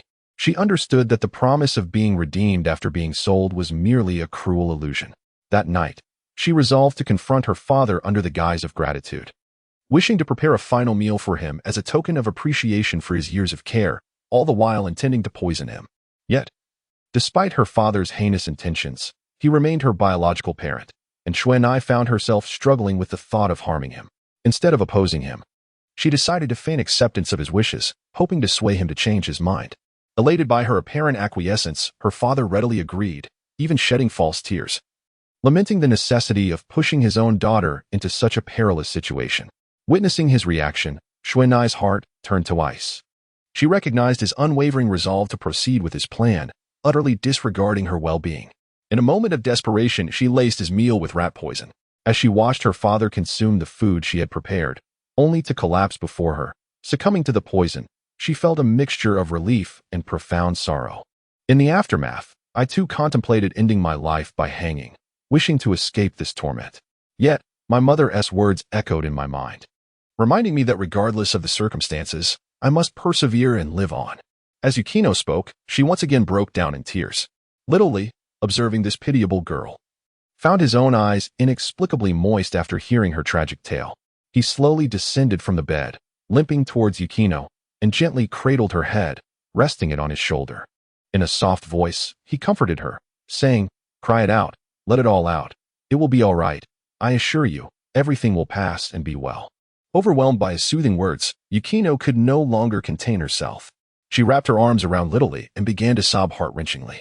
After a considerable time, Little Lee gently patted her shoulder and said softly, "Hey, Yukino, it's all right to cry, but could you refrain from wiping your nose on me?" Yukino couldn't help but chuckle at his teasing remark, her face flushed with embarrassment as she playfully pushed him away while laughing and crying, saying, "I'll wipe it on you. That's a sign of respect." In the midst of their conversation, Little Lee's stomach betrayed him with a loud protest, revealing that he hadn't eaten in quite some time. A bit embarrassed, he scratched his head and sheepishly asked, "Yukino, do you have any food left? I haven't eaten in 2 or 3 days." Noticing his obviously famished state, Yukino pointed towards a nearby table and responded, "Yes. There's a bowl of porridge. I didn't anticipate your sudden awakening, so I didn't prepare any food for you." "Ah, thank you so much. I want to be polite about it," Little Lee exclaimed eagerly, dragging his injured left leg. He made his way to the small table and quickly devoured the bowl of porridge in one go. After licking the remnants of rice from his lips, he remarked with a hint of longing, "Yukino, this porridge is truly delicious. If only I could have another 10 or 8 bowls." Yukino rolled her eyes, exasperated, and replied, "Do you think food is so easily available? A sweet potato and a bowl of porridge is all I have for a day. And you wish for 10 or 8 bowls. Well, considering you're injured, I'll go prepare a couple of roasted sweet potatoes for you." Little Lee scratched the back of his head, grinning sheepishly as he said, "I'm so sorry to trouble you. Once I recover, just let me know what you want, money or anything else I can provide." Yukino scrutinized Little Lee from head to toe, noting that he wore only a tattered outfit with no visible means to conceal wealth, making it clear he was not a person of affluence. "With your attire, you're no better off than I am. You might want to refrain from boasting," she retorted before striding towards the door. Little Lee merely chuckled, unfazed by the small girl's misunderstanding of his situation. On the contrary, he felt quite pleased. When an individual is acutely aware of your wealth or power and perceives potential gain from you, their assistance during your misfortunes may be driven by ulterior motives. However, if you find yourself in utter destitution and yet there exists someone who is willing to extend a helping hand, that person is truly a friend deserving of your sincere trust, a confidant worthy of a lifelong bond. The young girl saved Xiao solely due to her compassionate heart, without any desire for personal gain from him. This year, Yukino is 12, which means that for the past 2 years, after being forced to take her own father's life, she has been living alone, entirely reliant on herself for sustenance. For a mere 10-year-old girl, the challenges she faced must have been immensely daunting. Most people would likely have succumbed to the torment and pressure of survival, yet Yukino persevered with remarkable strength. As Xiao watched her slender, solitary figure depart, he returned to his bed and sat down slowly. In his heart, he resolved to assist her, no matter what conditions she might propose. He would gladly comply. For in Yukino's frail silhouette, he saw a reflection of his own struggles. Meanwhile, the search party tirelessly scoured the forest for Xiao, barely pausing to catch their breath.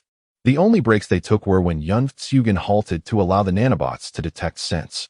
After hours of relentless trekking, fatigue began to set in, and murmurs of discontent arose among some members. "Everyone stop." The nanobots had detected something. The scent of a female insect indicated that Liloaka was likely nearby. Yun gestured for the group to halt and raised his right hand, observing the minuscule nanobots on the back of his hand that only he could see. "Tsugen, have you finally found him?" exclaimed Shan Zhongfeng, who had been patiently following Yun without interruption until this moment. "Yes, that's truly wonderful," Yun replied, his eyes gleaming with joy. Shan Zhongfeng responded, "Indeed, it has been easy. I'm grateful for our combined efforts." They exchanged a tender gaze, their mutual admiration sparking a palpable chemistry that momentarily captivated their companions. Yun leaned closer to Shan Zhongfeng, whispering softly, "Come to my room tonight." With a playful punch to Yun chest, Shan Zhongfeng shyly retorted, "You rascal, how irritating." With Shan Zhongfeng's tacit acceptance, Yun turned and followed the scent of the female nanobot, urging the others to follow as well. Liluaka was indeed nearby, Shan Zhongfeng trailed closely behind him. The remaining members of the group exchanged bewildered glances, taken aback by the earlier display between the two. What just happened? Do they not realize we're here? One remarked. Indeed, two men openly displaying such affection in front of us. What sort of decorum is this? It is astonishing that it has only now come to your attention that the two of them had, several months ago, retrieved soap from the communal bathhouse at the root. And there were witnesses present at that time.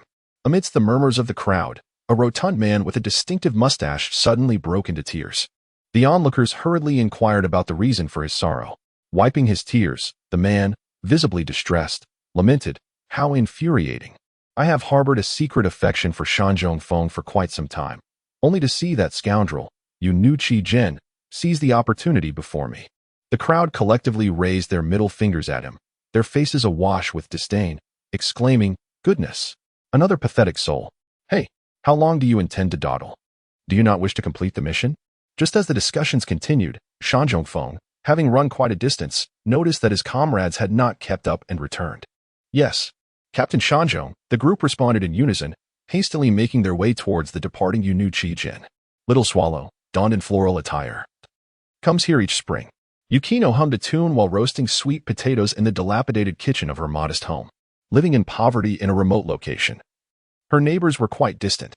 It had been ages since anyone had visited Yukino's home, and today, having brought back an injured person, she felt a surge of joy at having someone to converse with.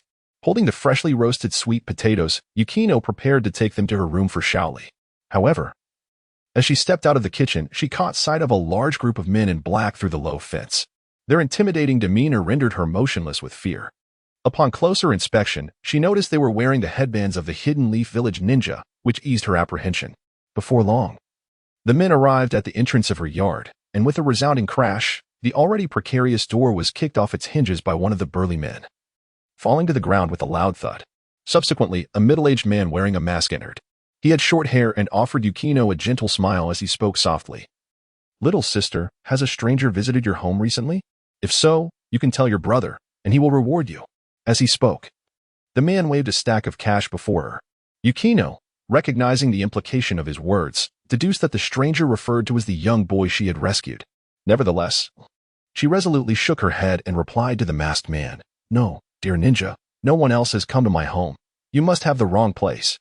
The middle-aged man furrowed his brow, expressing his confusion. "No, that cannot be. My nano-machine should not make mistakes."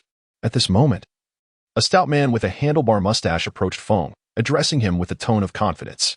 "Captain, your nanobug detection is infallible. I suspect this young girl is lying. Why don't we search the area first? I shall take her aside and question her thoroughly." Just then, a lean figure emerged, scolding the stout man. "Hey, you glutton. Weren't you just fond of men? What else with your sudden interest in this girl? I believe this line of inquiry is best left to me." The stout man shot a glare at the lean figure, retorting, "What is it to you? Can't I have an interest in women too?" Initially, Yukino was oblivious to the implications of the stout man's suggestion to take her aside, but upon hearing the exchange between him and the lean man, she realized the sinister intentions behind their words. Yukino stepped back, her eyes wide with terror. You are ninjas from the Leaf Village. How could you engage in such acts?" The stout man wiped the drool from his mouth, leering as he replied, "Oh, little sister, don't be naive. Ninjas are human too. We have physiological needs. Rest assured, if you serve me well."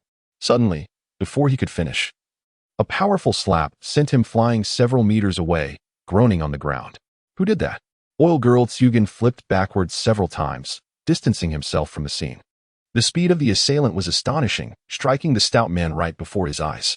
Little Lee landed gracefully in front of Yukino, gently patting her shoulder. "Yukino, are you all right? Did I scare you?" Yukino shook her head, her expression one of disbelief as she gazed at Little Lee. She had never anticipated that the boy she had rescued would possess such remarkable skills, effortlessly sending someone flying in the blink of an eye while the rest were caught off guard.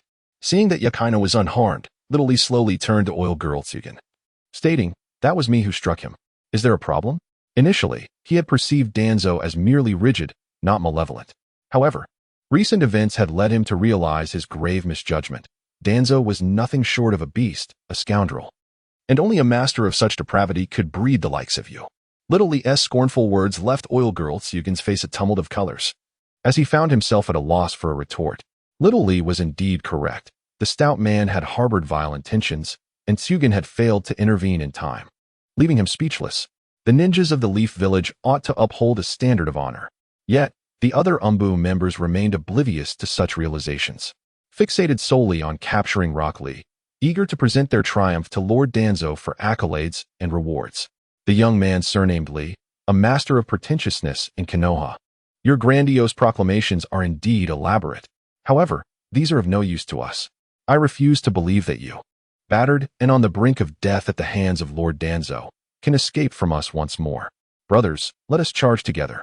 The slender figure stepped forward again, humiliating little Lee before rallying the other root members, preparing to swarm and capture him. Capture Rock Lee.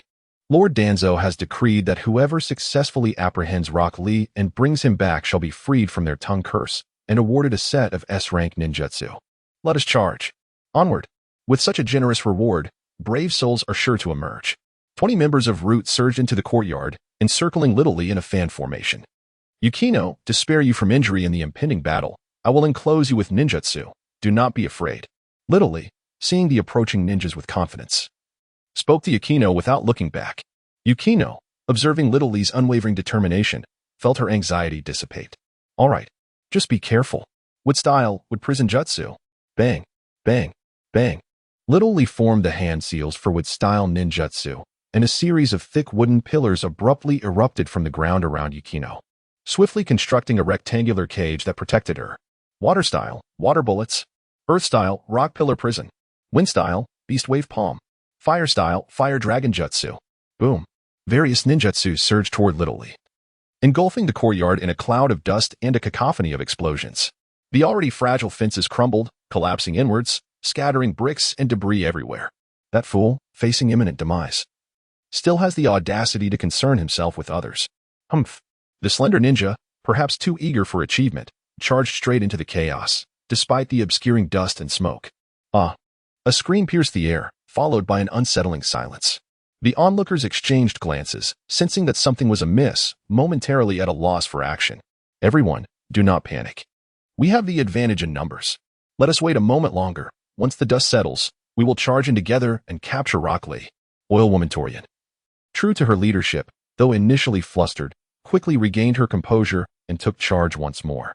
After a brief interval of over 10 seconds, the smoke and dust in the courtyard gradually dispersed, revealing the scene within. In the center stood a square wooden cabinet, resiliently remaining in its original position.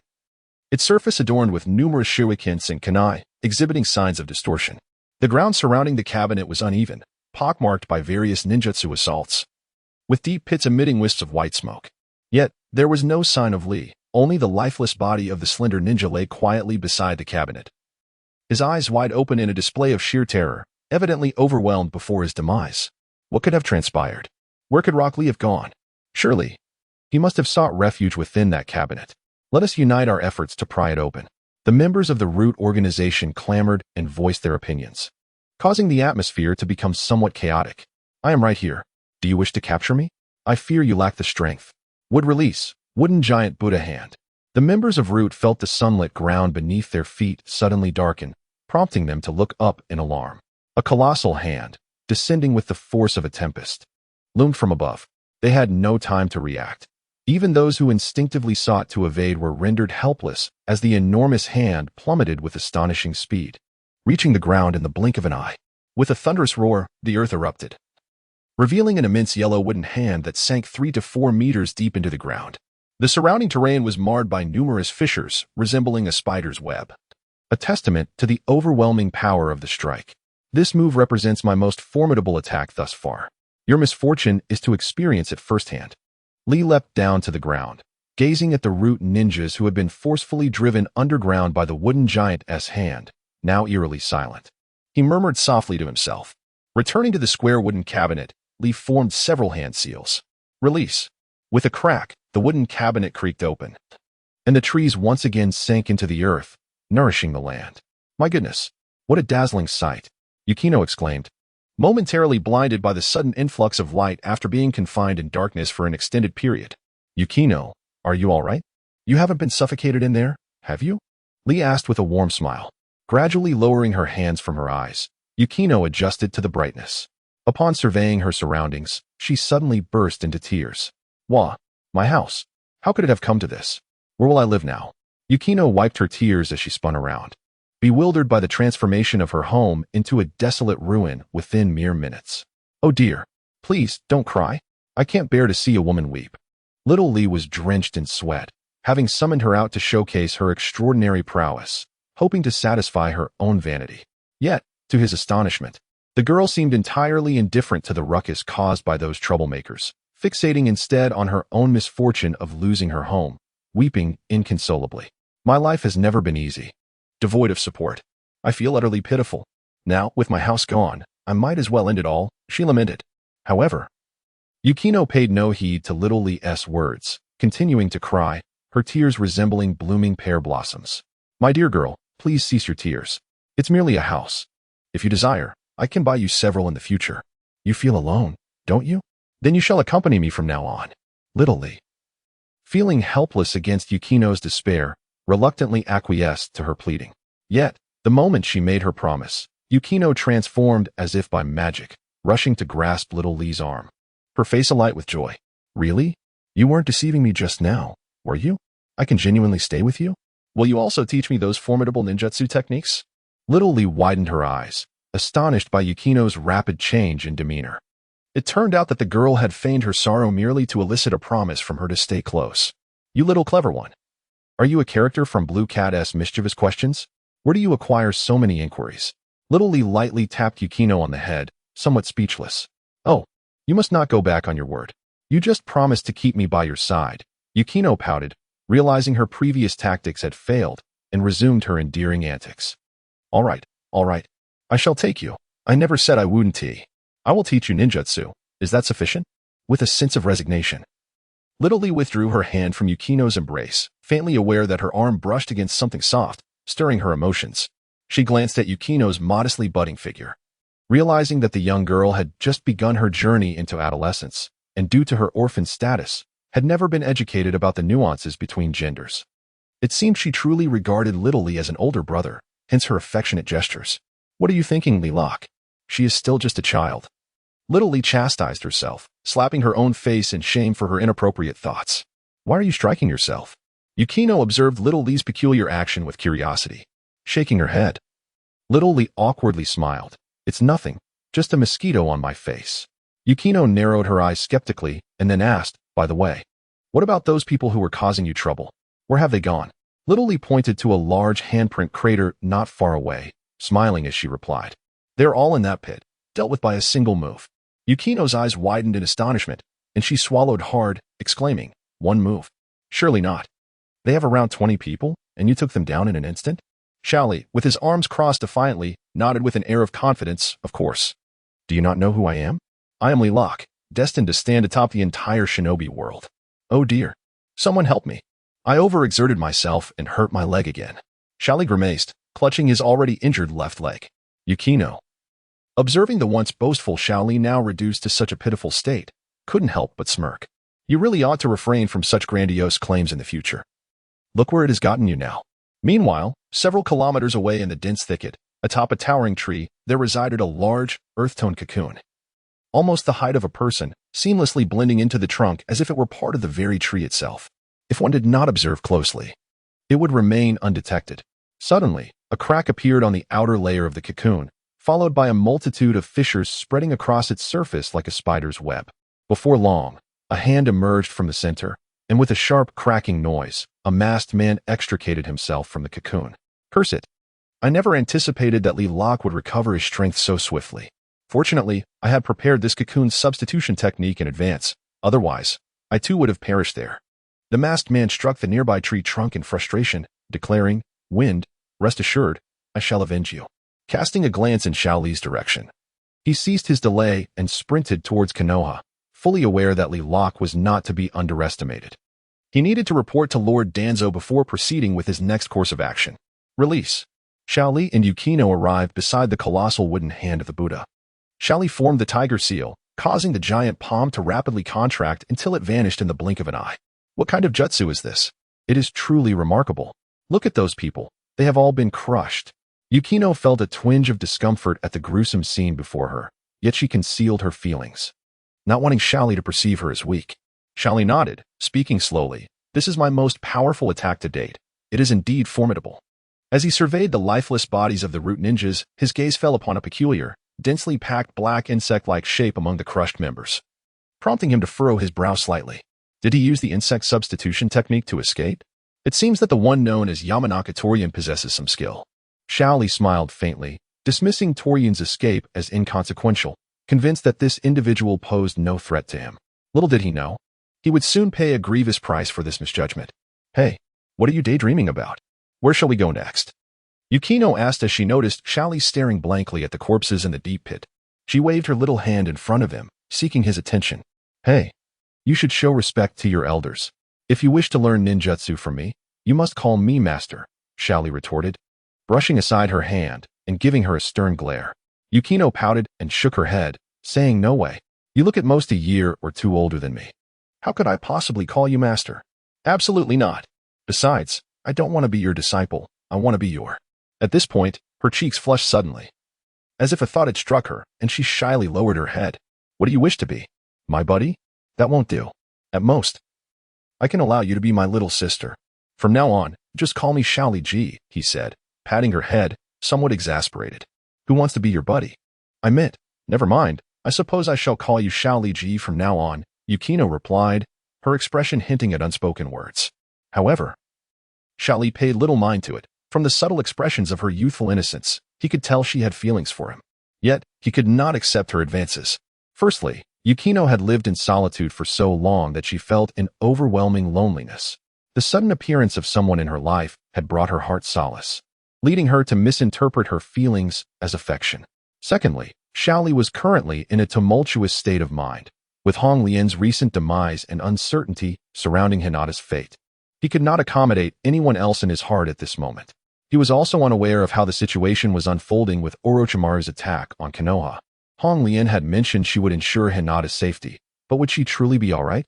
Xiaoli gazed towards the direction of Konoha, murmuring to himself. Hey Xiaoli Ji, what are you daydreaming about, and why are you talking to yourself? Yukino tugged at his arm, feeling a bit miffed by his disregard for her. Xiaoli shook his head, smiling at Yukino as he asked, Is there an inn near your home? We should find a place to stay. Yukino's face turned beet red, and she playfully punched his chest. What are you saying? I'm not prepared to do that with you. How could I go to an inn with you? Xiaoli lightly tapped her on the head, bemused. What are you talking about? I meant we should find a place to stay. My leg needs time to heal. Your house is in ruins. We can't possibly camp outside. Only then did Yukino comprehend the misunderstanding. Oh, I see. But there are no inns nearby. We would have to go several kilometers to the town of Risha to find one. Xiaoli nodded, allowing Yukino to support him as they commenced their journey towards Lisha town. Although the few kilometers ahead were not particularly far, they felt interminably lengthy for Xiaoli, a person with disabilities. After a considerable time, they had traversed only half the distance of the 3 to 4 kilometers. Eventually, they encountered a farmer driving an ox cart laden with goods, and gratefully accepted a ride, arriving at Lisha town. Upon their arrival, Xiaoli was astonished to discover that this very town was the same one where Jiraiya had brought Naruto for training. It bustled with life, vibrant with street vendors selling a myriad of delights, sugar figurines, candied hawthorns, jewelry, cosmetics, and rice cakes, truly a cornucopia of offerings. After disembarking from the cart and paying the driver a small sum of silver, Yukino once again assisted Xiaoli in their search for lodging. After some inquiries and a 10-minute walk, they finally located an inn, or perhaps more accurately, a tavern, as indicated by the large character for wine prominently displayed on a crimson banner at the entrance. This establishment also offered accommodations, albeit at a slightly higher rate than the typical inn. Yet, how exorbitant could it be? Over the past 7 years, Xiaoli had meticulously gathered the wealth of the defeated ninjas, and though he had not previously found much use for it, he was now prepared. As they pushed aside the entrance curtain and stepped inside, they were abruptly accosted by a sharp voice. A man, resembling a server, approached with a disdainful expression, covering his nose and gesturing vehemently for them to leave. Xiaoli glanced at his tattered clothing, and then at Yukino, who appeared gaunt and worn, clad in a faded, oversized dress, with remnants of straw clinging to them from their recent ride. It was evident that the server's disdain was directed at them. Xiaoli's face darkened, and he slowly retorted, You insolent cur, who do you dare to call a beggar? The server, taken aback by the audacity of the youth before him, seethed with anger. Glaring at Shaoli, "I am indeed speaking of you. Who are you calling a dog?" Unfazed by the server's menacing demeanor, Shaoli replied coolly, "I will insult whoever responds to my words." The server's fury escalated, rolling up his sleeves, ready to confront Shaoli. "You little wretch. You dare to come begging here and even have the gall to insult." Before he could finish, Shaoli struck him with a swift, thunderous slap, sending the man hurtling several meters away, crashing into a table and scattering its occupants in panic. Alas, I was unexpectedly thrown quite a distance. Did any of you witness how that young man struck? I scarcely caught a glimpse. I believe I only saw him gently wave his hand. And the innkeeper was sent flying. The patrons, who were previously engrossed in their food and drink, paused their activities, casting their gazes towards Shaoli, engaging in a flurry of whispered discussions. At that moment, a portly, bald middle-aged man hurried over, his face adorned with rolls of flesh and a beaming smile. Bowing deeply, he addressed Shaoli. It is an honor to have a distinguished ninja visit our humble establishment. I sincerely apologize if my staff has offended you in any way." Recognizing the innkeeper's cordiality, Shaoli chose to refrain from further conflict. He retrieved a stack of banknotes from his system bag and carelessly tossed it into the innkeeper's embrace. Slowly articulating, "Please prepare 2 private rooms for me. I may be staying for a while. Additionally, have a selection of fine wine and exquisite dishes sent to my room shortly." The innkeeper, overjoyed by Shaoli's generous display, felt as if he could scarcely contain his delight, his small eyes squinting into mere slits due to his broad smile. "Ninja Master, please follow me upstairs, rest assured. Everything will be to your satisfaction." With utmost respect, the innkeeper guided Shaoli up the stairs. As Shaoli, supported by Yukino, ascended a few steps, he turned back and pointed at the still wailing innkeeper's assistant on the floor, addressing the innkeeper. "Oh, and do dismiss that individual. While I appreciate the retro ambience you've cultivated here, his lack of decorum greatly detracts from the atmosphere." "Indeed, you are absolutely right. Such a person has no place here," the innkeeper replied with eager nods, fully acquiescing to Shaoli's request. After all, one staff member was insignificant compared to the potential wrath of a formidable ninja. The innkeeper led the duo to the second floor of the tavern, where the decor transformed entirely. The corridor was lined with several rooms, each adorned with numbered signs, and vases of fresh flowers graced either side. Overall, the second floor bore a resemblance to that of a hotel. Arriving at the far end of the corridor, the innkeeper produced a key and opened the door. "Ninja Master, this is a suite comprising 2 rooms. You may choose to occupy one or both." He even winked suggestively at Shaoli, understanding the innkeeper's implication. Shaoli merely nodded in acknowledgement and, upon receiving the key, dismissed him. "Well, this room is incredibly luxurious. Residing in such a place was once beyond my wildest dreams." Upon entering the room, Yukino, who had been supporting Shaoli in silence, suddenly erupted with excitement. "Oh dear girl, why are you so exhilarated? Hurry and help me sit down," Shaoli said with a hint of exasperation, as they settled onto the spacious sofa in the living room. Shaoli surveyed the well-furnished room and felt a wave of comfort wash over him. For Yukino, a girl from the countryside who had never experienced such luxury, it was nothing short of opulent, which explained her exuberant reaction. Knock, knock, knock. Shortly thereafter, a series of knocks echoed from the door, and several attendants entered, carrying an array of delicacies and placing them on the dining table. After Shaoli gestured for them to leave, they exited the room. "So many delightful dishes. I have never tasted anything like this before, and I can hardly remember the last time I had meat," Yukino exclaimed, devouring her meal with gusto, her mouth full and words slightly muffled. Shaoli, sharing her enthusiasm, showed no restraint either, having gone several days without a proper meal. He grasped a braised pork knuckle in one hand and a chicken leg in the other, indulging heartily. "If you find it delicious, eat your fill. If it's not enough, just call for more," he encouraged. Half an hour later, the table was cleared of all the food, though they had barely touched the wine. Concerned about the potential effects of alcohol, Shaoli had only sipped a few times, while Yukino, disliking the taste of wine, abstained completely. The feeling of being full is simply delightful," Yukino sighed contentedly, rubbing her round belly after letting out a satisfied burp. "Once you're full, go take a shower and then rest in your room. Tomorrow, when I can move about, I'll take you shopping for some suitable clothes. The outfit you're wearing now makes you look like a little expectant mother," Shaoli remarked, gesturing toward the room to signal Yukino to return and rest. Yukino nodded, flashing a sweet smile at Shaoli before rising to head to the bathroom. She was filled with joy. Having previously lived in a dilapidated house in the outskirts with little hope for a better life, she never imagined she would now reside in such a luxurious abode, feasting on such sumptuous meals. Moreover, following Xiaoli meant she could learn ninjutsu and aspire to become a ninja, an existence she had never dared to dream of. Watching Yukino depart, Xiaoli reclined back onto the sofa, tilting his head as he drifted into slumber. After all, he still bore injuries, making washing inconvenient. However, he believed that with the remarkable regenerative capabilities of the Hashirama cells, by the time he awakened the next morning, his left leg would have healed significantly, allowing him greater mobility. The next morning, Xiaoli awoke on the sofa, stretching with a yawn. Ah, what a truly restful sleep, he mused. At this moment, Xiaoli's injuries had fully healed. Aside from a slight tingling sensation in his left knee, he felt no discomfort. It seemed that the system's pirated Hashirama cells were quite effective. After a good night's sleep, even his severely fractured left leg had nearly recovered. Just then, the door to the inner guest room swung open, and Yukino emerged, her eyes still heavy with sleep. From a distance, Xiaoli noticed the remnants of sleep clinging to the corners of her eyes, and her tousled red hair added to her disheveled appearance. If Yukino were to wander onto the street in that state, she might easily be mistaken for a madwoman. Good morning, Xiaoli. Yukino greeted lazily as she sank onto the sofa, resting her head against its side, preparing to doze off once more. Observing her state, Xiaoli shook his head in resignation and, heading toward the washroom, urged, Yukino, wake up and freshen up. Fix your hair, or when I take you out later, people will think you're a lunatic. He vaguely heard her murmur in response, but paid it little mind as he entered the washroom. After a refreshing shower, brushing his teeth, and splashing water on his face, he retrieved a change of clothes from his system backpack. With a towel in hand to dry his still damp hair, he stepped out of the bathroom, only to find Yukino lying flat on the sofa, sound asleep once again. This sight left Xiaoli somewhat speechless. How could she be so fond of sleep? She had just emerged from her room and was already dozing off again. Hey, Yukino, wake up and wash up.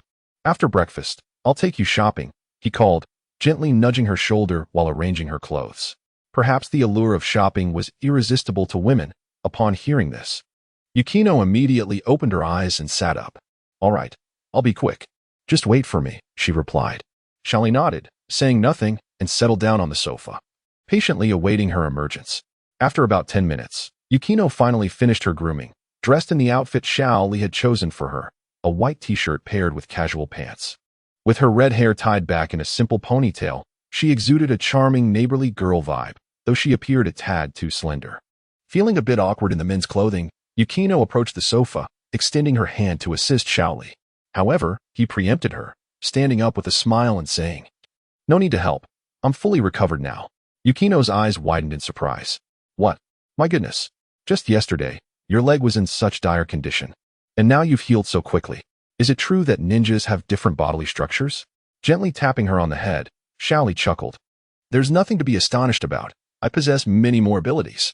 You'll understand in due time. Now, let us go. Xiaoli grasped Yukino's arm and descended the stairs with purpose. Upon reaching the ground floor, the plump proprietor of the tavern hurriedly approached, his demeanor exceedingly courteous. Inquiring about the previous night's rest and satisfaction of the esteemed ninja, Xiaoli merely nodded, casually responding to his queries, before glancing around the tavern. Given the morning hour, the establishment was devoid of patrons, and he promptly led Yukino outside. After indulging in a modest breakfast at a roadside stall, he sought directions to the commercial street and proceeded without delay.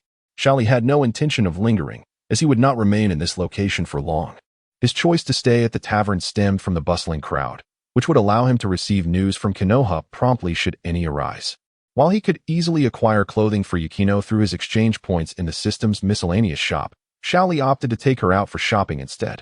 The primary reason for this decision was to expose the sheltered girl to the wider world, as well as to provide her with a gentle challenge. Since her arrival in the town yesterday, it had become apparent to Xiaoli that Yukino was exceedingly shy, appearing timid in the presence of unfamiliar individuals.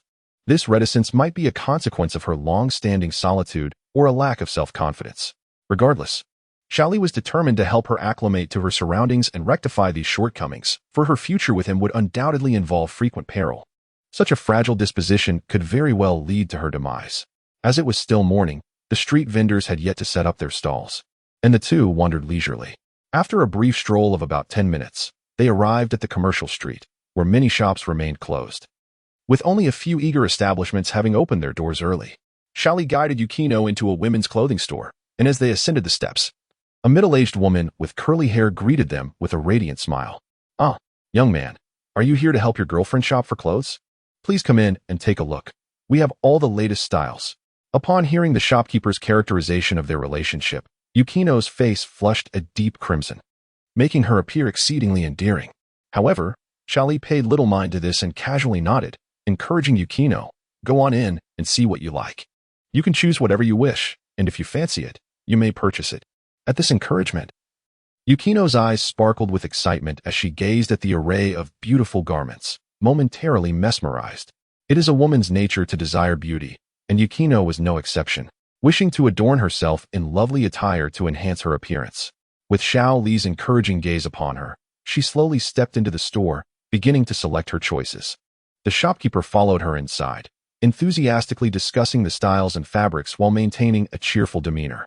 "Dear girl, your young gentleman is truly commendable and treats you quite well."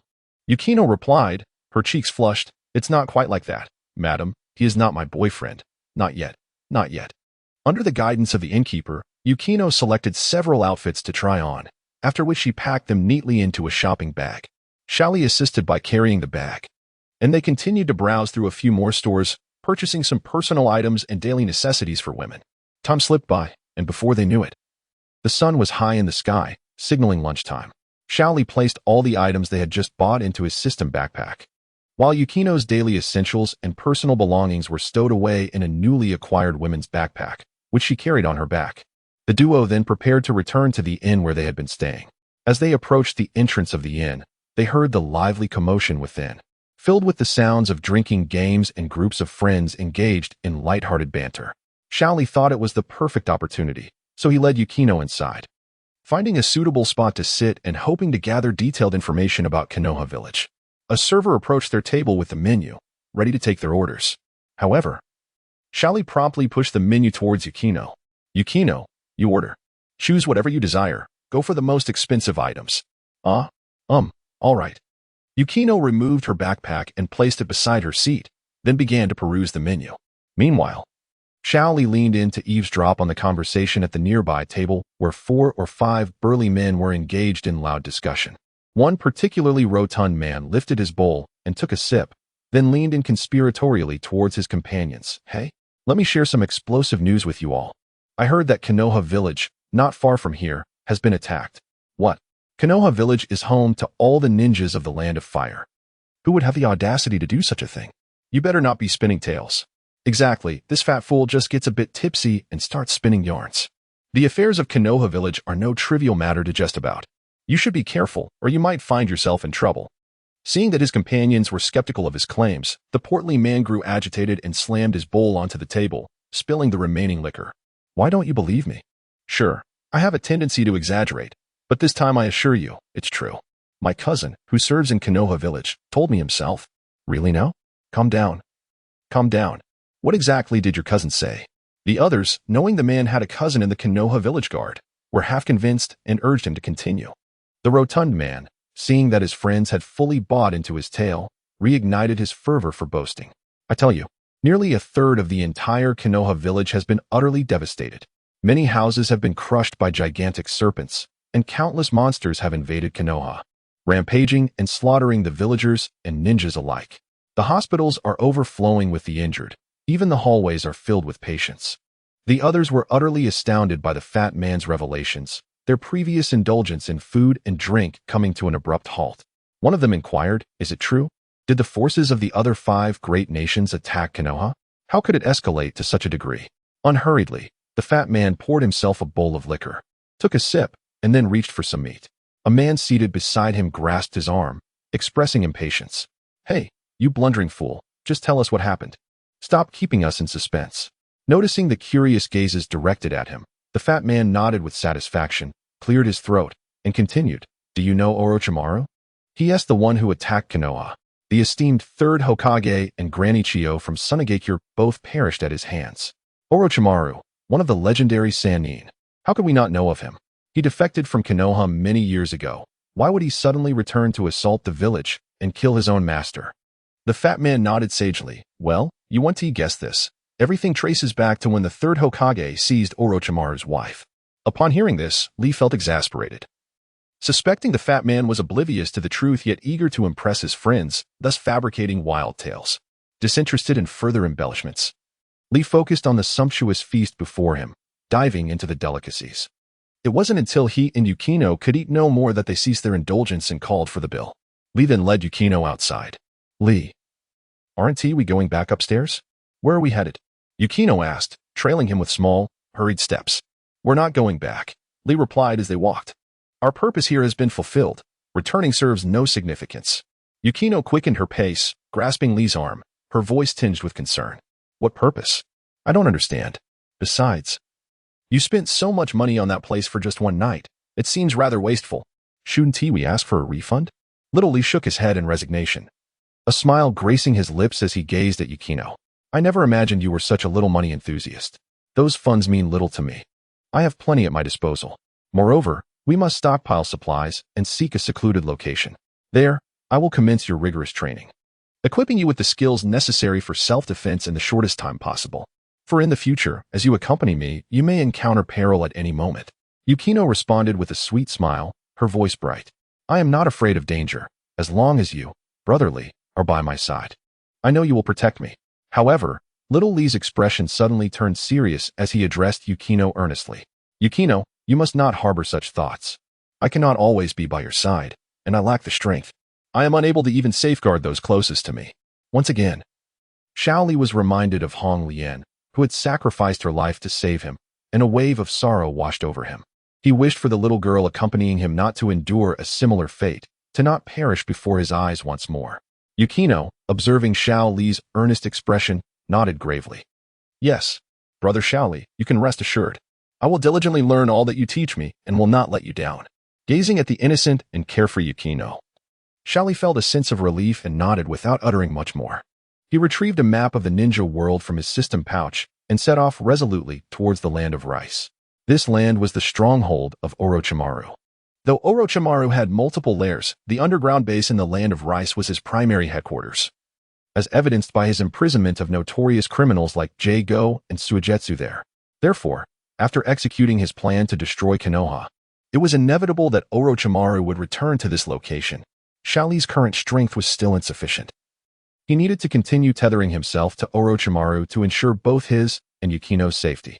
As for why Xiaoli did not choose to return to Konoha after recovering from his injuries to assess the situation and perhaps rescue Hinata Hyuga, the reason was simple. Konoha was not as straightforward as it appeared.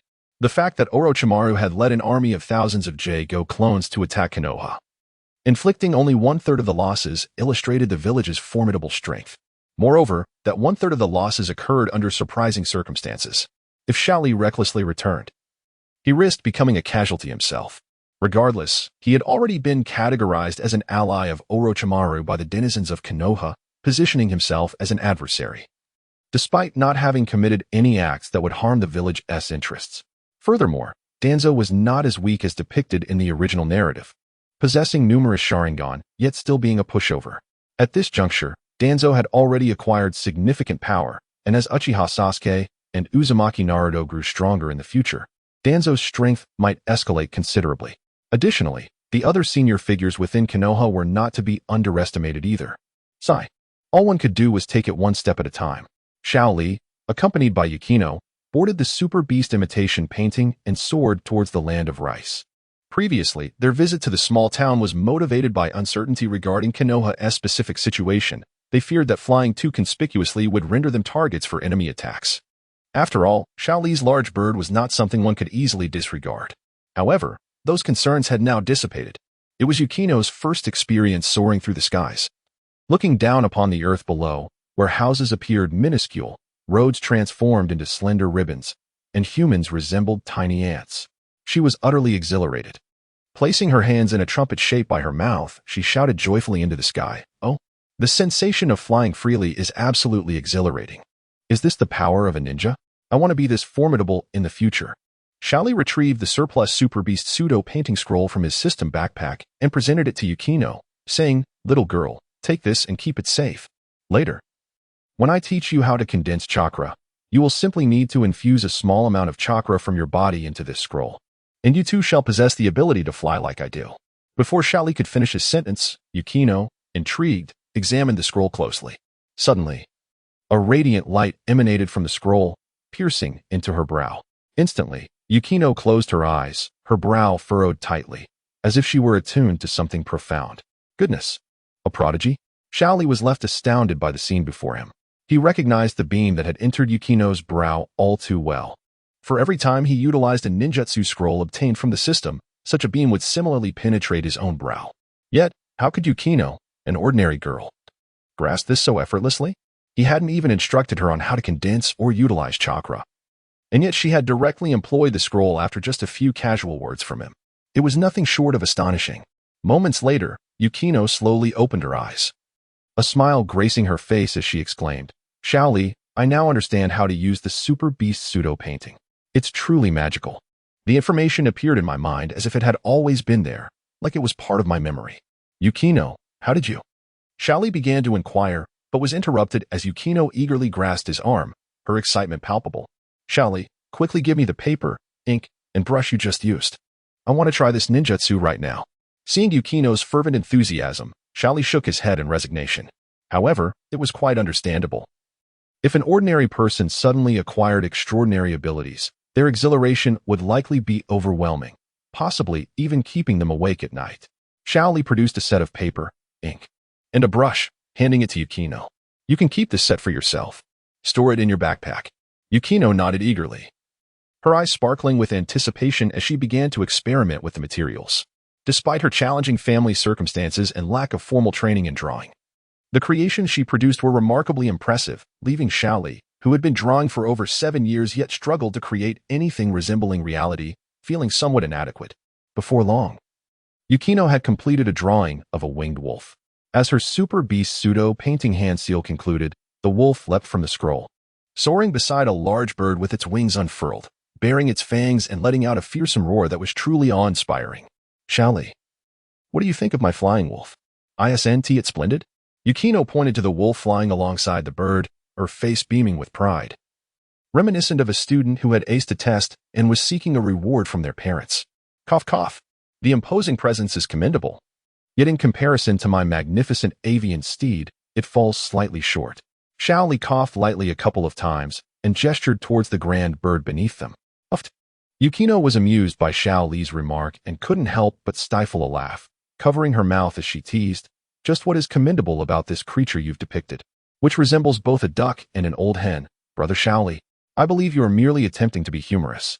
Upon hearing these words, Xiaoli felt a wave of embarrassment wash over him, yet he endeavored to maintain his composure and replied, "You simply do not understand. In the realm I once inhabited, such a bird would be considered a phoenix, the king of all birds. Do you comprehend what a phoenix is?" Yukino, still skeptical, inquired with a furrowed brow. "Is that true? Does a phoenix truly look like that?" "Ah, enough of your questions. Allow me to ask you, how did you utilize that scroll earlier?" "I have yet to instruct you on how to gather chakra, let alone how to wield it," Xiaoli said, desperately shifting the topic as he found himself at a loss. Yukino shook her head, looking rather perplexed as she confessed, "I am uncertain.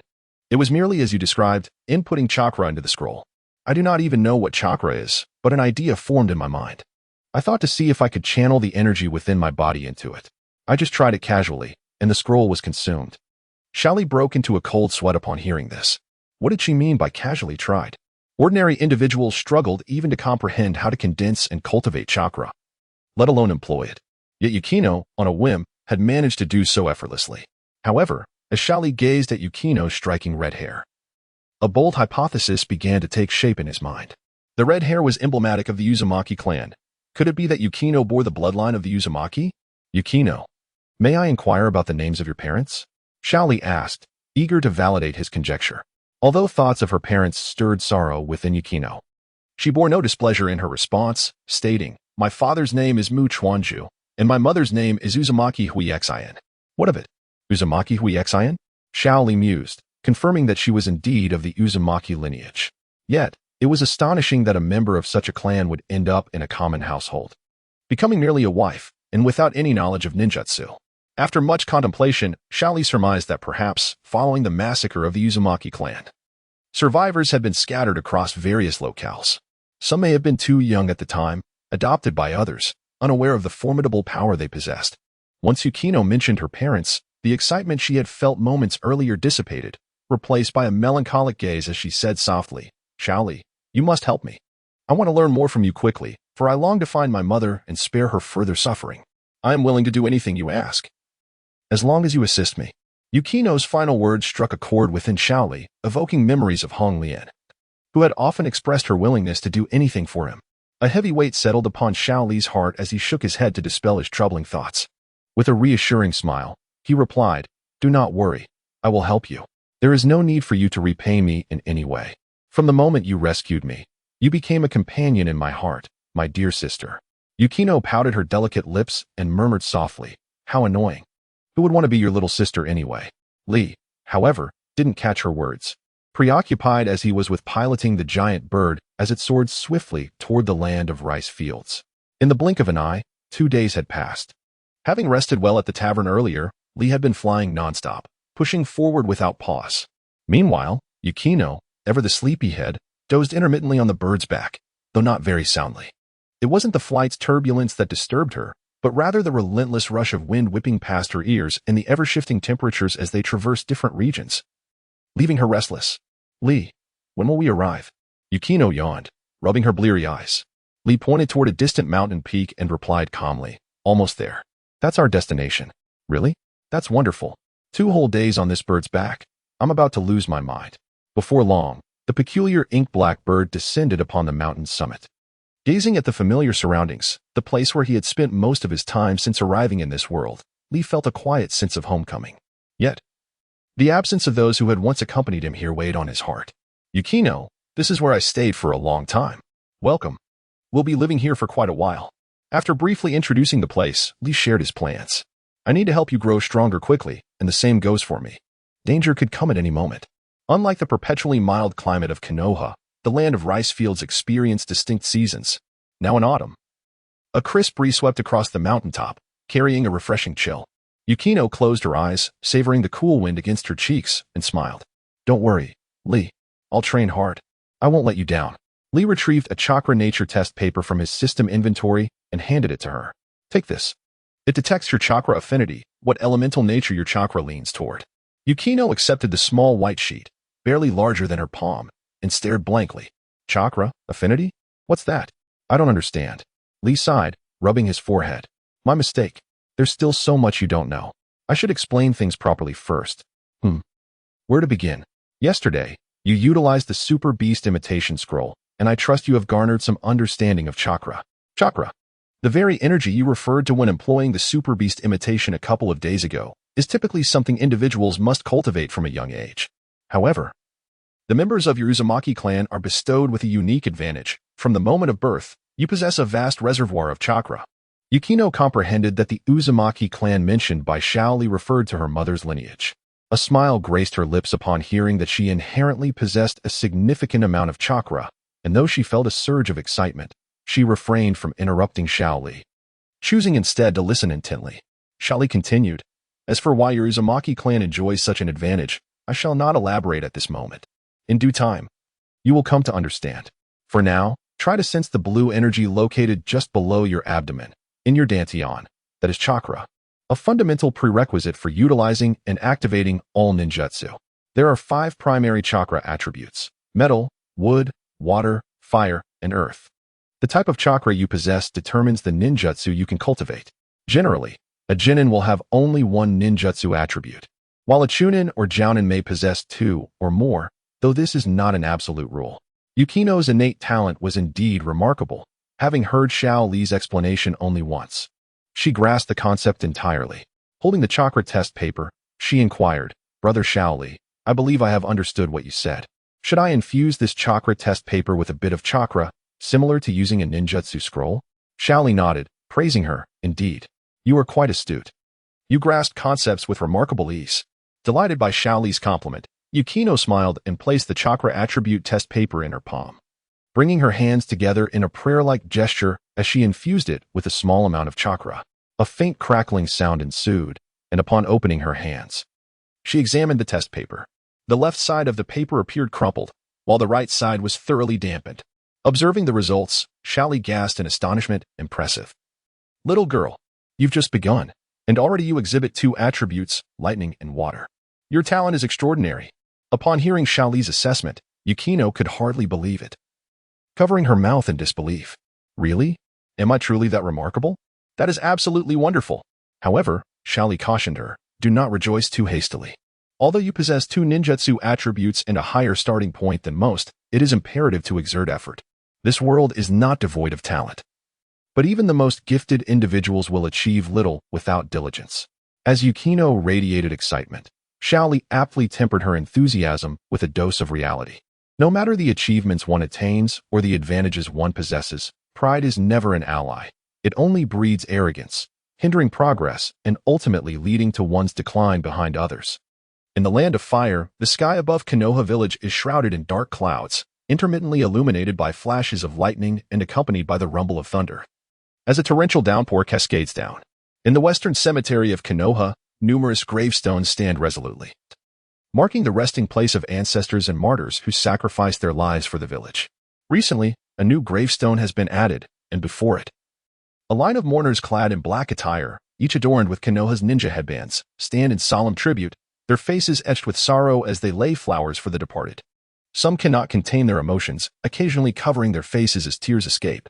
If Lee were present at this moment, he would recognize many familiar faces: Hinata Hyuga, Sasuke Uchiha, Sakura Haruno, Naruto Uzumaki, Kiba Inuzuka, Konohamaru, Kakashi, Gai Medo, Asuma, and many more significant figures from the original narrative, alongside several whom Lee cannot name. Surprisingly, Jiraiya is also among the mourners, having returned without anyone noticing. Undoubtedly, they gather to pay their respects to the third Hokage, Hiruzen Sarutobi, regardless of Hiruzen's private life. In the eyes of these ninjas, he was a competent Hokage, revered and cherished. The abrupt departure of the third Hokage has plunged the assembly into deep sorrow. As the memorial service continues, the sound of a cane tapping against the ground resonates, drawing the attention of the crowd. It is Danzo Shimura, approaching with measured steps. Ignoring the astonished gazes, he accepts a bouquet of flowers from an aide and strides to Hiruzen's gravestone, placing the flowers down before bowing thrice.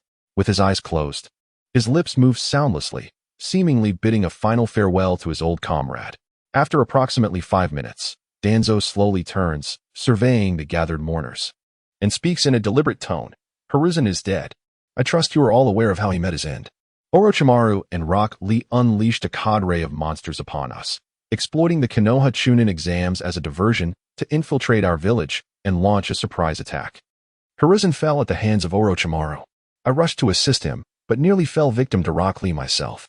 Upon hearing Danzo mention Rock Lee, Hinata Hyuga can no longer contain her composure and exclaims that is impossible. Lee would never do anything to harm Konoha. I know his character well. Do not slander him. Danzo cast a sidelong glance at Hinata, his expression darkening slightly. The young girl from the Hyuga clan. It would be prudent for you to refrain from interjecting while I speak. It is a well-documented fact that Rock Lee and Orochimaru disguised themselves as ninjas from the Sound Village and infiltrated the Hidden Leaf Village, witnessed by many. Do you wish to betray the Leaf and align yourself with those rogue ninjas?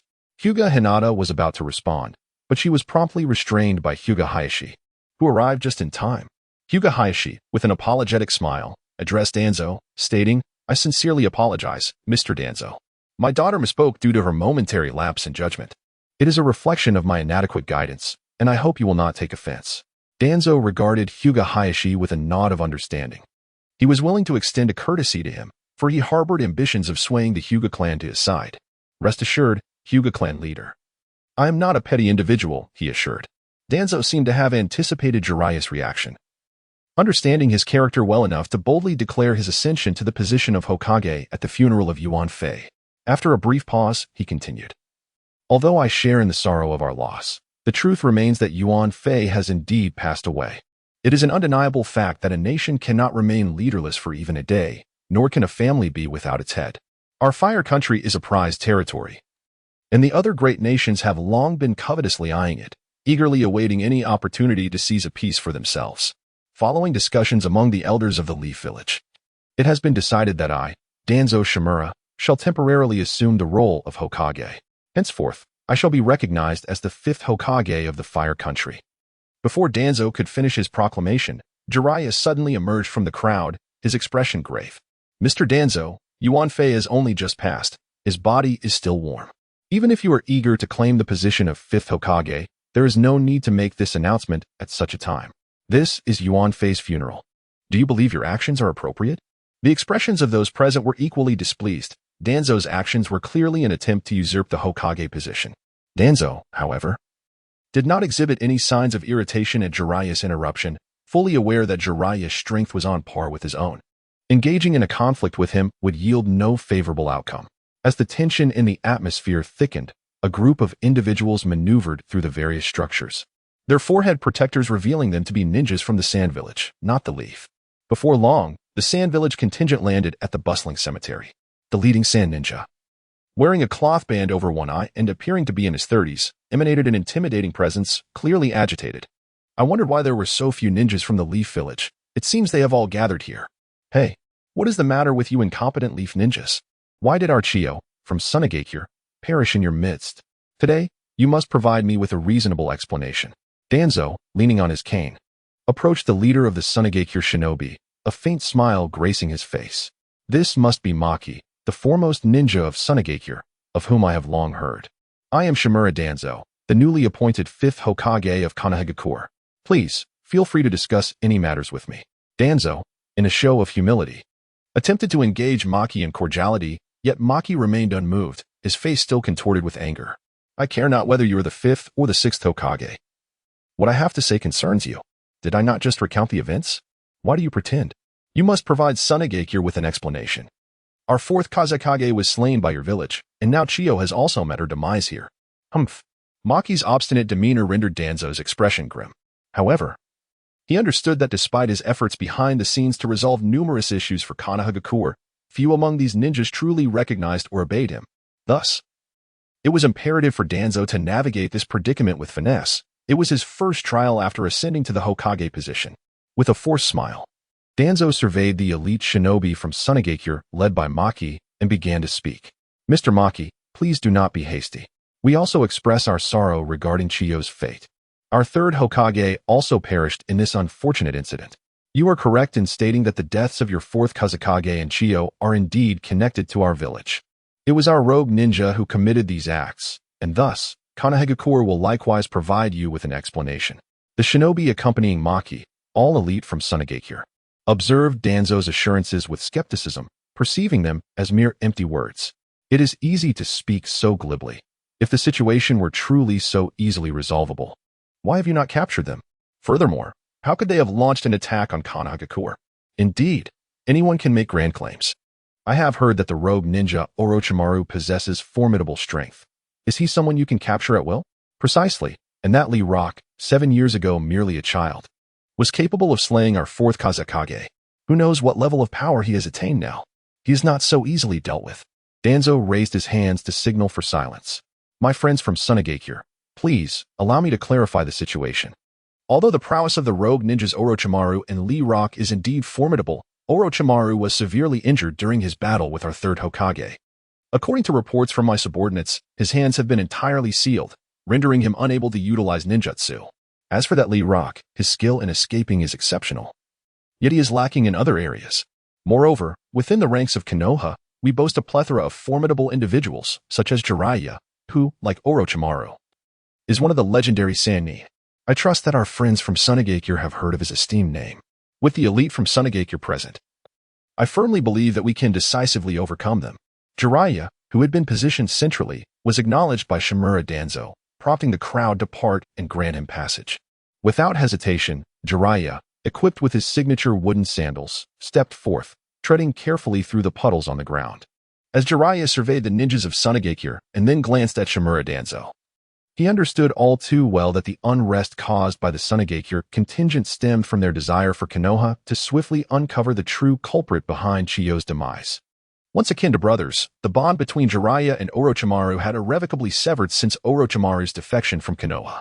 What Jiraiya could scarcely fathom was that Orochimaru would return to slay his own mentor, an act that Jiraiya found utterly intolerable. In Jiraiya's heart, Although the third Hokage was somewhat antiquated in his approach and often employed a conciliatory policy, which could be perceived as indecisive, he remained a benevolent leader for the people of Konoha and an admirable teacher to Jiraiya himself. The transgressions of Orochimaru were something Jiraiya could never forgive. Danzo, I'm fully aware of your ulterior motives, yet I choose not to dwell on them. While I may not agree with many of your methods, the recent passing of Lord Yondaime renders the identity of the Hokage inconsequential to me, and thus, I shall not interfere, Jiraiya remarked, indirectly acknowledging Danzo's position as Hokage. At least in Danzo's eyes.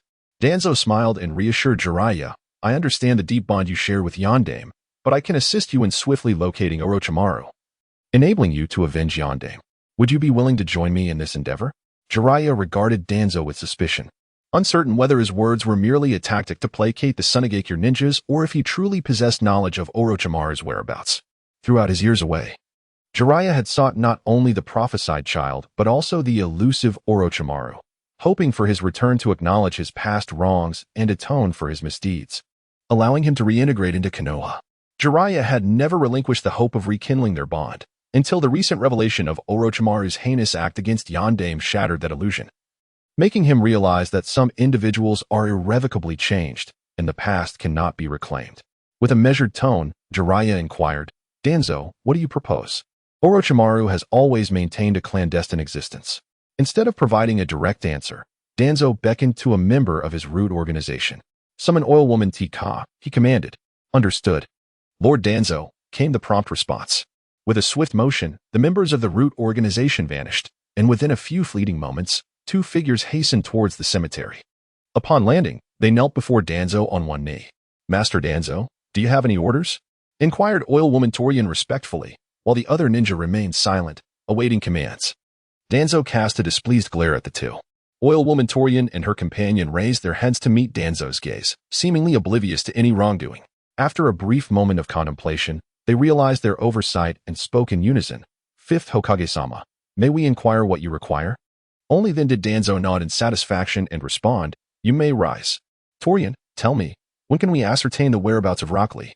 In response to the fifth Hokage-sama, Torian replied, I cannot yet confirm Rock Lee's exact location. However, I have identified his general direction. He has been heading north, towards the land of rice. Torian seemed to comprehend that Danzo had summoned him to demonstrate his capability to locate Rock Lee, deliberately raising his voice for all present to hear. Danzo nodded approvingly and said, you have done well, but you must determine Rock Lee's precise location. How long will that take? In response to the fifth Hokage-sama, Torian continued. The land of rice is quite distant from us in Konoha. The journey there will take at least a week. And finding their hiding place in the land of rice may require an additional 2 to 3 days, so the fastest estimate would be 10 days. Torian maintained a posture of utmost humility. Danzo nodded and replied, very well, I shall grant you 10 days. Depart immediately and endeavor to complete this task in the shortest time possible. Yes, fifth Hokage-sama. Torian bowed deeply to Danzo, and with a soft thud, enveloped in a swirl of white smoke, his figure vanished from sight. Ahem. Danzo cleared his throat, raising his voice slightly to ensure his words resonated with all present. Everyone, you have all witnessed the events that transpired. My subordinate has marked Rock Lee, yet this cunning individual has eluded capture. We can now confirm that Rock Lee and Orochimaru are in the land of rice. Orochimaru has been rendered powerless, and Rock Lee sustained severe injuries at my hands a few days ago. If we wish to avenge our fallen third Hokage, to seek retribution for the countless innocent villagers and ninjas who perished, to honor Granny Chiyo and the Fourth Kazekage, we must bide our time. What are we waiting for? We await my subordinate's return with precise information, after which we shall encircle Rock Lee and Orochimaru, leaving them no avenue of escape. Tobirama Senju truly possesses an astute understanding of human emotions. His recent remarks resonate profoundly with the intentions of those present. A third of their homeland has been devastated. Countless ninjas have perished in their valiant attempts to thwart those bloodthirsty monsters, and innumerable innocent civilians have been mercilessly slaughtered, all orchestrated by Orochimaru. Consequently, not only do the people of Sunagakure harbor animosity towards Rock Lee and Orochimaru, but the denizens of Konohagakure share similar sentiments. Albeit a small minority absolves Lee and Orochimaru of blame. Maki, the leader of Sunagakure, was the first to step forward. He surveyed the multitude of ninjas from Konohagakure before addressing Tobirama Senju. We shall place our trust in you this once. Should any further missteps occur, Do not expect our forbearance. Tobirama maintained a cordial demeanor, responding to Maki. Rest assured, Mr. Maki. The esteemed members of Sunagakure may take temporary residence in Konohagakure. I shall arrange accommodations shortly. Moreover, your villagers Gaara and several other children are currently here. I will escort them to you shortly. Upon hearing Gaara's name, Maki's previously stern expression softened momentarily. What? Those little ones are still alive? That is splendid news. Tobirama, I must see them at once. Please lead me there. Tobirama nodded, signaling one of his subordinates to guide Maki. After they departed, he leaned in to whisper to a member of the root organization before departing with his cane. In the land of sound, atop a towering mountain peak, stood a girl of about 10 with crimson hair. Her delicate brows were furrowed as she continuously shifted her hands into various postures. Suddenly, she brought her hands together, parted her lips, and exclaimed, "Lightning release, lightning wave." With her right palm facing outward, a dazzling sphere of electricity coalesced in her hand, emitting a sharp crackling sound. The lightning then surged forth, transforming into a serpent of electricity, striking with formidable force towards a nearby tree. With a resounding crack, the tree, as thick as a thigh, was struck by the lightning serpent, which caused an explosion, cleaving the tree in two. The point of impact continued to billow with wisps of white smoke. How was that? Shaoli, my lightning wave is quite impressive, isn't it? The girl inquired, clapping her hands and turning to the boy behind her. Shaoli nodded, smiling as he replied. It was adequate, I suppose. It barely meets the mark. For now, we can set this jutsu aside and move on to the next. Upon hearing this, the little girl pouted in protest. What? We still have to practice? Since returning the day before yesterday, we've been training for 2 to 3 consecutive days. Can't we take a short break to catch our breath? However, Shaoli paid no heed to the girl as please, adopting a stern expression as he said, Shuanai, do you recall the promises you made to me? My stringent expectations are solely for your benefit. We may encounter peril at any moment, and every ounce of strength you possess increases your chances of survival. Shuanai lowered her head, stuck out her tongue, and muttered softly, Here it comes again, these same words. I have lost count of how many times I've heard them in the past few days. Can't you come up with something new? Yet, Shaoli remained unfazed by Shuanai's reluctance and continued, You possess dual attributes, lightning and water, allowing for a flawless synergy that can catch opponents off guard. You have already grasped some lightning techniques. Now, we shall begin to explore your water affinity. Upon returning to the peak, Shaoli swiftly organized a rigorous training regimen for Shuanai, utilizing every moment outside of meals and sleep to enhance her strength. For Shuanai, who was accustomed to a leisurely lifestyle, this sudden intensity proved challenging. Nevertheless, Shaoli was confident that, with time, she would acclimate. The ninjutsu Shuanai was to practice consisted of techniques Shaoli had accumulated through point-based rewards, many of which had been deemed unnecessary at the time and carelessly stored away in his system's inventory. Little did he know they would now serve Shuanai well. Mr. Ban, have you returned early? We just made it back this afternoon due to Lord Orochimaru's injuries, a voice called from a distance. Shaoli turned to see Yakushi Kabuto approaching. Shuanai, continue your training. I must greet an old friend, he instructed before walking towards Kabuto. Kabuto, it's been quite some time. You must have been very busy lately, Shaoli remarked with a smile. Having not seen Kabuto for a considerable while since the attack on Konoha, as one of Orochimaru's key operatives, managing the over 1,000 copies of the formidable Shin Uchiha was no easy feat, although he had assistance from the Sound Five. It surely had not been a walk in the park for Kabuto. Adjusting his glasses, Kabuto offered a wry smile and replied, Indeed. The cost of sending those monsters to Konoha was quite substantial. Shaoli recognized Kabuto's weariness. It was evident that the toll he referred to was far from trivial. In truth, your plans have been remarkably successful, resulting in the fall of the third Hokage. Following this devastating blow, Konoha will likely require a significant time to recover. Pharmacist Do nodded gently and spoke slowly. No, this assault on Konoha did not unfold as Lord Orochimaru had anticipated. Our original plan was to annihilate Konoha with those replica sage bodies, but we did not foresee the hidden depths of strength within the village. Moreover, even Lord Orochimaru's hands have now been rendered useless. Little Lee had long suspected this discrepancy. It mirrored the events depicted in the original narrative. Although Orochimaru had ventured forth with the first, second, and fourth Hokages to eliminate Sarutobi Hiruzen, he was caught off guard by the involvement of Chiyo, who joined the fray alongside her disciples. Consequently, the advantages Orochimaru once possessed were unexpectedly neutralized.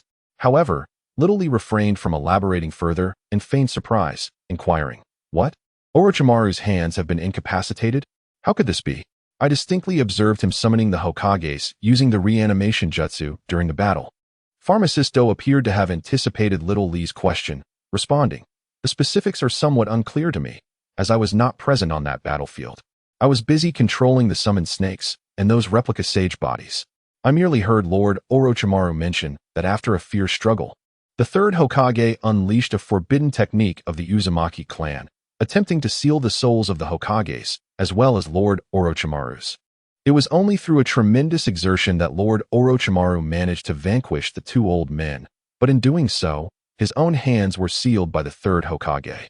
Indeed, the unfolding events closely paralleled the original plot, prompting Little Lee to express his regret. Alas, I too was ensnared by that old scoundrel Danzo, and unable to extricate myself. Otherwise, I would have certainly prevented such a fate from befalling Orochimaru." Pharmacist Do adjusted his glasses and nodded. "Yes. I heard Lord Orochimaru mention that Danzo's men employed a formation to isolate Mr. Madara from the outside world. However, could Danzo's prowess truly surpass even Mr. Madara?" Little Lee detected the skepticism in Pharmacist Do's final remark, as if questioning why he had not acted more swiftly to eliminate Danzo, thus allowing them to continue their campaign to dismantle Konoha. Little Lee silently complained, thinking to himself, "That weirdo Danzo, why don't you all try it yourself? I truly wish to resolve him swiftly, but alas, my strength does not permit it." However, outwardly, he responded with a calm demeanor. "I believe Danzo has had extensive dealings with you, hasn't he? That scoundrel. He has appropriated all the Sharingan of the Uchiha clan and implanted them within himself. Are you aware of this? Moreover, he possesses the Manjiki Sharingan and can even wield the Uchiha clan's ultimate technique, Susanoo." The mere mention of Danzo unsettled Little Lee, causing his emotions to waver, and even his subsequent inquiries bore a hint of latent anger. The medic, Kabuto, discerned Little Lee's fury and spoke with a touch of apology. I apologize, Mr. Obito. I am not well versed in Danzo's affairs. You might inquire directly with Lord Orochimaru. My purpose in visiting you this time is to bring you to see Lord Orochimaru and assess the condition of his hands." After a moment of contemplation, Little Lee nodded in agreement with Kabuto's request. Having made numerous enemies during his years in the Hokage world, Orochimaru alone could serve as a refuge. If he could indeed assist Orochimaru, it would grant him a favor in return. Little Lee turned to Yukino, who was diligently practicing ninjutsu, and said, "Yukino, please continue your training here. I need to go with him to handle a matter, but I shall return shortly." Yukino obediently nodded, glancing at Kabuto before offering a brief greeting. She then said to Little Lee, "Don't worry, brotherly. I'll be waiting for your return. By the way, take this. If you encounter any danger while I'm not around, use it without hesitation." Just as Little Lee took a few steps outside, he turned back and handed a random teleportation scroll to Yukino, cautioning her, "Remember this." "Yes, I'll remember, brotherly," Yukino replied, curiously examining the scroll in her hands. Little Lee chose not to linger, turning back to descend the cliff with Kabuto, arriving at the familiar yet foreign dark corridor. It was familiar because the first time he ventured here, he was quite frightened by its eerie aura, leaving a lasting impression. Yet it felt foreign. For despite having been in this place for many years, he had entered its depths only a handful of times. The reason is simple. For many years, Shaoli has been masquerading as Uchiha Madara before Orochimaru, fearing that an excess of words might lead to his exposure. He was anxious that he could inadvertently reveal a flaw, thereby attracting Orochimaru's attention. Moreover, Shaoli harbored a particular aversion to the dark and damp confines of the cave. Following Yakushi Kabuto, he navigated through the dimly lit corridor, and shortly thereafter, a stone door emerged ahead. Kabuto fumbled along the wall for a while, seemingly searching for the mechanism to open the stone door. With a resounding rumble, the door slowly swung open to the left, accompanied by a deep, echoing sound. Beyond the door lay a spacious hall adorned with a broad red carpet that stretched forward, covering the entirety of the hall center. At the rear of the hall, there was a modest stone staircase leading up to a large chair, upon which Orochimaru sat, his disheveled hair cascading down as he bowed his head, remaining utterly still. "Mr. Madara, please come this way," Kabuto said, stepping into the hall and gesturing for Shaoli to enter. Shaoli said nothing, merely nodding before boldly stepping inside. He believed that the current Orochimaru would not be so dull as to deceive him again, as he had done previously, merely to test his strength. Following closely behind Kabuto, he walked toward Orochimaru, soon arriving at the foot of the staircase. "Mr. Madara, I apologize for the lack of a proper welcome. I hope you will not take offense." Orochimaru's voice trembled slightly, as if he were straining to endure pain, slowly lifting his head. A faint smile struggled to emerge on his pale face as he addressed Shaoli. Shaoli was taken aback by Orochimaru's state. He appeared devoid of his former grandeur. Both hands resting on the chair were tightly wrapped in bandages, from which blood continuously seeped, indicating a grave injury. A flicker of compassion crossed Shaoli's face. "Orochimaru, how did you come to be in this condition?" Suddenly, Orochimaru threw back his head and laughed maniacally. After a prolonged moment, he replied, "It was that old fool. The third Hokage. He sealed my hands with the Reaper death seal, but that old man paid with his life." Shaoli had already surmised this answer. His inquiry stemmed from concern for an old friend. "By the way, Orochimaru, Mr. Madara just informed me that Danzo has acquired the abilities of the Uchiha clan and has seized over a dozen Sharingan, implanting them within himself. I wonder if you are aware of this." This was a question Shaoli had long wished to voice, but before he could, Kabuto had brought it up, aligning perfectly with Shaoli's sentiments. Orochimaru frowned, responding without hesitation, "Danzo possesses the Sharingan of the Uchiha clan? How infuriating.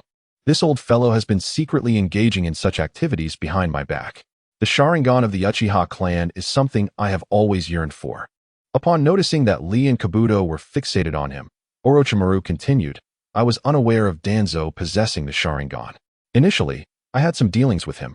However, our arrangement was rather straightforward. I exchanged the cells of the first Hokage, Hashirama, for the forbidden jutsu scrolls that Konoha held, along with the medical research data from Konoha, as well as a portion of the bodily cells from the first, second, and fourth Hokages." Orochimaru's response was unambiguous, devoid of any semblance of deceit. At least in Lee's perception, there were no flaws in his words. Shaoli nodded and then spoke. "Orochimaru, the current strength of Danzo is utterly unfathomable. He possesses the Manjiki Sharingan of Uchiha Shursui and his Kodoame Tsukumi. I believe you must have heard of it. Furthermore, he wields the ultimate offensive and defensive technique of the Uchiha clan, Susanoo. His power has reached such heights that I need not elaborate further. My own strength has not yet fully recovered. At that time, I barely escaped with all my might, and unfortunately, Hong Lian lost his life as a consequence." Orochimaru furrowed his brow, and his already pale complexion grew even more ashen. "Damn it, that old fool Danzo has been secretly orchestrating so much behind the scenes. I initially thought that eliminating the third Hokage would lead to the collapse of Konoha, yet unexpectedly, another figure like Danzo has emerged." Upon hearing this, Shaoli shook his head in resignation. Does the death of the third Hokage truly mean the demise of Konoha? There are still figures like Jiraiya, the elder Mito Gate Kurenai, and Sakura, not to mention Tsunade, who is still out on her gambling escapades. Each of them possesses formidable strength. It's just that the Elder Council tends to be discreet and avoids the limelight. However, when Konoha's existence is at stake, they will undoubtedly step forward. Shaoli continued, "Orochimaru, there is another piece of information I must share with you. I am uncertain of what kind of mark Danzo's people have placed on me, but it seems they can always locate me.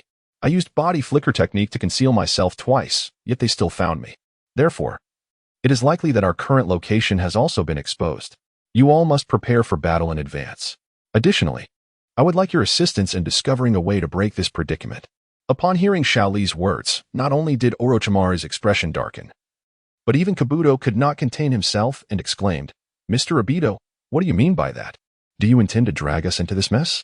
If you cannot ascertain what mark Danzo has placed upon you, how can we possibly find it? Lord Orochimaru is gravely injured. If a battle ensues, he might not even be able to perform ninjutsu. What are your true intentions?" "Enough, Kabuto. Do not speak further. Let us hear Mr. Obito's plans. Since he has revealed this information, he must have a strategy in mind," Orochimaru interjected, silencing Kabuto. Shaoli nodded slowly and spoke, "Indeed. My return to involve you in this conflict is my fault. This is primarily due to my temporary lack of growth and strength, which necessitates your assistance. Orochimaru, observing the subtle intertwining of your hands, I can perceive the profound agony you are enduring despite your efforts to suppress it. It is evident that you are in considerable distress, and you find yourself unable to heal your hands. I surmise that your utmost desire at this moment is to locate the most formidable medical ninja in the ninja world, Tsunade Senju, to remedy your affliction. However, I must unequivocally inform you that no one can restore your hands. Should you doubt my words, you are welcome to test this assertion." Upon hearing this, Orochimaru's countenance fell into a pallid despair, and he muttered incessantly, "What? Tsunade cannot heal them? Does that mean my life is rendered utterly futile? Damn it, you old coot." Third Hokage. My lord Orochimaru, please refrain from such outbursts. It could jeopardize your health, Kabuto Yakushi interjected, stepping forward in an attempt to support Orochimaru, yet hesitating to approach too closely, apprehensive of inciting his wrath. "Orochimaru, do not succumb to anger. It will not resolve your predicament," spoke Lee in a calm tone, which resonated effectively within Orochimaru's ears. Taking several deep breaths, Orochimaru lifted his gaze towards Lee and inquired, "Mr. Madara, from your previous remarks, it seems you possess a method to treat my hands. Am I correct?" Lee nodded affirmatively and remarked with admiration, "Indeed, you are astute, Orochimaru. I do know of a means to heal your hands. However, it is rather complicated. First and foremost, the souls of your hands are sealed within the Shiki-F chain, the sole receiver of which is the Shinigami. This implies that your hand souls are currently within the belly of the Shinigami, and only by extracting them from the Shinigami's grasp can your hands be restored." Kabuto, who had been silently observing, suddenly interjected, "But the Shinigami governs life and death. How could it possibly heed our commands and willingly return Lord Orochimaru's hand souls?" Lee shook his head and replied, "Kabuto, your assertion is not entirely accurate. The Shiki-F gene does not summon the true Shinigami, but rather a fragment of its will. Moreover, to compel the Shinigami to return Orochimaru's hand souls, we require one crucial item." "What is that item?" Both Kabuto and Orochimaru queried simultaneously, particularly Orochimaru, who, sensing a glimmer of hope for the restoration of his hands and liberation from his torment, rose from his seat in excitement. Lee scanned the two of them and slowly articulated, "What we require is the Shinigami mask. I trust that Orochimaru is somewhat familiar with this artifact." Orochimaru nodded, his brow furrowed. "The Shinigami mask? I recall having seen it in the shrine of Granny Mito. It should still be there. However, given our current circumstances, can we return to Konohagakure in time to retrieve the mask?" In response to Orochimaru's uncertainty, Lee merely smiled mysteriously and produced from behind him a mask resembling a theatrical face, holding it in his hands. Previously, when perched atop the cliff, Yakushi Kabuto had already informed Shaoli that he would come down to assist in assessing Orochimaru's hand injuries. Thus, Shaoli had long since exchanged for the Shinigami mask within the system's miscellaneous shop.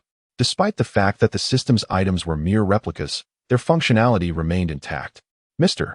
Madara, when did you retrieve the Shinigami mask?" "I am profoundly grateful," Orochimaru expressed, his excitement causing him to tremble slightly as he gazed at the mask in Shaoli's hands, filled with immense gratitude. Shaoli handed the Shinigami mask to Yakushi Kabuto and then spoke slowly, "We've been neighbors for many years. We are practically family, so there is no need for such formality. However, Orochimaru, I must ask you a question. I recall that your reincarnation technique is employed every 3 years. When was the last time you used it? Because utilizing the Shinigami mask to reclaim the souls of your hands will require a sacrifice from your current body. In other words, you will need to offer the soul of this body to the Shinigami in exchange for the souls of your hands." Observing Orochimaru's fervent demeanor, Shaoli aptly doused him with a splash of cold water, cautioning against harboring excessively high expectations, lest he be disappointed by the inability to reclaim the souls of his hands. Yakushi Kabuto and Orochimaru exchanged glances, and it was Yakushi Kabuto who finally spoke, "Mr. Madara. To be frank, Orochimaru's current body was acquired 3 years ago. Initially, upon returning from his recent injury, Orochimaru intended to immediately utilize a new vessel to test whether his hands could be restored. However, I found you before he could proceed." Shaoli was taken aback by this revelation, exclaiming, "Thank goodness you did not conduct the reincarnation ritual prematurely. Otherwise, you would undoubtedly have regretted it. Reincarnation serves no purpose. Switching to a new body would render Orochimaru's hands equally incapacitated." Yakushi Kabuto nodded in agreement, responding thoughtfully, "We had anticipated this outcome, as Orochimaru sought a new body rather than a new soul. The reasoning behind this choice is twofold. Firstly, his current body has reached its limits, and secondly, it was a desperate gamble. To be candid, Orochimaru's hand injuries have left us at our wits' end." Orochimaru raised his still bleeding hand, gesturing for Yakushi Kabuto to cease his lengthy explanations. "Enough of that, Kabuto. Let Mr. Madara elaborate on the details of the treatment plan." Seeing Orochimaru's eagerness, Shaoli decided against prolonging the suspense. "Orochimaru, the plan is quite simple. The cost of utilizing the Shiki-F gene technique is that the practitioner must surrender their own soul to the Shinigami. Once you enact the Shiki F gene, the Shinigami will inhabit your form. You may then slice open your abdomen with a blade and offer a new soul to the Shinigami, thereby reclaiming your hands. This means you must first prepare a vessel for reincarnation, followed by a soul to offer to the Shinigami. Pharmacist Do turned to Orochimaru and inquired, Lord Orochimaru, there are currently 3 most suitable candidates for the reincarnation vessel, Kimimaro, Hyuga, and Suigetsu. Who do you think is the most appropriate? Orochimaru furrowed his brow, remaining silent, evidently contemplating the suitability of each option. Kimimaro, having not engaged in a duel with the Fourth Kazekage, Raza, diverged from the original story at this moment. He was not yet gravely ill, making him a viable candidate for Orochimaru. Hyuga and Suigetsu also presented themselves as commendable choices. Hyuga possessed formidable sage chakra, while Suigetsu's water-based techniques remained enigmatic. After a prolonged silence, Orochimaru finally spoke. Do, please bring Hyuga here. His choice aligned perfectly with what Xiaoli had anticipated. Hyuga's body could autonomously absorb natural energy, allowing for the proficient use of sage techniques. An impressive feat, however. Hyuga struggled to control the overwhelming natural energy, risking a loss of sanity. It was uncertain how Orochimaru would address this dilemma. Though Kimimaro was a survivor of the Kagaya clan, he belonged to a lineage that had diluted over generations, limiting the inheritance of their abilities. Despite Kimimaro's formidable power stemming from his Shikatsu-miyako bloodline, his ailing body hindered him from unleashing his full potential. Conversely, Suigetsu wielded water-release secret techniques, with the unique ability to liquefy any part of his body, fearing only lightning release. Compared to the other two, Suigetsu's strength was relatively inferior. While Xiaoli pondered these choices, Pharmacist Do had already exited the hall, returning with 2 groggy individuals in tow. One was Hyuga, muttering incessantly, while the other was a mindless creature, rendered senseless by Hyuga's sage technique. Lord Orochimaru, I have brought them. Shall we begin immediately? Pharmacist Do set the 2 down and inquired of Orochimaru. Orochimaru glanced at Xiaoli, seemingly seeking his opinion. Upon receiving a nod of affirmation from Xiaoli, he stepped down from the platform and approached the center of the hall. Orochimaru had previously obtained the forbidden jutsu scroll of Konoha from Danzo Shimura, yet it notably lacked the Shiki-Fujin technique. Otherwise, he would not have fallen prey to the 3rd Hokage stratagem so easily. It seemed Danzo had retained some secrets for himself. However, Xiaoli, having watched Naruto multiple times, was well versed in the method of casting Shiki-Fujin, and he generously imparted the knowledge to Orochimaru. See, Hai, Wei Mao Su, Ziyu, Wusi. Ninja art, Shiki-Fujin.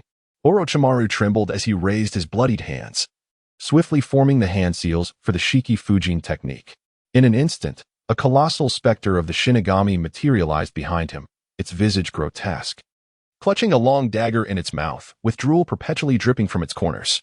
As Orochimaru executed the hand seal, the body he inhabited was already akin to a lifeless shell. Without a moment's hesitation, he drew a dagger and plunged it fiercely into his abdomen. The sound of metal-piercing flesh echoed, and a gaping wound appeared, blood gushing forth and causing cold sweat to beat upon Orochimaru's brow. Yet, he was acutely aware that time was of the essence. Without faltering, he began to chant the incantation, and soon, a pair of ethereal hands emerged from his abdomen, slowly drifting back to rest upon his own. While his hands were thus reclaimed, the ordeal was far from over. Orochimaru had engaged in a soul exchange with the Grim Reaper, which stipulated a 1-for-1 transaction. Having regained the souls of his hands, the Grim Reaper would inevitably demand a soul in return. Suddenly, the shadow of the Grim Reaper behind him raised its right hand, gripping the dagger's hilt that Orochimaru had just relinquished, and with a swift stroke aimed at Orochimaru's soul. Now was the moment for action.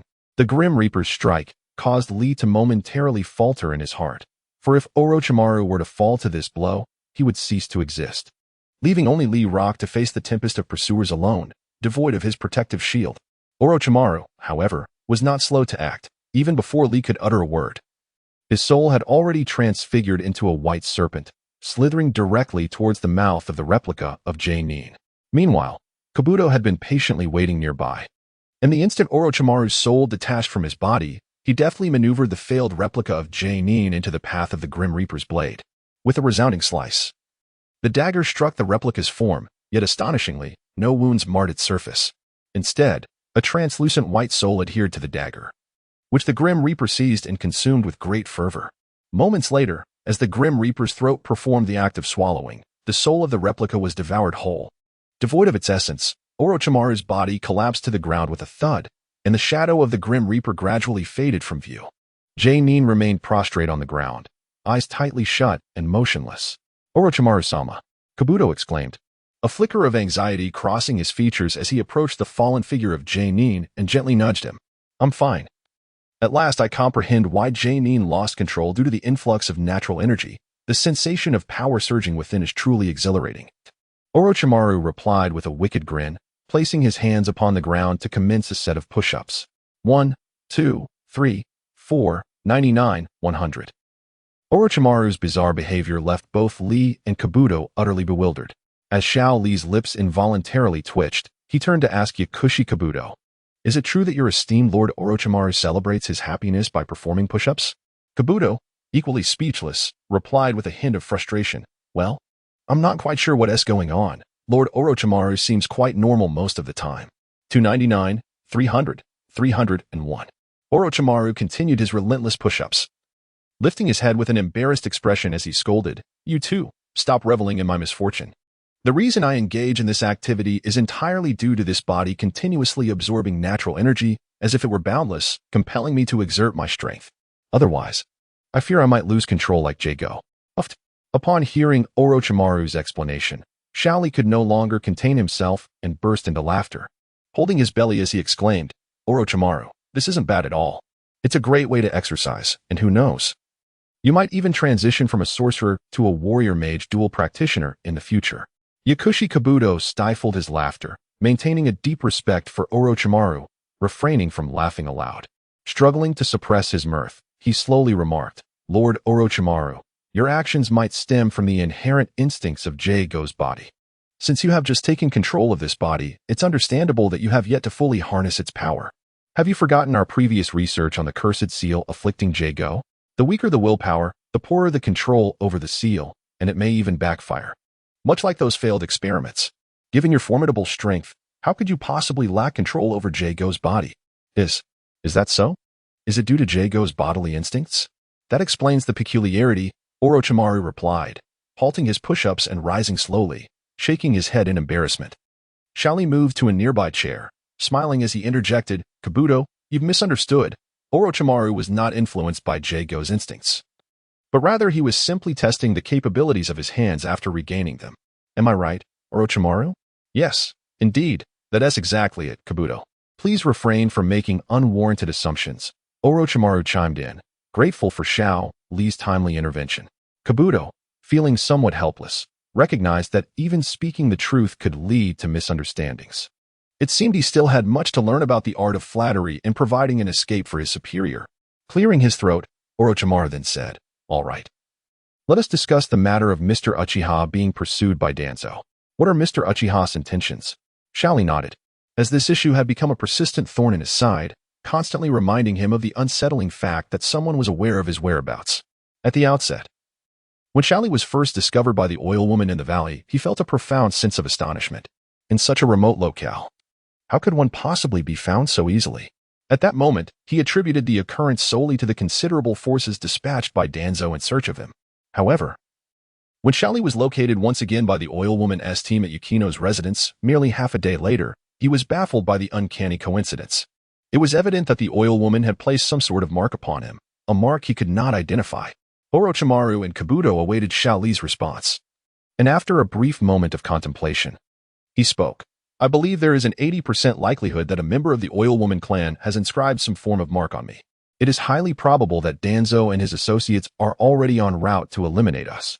My plan is to abandon this base, set a trap here, and when Danzo's group arrives, we can catch them off guard." Xiao Li paused, then continued, "Of course, it is imperative that all significant items and individuals within this base are relocated in advance to avoid unnecessary losses. Furthermore, we must design an escape route ahead of time, in case the enemy proves too formidable, allowing us to retreat promptly. I will exhaust every means to eliminate that oil woman clan member, ensuring they can no longer trace my whereabouts." Upon hearing Xiao Li's words, Orochimaru and Kabuto expressed no dissent. Orochimaru remarked, "Your plan is quite commendable. That old man Danzo, I'm eager to see if my new body can withstand him."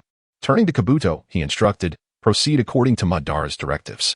The sooner, the better. Kabuto nodded in acknowledgement. Yes, Lord Orochimaru. He then departed the hall to attend to the evacuation preparations.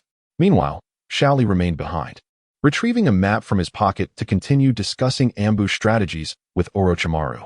The two exchanged ideas, occasionally bursting into laughter, as if they could already envision the scene of vanquishing Danzo and his cohorts. Shaoli lingered at Orochimaru's base for nearly half the day, finally emerging in the afternoon. He wondered if that little girl had grown anxious waiting for him. I hope she hasn't been too impatient, he muttered, channeling chakra beneath his feet. He began to scale the steep rocky wall, soon finding himself securely positioned atop the cliff. As Shaoli ascended, he spotted Yukino perched on a large stone, craning her neck to peer over the edge of the cliff. He approached her, shaking his head with a smile. Little girl, why aren't you training properly? What are you doing standing there, gazing like a statue?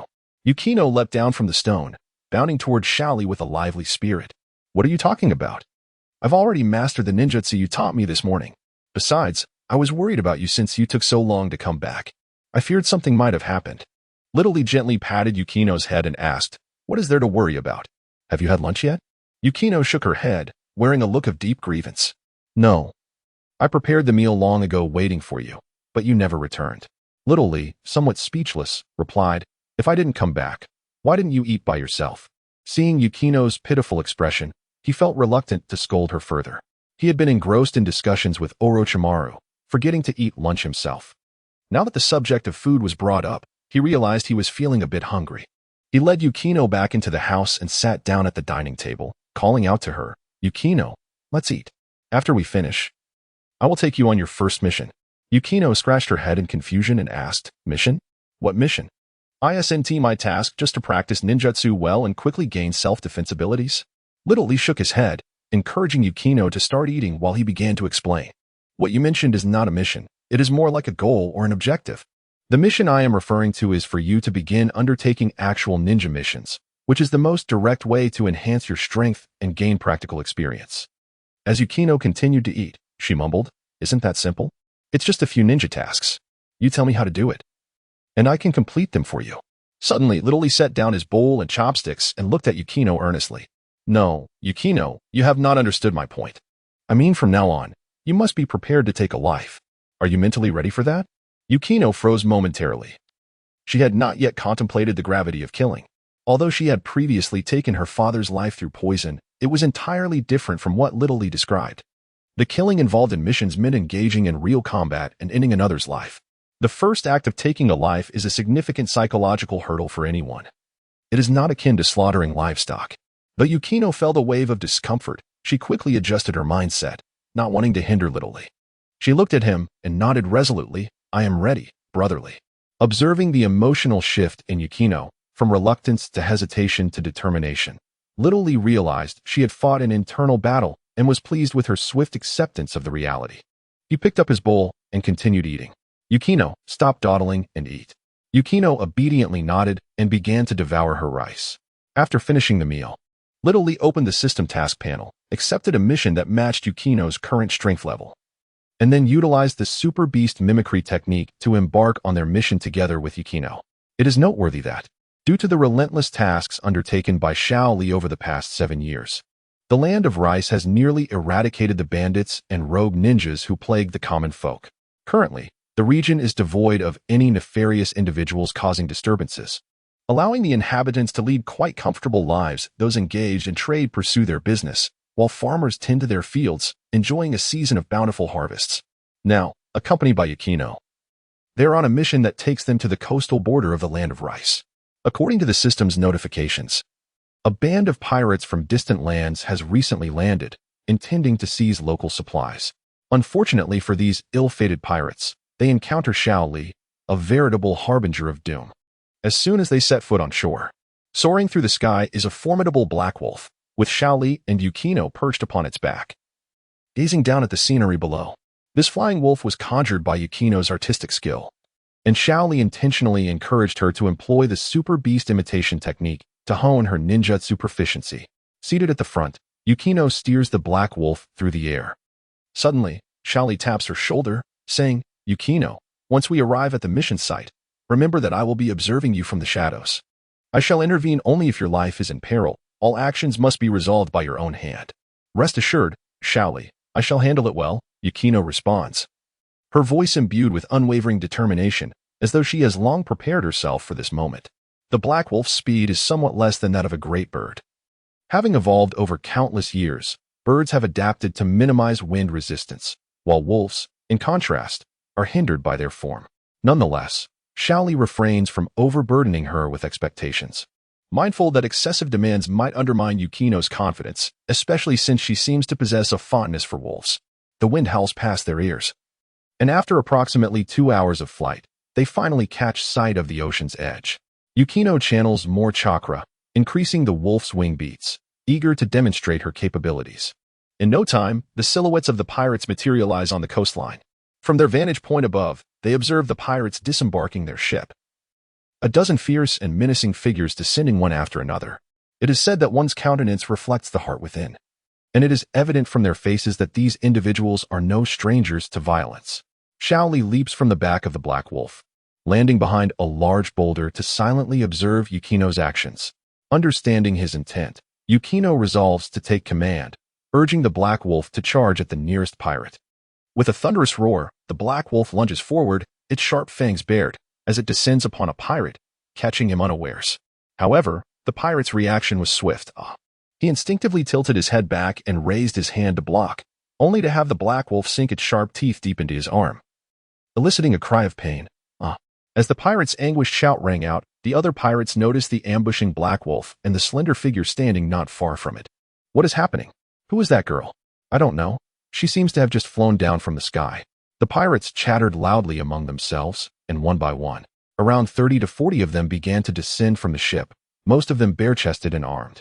Yet, despite the presence of so many, not a single one cared for their injured comrade attacked by the black wolf. It was evident that they held little regard for a companion's life. Indeed, for them, a comrade's existence was worth less than nothing, their sole focus being their own survival and gain. Yukino, already timid by nature, stood before this group of fierce pirates. Trembling slightly at the sight of the menacing figures, she instinctively glanced back at the hiding spot of Shaoli, as if hoping for his assistance. But Shaoli merely observed coldly from behind the boulder, his resolve clear. He understood that this was a hurdle Yukino had to overcome on her own. Only by transcending this challenge could she emerge as a true warrior. Not far away, after the black wolf had bitten into the pirate's arm, it was soon besieged by several others and transformed into splatters of ink, staining the beach. Hey, little girl, what are you doing here? Are you aware that my brothers have been starving for ages and have come to satisfy their cravings? Hiki, I think Lao Wu is right. Look. She's so excited that she's trembling a bit, though she is a tad too thin. Everyone, this little girl is mine to play with first. The pirates continued to jeer at Yukino. Finally, summoning her courage, Yukino raised her head to meet the fierce gazes of the pirates, her eyes resolute. I have come to slay you. You scoundrels have taken countless lives and committed innumerable atrocities. Today, I shall act as the sword of justice and rid the world of you. The burly man at the front, bare-chested, seemed to find her declaration amusing, letting out a scoff as he cupped his ear, leaning forward as if he had not heard her clearly. What? I must have misheard. This little girl who has even grown all her hair wants to take us on. Boom. Before he could finish his sentence, a bolt of lightning, thick as an arm, shot straight for his head. With a resounding crash, his skull shattered like a watermelon, and with a thud, his body fell lifeless to the ground. Unbeknownst to her, the formidable power of the thunder wave was truly astounding. Yukino retracted her hand from the seal, murmuring to herself as she gazed upon the lifeless body of the burly man with the shattered skull, feeling a churn in her stomach. The gruesome scene was momentarily overwhelming for her. This little girl is a tough nut to crack. Let us all go for it. A pirate wielding a large sword was the first to react, bellowing to the crowd as he charged towards Yukino with his weapon raised. Indeed, everyone. Don't just stand there. This one is clearly a ninja. Let us capture her first. Kill. Kill. The pirates quickly grasped the gravity of the situation. Recognizing that the young girl before them was not an easy adversary, they armed themselves and closed in on Yukino. A flicker of panic crossed Yukino's eyes as she reached for the ninja gear strapped to her thigh, retrieving several shurikens and swiftly casting them forward. Whoosh, whoosh. The shurikens sliced through the air with a sharp sound, striking several of the foremost attackers, albeit with less precision than desired. Most were deflected by the pirate's blades. As Yukino hurled her shurikens, the pirates swiftly surrounded her, advancing in unison. Water release, water surge. A hint of alarm flashed in Yukino's eyes. Yet her hand signs were executed with remarkable speed. Beneath her feet, a water circle emerged, rapidly expanding outward while the water level began to rise, forming a towering 5-meter-high water vortex. With anguished cries ringing out, the pirates at the forefront were lifted into the air by the water vortex, which then expanded outward from Yukino, the sheer force of the water propelling the remaining pirates far away. Lightning release, earth walk. Yukino formed the lightning hand seal and shouted, striking the ground with her palm, conjuring a bolt of blue lightning that crackled with an ear-piercing sound, surging toward the drenched pirates. Another round of agonized screams echoed as many pirates collapsed, appearing to have lost consciousness, though a significant portion of the 40-strong pirate crew lay incapacitated. Around 10 remained standing nearby, some of whom appeared untouched, as if they had sustained no injuries at all. A pirate donning a cap with a visor twitched his mouth, taking a puff from the cigar clenched in his hand before discarding it onto the ground. Damn it, you little girl. How dare you injure so many of my crew? You shall not be forgiven. A shorter pirate beside him remarked, Captain, this girl is no ordinary opponent. She is at least a Chunin. The cap-wearing pirate scoffed. Chunin? What does that even matter? Before my blade, they are all mere trash. Hand me my sword. Yes, Captain. The shorter pirate retrieved a katana from his waist pouch and respectfully presented it to the captain. The captain accepted the katana, gripping the hilt and drawing the blade, carelessly tossing the sheath to the ground. Little girl, you are destined to meet a dreadful fate, declared the caped pirate, gesturing for his crew to attack. They surged toward Yukino once more. Humph, you talk a big game. I thought you wanted to face me one-on-one. Turns out it's just a mob mentality, Yukino scoffed, her lips curling in disdain as she taunted the pirate. The pirate captain, irritated yet determined, thought to himself, I am a captain after all. I must put on a show of bravado. Do I not deserve some respect? Charging to the forefront, he noticed that his subordinates merely pretended to advance, their bodies remaining stationary as they engaged in a mock sprint. Suddenly, the captain leaped into the air, wielding his katana and tracing a circle in the sky, conjuring several afterimages. He then descended, aiming a fierce strike at Yukino's face. 3-day phantom dance. Yukino, perceiving the captain's ferocious attack, hurriedly formed a hand seal for her water jutsu. Water release, water barrier. A wall of water, 5 meters wide, surged upward from in front of her, cascading toward the captain in an attempt to halt his advance. Unfazed by the torrent, the captain vertically cleaved through the water barrier with his katana, effortlessly creating an opening through which he advanced. 3-day shadow dance slash. He bellowed, delivering another downward strike toward Yukino. In the blink of an eye, his blade morphed into 3 vicious afterimages, each seemingly poised to strike her. Surprised by the ease with which her barrier was shattered, Yukino felt a pang of panic as the pirate captain closed in. Realizing she had no time to perform another jutsu, she leapt aside in an attempt to evade the oncoming attack. The 3 blades carved deep trenches into the sand, each about a meter deep, only to be swiftly filled by the surrounding grains. The captain's strike demonstrated formidable power. Had it connected, Yukino would surely have been cleaved in twain. Though she successfully dodged the lethal blow, the edge of the blade grazed her thigh, sending her crashing to the ground, clutching her bleeding leg in agony. Her teeth gritted against the pain. Captain, well done. You are truly remarkable. No wonder you're our leader. Take care of that little girl. The remaining crew members, witnessing Yukino's injury, began to flock toward the scene, showering the captain with praise. Needless to say, I am your captain, he replied with a confident smile, brandishing his katana as he slowly approached Yukino. Little girl, if you surrender quietly, I may spare your life. Besides, you could become my wife. I happen to be in need of a woman. Yukino watched as the pirate captain approached her step by step, her eyes filled with terror. She pressed her hands against the ground and began to retreat, glancing back and calling out, Brother Shaoli, I cannot defeat him. You must come help me. The pirate captain was all too familiar with the fear that now enveloped Yukino, for every time he led his crew to plunder supplies, the women would react just as she did, terrified, frightened, and helpless. He relished this feeling. He derived pleasure from the sight of others in fear, for it made him feel powerful, as though he held the reins of life and death. Cry out all you wish, even if Brother Shaoli appears. He cannot save you, little sister. Submit to me and heed my words. Yukino gritted her teeth against the pain in her thighs, helplessly inching backward, hoping that Shaoli would emerge and rescue her. Yet, no matter how she called out, There was no response from behind the large rock. Could it be that Brother Xiaoli has abandoned me and left on his own? A horrifying thought crossed her mind, and she suddenly halted, shaking her head vigorously. Murmuring to herself, "No, I cannot think this way. I must not rely on others for everything. I must grow stronger." With determination, Yukino clenched her jaw, pushed herself up from the ground, and swiftly formed a series of hand seals. Water release, water dragon bullet technique.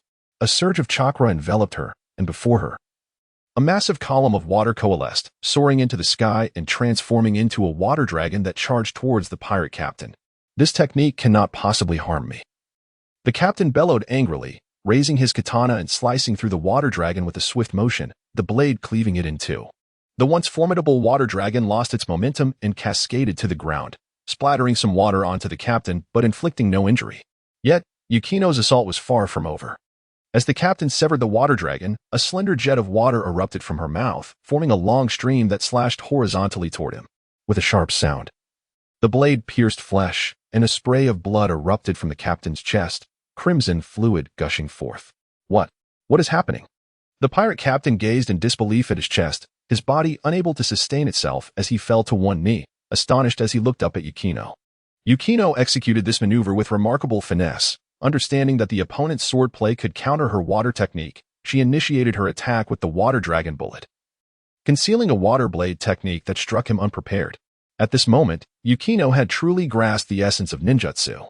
Xiaoli, hidden nearby, observed the scene, unable to suppress a sound of admiration. The essence of ninjutsu lies in deception. If one merely exchanges skills in a tit-for-tat manner, it is not ninjutsu, but rather akin to a street brawl. Through this life-and-death struggle, Yukino has come to grasp this profound truth, excelling in her execution of it. "Hey, you lot. Hurry and come to our aid.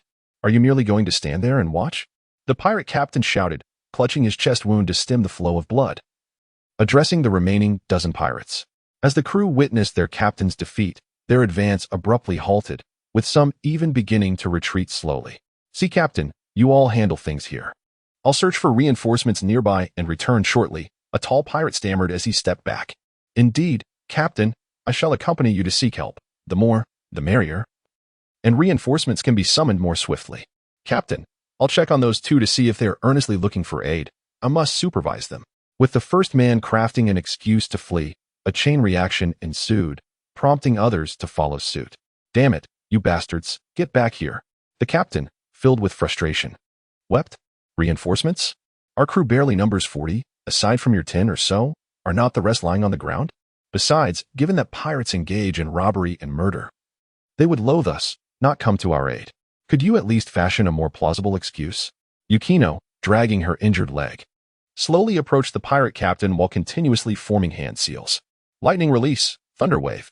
Yukino thrust her right hand forward, and a bolt of lightning erupted from her palm, surging directly towards the pirate captain. "Stop!" The captain could not even plead for mercy before the lightning struck his head, resulting in a resounding crack, akin to a watermelon being crushed by a boulder. Yukino, overwhelmed by prolonged tension and considerable blood loss from her thigh wound, collapsed to the ground. Seeing this, Xiaoli emerged from behind a boulder, rushing to catch Yukino as she was about to fall. "Xiaoli, have I completed the task?" Yukino, pale and weak, looked up at him. Observing her condition, Xiaoli felt a twinge of compassion. However, such trials are essential for growth. No one can ascend to power without facing adversity. Xiaoli nodded. "You performed admirably. You have essentially fulfilled my expectations." He then pointed to the unconscious pirates sprawled on the ground. "Yukino, there remains one task. Do you see those individuals?" With Xiaoli's support, Yukino gradually straightened herself and nodded. "You mean, to eliminate them all? But they can no longer resist." Xiaoli gazed at Yukino and asked, "What do you believe they are?" "They are ruthless pirates, indifferent to the countless lives they have extinguished." "Do you truly believe they would hesitate to take another life?" Yukino fell silent, contemplating Xiaoli's words with great care. After a brief moment, as if an understanding dawned upon her, she pushed herself up from the ground, retrieving a kunai from her ninja tool pouch. She began to approach the fallen, some unconscious, others writhing in agony. Xiaoli utilized a wooden clone to pursue the fleeing pirates, while his original self remained, silently observing Yukino as she methodically plunged the kunai into the hearts of those wretched souls. It was not that Xiaoli was heartless, unwilling to grant them a chance at mercy. Rather, These individuals were inherently malevolent, deserving of their fate. When Yukino extracted the kunai from the last pirate, her body was nearly drenched in blood, some of it her own, but most belonging to the pirates. She turned to Shaoli, her lips parting as if to speak. But before a word could escape, her eyes fluttered shut and she collapsed. Shaoli rushed to her side, gently lifting her and carrying her to the shore. Once there, he laid her down and removed her blood-soaked garments, discarding them aside before washing her wounds with seawater. He then transported her to a cleaner location, retrieving some medicinal supplies and bandages from his system pouch to tend to her leg injury. Afterward, he took out a set of clothes he had previously purchased for her in town, hastily dressing her, all the while silently reciting prayers to keep his darker thoughts at bay. After a prolonged moment of calm, Shaoli finally steadied his emotions. Ninja technique, super beast imitation. A large, dark, hybrid bird materialized before him, crouching as if awaiting its master. Shaoli turned back, lifting Yukino into his arms and leaping onto the creature's back. With a mental command, the bird flapped its wings vigorously and ascended into the sky, soaring toward Orochimaru's base. Shaoli glanced at his system exchange points, noticing a mere 200 points, a reward from the recent extermination of the pirates. The previous balance of 2,000 points had been entirely spent on a crystal coffin for Hong Lian and several random teleportation scrolls. What could 200 points possibly buy? Sitting atop the bird's back, he murmured to himself, realizing that such a paltry sum could procure nothing of value. Gritting his teeth, he decided to try his luck with a lottery instead. System, initiate lottery mode, he commanded in his mind. Ding. Lottery mode activated. The system began to draw prizes for the host. Within the system shop lay a myriad of ninjutsu scrolls and tools. As the lottery commenced, a red box enveloped one of the ninjutsu scrolls, which began to flicker and dance among the various scrolls in sight. As Shaoli's heart leaped in tandem with the pulsating red box, it came to a halt atop a white scroll after a few breaths. Gazing upon the words inscribed on the scroll, disappointment washed over him. Ding. Congratulations, host, you have obtained the Earth Release Ninjutsu Scroll, Earth Spike. What use is this pathetic ninjutsu? Shaoli couldn't help but mutter a curse under his breath, knowing the system would remain oblivious. System, let us proceed with the draw. He commanded the system once more in his mind. Ding. The lottery mode has been activated again. As the mechanical voice echoed in Shaoli's mind, the red box began to flicker and leap among the various ninjutsu scrolls once more. Shaoli held little hope, casually glancing at the ever-changing scenery below while dismissively regarding the lottery box in his mind. However, when the box finally rested upon a pair of eyes, he found himself momentarily stunned. Could it be the Sharingan? Ding. Congratulations, host, you have acquired a pair of 3 Tomo Sharingan. The Sharingan is one of the 3 great ocular techniques in the ninja world, possessing formidable power. It can awaken and evolve through intense emotional stimuli, ultimately transforming into the Mangeki Sharingan after experiencing the anguish of losing a loved one. Struggling to contain his excitement, Shaoli inquired of the system. System, what do those words mean? Does this mean that after obtaining the Sharingan, I can, like the Uchiha clan, use certain methods to evolve them into Mangeki Sharingan? Ding. In response to the host, the Sharingan obtained from the system cannot evolve using the Uchiha clan's methods. Upon hearing this, Shaoli felt a surge of irritation. What good is it if it can't evolve? Why waste my time telling me about it when I already know? Enraged, he reprimanded the system for leading him to such unwarranted elation. Ding. Although the Sharingan obtained from the system cannot evolve via the Uchiha clan's method, it can be evolved through repeated exchanges in the system marketplace, though the number of exchanges required remains unspecified. Shaoli nodded in satisfaction. Well, that is not too shabby. He glanced at the points required to exchange for the Sharingan in the system marketplace and gasped in disbelief, 20,000 points for a single exchange. Such a requirement was indeed daunting. Even if Shaoli toiled endlessly on missions, it would likely take him over 6 months to amass 20,000 points. Moreover, the system's tasks were often limited by various factors, necessitating long travels for some, which consumed a great deal of time. Nevertheless, the prospect of evolving the Sharingan filled Shaoli with excitement. If he could accumulate enough exchange uses, perhaps he could even evolve it into the Rinnegan. Putting further contemplation aside, he retrieved the pair of Sharingan from the system's inventory. As the pair of lifelike, blood vessel-laden eyeballs suddenly appeared in his palm, a wave of discomfort washed over him. Holding such realistic eyes indeed stirred an unsettling feeling within. Shaoli infused a small amount of chakra into his pair of 3 Tomo Sharingan, which suddenly erupted with a brilliant yellow light, transforming into myriad specks of starlight that drifted towards his eyes. As the yellow starlight made contact with his eyes, Xiaoli was immediately beset by a sharp pain that swiftly morphed into a searing sensation, as if countless silver needles were incessantly piercing his eyes. The agony compelled him to shield his face with his hands, collapsing in torment upon the back of the great bird beneath him, letting out a pained wail. Meanwhile, the colossal bird lost its human control, plummeting straight downwards. With a resounding thud, the ebony bird collided with a towering tree, dispersing into a pool of black ink. Xiaoli and Yukino then fell to the ground with a thump. Fortunately, they landed on the branches of the tree beforehand, which mitigated the force of their descent, resulting in only superficial wounds from the branches rather than any severe injuries. At that moment, Xiaoli lay on the ground, rolling in agony with his hands clamped over his eyes, repeatedly crying out in pain. "Xiao, Liji, what happened to you?" Yukino, who had been unconscious, stirred awake from the impact of their fall. Struggling to sit up despite her injuries, she gazed anxiously at Xiaoli, who was writhing in distress, feeling utterly at a loss. I'm fine. You needn't worry," Xiaoli gritted his teeth, enduring the pain as he responded to Yukino's call. After approximately a quarter of an hour, he lowered his hands from his eyes, rose from the ground, and finally opened his eyes. Yukino gasped in shock at the sight of Xiaoli's opened eyes, for she had never witnessed a human's eyes in such a state. This was far beyond her comprehension. "Xiaoli-ji, what happened to your eyes? Why have they turned red? Is it some sort of eye disease?" Upon hearing Yukino's question, Xiaoli nearly collapsed again. How could the legendary Sharingan, one of the 3 great ocular techniques, be mistaken for an eye disease? With a bemused shake of his head, he replied, "No. This is not an eye disease. It is a technique known as Sharingan." "Sharingan? Is that so?" "Regardless, as long as you are all right, that is what matters. Seeing you in such agony earlier nearly frightened me to death," Yukino said, gently patting her chest, only to wince in pain from the wound on her arm inflicted by the branches.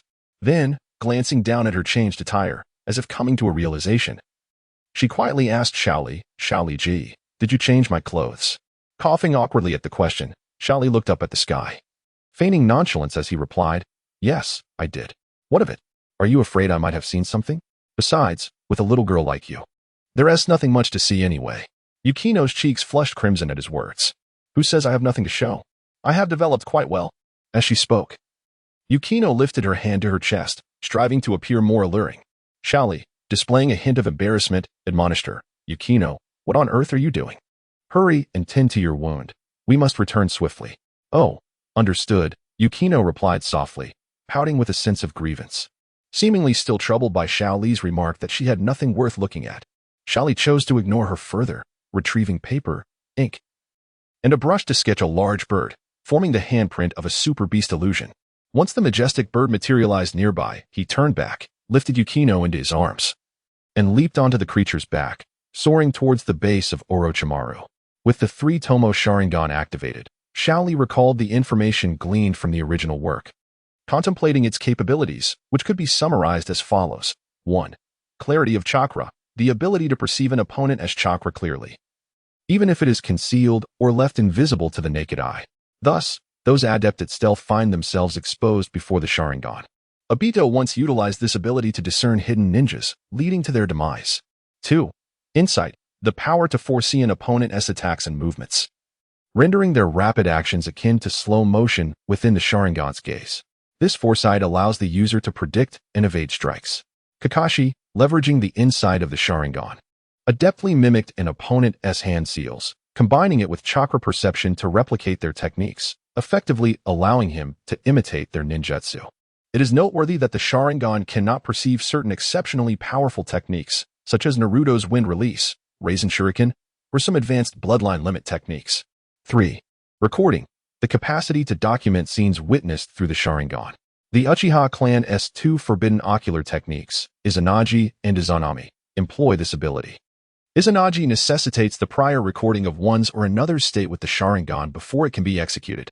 To utilize Izanami, one must first capture fragments of reality, which are then integrated into an illusory world. 4. Illusion release. The essence of Jinjutsu lies in disrupting an opponent's chakra, inducing states of unconsciousness, disorientation, or hallucination. The Sharingan possesses the ability to cast such illusions.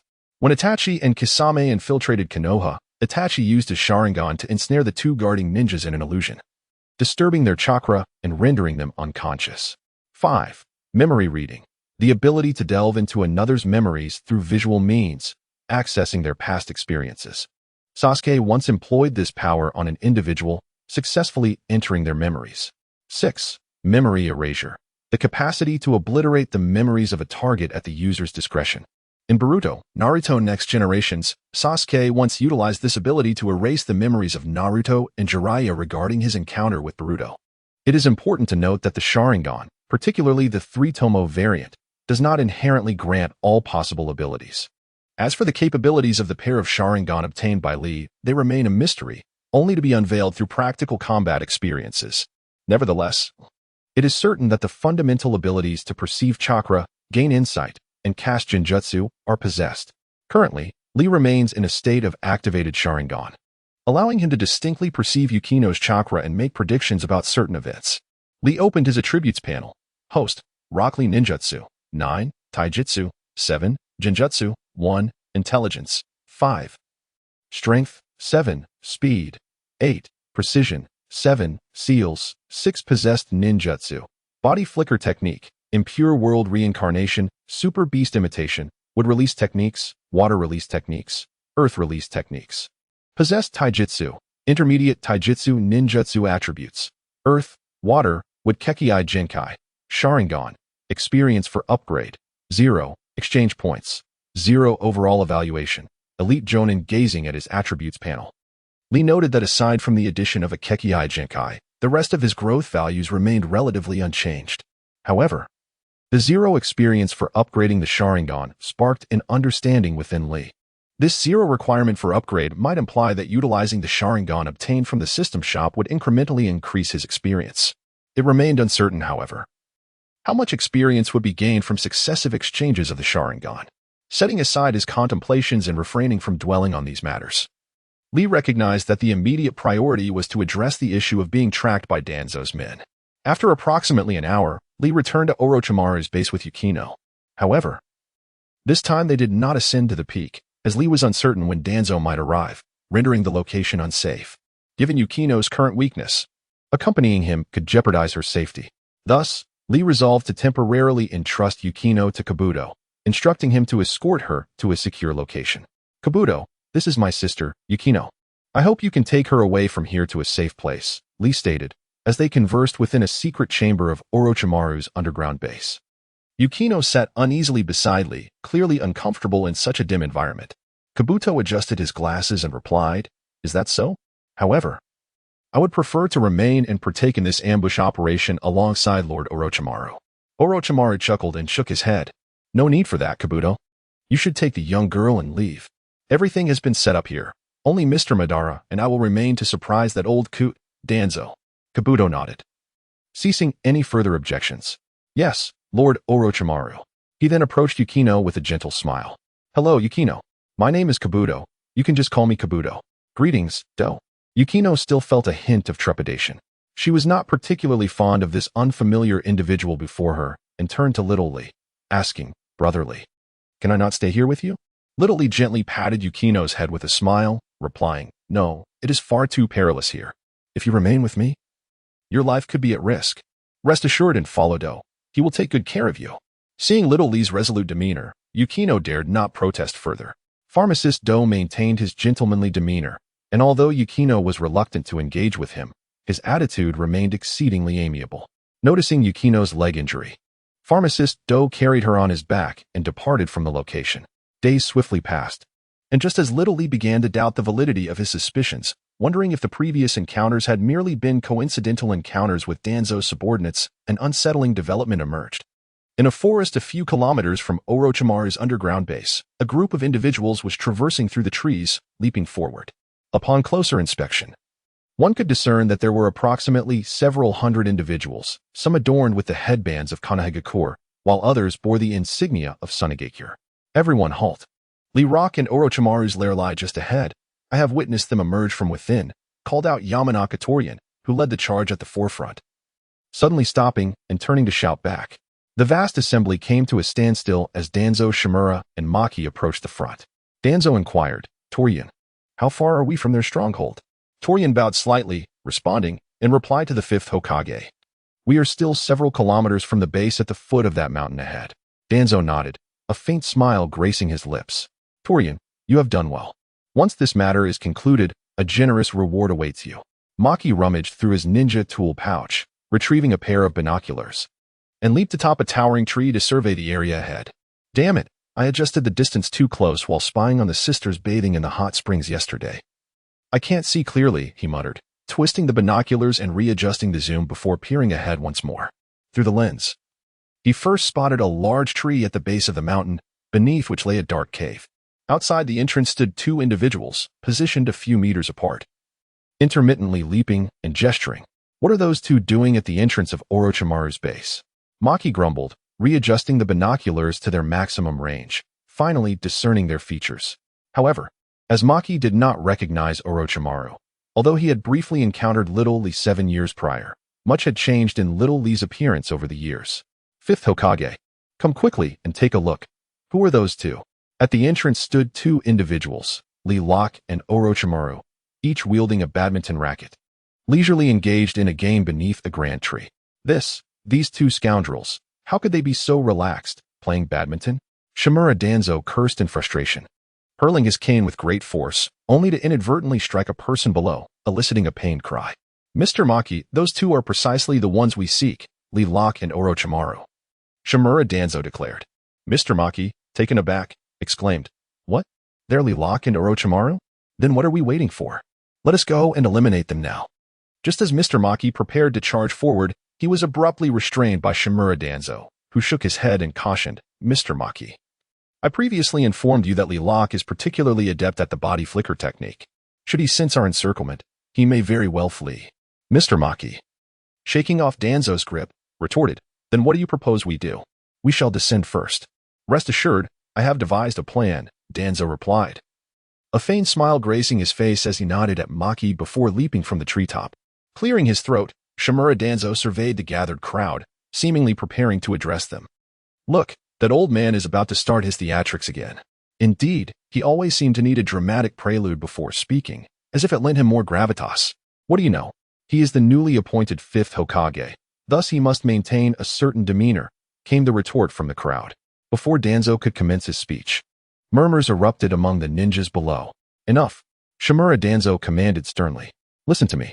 Our common adversaries, Lee Locke and Orochimaru, are merely a few kilometers away. They have ravaged our homeland, violated our women, and trafficked our children. Excuse me, fifth Hokage, could you please get to the point? Interjected a bold ninja.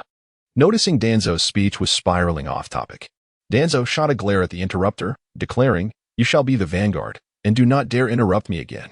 Lee Locke and Orochimaru lie ahead, yet Lee Locke is exceedingly skilled in the body flicker technique. Should he sense he cannot withstand us, he will undoubtedly escape. Thus, I have recently commissioned a study into methods to counter the body flicker technique. Danzo's words resonated clearly among the crowd, igniting fervent discussions. What? There is a way to counter the body flicker technique? That seems utterly preposterous. No way. The body flicker technique. I've heard that throughout the history of the ninja world, only a handful possess this skill. And now, there exists a method to counter it? The words of Shimura Danzo astonished everyone present, which was precisely the effect he intended, showcasing his formidable power to compel obedience. He continued, The method I have devised to unravel the instant body technique is known as temporal isolation. It requires the members of my root organization to simultaneously employ seals, casting a vast net to encircle Orochimaru's base, thereby completing the temporal isolation technique. In doing so, Lee Locke will find himself utterly trapped. Danzo's explanation alleviated the doubts lingering in the minds of the crowd, although his approach may not be considered particularly ingenious. It certainly possessed practicality. Subsequently, the ninjas from Konoha and Sunagakure remained stationary to avoid alerting the enemy, while only the members of Root departed, dispersing in various directions. Encircling Orochimaru's base and connecting it with scrolls sounded simple in theory, but executing it proved to be quite challenging. Orochimaru's stronghold had nearly hollowed out the core of the entire mountain, necessitating that the Root members traverse a considerable distance to completely surround the peak. While Danzo and Maki stood waiting, some individuals even took out playing cards, sitting down to engage in a game of do-di-ju, while others began to play Jinhua. Danzo and Maki feigned indifference to the scene, recognizing that their subordinates were merely enjoying a brief respite from their duties, which was not unreasonable. The encirclement operation by the root members did not consume much time. Approximately an hour later, word arrived that the task was complete. Maki called everyone to rise swiftly and prepare to advance. Danzo climbed to the top of a tall tree, using Maki's binoculars to survey the direction of Orochimaru's base. To his astonishment, he observed that the two adversaries were still engaged in a game of badminton, oblivious to their impending doom. Lowering the binoculars, he muttered to himself before leaping from the treetop and gesturing to the crowd. "Follow me as we advance to eliminate Lee Rock and Orochimaru. There shall be great rewards." Before Danzo could finish his declaration, several individuals had already dashed toward Orochimaru's base, with Maki leading the charge. "That Maki, he doesn't even wait for me to conclude." Danzo glared at Maki's retreating figure and hastened to catch up. For a group of ninjas, a few kilometers presented no substantial challenge. Within mere minutes, Maki, Danzo, and their companions had surged to within several hundred meters of the entrance to Orochimaru's base. "Lee Rock, prepare to meet your end." Upon spotting the nemesis who had slain the fourth Kazekage of Sunagakure, Maki's eyes blazed with fury as he charged forward with a roar. At the entrance, Lee Rock and Orochimaru glanced up at the approaching horde of ninjas, a flicker of panic crossing their faces. Tossing aside their badminton rackets, they swiftly retreated into the depths of the base. "Damn it, don't think you can escape," as Shaoli and his companion had already fled into the cave. Maki abruptly halted his half-formed wind release hand seal. "Capture Lee Rock! Capture Orochimaru!" The ninjas shouted furiously, rushing towards the entrance of the base in the blink of an eye. "Wait, everyone, hold on."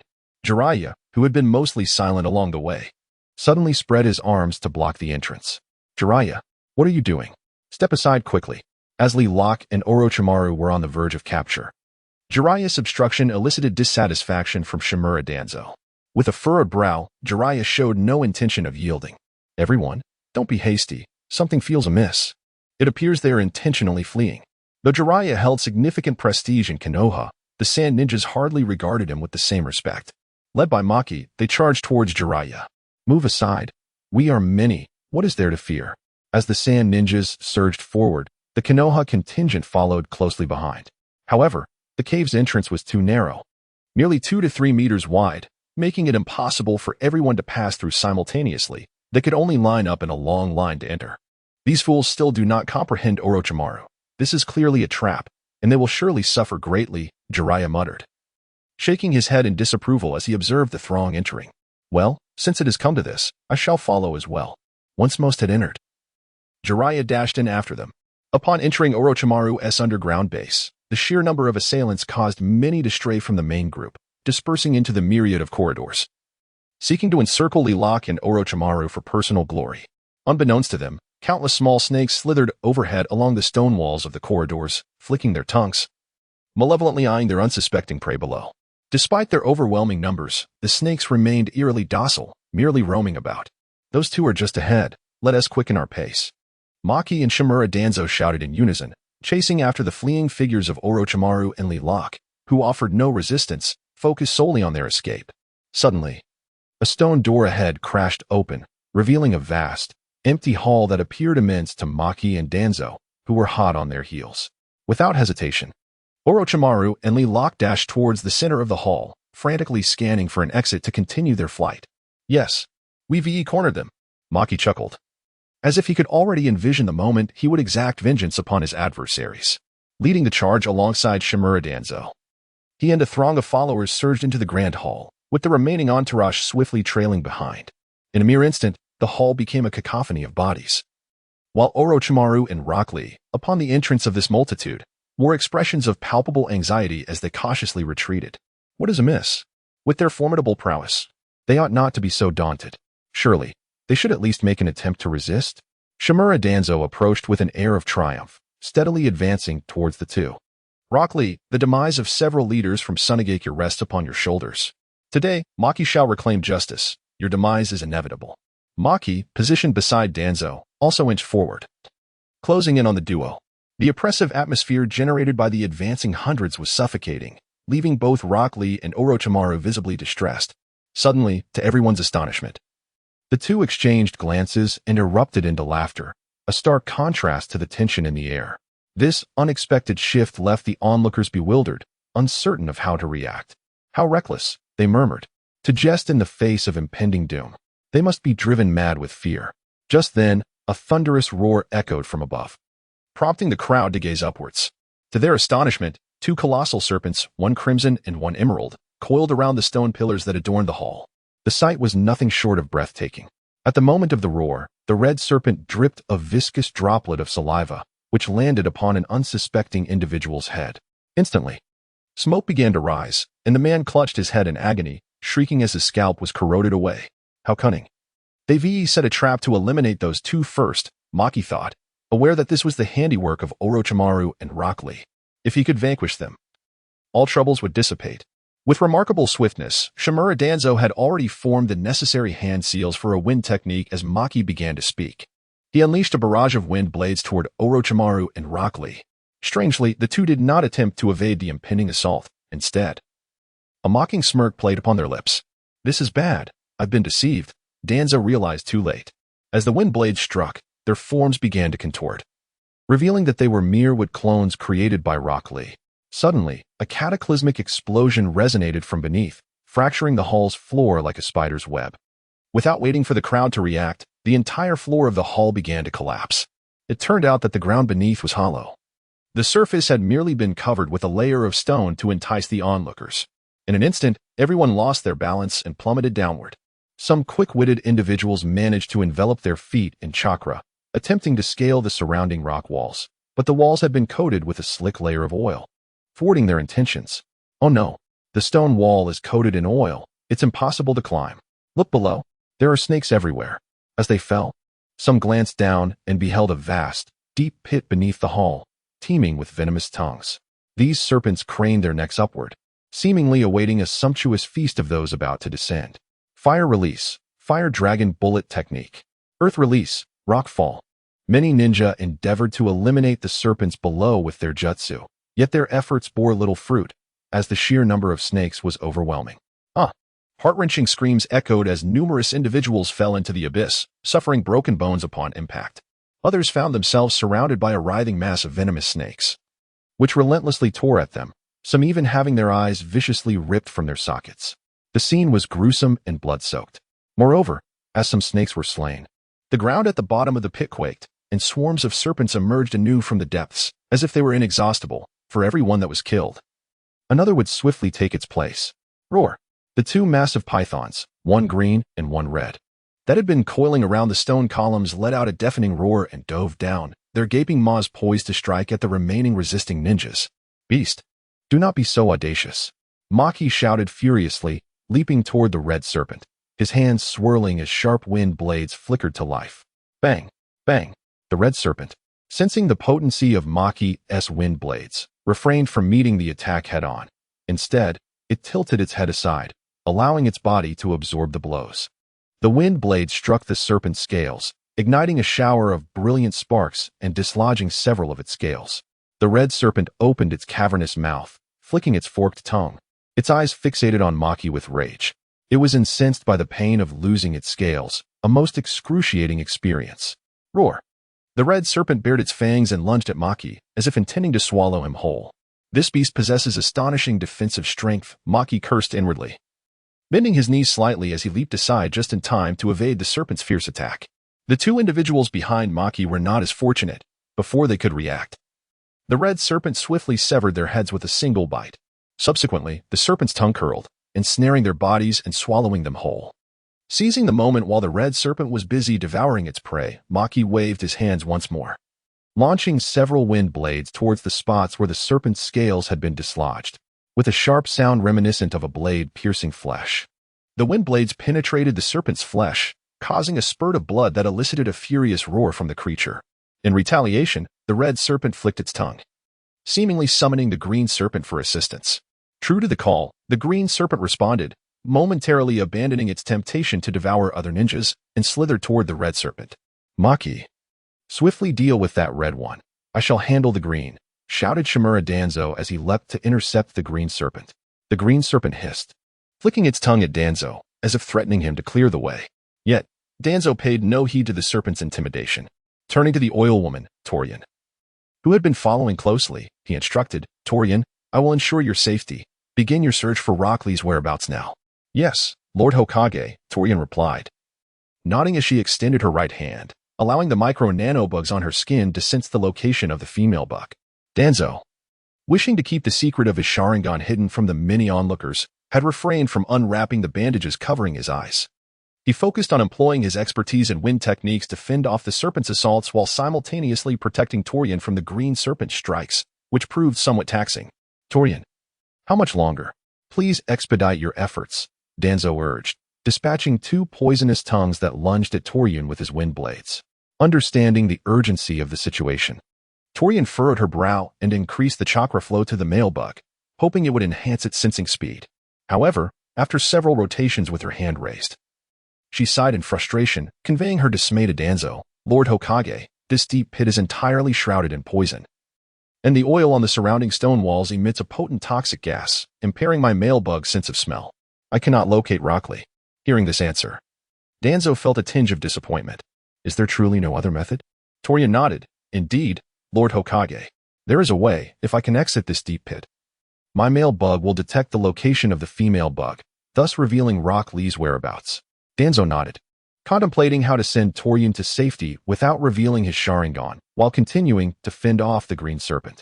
How could he accomplish this without exposing his secret? The deep pit extends to a depth of over 100 meters. Unless one possesses the ability to fly, ascending it would be a formidable challenge. Curiously, despite the multitude present, not a single ninja with the skill of flight could be found. Furthermore, the abundance of venomous snakes made the execution of intricate jutsu prone to interruption. After much contemplation, Shimura Danzo devised a plan akin to a human tower.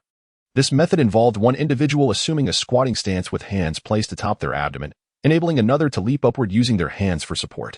A minimum of 10 pairs was required for this endeavor, where the ninja would leap into the air, employing the same technique to gain further height until the final group could assist the oil girl, Takaru, in ascending. In such an urgent situation, Danzo's ingenuity shone through. "Now, execute as I instructed, and ensure Takaru reaches the top," he commanded his subordinates, who nodded in agreement. He then added, "Takaru, once you reach the top, locate Jiraiya and summon him to our aid." Takaru nodded and, together with her companions, commenced the aerial human tower. Despite the distractions posed by the attacking snakes, which disrupted several attempts, Takaru ultimately succeeded in scaling the vast pit after numerous leaps upon her comrades' backs. Upon surveying her fellow companions still engaged in battle with the serpents below, Takaru resolutely declared, "Danzo-sama, everyone, wait for my return." However, her determination faltered when she realized that the stone door, once ajar, had now closed. Frustrated, Takaru drew several kunai embedded with explosive tags and hurled them at the door. The resulting explosion sent debris flying, yet the formidable stone door, composed of an unknown material, remained unyielded by the blast. Unwilling to concede defeat, Takaru recalled how she had prepared a cocoon prior to entering, while the root members executed their time-space isolation technique. The foresight she had displayed would once again serve as her salvation. A smile graced her face as she swiftly formed several hand seals. In an instant, Takaru transformed into a human-sized insect clone, composed of a swarm of countless insects, which scattered in an instant. At the location where the Konoha ambush team had previously halted, a large tree trunk bore a human-sized insect cocoon, upon which numerous cracks appeared, resembling a spider's web. Soon, a hand emerged from within the cocoon, followed by the entire figure breaking free. Sharingan illusion. As Wainushi Kigen emerged from the cocoon, she found herself under the piercing gaze of a pair of crimson three-tomo Sharingan. Before she could discern the identity of the individual before her, her vision became hazy, and she fell into a state of confusion, lowering her head in a daze. "Mr. Madara, the power of the Sharingan is indeed remarkable. It evokes my envy," Orochimaru remarked, extending his long tongue to lick the corner of his mouth. Gazing at the small Lee before Wainushi Kigen with admiration, Lee turned his head to Orochimaru and responded with a smile, "Let us expedite our important matters first. As for the Sharingan, I shall assist you in acquiring it when the opportunity arises." Upon hearing this, Orochimaru's eyes brightened. Ever since being ensnared by Uchiha Itachi's genjutsu, he had distanced himself from the Akatsuki, seeking countless ways to counter the Sharingan's illusions. He eventually realized that obtaining an Uchiha Sharingan was far more effective than discovering a method to break the genjutsu. "Rest assured, Mr. Madara, All the explosive tags at the base are fully prepared, and we have conducted thorough experiments on their concealment. They will not be detected by those ruffians, Orochimaru declared. Glancing towards the base without turning his head, Lee nodded in agreement. Then let us not delay any further. The time is ripe. Orochimaru refrained from saying more, forming a series of hand seals, his brow furrowing. Now, let it explode.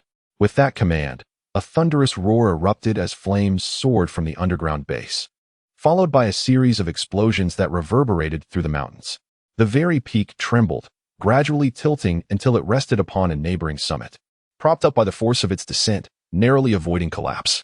The spectacle was indeed magnificent, though it was regrettable for your base. Lee marveled at the chaos unfolding at the underground facility. The base is of little consequence. I have plenty of such places. However, that old coot Danzo should be dead by now. Orochimaru chuckled sinisterly, reflecting on the situation. Lee shook his head in denial. No, you underestimate the power of the Uchiha. That fellow possesses some of the clan's most formidable techniques. Indeed, as Lee's words echoed, a colossal green-armored giant emerged from the direction of the base, wielding a cross and a slashing blade, exuding an imposing aura. Is this the embodiment of Uchiha's most potent defense and offense, Susanoo? Orochimaru gazed in awe at the gargantuan figure several kilometers away. Lee nodded affirmatively. Yes, this is Susanoo. I believe our current strength would not suffice to oppose it. It would be prudent to avoid confrontation for now. Orochimaru smirked, a wicked grin playing on his lips. That may not be the case, Mr. Madara. I am quite eager to test this sage form of mine. Little Lee paid little heed to Orochimaru's words. Shimura Danzo was still several kilometers away. He needed to swiftly interrogate Yamanaka Kigen. Delaying any further could lead to unforeseen complications. Grasping Kigen's chin with one hand, he lifted his head and inquired, Tell me, what method did Shimura Danzo employ to transplant the Uchiha Sharingan, and who assisted him? Yamanaka Kigen appeared dazed, showing no inclination to resist, and replied vacantly. I don't know the specifics of the method. The Sharingan on Lord Danzo was provided by the Elder Council of Konoha, who dispatched secret researchers to aid him. What? The Elder Council of Konoha supported him from behind? Little Lee asked in astonishment. He pressed further. Does Yuan Fei Raizen know about this? Why haven't the other elders undergone Sharingan transplantation themselves? The third Hokage is aware of the Sharingan matter. Moreover, the extermination of the Uchiha clan was tacitly approved by the Elder Council. The third Hokage knew everything. The elders refrained from transplanting the Sharingan because it carries significant risk. A single misstep could lead to death. Only Lord Danzo dared to take that risk upon himself. Little Lee inquired again, Does Danzo harbor any other secrets? I am unsure. There are many matters concerning Lord Danzo that we are not privy to. Seeing that Yamanaka Kigen had lost his usefulness, Little Lee applied pressure to his chin, resulting in a sharp crack as Kigen's head twisted around, instantly ending his breath. He collapsed lifelessly to the ground, devoid of consciousness. Hey, Orochimaru, you truly remain as ruthless as ever. Just as Little Lee dealt with Yamanaka Kigen. He was about to urge Orochimaru to leave when a deep male voice resonated from nearby. Little Lee and Orochimaru turned to see Jiraiya, with his white hair, emerging from behind a tree, his brow furrowed as he gazed sternly at Orochimaru. Jiraiya, you've come as well. What brings you here? Seeking to reminisce with an old friend? Orochimaru quipped with a sinister smile. Jiraiya snorted derisively. Orochimaru, I had hoped to steer you away from your wrongdoings, to reconcile with Yuan Fei and return. Yet, you commit such heinous acts. Why did you kill Yuan Fei? Was it merely because he did not pass the Hokage title to you? Why did you attack Konoha? That was once your home. In the face of Jiraiya's relentless questioning, Orochimaru remained unperturbed, suddenly erupting into raucous laughter. After a prolonged fit of mirth, he turned to Jiraiya and declared, Jiraiya, you're over 50. Why do you still exhibit such childishness? You didn't come here merely to ask these foolish questions, did you? Jiraiya retorted angrily, You beast. I merely wish to ascertain whether your conscience has been devoured by dogs. Ninjutsu, needle earth burial. Jiraiya formed a hand seal, and his white hair suddenly elongated, transforming into countless needle-like projections that surged toward Orochimaru. However, Orochimaru remained unmoved, allowing the white needles to envelop his entire body, leaving only his head exposed. What is the matter, Jiraiya? After all these years, is this all you've got? Always the underdog, you could never surpass me. As Orochimaru's words echoed, the white needles encasing him abruptly exploded, releasing white steam that billowed up, creating the illusion that Orochimaru was shrouded in smoke. Is this the sage body Orochimaru attained after seizing control of Mitsuki? It appears vastly different from Mitsuki's transformation. It seems rather unimpressive. Lee observed Orochimaru's transformation. Aside from the steam emanating from him, there were no other discernible changes, starkly contrasting the explosive visual spectacle of Mitsuki's metamorphosis. This is my latest power. The sage body at its peak. Prepare to face my attack. Orochimaru laughed maniacally before vanishing from sight. Damn it. Too fast. Where did he go? Jiraiya scanned his surroundings, desperately trying to locate Orochimaru's presence. Suddenly, right here. In the blink of an eye, Orochimaru reappeared behind Jiraiya, delivering a devastating punch to his back. Behind Orochimaru's elbow, a massive blue chakra booster could be seen propelling the speed of his strike. Boom. Orochimaru's punch landed squarely on Jiraiya's back, sending him flying several dozen meters, his body rolling along the ground and kicking up clouds of dust. Cough, cough. Jiraiya propped himself up, coughing violently and spitting out blood. He wiped the blood from the corner of his mouth with his thumb, murmuring, "This guy's power is astonishing. No wonder the third Hokage fell victim to his treachery." Summoning technique. Jiraiya performed the hand seals for the summoning jutsu, and two diminutive frogs appeared beside him, each draped in a cloak, their white eyebrows indicating their considerable age. Brother Shima, Sister Fukasaku, I need your assistance. These two adversaries are formidable. Jiraiya implored the frogs for help. Shima surveyed the situation. Little Jiraiya, what's the matter? Have you been injured by that fellow? Fukasaku shook his head. Isn't it obvious, his mother? What's there to ask? Shima scoffed. Humph. Old heck. I was merely concerned about little Jiraiya. What's wrong with that? I won't be preparing your dinner tonight. Fukasaku appeared embarrassed, discreetly tugging at Shima's sleeve. Come on, dear. You can't be like this. Can't you show me a bit of respect in front of others? Cough, cough. Jiraiya coughed twice and then crouched down, beseeching the two frogs. Hey, Brother Fukasaku, Sister Shima, could you please refrain from your chatter for a moment? I must swiftly enter sage mode, and during this time, I shall require your assistance. Fukasaku and Shima exchanged knowing glances and simultaneously assured him, Do not worry, young Jiraiya. We have got this covered. After they spoke, they leaped onto Jiraiya's shoulders, each taking a position on either side, vigilantly observing the unfolding scene with Jiraiya and Lee not far off. Upon seeing Shima and Fukasaku emerge, Lee felt an unexpected warmth in his heart, a sentiment he also harbored towards Jiraiya. For Lee, who had read the original story, Jiraiya was an endearing figure, a lecherous old man with a profound sense of loyalty and affection. Although Lee was uncertain whether Jiraiya could stand against Orochimaru, he was reluctant to see a conflict arise between them.